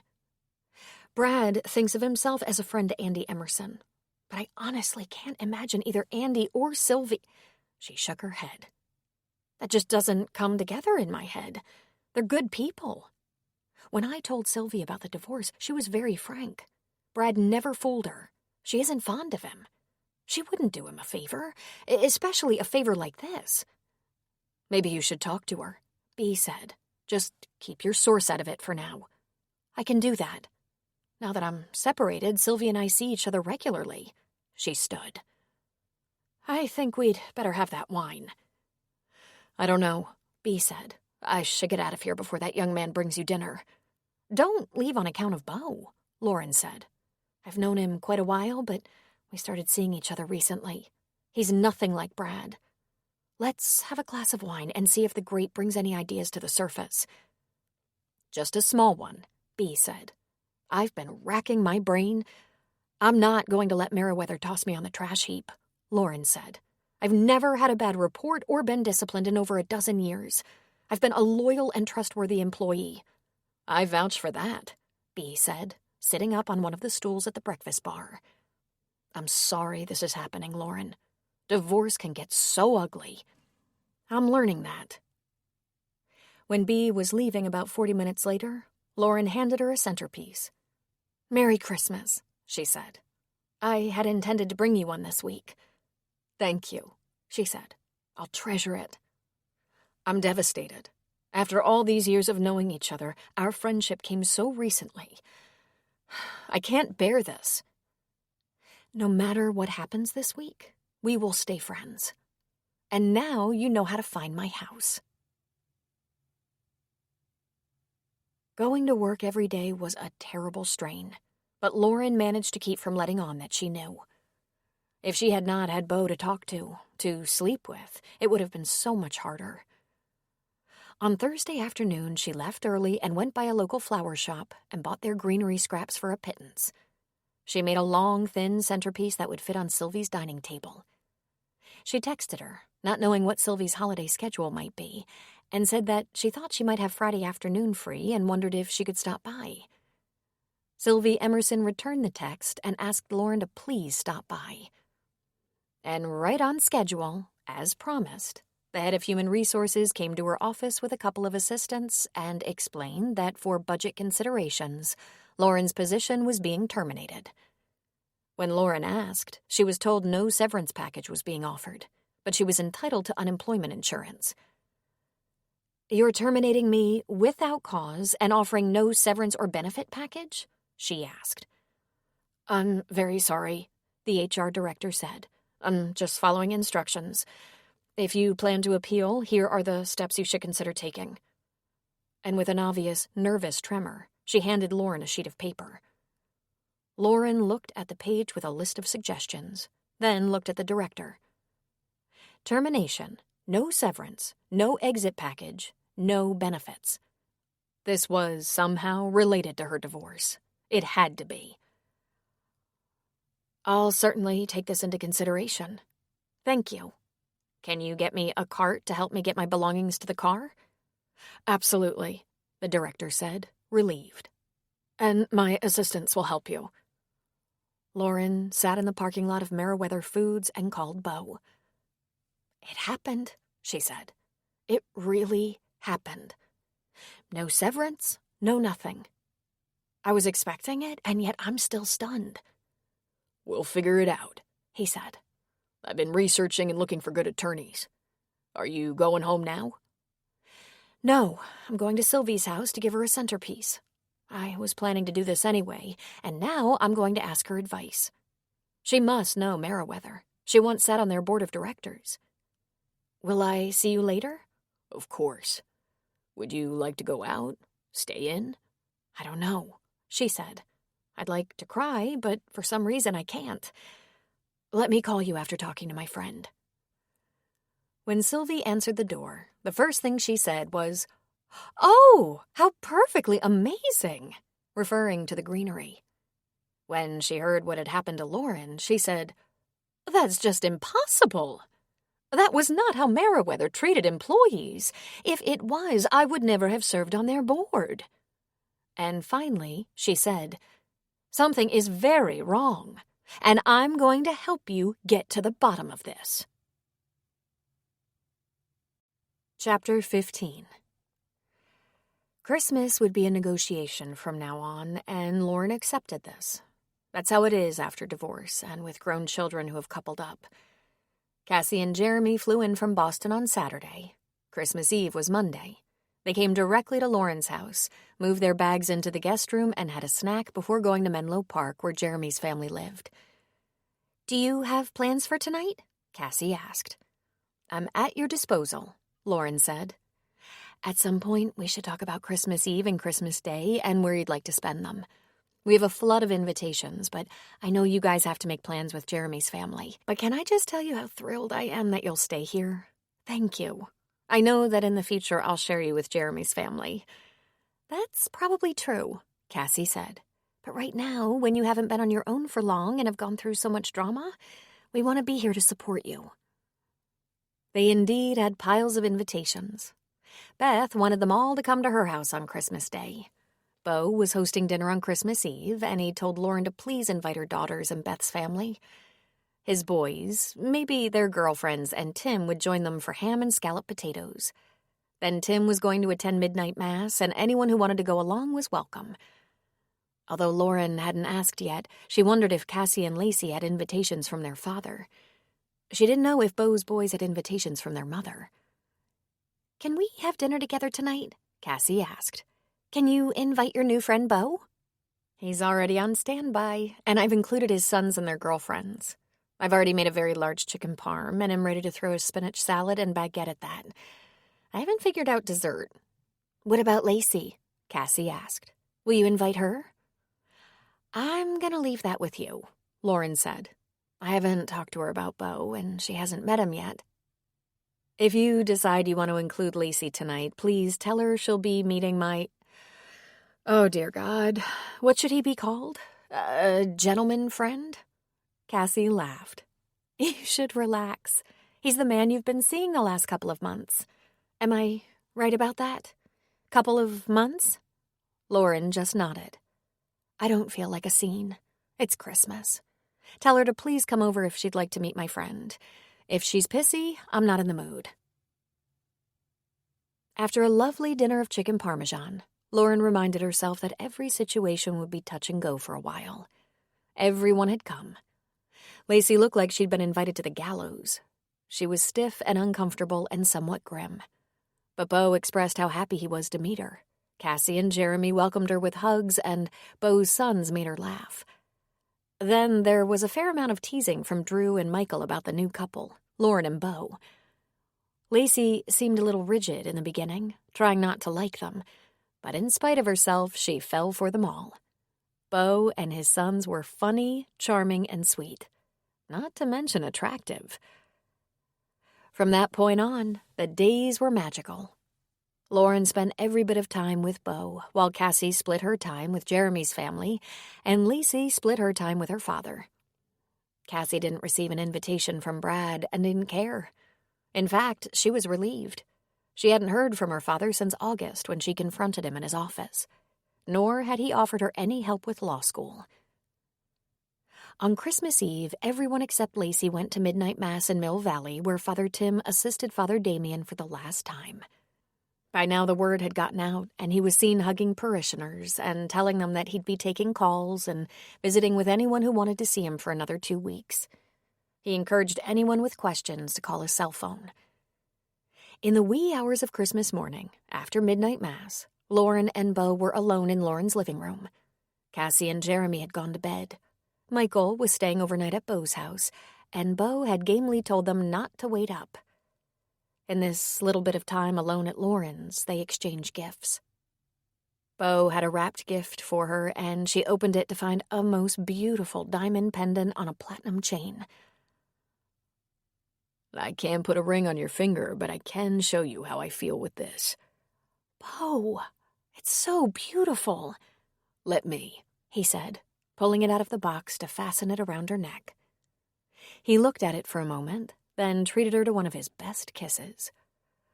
"I wish you could wear this to bed," he whispered against her lips. "This and nothing else." She laughed softly. "We might have to wait until company is gone." "I don't know if I can last that long," he said. "I don't know if I could have made it through this holiday without you," she said. "You and the boys, they were terrific, softening up Lacey." "Tim was good too," he said. "I hope he's okay. I told him to call or text if he wanted to talk." "I have something for you," she said, distracting him from Tim. She got up and went to the Christmas tree. She reached into the boughs and pulled out a long, slim envelope. He smiled as he took it. "We were going to go easy since we don't have any idea what kind of finances." She touched her pendant. "You forgot," she said, smiling. He opened the envelope. There was a lovely card inside and some folded pages in the card. He unfolded them to find a printout of airline tickets and an itinerary. San Francisco to Victoria, British Columbia, leaving on Valentine's Day. He was speechless and just stared at her in wonder. The gardens, Beau. They're beautiful all winter, and your busy season really kicks in March. Someday, when things settle down, we'll also go in spring. He pulled her close. I guess you forgot you're unemployed at the moment. Oh, who could forget that? She said with a laugh. But I saw the travel agent before I was fired, thank God. We'll figure it out. I don't know how, but we'll figure it out. Just hold me. It was almost 2 a.m. by the time Tim exited the rectory and went to the truck parked in the small lot behind the house. He tossed a small duffel into the truck bed, jumped into the passenger side, and looked at the pretty woman in the driver's seat. Would you like me to drive? He asked. I can manage. It's a long drive. I'm fine. How do you feel? I don't know, he said. If I tell you I feel a little lost, will you think I'm not sure of myself? Are you sure of yourself? He leaned toward her. Come here, Angela, he said. When she leaned toward him, he slipped a hand around to the back of her neck and pulled her closer, covering her lips with his. He kissed her deeply, lovingly. I'm sure of this, he said against her lips. Whew, she said, almost a sigh. Merry Christmas. There could be phone calls, he said. I think a few of my people are worried about losing touch, worried about where I'll go and what I'll do. But are you worried? She asked. No, it's in God's hands. I've known him a long time, and it's been my experience that when you offer to be of service, your cup runneth over. She laughed at him and put the truck in gear. You have no idea, she said. It's never quite enough. I have ended every day for the last 8 or 10 years wondering how I could do more. The woman with 1 can of cream-style corn, he reminded her. He reached across the console and patted her thigh. They were on their way to Lake Tahoe. He'd reserved a nice room. They were going to drink some champagne, toast the future together, and sleep in one bed. Their room would be ready early, when they arrived during the pre-dawn hours. They'd planned a leisurely Christmas day and night. Then they would drive back to Oakland to the Velasquez house the day after Christmas. Tim would ask Senor Velasquez for his daughter's hand in marriage. The Velasquez family were not his parishioners, but he would explain that he'd recently transitioned out of the priesthood, and while he'd known Angela since he returned to Mill Valley, a few years now, they hadn't had a romance. Not until recently, when he was officially transitioning into the secular community. Are you sure it's all right for you to do this? She asked. Angela, I began the out-processing 5 months ago. If you're talking about the Archdiocese, they've known for months. I'm leaving them in good hands. Father Damien is young, energetic, driven, and alive with the Spirit. My mother is going to faint, she said. And your father? He asked a bit nervously. I think he'll not only grant permission, he might try to get you to the church long before you're ready. I wouldn't worry too much about that, he said. I'm ready. Their plans had changed, but only slightly. They were still hoping to assist with the refugee program, but that might come later. For now, they would be assisting Catholic charities as volunteers in Puerto Rico, where there was still so much hunger and destruction after the terrible hurricane. And based on a wonderful recommendation from the Monsignor, they'd been accepted through the New York chapter and would be helped with lodging. That probably meant a room in someone's house. One step at a time, one day at a time. At least we're going forward together, Tim thought. Did you say something? She asked. I didn't think I said it out loud. Together. Sometime in the future, hopefully the not too distant future, they would blend their special skills to form the right kind of team. They weren't sure which resource they would attach to. It could be one of any of the many wonderful organizations committed to easing hunger and disenfranchisement and pain. But they would find the right mission as a team. God, I'm so grateful for you, he said. Dios, I'm about to spend the night with a priest, she said. He laughed. Not exactly. Ex-priest. And then he thought, it was a very good run. In 20 years, he'd done some good. He'd had some rewarding experiences. And when Beau heard about this new adventure, he was going to mess his pants, for sure. Wait till I tell my best friend. I thought you had. No, I told him I was moving in a new direction. He's going through a nasty divorce, and I apologized and told him he might need me and my head could be elsewhere. I spent the evening before Mass with him and his family. He has a very nice woman in his life, and his sons seem to be supportive and in a stable place.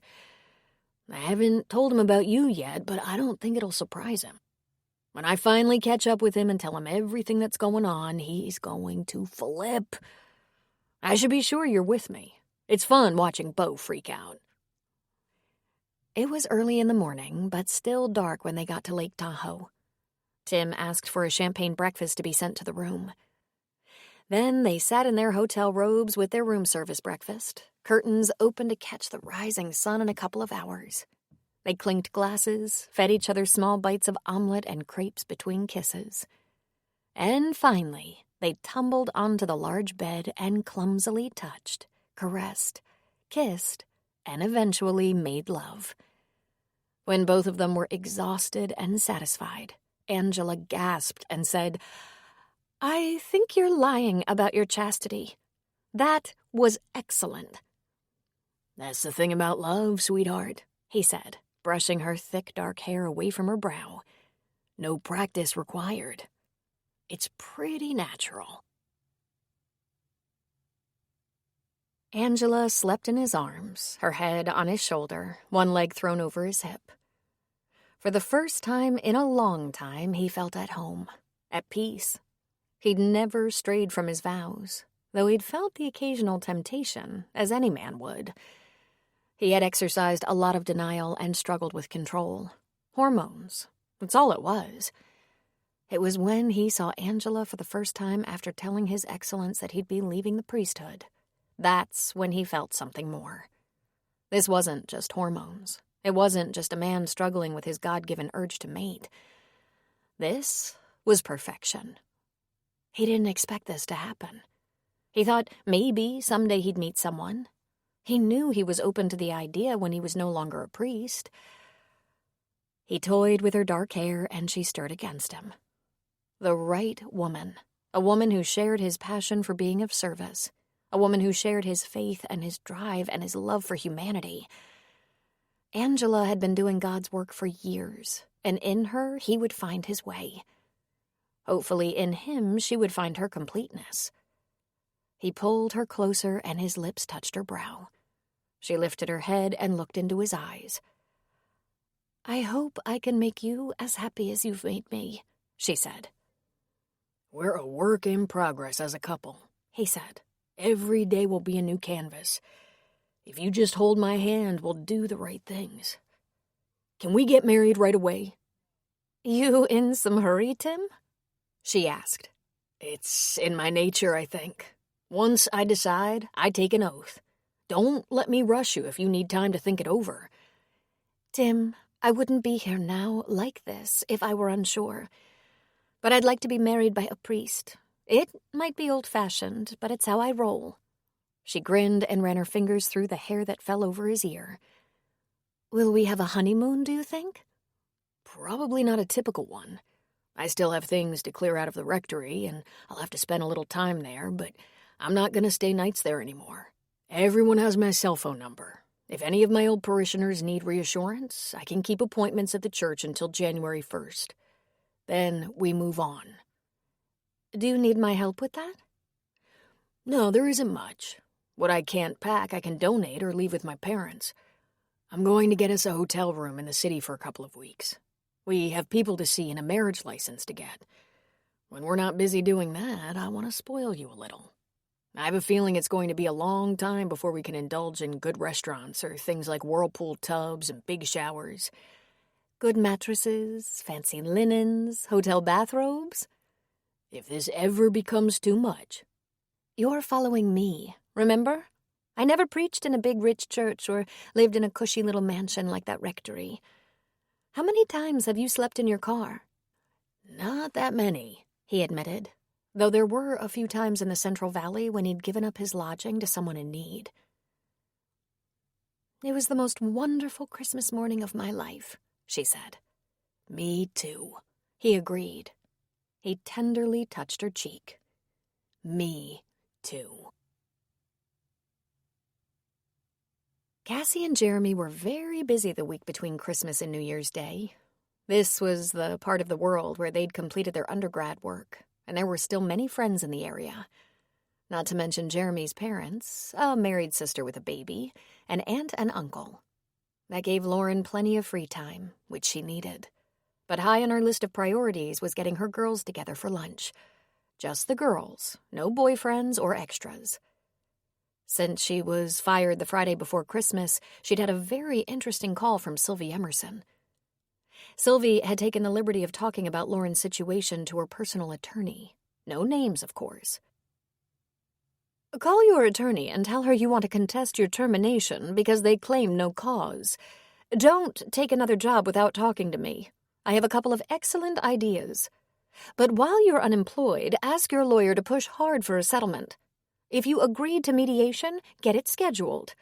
Your husband has dragged this out for over 6 months in a no-fault state when you're not contesting the laws. Push, Lauren.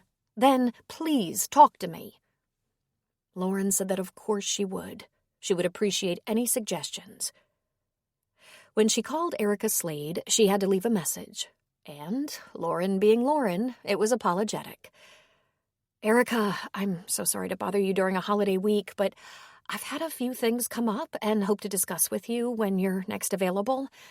I lost my job. They have no cause, and it seems pretty suspicious, but I can't figure out if there's anyone to blame. And that's even more reason I have to try to get this divorce settled. I have expenses, of course, that I was hoping to cover with my paycheck. Oh, I'm sorry to have to bother you. It wasn't even an hour later when her phone rang. Lauren, I'm a divorce attorney. You think I'm not used to holiday crises? I'm afraid it comes with the territory. Everyone loses their marbles at Christmas time. Mother's Day, Father's Day, and the Super Bowl are also bad. I'm going to take a vacation in February. Now, tell me what's happening. Their conversation was brief. Erica agreed to file a complaint contesting her termination and to start petitioning for either a mediation or date in family court ASAP. She requested the results of the audit she'd asked for. If he stalls any more, I'll petition the court. His lawyer knows he has to have a case to drag this out, and he has no case. You've submitted all your statements and earnings records. That had occupied her, but that was not the reason she wanted to meet her daughters for lunch. Cassie and Jeremy were going to be returning to Boston on January 2nd. It would probably be a long time before the three of them were together again. Lauren chose the neighborhood pub she enjoyed so often with Beau, and she walked down the street with Cassie, though the weather was damp and cold. You know, Mom, you don't have to send Beau home at night to protect me from your relationship. As long as I don't hear screaming and spanking. Cassie, she said with a laugh. I'm just saying. I'm sure when I'm not in town, you have a much more interesting private relationship. I like Beau. He has a nice family, and I'm glad you found someone like him.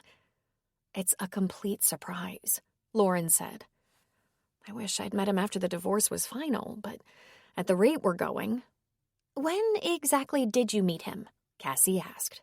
Back in March, on the very day I put down a deposit on the house and asked my lawyer to have your father served right before my July 1st move-in date. I was prepared to stay with Beth, but the landlord gave me the keys a few days early. But he had nothing to do with... Of course not, she said. He never made any such overtures. I ran into him the first day I shopped at Stoll's, and that's the first time he told me he lived in the neighborhood. I had no idea. I invited him over for a glass of wine, and he came back the next day, without being asked, to install new locks and that camera doorbell. She was quiet a moment. He helped me move some furniture, hang some shelves, and he kissed me 4 months later. I wouldn't say you're rushing things, Cassie said. I made out with Jeremy on our first date. Made out like a rock star. I'm trying to be sensible and cautious, Lauren said. And so is he. He's going through a divorce, too. The difference is he's been separated over a year now. It should be over, but... But you both have spouses who won't let it go? Cassie said. And why? She asked. I don't know what's going on with Beau's ex, but I do know she left him. And what's up with mine? What does he want from me? All evidence suggests he despises me. Why doesn't he want this over with? He wants to win, Cassie said. What would he win? A beaten-down, unhappy woman? I didn't say it was logical, Cassie said. The pub came into view, as did Lacey's little BMW parked out front. Oh, good. We're not going to have to wait for her today. Lacey had herself a spacious booth and was already sipping a glass of white wine. She smiled when Lauren and Cassie came into view, and that was such a relief. The girls had done well over the holidays. No squabbling, no taking sides. Of course, they avoided the subject of the divorce, and for that Lauren was relieved. Are we late? Lauren asked Lacey, giving her a peck on the cheek. Not a bit. I might be early. This is a great little hole in the wall. I love it. Walking distance for you, too. I love this neighborhood, Lauren said. I've been known to walk down to do a little light shopping or grab a breakfast sandwich at Starbucks or a salad right here. They chatted while Cassie and Lauren looked over the menu and ordered. Cassie invited Lacey to come to Boston for a visit, though all she could offer was the couch and a door that closed. They even managed to laugh at Lacey's complaints about Christmas with her father and grandmother. I can't believe you have left me to deal with him. Hold on, sister mine. You did that to yourself. You don't want to give up the allowance, and for that luxury, you're going to have lots of family dinners. Lord, I hope not. Cassie, be a sport and make up with him. Then we'll at least have each other, and you'll probably get back on the payroll. What have I done to you two? Lauren said, resting her head in her hand. I admit it. I'm a little spoiled, Lacey said. A little? Lauren and Cassie said together. Their lunches were delivered. They laughed through lunch, and Lauren felt a glimmer of hope. She'd filed for divorce right about June 28th. Today was December 28th. 6 months had passed, and they were making crude and somewhat evil jokes about their parents throwing them into poverty. Not me, Lauren said. I just want to live a life free of control and meanness. And I'll help you all I can while you both finish your educations. But that's one of the reasons I wanted us to get together before we're separated again. I have another challenge ahead. I was fired from my job. What? Cassie said. You've been there forever. What was their reason? They said that I hadn't done anything wrong, but they were taking product development in a new direction, and my position was no longer needed. I've heard it said, very cautiously, that it's not really true and doesn't make sense. Oh, Mama, what in the world? Cassie said. What will you do? I'll look for another job, Lauren said. And I've asked my lawyer to turn up the heat and get your father to sit down with a mediator over the property. We need to wrap this up for everyone's sake. So what I'm telling you is it may take me a while before I can help you with expenses. I've still got my retirement funds, but I'm trying to save that for emergencies. Cassie grabbed her hand. Listen, I can do this on my own. I might run up a lot of debt, but I sure won't be the first, and I'll work my way out of debt like everyone else. Jeremy's going to earn some money teaching while he finishes his PhD. You can't believe how many law students I know whose family isn't able to help them at all. The only ones living like normal people come from those fine old families, and... Lacey? Lauren asked. Lacey was looking down at her plate. Her hands were folded in her lap, and she was crying. Lacey, your father will probably pick up some of your expenses since you haven't deserted him. But if that doesn't work out, I'll do everything I can to at least help you. Just please be patient. I'm in a fix right now, an unexpected fix. Lacey lifted her eyes and a big tear spilled over. He did it, she said. Cassie and Lauren just looked at her, confused and speechless. He did it. I didn't get it at the time. He and Grandma were laughing about how freaked you would be, how you wouldn't know where to turn, you wouldn't have any income, you'd be begging him for help. Lauren frowned in confusion. "But how?" she asked. "I don't know. Not really." After a minute of not understanding what the hell they were talking about, I tuned out. I remember he said it paid to know the right people in the right places, and that golf was an excellent game for all kinds of favors. That meant nothing to me at the time. "That is not how my company operated," Lauren said, realizing after the fact she was echoing Sylvie's words exactly. "I don't know how, Mama," Lacey said. "This is probably my fault. I should have done exactly what Cassie did. I should have told him how much I hated what he did, but I didn't. I didn't because I hate this divorce." Lauren was quiet for a long moment. "Me too. I waited too long. And now look how complicated and terrible it is for everyone. I couldn't figure out why he and Grandma were so happy and laughing. He wants you on your knees," Lacey whispered. "God," she said, a sob escaping. "This is the most horrible thing." "It's not your fault," Lauren said. "It's not your divorce. It's my divorce." "Lacey, don't let him manipulate you anymore," Cassie said. "But you don't understand. I don't have anyone. I don't have my sister. We've been on opposite sides of this. I don't have my mother. You must hate me for the way I took his side. He's using me. I don't have a guy. My girlfriends don't want to hear about it. I don't have anyone. And I'm not in law school with some big dream. Do you know what teachers make?" Lauren just smiled. "It's not pretty," she said. "But you will always have a mother, even when we're on opposite sides. I don't blame you for wanting to stay on civil terms with your father. Just don't work against me. That would be hard to forgive." "But he says you're trying to hurt him with this divorce," Lacey said, clearly misunderstanding the terms. "Of course I'm not," Lauren said. "The law is clear.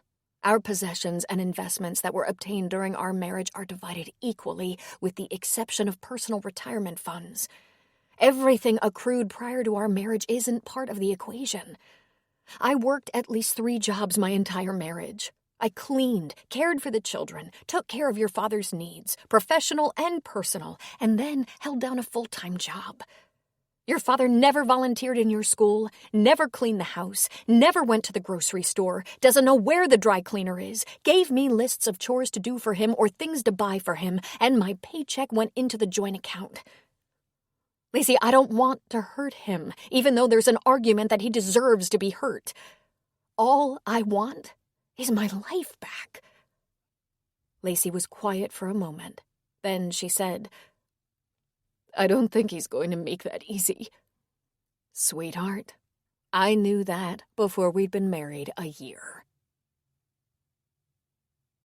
Chapter 16. On January 8th, Beau took Lauren with him to a wedding in a small Catholic church on the outskirts of Oakland. Beau was going to stand as best man for Tim Bradbury. It was supposed to be a very small, private affair, but by the time Tim and Angela included their families, small was impossible. Angela lost control of the wedding early on as her mother, aunts, grandparents, siblings, and cousins took over. At the end of the day, their intimate little wedding was over 100 strong, with every woman bringing covered dishes, and the mariachis from a couple of towns over arrived. There was also a dance band. The flowers must have been ordered from afar, it being January, and they were plentiful. There were piñatas for the children, beer and wine aplenty, and the most delicious Mexican food imaginable. It came as no surprise to Beau that the Bradbury family, a well-to-do professional family, blended in beautifully and had the best time of all.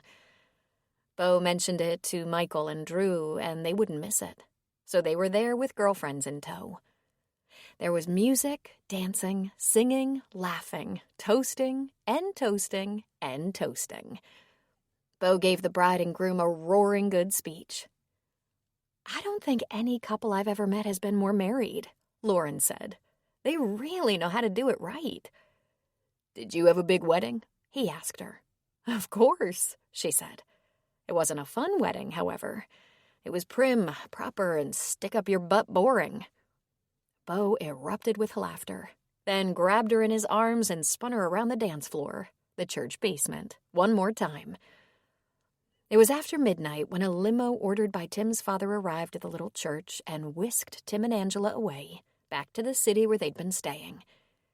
And Beau took Lauren back to her house, where they stumbled into her bedroom, peeling off clothes along the way, their lips locked together the whole time. Within seconds, they were on the bed, naked, holding on to each other. The moment Beau touched her, she opened to him like a beautiful flower, and he filled her with all his love and lust. Her skin, so soft and perfect to his touch, grew warm and supple, and her hips moved beneath him. This was what perfect love felt like, when there was trust and devotion and passion. Beau tried to count the number of satisfied emotions every time they made love. There was blinding pleasure. There was unparalleled contentment, comfort, excitement, a need quenched, a desire gratified. Body and soul came together for him, and he knew complete fulfillment. "I can't believe you're mine," she whispered. "Oh, I'm yours," he said. "I'm yours like I've been waiting for you my whole life. This is how it's supposed to be." With his lips on hers, his hands all over her, filling her, moving with her, it wasn't long before she came to a thundering climax in his arms. It was so quick. It was always quick. Her body responded to his body, and together their love was powerful yet easy. Then his favorite part, holding her as she came back to earth, as her body trembled and her breathing evened. He gave her a flood of small kisses to mark the way home, and she held him to make sure they were together for the... Sometimes, a simple melody can speak to the heart more than any word. Let it speak to you now. Thank you for supporting this free listening experience.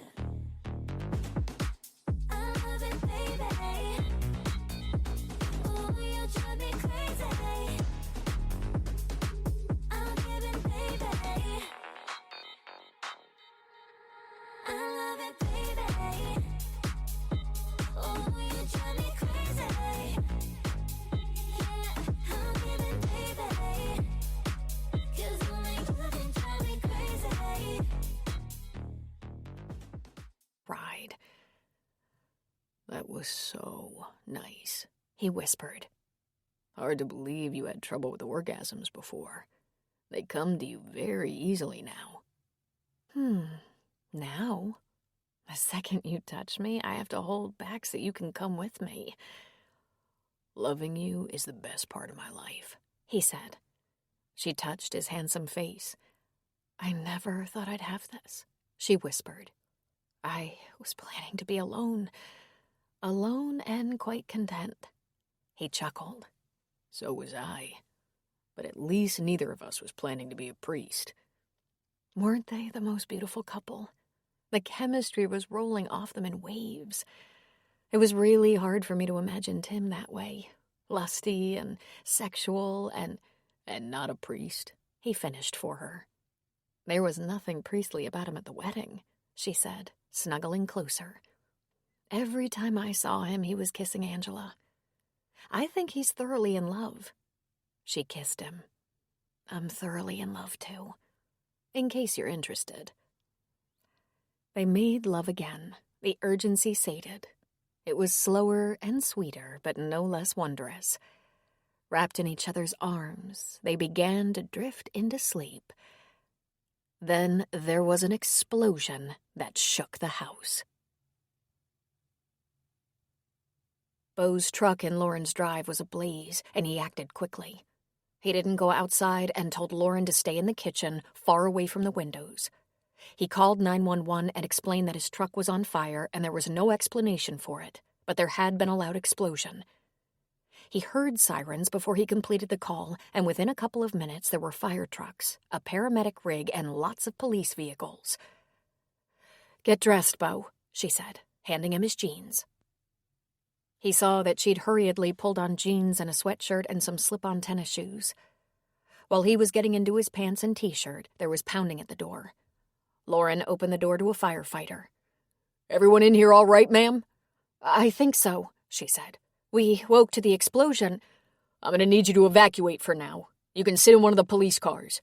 The bomb squad and arson investigators are going to take over when the fire's out. Then I'm gonna suggest they have a run through the house." "The house?" she said, her hand going nervously to her throat. "It looks like it was some kind of bomb. I have no idea how sophisticated it might be. Anyone looking to hurt you?" Bo came to the door while tucking in his shirt. "It seems preposterous, but you never know. We're both going through divorces, and the exes aren't happy. And before you ask, no, we're not the reason for the divorces." "Right," he said. "You can explain all that to the cops. They're a pain in the ass, our exes, but this could have hurt someone. You need to get jackets," the firefighter said. "It's cold tonight." They were relegated to the back of a squad car, and all attention was focused on evacuating the neighbors on either side of Lauren.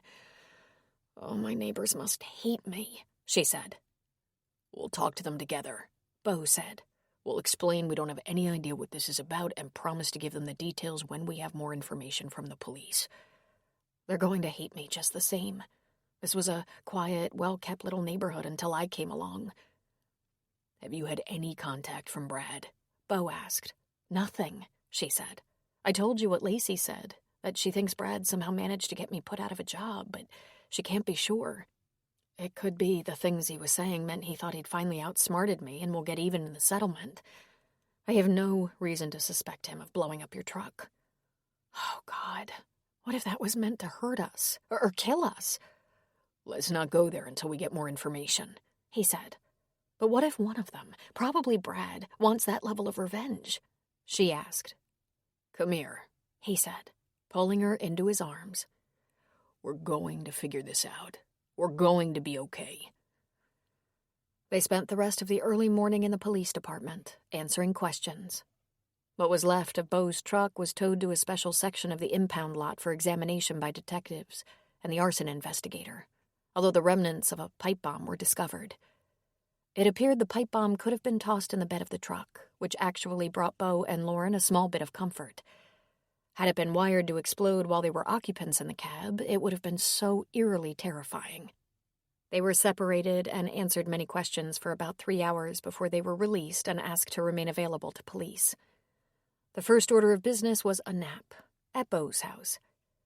Then they visited the neighbors on either side of Lauren's house to explain as much as they could, and Lauren packed a small bag. There was a devastating black charred mark left on the driveway. "Oh, this is so scary," Lauren said. "Is there any way to clean that away? Just looking at it is a horrible reminder." "I'll find a solution to that," Bo said. "I think you have to stay with me now, just to be safe." Drew was shocked and agreed Lauren should stay with them. No one was sure who the target was, Bo or Lauren, or both of them, or just the property. But no one was willing to take any chances. Bo had installed security cameras a few years earlier. He looked at the footage surrounding his house for the past month. There was only one suspicious figure. Christmas Day, a little after 3 a.m. It was a female in a disguising hoodie.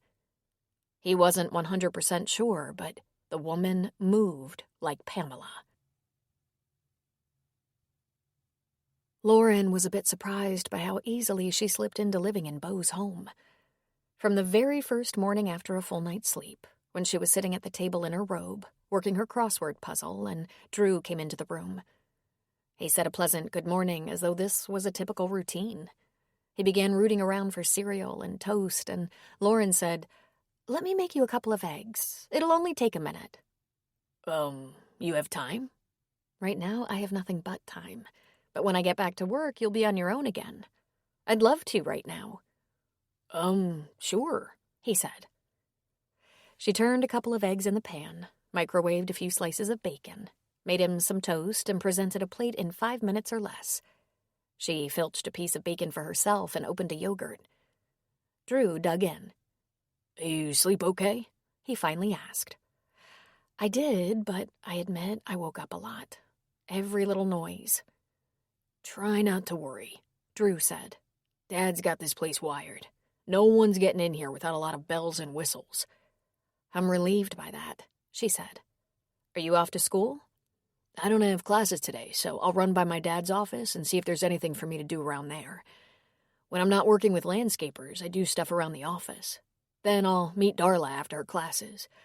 I don't know if I'll be around at all today. Do you need anything? She shook her head and smiled. Thanks, Drew. I'm fine. I have a few errands.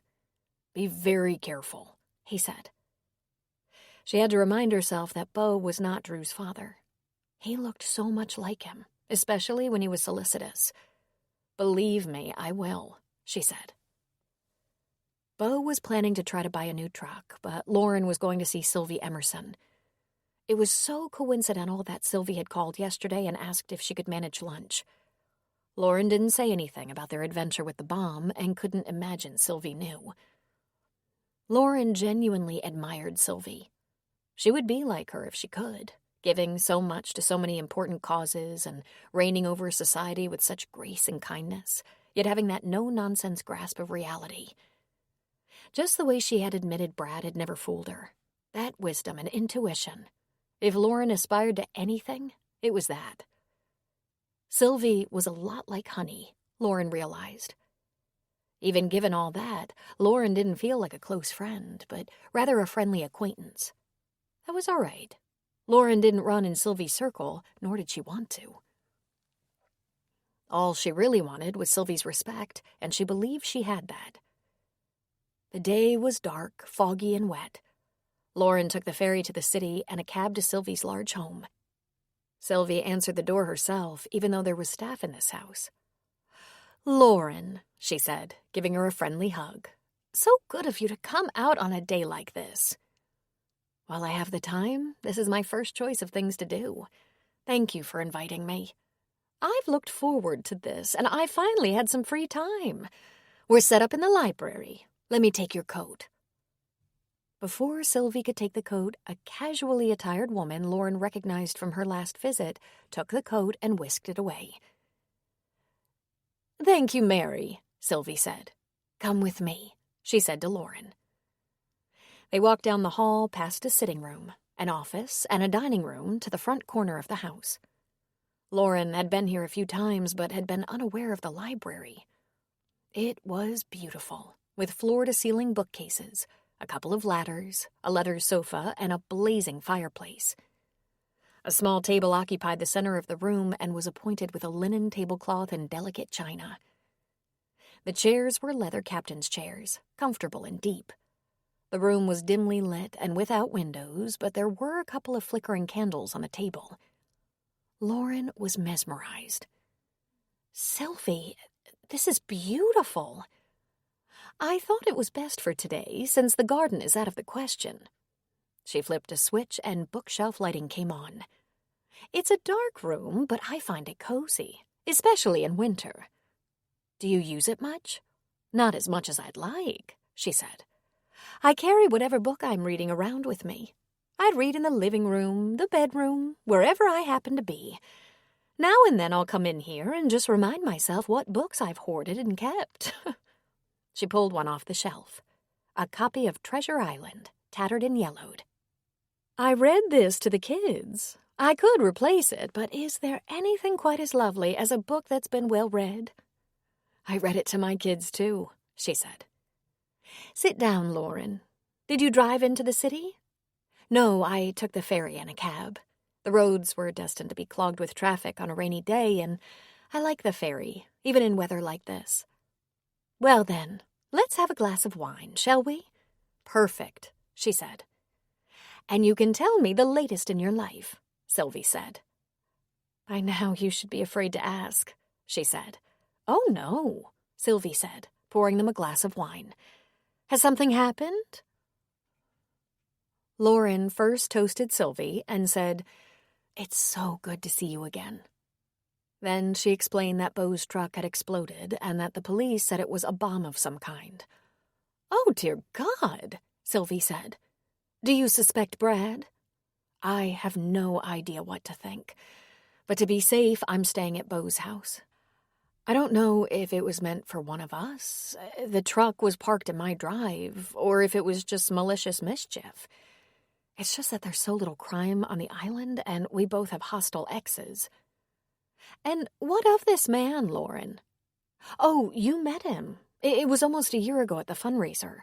I had barely met him myself at that time. The landscape architect who creates rooftop gardens." "I remember him," Sylvie said. "After knowing him about 6 months, and with my divorce dragging on and on, we started dating. He has 2 grown sons, I have 2 grown daughters, and we have nothing and everything in common. He's a lovely man. I certainly hadn't intended to be living in his house, but circumstances being what they are. Listen, if you ever feel vulnerable and without options, or even if this is merely the best option, you're welcome to stay here. This house is a fortress." "That's so generous, Sylvie. I also have my sister, and she's married to a police officer. She also has 2 messy, loud sons, so her house is safe but crazy. But once I decided to take a chance on Beau, whose youngest son is still living at home, I realized this is an opportunity to really get to know him. The real Beau. Rest assured, one red flag and I'm gone. I'm certainly not afraid to get out of a bad situation now. I so regret staying in a terrible marriage for so long. Is there any hope of this being resolved anytime soon? My lawyer has a court order for him to produce his financial records by the end of the month, so in one respect, yes, the end is in sight. In another, he might be a problem for as long as I live. But it wouldn't be better living with him." Mary brought a couple of salads and ice waters, then quietly left. "I have something to tell you," Sylvie said. "I spent a little time at Meriwether with corporate officers I knew from my time on the board. I have no proof of this, but I believe Brad convinced the VP of Marketing to eliminate your position, a position he is now advertising to fill. There is no memo, no email chain, no witnesses that I know of. Just one very guilty and remorseful VP who's offered to get in touch with you and reinstate you to your former position." Lauren's fork was on its way to her open mouth when it stopped. Her first bite of salad was hovering inches from her mouth. "Stu Lonigan? I can't believe it." "Believe it. I always considered Stu Lonigan to be a smart and fair boss. My boss also respected him. My daughter spent Christmas with her father and grandmother, and she has no details. Just that she believes Brad somehow convinced someone to fire me. She said something about a deal made on the golf course. It may be as simple as that, or even more complicated. I don't know. But Stu Lonigan may find his job in some jeopardy. You were given an exit package, were you not?" Lauren returned her fork to her salad plate. "No." "I wouldn't blame you if you decided to go back to Meriwether. It's familiar. No doubt you have friends there, and despite all this, I've always considered Meriwether a good company. Believe me, I check them very thoroughly before agreeing to sit on their board. As a local philanthropist, I can't associate with a corporation that discriminates or abuses employees. This situation is unusual, and I think personal. If it's a corporate habit, they've hidden it well. I don't believe it is. Still, it's so disturbing." "Is Stu in trouble now?" "When someone terminates an employee without cause, without negotiating a healthy exit package, leaving the company open to lawsuit, you can bet the board has an issue with that. Your lawyer contested the termination, so everyone knows. Mr. Lonigan is on very fragile ground, and it's my opinion that your soon-to-be ex-husband has been risking his medical license. I know he settled 2 lawsuits. They were not for malpractice. They were for abuse and harassment." "You know about that?" Lauren asked. "They never went to court." I only know what Brad told me. Sylvie took a forkful of her salad. She tilted her head and chewed slowly. Well, when you're in the habit of giving away a great deal of money, you soon learn not everyone is your friend. We have to research individuals, charities, and foundations very carefully. It's routine, I'm afraid. And you researched Brad? Lauren asked. In a way, she said. I hope you won't be horribly offended. I had good reason. We researched you. I uncovered the extent of your injuries at his hand, the order of protection, the lawsuits. I knew Brad rubbed me the wrong way, but I admit I had no idea things were that bad. I'm horrified. Now, don't worry. It's all confidential. It's meant to protect our foundation. That money is meant for people in need. In spite of herself, Lauren blushed. Why would you research me? Lauren asked. Were you afraid I was lying about the divorce? About anything? Sylvie laughed. Not at all. I asked my assistant to do the research. She's so good, so sensitive. I asked her to do that because I liked you. I thought you were smart, and I guessed you had a personality I could mesh with. Then things tumbled a little bit. You had a lot of stuff happening at once. Your divorce, your job loss. I was thinking along these lines anyway. My assistant, Ruth Ann, is planning to move out of the Bay Area when her husband retires. We've been scouting around for her replacement. It's not easy. Ruth Ann has been with me for 10 years. Several people have been suggested, and they just aren't meeting my expectations. Perfectly nice, very professional, but I'm looking for someone I admire, someone I like, someone with the kind of perseverance and heart I can respect. A devoted mother and loyal employee, and someone who can keep a confidence. It's a hard job sometimes. It can get very busy. It can involve travel. There are also easier weeks. It pays well, and there are excellent benefits and a retirement fund. Lauren could not close her mouth. You admire me? She asked in a whisper. Sylvie put down her fork and sat back in her chair. Lauren, you were raised by a single mother. So was I. It's hard on a girl. You lost your mother just a couple of years ago. You protected your children and raised them well, though it had to have been difficult. You held a responsible position in a large company for many years. You were dependable. You didn't give up easily. You have a close relationship with your sister's family and your daughters. And you're smart. We get along so well. You're the kind of assistant I want. She touched her napkin to her lips. I won't take it personally if you're not interested. Lauren laughed. Well, there's a lot more you have to tell me about the job.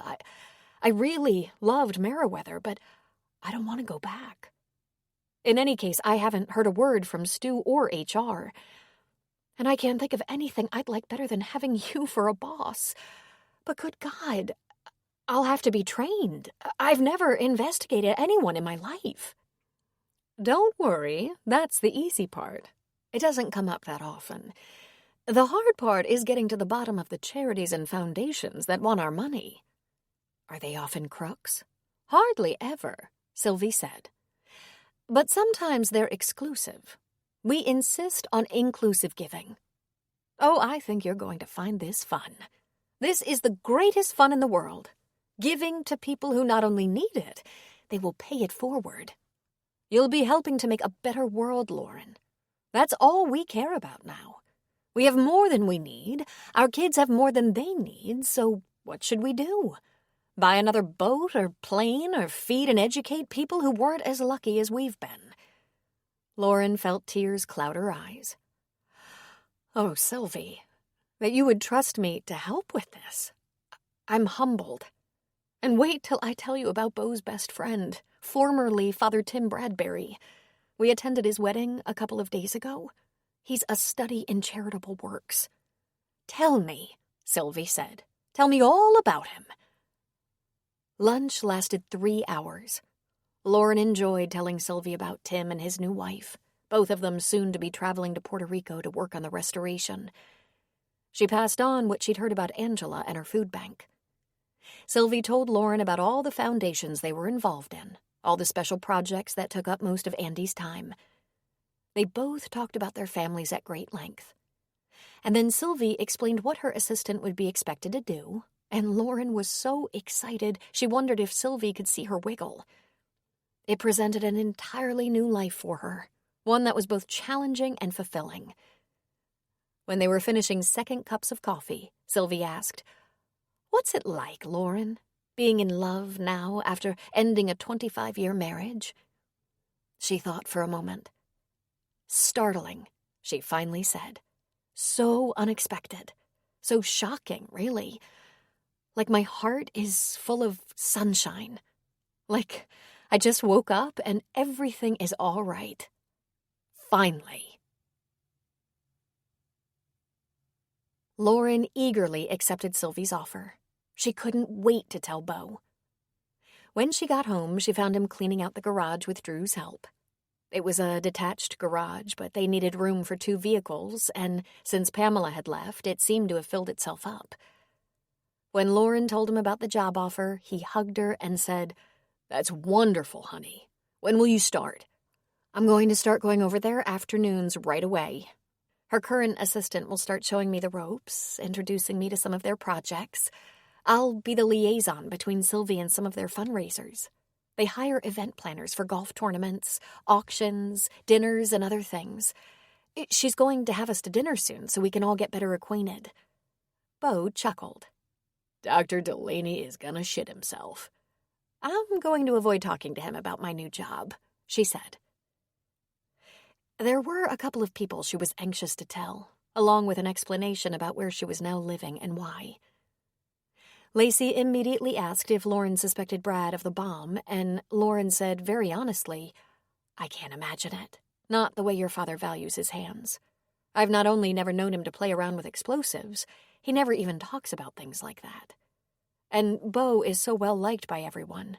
No angry clients, nothing. I bet we find out it's random." To her surprise, Lacey did not get her back up about Lauren staying with Beau, and Cassie was relieved to hear it. She wanted her mother to be as safe as possible. Beth wanted Lauren to stay with them, but understood why she'd rather stay at Beau's. "I come with a lot of baggage," Beth said. "But promise you'll come to dinner soon, and bring that young man, Drew. The boys love him." When Lauren went to the Emerson home the next day, there was a shiny stained oak table sitting in the middle of the library. A laptop was open on it, along with a couple of new iPhones. "What do you think?" Sylvie asked. "Would this be a good office?" "Oh, God, it's delicious. Is this where Ruth Ann worked?" "She moved around a lot. My office, the kitchen, sunroom. You might do that, too. But this is a good place to start. We cleaned out a cupboard for you," she said, opening a couple of cupboard doors, the shelves inside empty and waiting for her use. "We're almost entirely paperless now, but you'll need the scanner and computer." It was like a dream come true for Lauren. There was one more poker night before Tim and Angela left town, and it was a wonderful celebration, filled with laughter. But at the end of the evening, during the goodbyes, it was a little emotional. When Tim took Lauren into his arms and said, "I'm so happy Beau has a good woman in his life," she completely lost it. "Please, please, please be safe," she said, sobbing onto his shoulder. It took a lot of comforting to get her under control again, but before all was said and done, lots of people were crying. There was a lot going on. Brad failed to provide his financial records and was cited with contempt and fined by the judge who'd made the order. Brad's response was to stop sending Lauren monthly support payments. Beau was checking with the police about the progress of their investigation almost weekly. One of the first things he learned was that the detectives had interviewed Pamela and Brad, separately of course, and both had alibis for the night of the bomb and were not suspects. However, they now both knew that Beau's truck had been destroyed. Lauren was going into the city to work with Sylvie daily, and at the urging of both Sylvie and Lauren's lawyer, she did not withdraw her suit against Meriwether.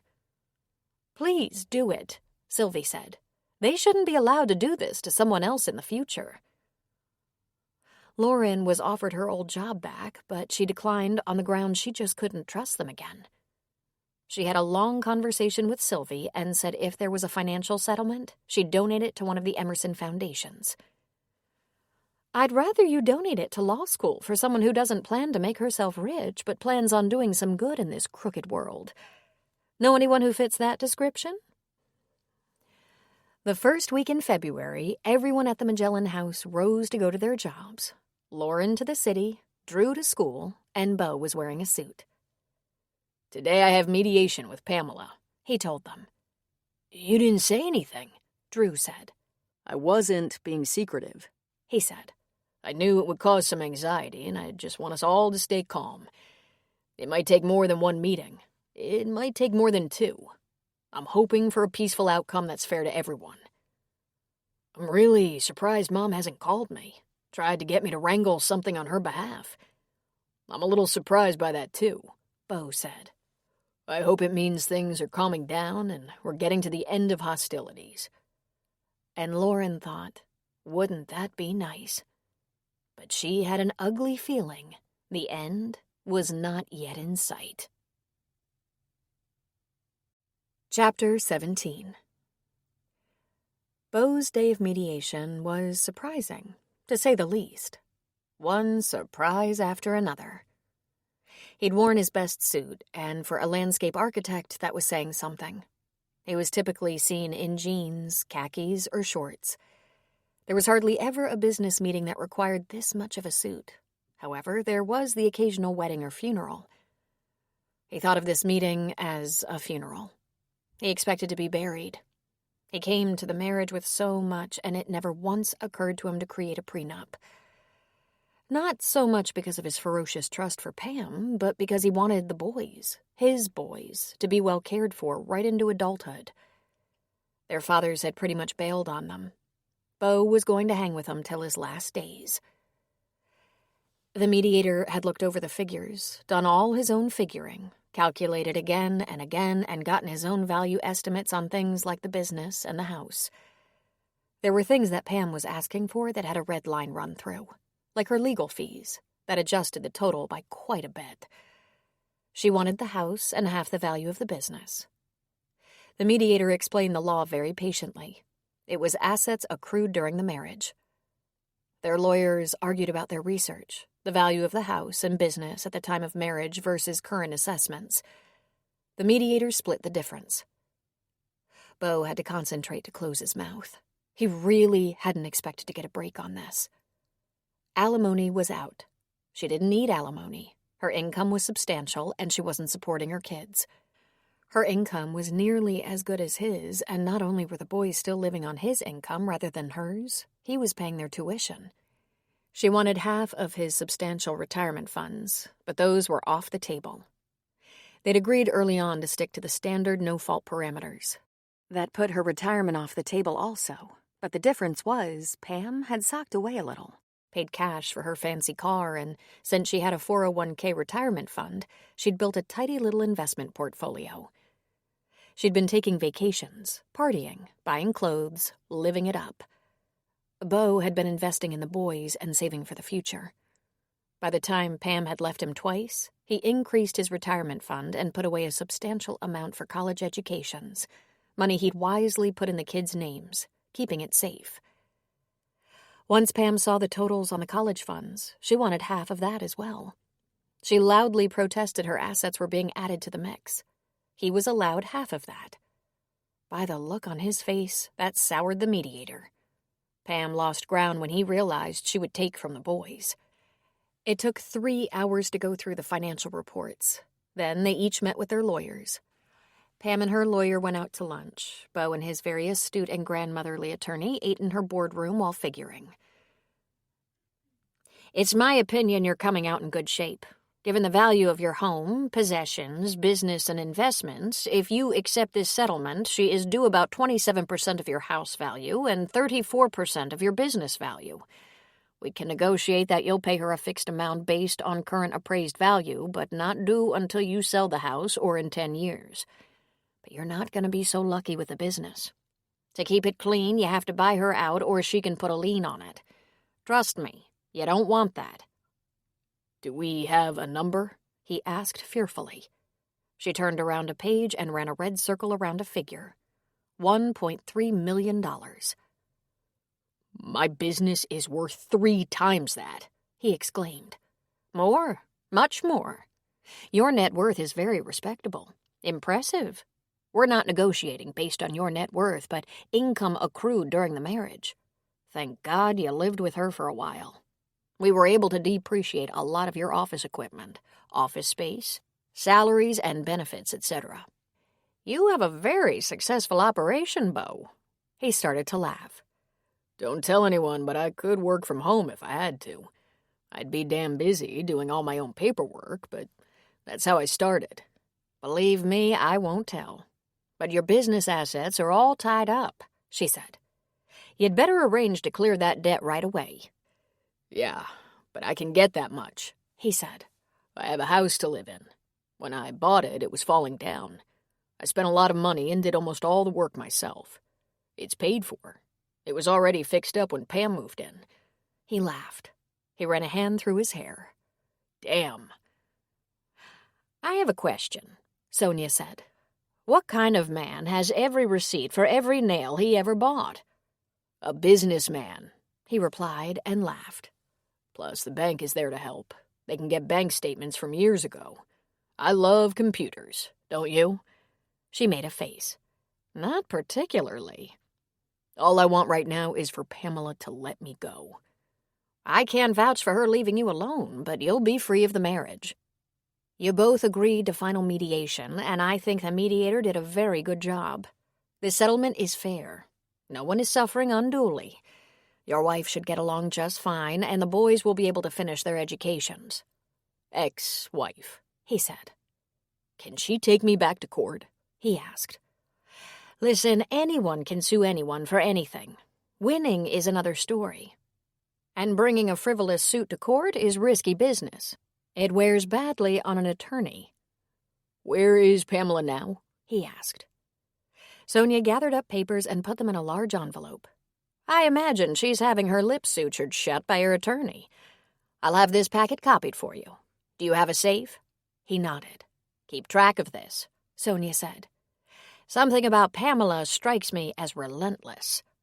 "You don't know the half of it," he said. It had taken all day, and he was grateful it hadn't taken more than one day. The necessary paperwork had been signed by both parties and would be filed. The official dissolution would be forwarded through the attorneys in about 10 days. Pamela's lawyer must have told her she wouldn't do better. Plus, she had never had that much admiration for a landscape architect. She thought of him as a landscaper who had fixed up an old house to live in. She was probably surprised by that settlement figure. Likely, she hadn't thought he was worth much. He couldn't wait to get home. Home. He looked at his watch. With this new job of Lauren's, he couldn't keep track of her hours. He hadn't really tried, for that matter. He knew she would go early and stay late if that's what it took. But if she wasn't there now, she'd be there soon. The important thing was, he was not only free, he had a home, a job, a good reputation, plenty of work, and a good woman. No matter what happened with Lauren and the doctor, he wouldn't have any trouble supporting them. Himself, Lauren, and the boys. He was left pretty much intact. He felt like he got off with a bargain. He laughed out loud. $1 million bargain? The truth was, as long as he had his house, his business, and his boys, he could always rebuild. He texted Tim. "Divorce final. I paid and I'm a single man. I'm glad, brother. It was a hard bargain. Are you well?"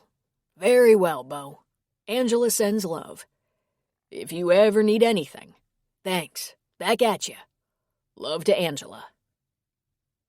When he got home, Lauren's car was in the drive, but he didn't see Drew's car.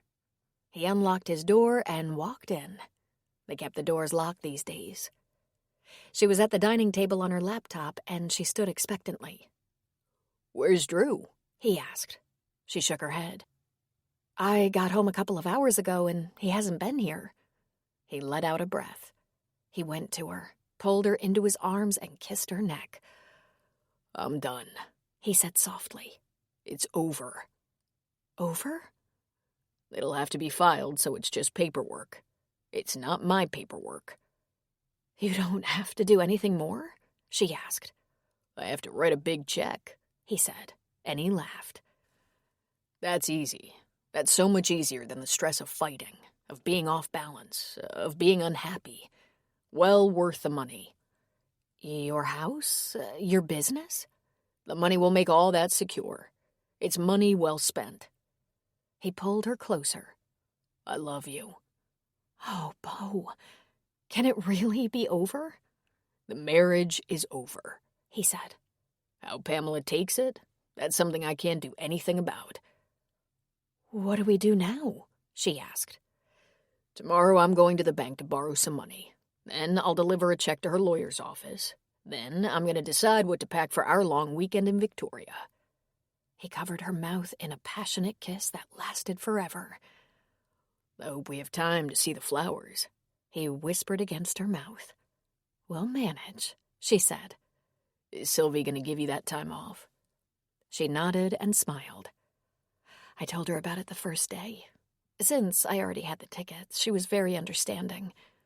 We're getting a schedule of events together so I don't miss anything in the future.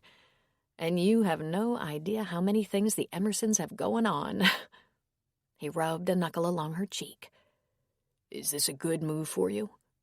All my moves have been good ones since I met you, she said. Their visit to Victoria was magical. The gardens seemed to be celebrating Valentine's Day, but that wasn't even the most charming thing. It was the dead of winter, and yet pots of colorful flowers stood and hung all over town.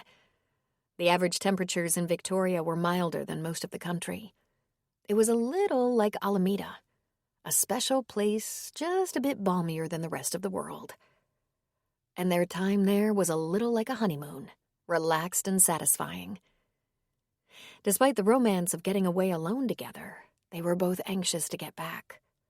After the stress of the past year, having an ordinary life filled with ordinary joys felt like such a gift. Beau's home was fast becoming hers. The days following the mediation had been a little rocky for Michael and Drew, but then things settled into a routine and Lauren and Beau got together with the boys a few times. That's when she realized the kids needed this legal wrangling to be over as much as Beau and Lauren did. She made a point to reach out to Lacey more often to make sure she was settled with the idea that her parents weren't going to reconcile. But there was no such reassurance from her daughter. "Have you seen your father?" she asked Lacey. "Not that I want to, but I've seen him. He's making it really hard. I think he might be going a little crazy." Lauren's jaw clenched. "Why do you say that?" "The way he talks," she said. "The things he says. Since Christmas, since Thanksgiving, really, he hasn't looked healthy. He's lost weight, he has bags under his eyes. Sometimes he chews Tums like they're breath mints. I can't even ask him if he feels okay because he says, 'No, I'm 60 and my wife of 25 years left me for a younger man.'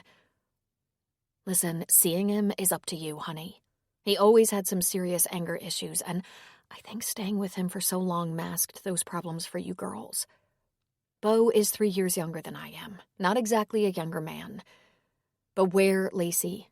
If he's making you uncomfortable, you can just be too busy. You're over 21. If you don't want to talk to me, talk to Cassie." Lacey laughed. "And she really is too busy. Unlike me, Cassie has a life." "Aunt Beth will certainly make time for you," Lauren said.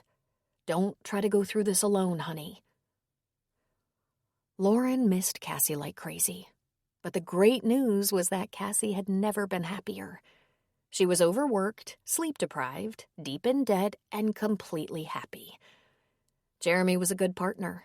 Law school, while horrifyingly difficult, was a challenge she was up to, and she was doing just fine. She had new friends. And Lauren had old friends. She met her coworkers from Meriwether, and they caught up on all the latest news, including the news that Stu Lonigan had left the company. Lauren was frustrated by the length of time it was taking for her divorce to become final. It seemed Brad's attorney had one delay tactic after another. And Brad was gathering fines for contempt, for not paying support, for failing to appear. Bo said, "It doesn't matter. The law will catch up with him eventually. But in the meantime, we're fine. We're together, and we have plenty to eat." Her life was so good in spite of divorce, in spite of unsettled finances. When she went to Sylvie's house to work, she was filled with gratitude. Ruth Ann was executing her move to a warmer, less expensive part of the country, though still available by phone. What files and records she kept for Sylvie were paperless, and Sylvie's office was right down the hall. There were weeks that Sylvie and Andy were traveling, and Lauren was alone there, holding down the fort. The job made her feel empowered. It was a great pleasure to support worthy causes, even if the money wasn't hers. While Erica Slade couldn't seem to hasten Lauren's divorce, she was able to settle with Meriwether. Lauren was given a generous settlement to avoid court, a settlement she immediately deposited in a trust and offered to share with Cassie. She was feeling downright lucky. Bo was just thinking of quitting for the day when he received a phone call from a man who identified himself as Detective Craig Moore. It was the call he'd been waiting for, even though he had no hope of recouping his loss on the truck. "Mr. Magellan, we've been interviewing a suspect and would like you to come in to talk with us. We'd like to know if there's any connection between the two of you." "What's his name?" Bo asked reflexively, but his thoughts ran wild. Did the police think he orchestrated the bombing of his own truck? Impossible. First of all, he lost money on the damage. The truck was totaled for the Blue Book value, and he'd bought it for far more. Drive it off the lot, and it depreciates by thousands. "If you wouldn't mind, sir, there's quite a lot to explain about the incident, and I think maybe you can help." "All right," he said, confused but eager to be helpful. "Give me a half hour. I was just leaving work." "Take your time," Detective Moore said. "I'll be here." Bo took the time to text Lauren and tell her he'd just gotten a call from the police and they wanted him to stop by the station because they had a suspect, so he'd be running a little late. "No worries," she texted back. "I'll stop for groceries and start dinner." Just like every other time he so much as thought about Lauren, his heart was full. He said a little prayer of thanks and hoped all the drama of their lives could come to an end. Living with her, depending on her, being her other half made him so happy. Every day his feelings for her grew. Lying beside her at night, waking up with her in the morning were miracles he never thought he could have in his life. And from the way she responded to him, she felt the same way. Sometimes they just held each other close, held on for dear life. She was everything to him. He walked into the police department and thought, maybe this will be the end of it. He asked for Detective Moore, and the man came to escort him inside to his desk. "Thank you for coming," the detective said. "I'd like you to look at some pictures to start with. Have a seat right here." "Sure," Bo said. The detective spread out a collection of 8 mugshots and asked Bo if he recognized anyone. Bo shook his head. "No. Should I?" "I'd like you to look at a brief video," Detective Moore said. He opened up his laptop, keyed in a command, and turned the screen toward Bo. "Anything familiar about this?" "Yeah," Bo said, watching a man approach his truck, carefully place something in the bed, and run away. "That's my truck. Is that the guy? The guy who put a bomb in my truck?" "We identified some materials and a partial print from a piece of shrapnel.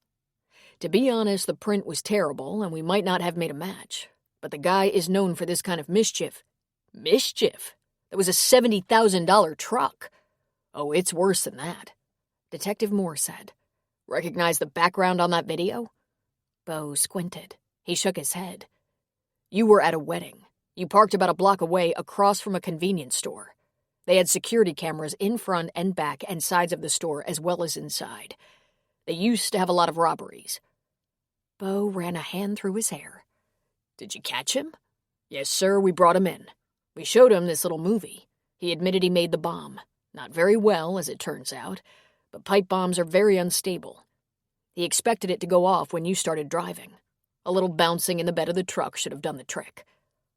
Why in God's name would he put a bomb in my truck? And why did it explode in the middle of the night, when the truck wasn't moving? Was it hooked up to some kind of timer or something? The detective shook his head. Like I said, pipe bombs are real unstable. They've been known to blow up in a mailbox hours after being put there. I'm guessing, since he won't admit to this part, but I think the bomb was very peaceful in the grooves in the truck bed, and you didn't have any fast starts or sudden stops. Didn't hit any big bumps. It could have spontaneously exploded. That's been known to happen. But we also found paw prints around the truck. Probably a large domestic cat. What did he admit? Bo asked. He's a repeat offender. He was paid to make the bomb and put it in your truck, and the location was disclosed to him.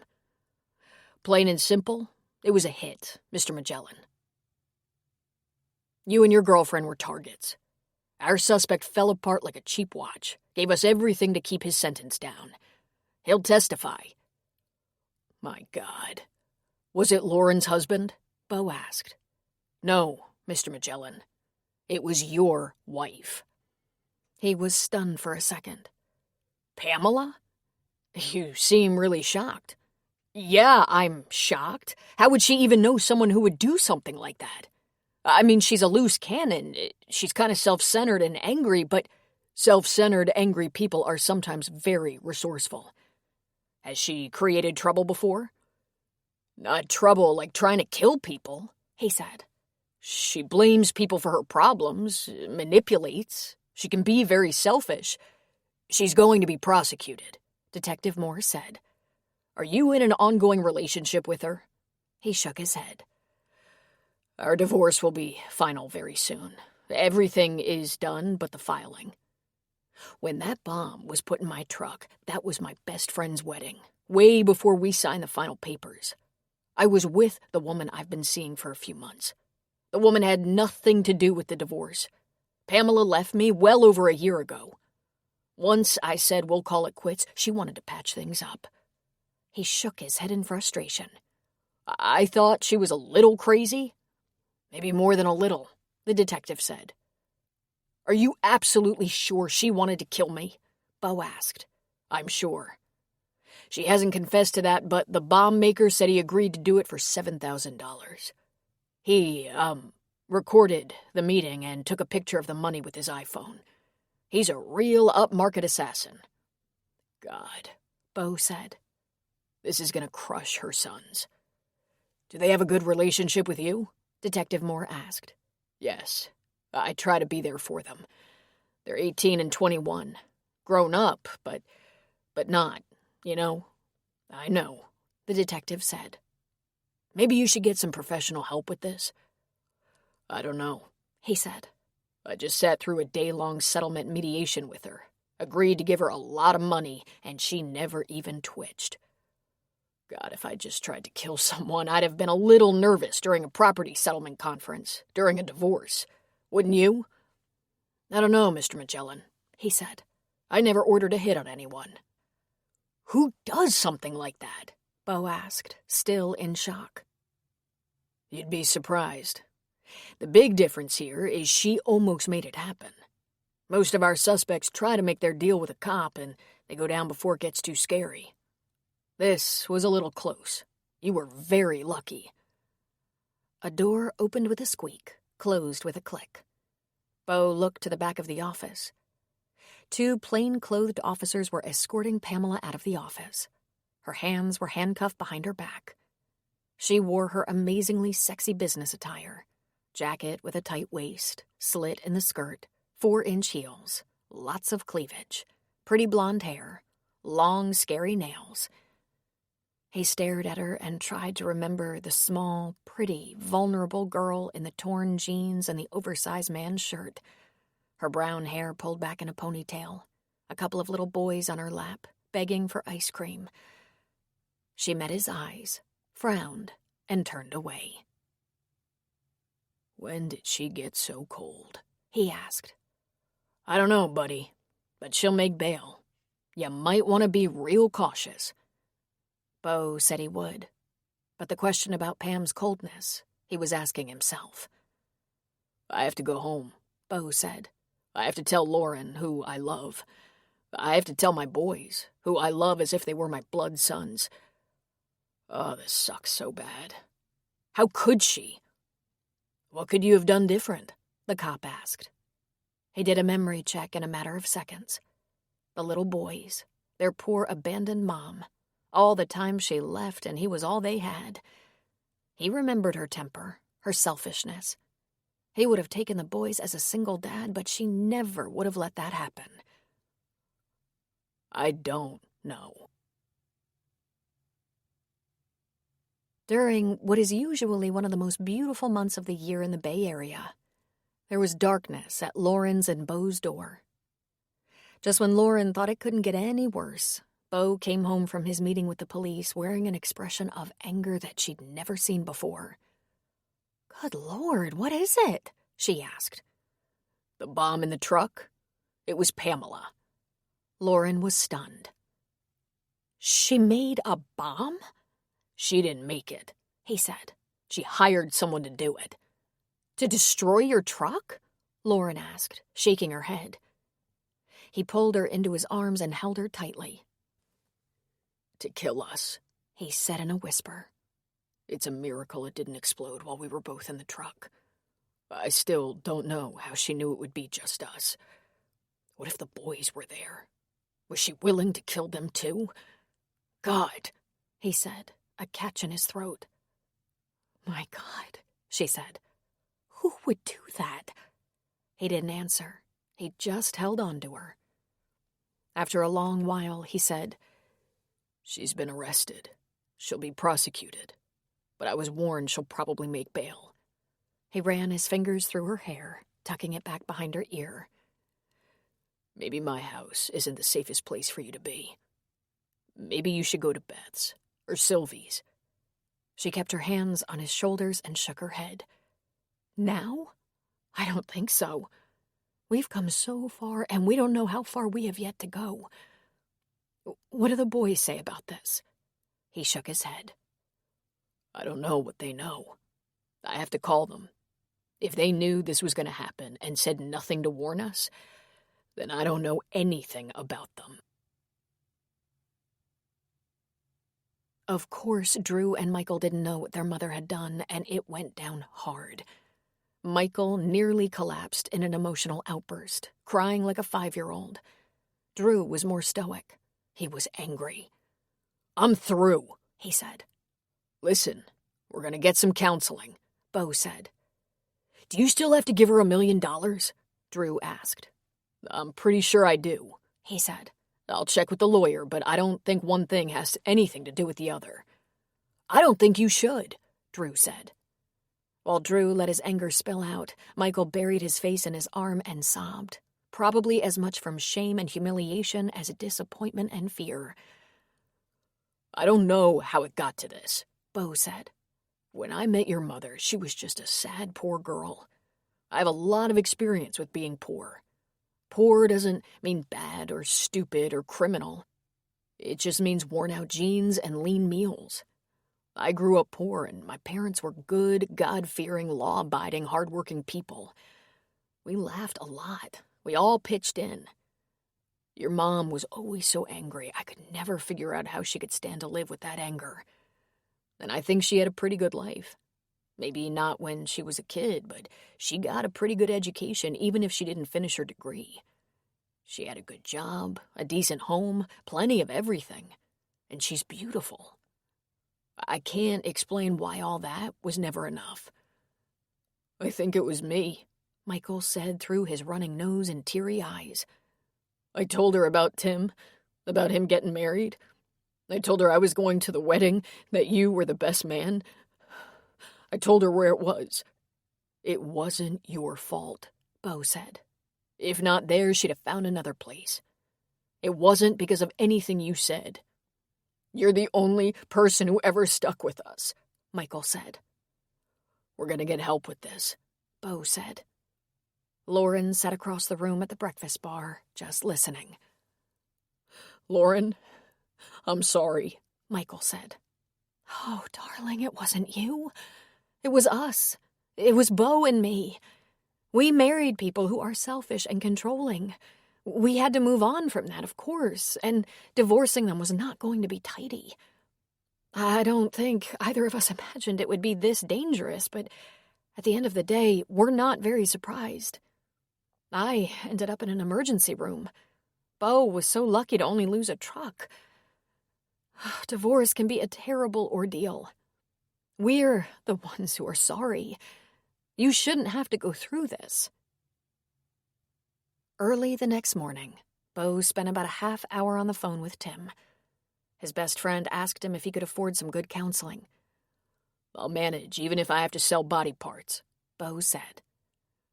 Ask at a domestic violence shelter, Tim suggested. Or maybe the DV unit at the police department.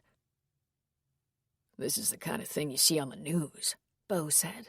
Not the kind of thing ordinary people have to deal with. It's a crazy, cracked world, my friend. It never hurts to also pray. I'm kinda partial to prayer. Buddy, I never prayed so much in my life, Beau said. Chapter 18. Pamela spent very little time in jail. She hired an excellent attorney, was out on bail in less than 48 hours. But her passport was taken away, and she was immediately served with an order of protection to stay away from her ex-husband and sons. She called them all repeatedly, making excuses and denying the charges, and so went back to jail for 24 hours, which seemed to quiet her down, at least temporarily. Beau delivered the divorce settlement money to Pamela's lawyer so that his business would be cleared and was counseled by his lawyer that he was definitely entitled to a civil suit against his ex-wife to recoup some of his monetary losses. But Beau was exhausted. More lawyers and courts and lawsuits held zero appeal. He decided all he wanted was his freedom, at any price. That's dangerous thinking, Sonia told him. Please don't say that out loud. Think she can find a way to make me pay more? More than sleepless nights for me and for Lauren and the boys? Deep in the dark of night, Beau and Lauren whispered about it. They had thought their marriages were difficult and heartbreaking, not life-threatening. They'd assumed their spouses would be selfish and greedy, not physically dangerous. Neither of them thought of themselves as cagey enough to get half of what they'd accrued in the marriage. Neither was capable of really hurting someone for revenge or material wealth. Beau just wanted to make the world beautiful. Lauren just wanted to live in peace and protect her family. Beau found a way to make things better. At least once every week, depending on Lauren's schedule, he stopped by the Emerson home and took her to a favorite park or garden for lunch.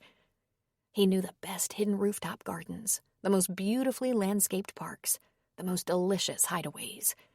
They would eat a takeout lunch and talk like they used to in the gardens of Divine Redeemer. Slowly, the tension seemed to ease, probably because his business was growing as it did in the spring every year. He had several designs in the works, and planting yards and rooftops had begun because the weather was heavenly. An architectural magazine featured 3 of his rooftop gardens. The article went viral, and he thought he was going to have to hire an answering service to take the additional calls that were coming in. Michael and Drew seemed to be getting along all right, thanks to some counseling, and Beau's home life was better than it ever had been, even with the danger they had experienced. But he looked in the truck bed and under the truck before getting inside every time he had to drive somewhere. It was a little like OCD, but he decided if that was the worst thing that came of his mismarriage and severely problematic divorce, he'd live through it.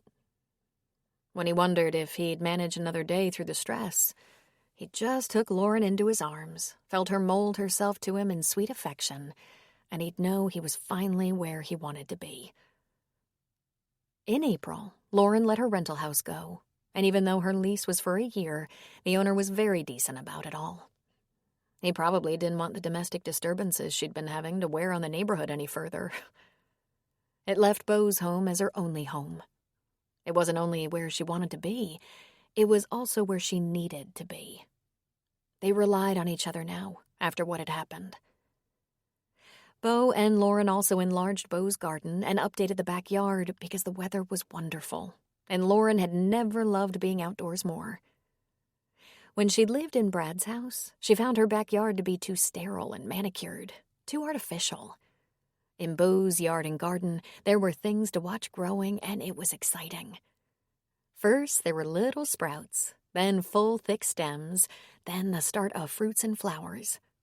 Every morning, still in her robe, she wandered through the yard and garden, pulling a weed here or there, deadheading a bud or flowers. And before long, Beau would join her, grooming the plants. She'd hardly any time to worry about her divorce, though she did check with Erica regularly. Brad was clearly stalling.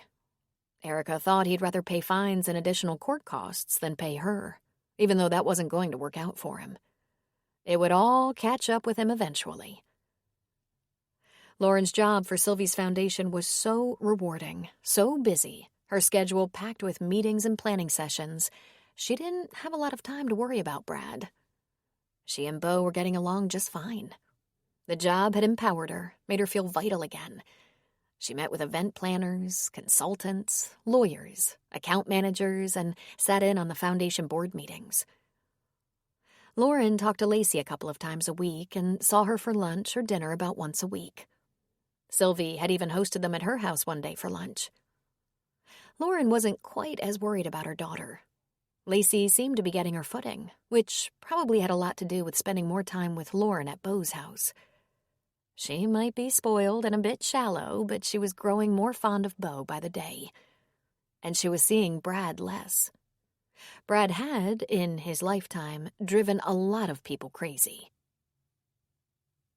In truth, Lauren hardly cared about her divorce anymore. Brad signing off on the marriage, even giving her a big check, couldn't possibly make her any happier than she was. She tried to explain that to Lacey. I live in a stable environment with a very good man, and his boys treat me kindly, with respect.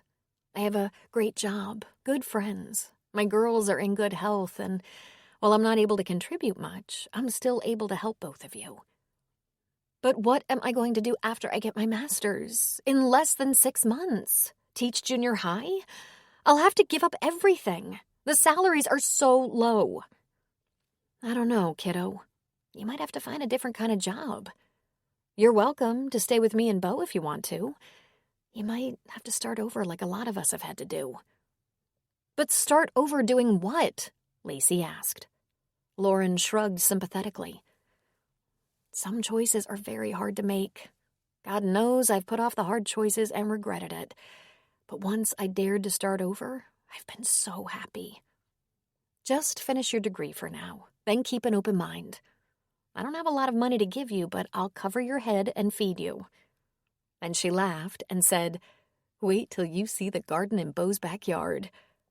And Lacey said, I don't think his garden is going to get me as excited as it gets you.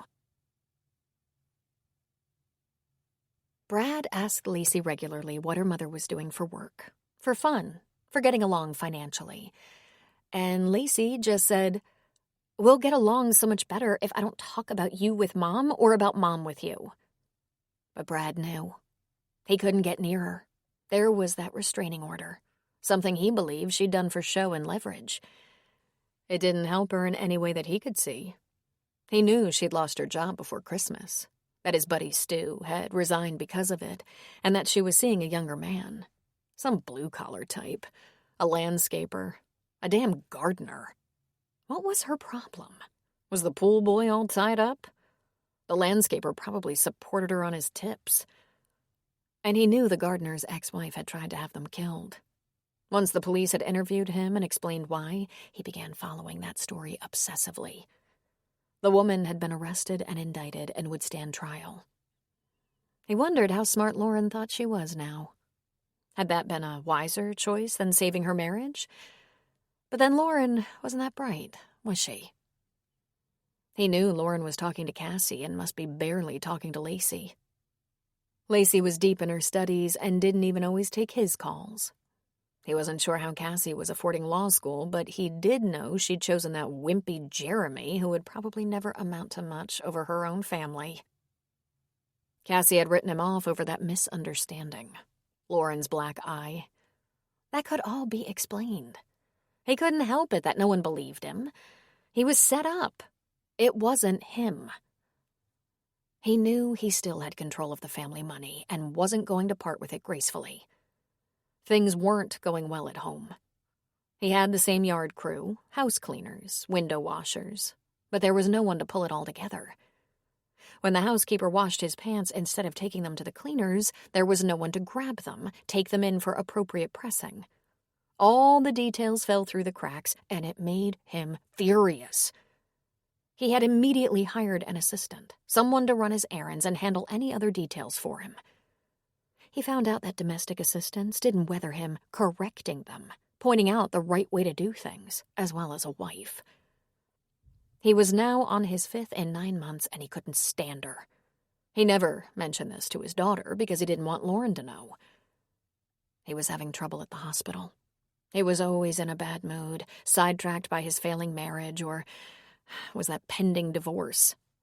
He was driven out of his mind by the idea that his beautiful wife was getting shagged by a younger man. Never mind, Brad had had his share of much younger women. He had once had such wonderful control over Lauren. The thing that drove him craziest was he never saw this coming. Even though she threatened many times, he never thought it would happen. He hated Lauren, and he wanted to punish her. But his lawyer had warned him over and over that any kind of physical violence was going to cost him big.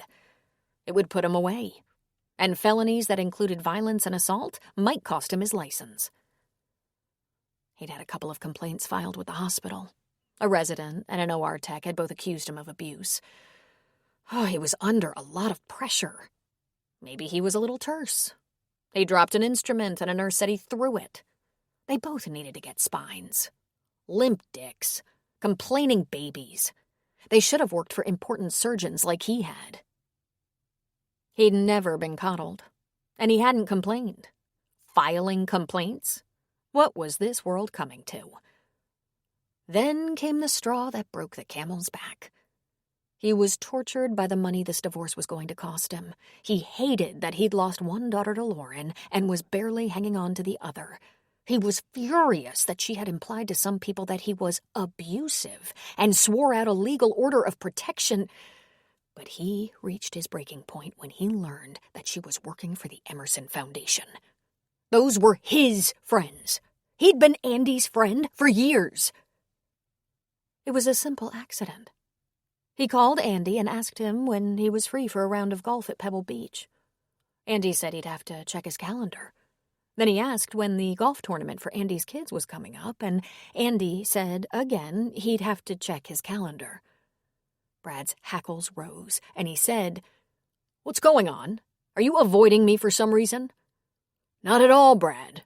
I'm sure we'll continue to have a very amicable friendship, and we appreciate all your support. We'll find a good day to get together when it's not awkward." Brad had laughed and said, "Why would it be awkward? You don't like the color of my money? You managed to get your hands on plenty of it. If you don't kick my ass on the golf course, you eat it up at the charity events." Andy chuckled and said, "I love your money. I just don't want to put any further strain on you and your ex-wife. Sylvie depends on her. Best assistant Sylvie has ever had. It's a good relationship." "How's that?" Brad said after a long pause. "Well, I was just referring to the fact that Lauren is Sylvie's administrative assistant and director of the foundation, and that's working out very well, for Sylvie and for me. So we want to keep it like that. Don't we?" Brad was stunned, but he said, "No problem there. Now take a look at the calendar and let me know when you're free. It's been a long time." "Absolutely," Andy said. Brad hung up on his friend and thought, fuck golf. He seethed. Had she moved into his circle of friends and left them wondering if they should socialize with him? He called Lacey. "So I've asked you a couple of times now, what is your mother doing for work?"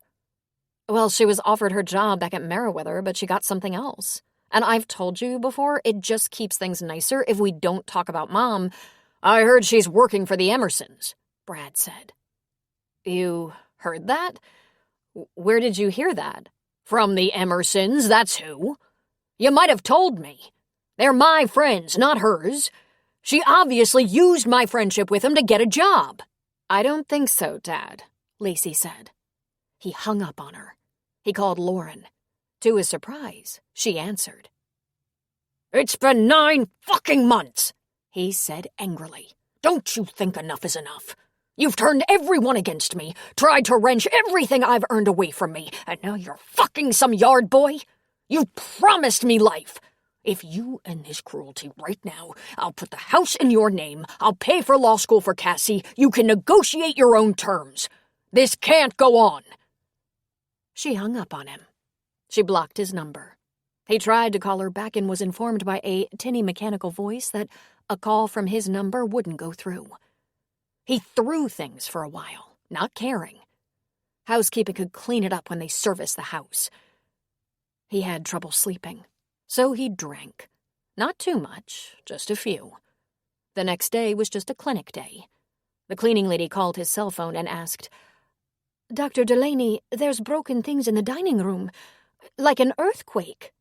Oh, yeah, sorry about that. Mrs. Delaney was at the house having a little tantrum, throwing things. I meant to sweep up, but I had to get to the hospital. Mrs. Delaney? She asked. That's what I said. He hung up, and she called back. You want to save any pieces? She asked in her heavily accented English. No, toss it. A few days later, he had to cancel a surgery because he hadn't been sleeping. He was exhausted and noticed a slight tremor in his hands. Low blood sugar, maybe. He checked his blood pressure, and it was high, which he assumed must be Lauren's fault. He prescribed himself something that should bring it down. The lawyer called and informed him that a bench warrant would be issued, demanding his presence in court. Let him try, Brad said. Listen to me, Brad. They can arrest you. They can lock you up. They can leave you in jail until you cooperate with the process. You said they don't do that, Brad argued. Judges would much rather see the two parties negotiate a settlement and get on with their lives. But if you refuse to negotiate, if you refuse to appear, there's nothing I can do to help you. Then I'll get another lawyer, he said. Doctor, you're losing control. Can I recommend someone for you to talk to? I know a judge, retired judge, who is counseling now. He really helps disgruntled clients pull it together, get control. Brad disconnected. A warrant was delivered to his office, demanding he appear in court. He didn't. A few days later, he was arrested and taken to jail. He missed several surgeries. It took him a couple of days to untangle everything. He was visited at his office by the chief of surgery, to whom he said, Do you have any idea how vindictive a woman can be? Maybe you should take a couple of weeks off and get this straightened out, the doctor in charge said. It hasn't gone unnoticed that you're getting more agitated by the day, and, frankly, you could put the hospital at risk. Brad told the chief of surgery to go fuck himself. And for that, his privileges at the hospital were suspended. Lauren was returning from the store with several bags of groceries. She brought the first 2 into the house through the back door and left 2 more bags in the trunk. It was going to be a big night. Both of Beau's boys were coming over, as well as Lacey. There could also be a girlfriend or 2, depending on who had to work. The weather was perfect for grilling and sitting out on the patio. It was the middle of May. Cassie and Jeremy would be coming home in a few weeks. Jeremy for a visit, Cassie for a longer visit as law school was on summer break. But Jeremy didn't want to interrupt his research for too long. She put groceries in the refrigerator and left the non-perishables on the counter as she moved toward the back door to get another load. Hello, Lauren, she heard. She nearly jumped out of her skin and actually grabbed her chest in shock. It took her just a second to catch her breath and reach for the phone. Brad was sitting on the sectional in Beau's great room. Don't do that, he said. Please. That request was not polite or solicitous, but commanding as usual. And so she ignored it and dialed 911. She rattled off her information as calmly and quickly as possible. My husband is here in the house, and I have a restraining order because I'm afraid for my life. Please come. Please help. Then she put the phone on the counter, leaving the line open so she would have 2 hands free to fight him off if necessary. How did you get in here? She asked him. I followed you right in, he said. If you're serious about keeping me away, I would expect you to be careful, but you've always been such a ditz. What's your plan? She asked him. I thought we'd talk. If you'll just tell me what it's going to take, we can get this behind us. She frowned and nearly laughed. What it's going to take? She echoed. I'll forgive you and take you back. I'll even give you something for security if that's important. But you have nearly ruined my life, my career, my relationship with my daughters and friends. And I think you've got your revenge by now. Let's get this over with. It's been nearly a year. What are you holding out for? She shook her head. I just want to be divorced, she said. Let the lawyers work out the details. She strained to listen, hoping to hear sirens. I've been suspended from hospital privileges because of you, he said. My closest friends are now your friends, and employers. They're your friends and employers. I can't even imagine what kind of lies you had to tell to make all that happen. But I give up. I just want my life back. What's it gonna cost me? She squinted at him. Was he truly crazy? She shook her head a little wildly. I never did anything to you, she said in an urgent whisper.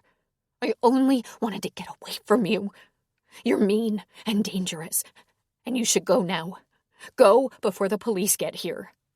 I've spent days in jail because of you, he said. My partners think I'm unstable because of you, when all along you were the unstable one. But I can deal with all that if you'll just give me my life back. Give me my kids and friends and life. How am I supposed to do that, Brad? She asked. I will do whatever it takes to put it back the way it was. Back when I had some control and could make things work. It was difficult. You've always been difficult. But once I figured it out, everything was fine. It's not anymore. It wasn't fine, she said. It was terrible. We slept in separate rooms. We were both so unhappy. I have never understood why you didn't ask for a divorce first.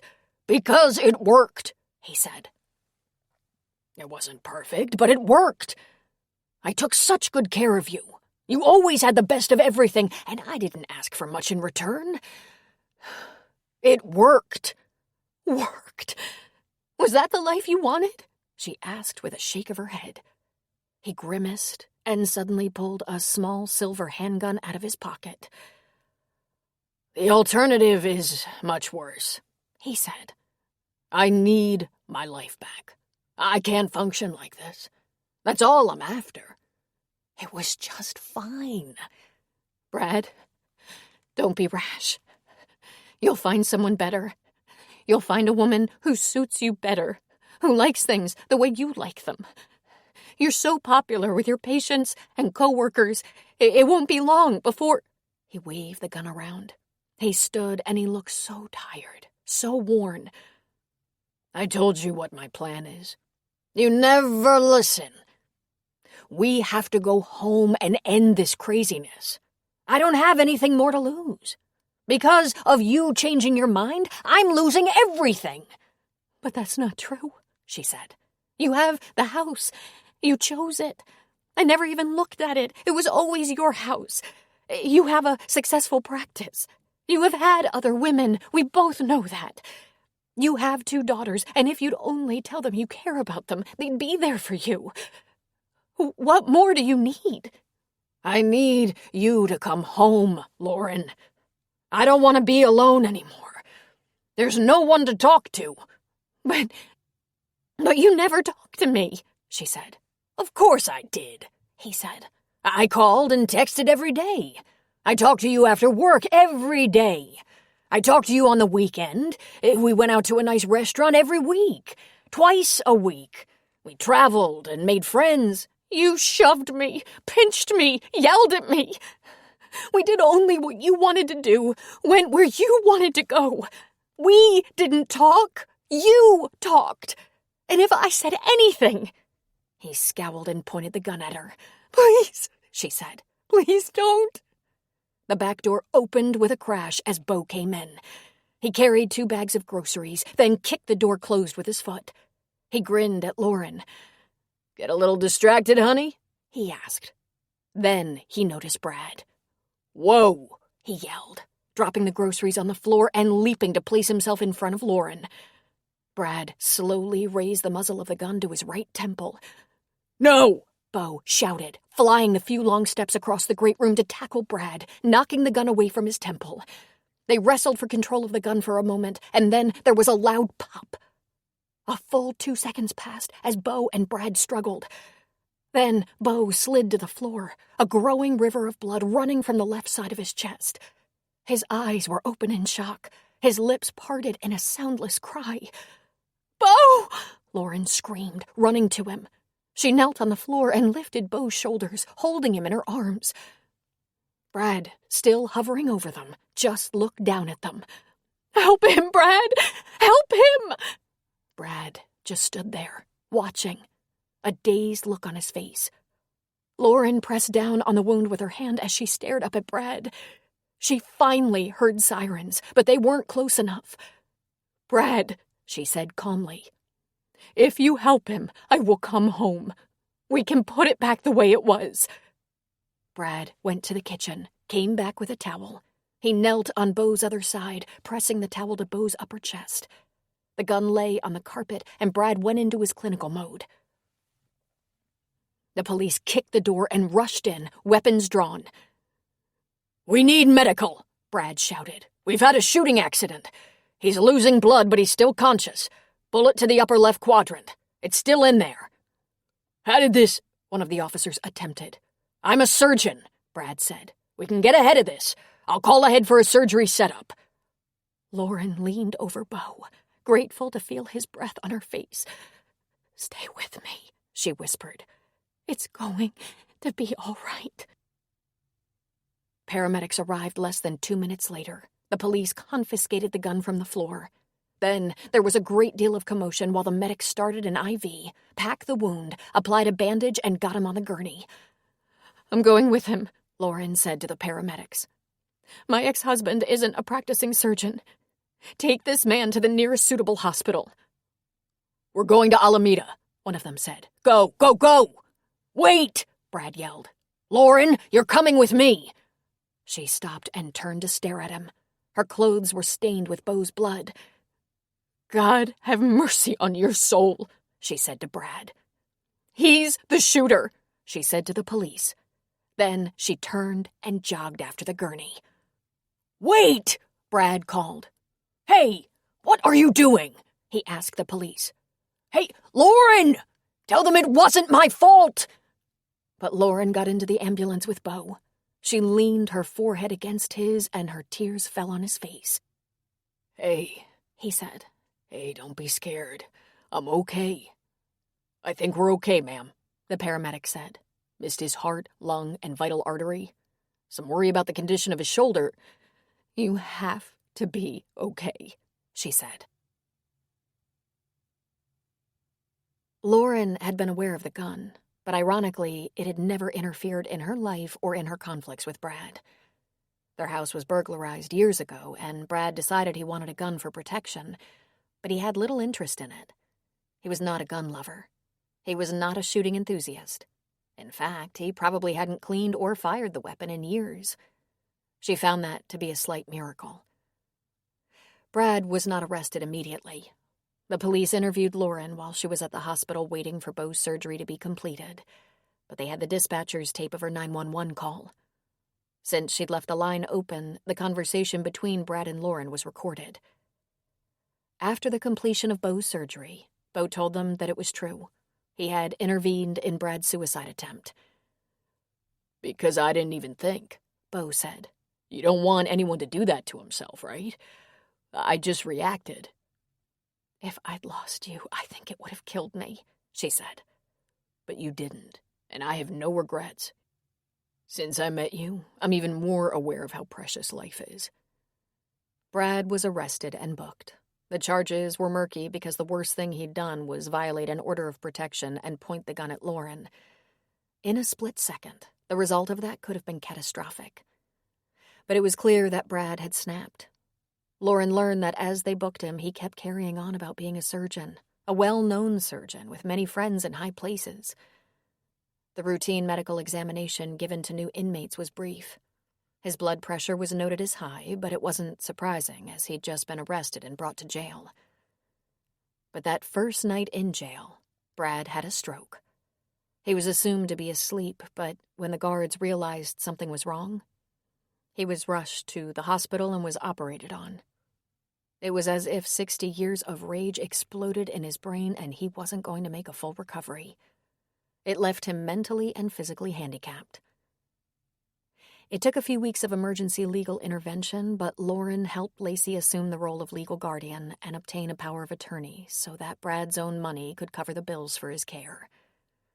Grandma Delaney, at 85, wasn't able to help much. In fact, she was growing more fragile by the day, and her only son's infirmity didn't help her condition.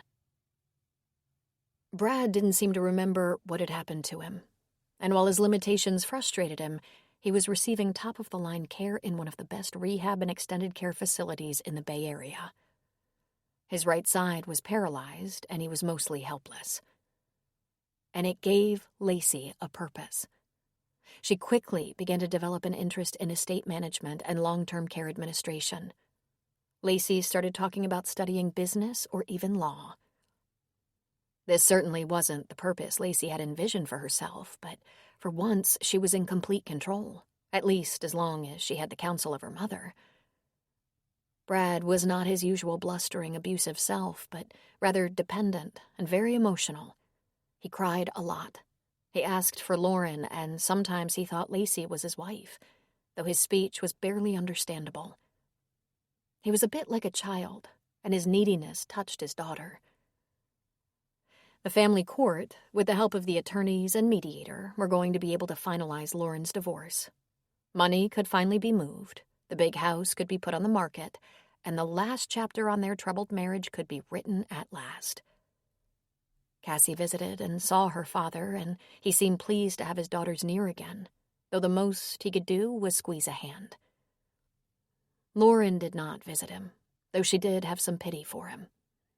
She made herself available to Lacey and the administrator at the extended care facility where Brad lived, tried to speed up the funding for his care by helping Lacey work with the attorney, and consulted with medical personnel, but had decided on the day the bullet pierced Beau's chest, she had ended her personal involvement with her ex-husband. Brad would never operate again, but with any luck and great rehab therapy, he might walk and feed himself without spilling all his food. Would he be able to read? Follow the plot of a television program? Have a meaningful conversation? Only time would tell. The damage from the stroke was significant, but at the end of the day, she was very proud of her daughters. Maybe she hadn't failed them after all.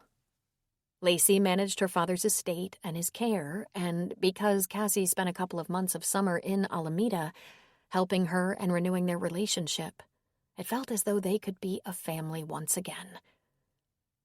While Cassie was on the West Coast, gatherings with Lauren, Beth, Cassie, and Lacey were sparked with laughter and love. They were a family again. A family with a great many branches and some very sturdy roots. Epilogue. It was August. They'd had quite a year. Beau was officially divorced, as was Lauren. Pamela was in the wind, fleeing prosecution and prison. When she'd been indicted, she immediately lost her job. She could have used her settlement money from Beau to hire a good lawyer to defend herself, but instead she used it to abandon everything, including her sons, and run. She could turn up again, like a bad penny, but he really didn't expect her to show her face around Alameda again. Beau knew he couldn't control how the boys dealt with their mother, but he was definitely through with her. But the good news was Pamela wouldn't gain anything by trying to kill him now. Her one attempt at that, before their divorce, would have made her a widow, and she would have inherited the full estate. Now all that was due to her was some equity in Beau's house, and in order to collect it, she'd have to come back to Alameda. If she did that, she'd be arrested and there would be no bail. Her one attempt had been an expensive failure. Beau had been in a sling for 3 months since his first surgery in May, the one that immediately followed the gunshot wound to the shoulder. That bullet, that small bullet, made a mess of things. He had a second surgery to try to improve on his pain and mobility, and it seemed to be working. At least that's what the physical therapist said. And Beau's pain management was fine. He was comfortable most of the time and gaining strength in his left arm. Enough strength to pick and pluck in the garden and bring it into the kitchen for Lauren. He was doing just that when his cell phone chimed and he looked at the text. He laughed. Then he laughed again. Lauren was in the kitchen, and tonight would bring their kids together, something they enjoyed so much. They did a lot of cooking when the kids came. It would be Cassie's last night with the family before going back to law school, so Beth and her family were coming too. Beau came into the kitchen through the back door, gave her his basket from the garden, but was holding his phone with the hand in the sling. He was grinning like a fool. "I have good news," he said. He gave her a kiss before turning the phone toward her. "Look at this." The message said, "We're coming back to California in a month, and we'll be staying a while." The picture showed Angela leaning back against him, his arms around her, his hands cradling a large, pregnant belly. "Surprise!" "Only good surprises from now on," Beau said. "Oh, look! I had no idea they hoped to start a family. Aren't they cute?" Lauren said. She smiled at Beau. "It's been a wild ride, but it appears that everyone came out of it in a better place." Beau slid his good arm around her waist and pulled her against him. "I'd go through all of it again if it meant you loved me at the end of the craziness." "I'm yours," she said, "and you're mine." "Good. I'm glad that's settled."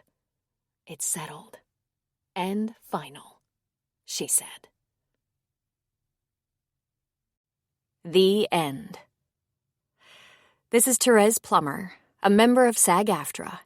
We hope you've enjoyed this production of The View from Alameda Island by Robin Carr. Recorded books are available wherever audiobooks are sold, including Audible.com, Audiobooks.com, Google Play, Apple iTunes, and in public libraries through RB Digital. Thank you for being a Recorded Books reader.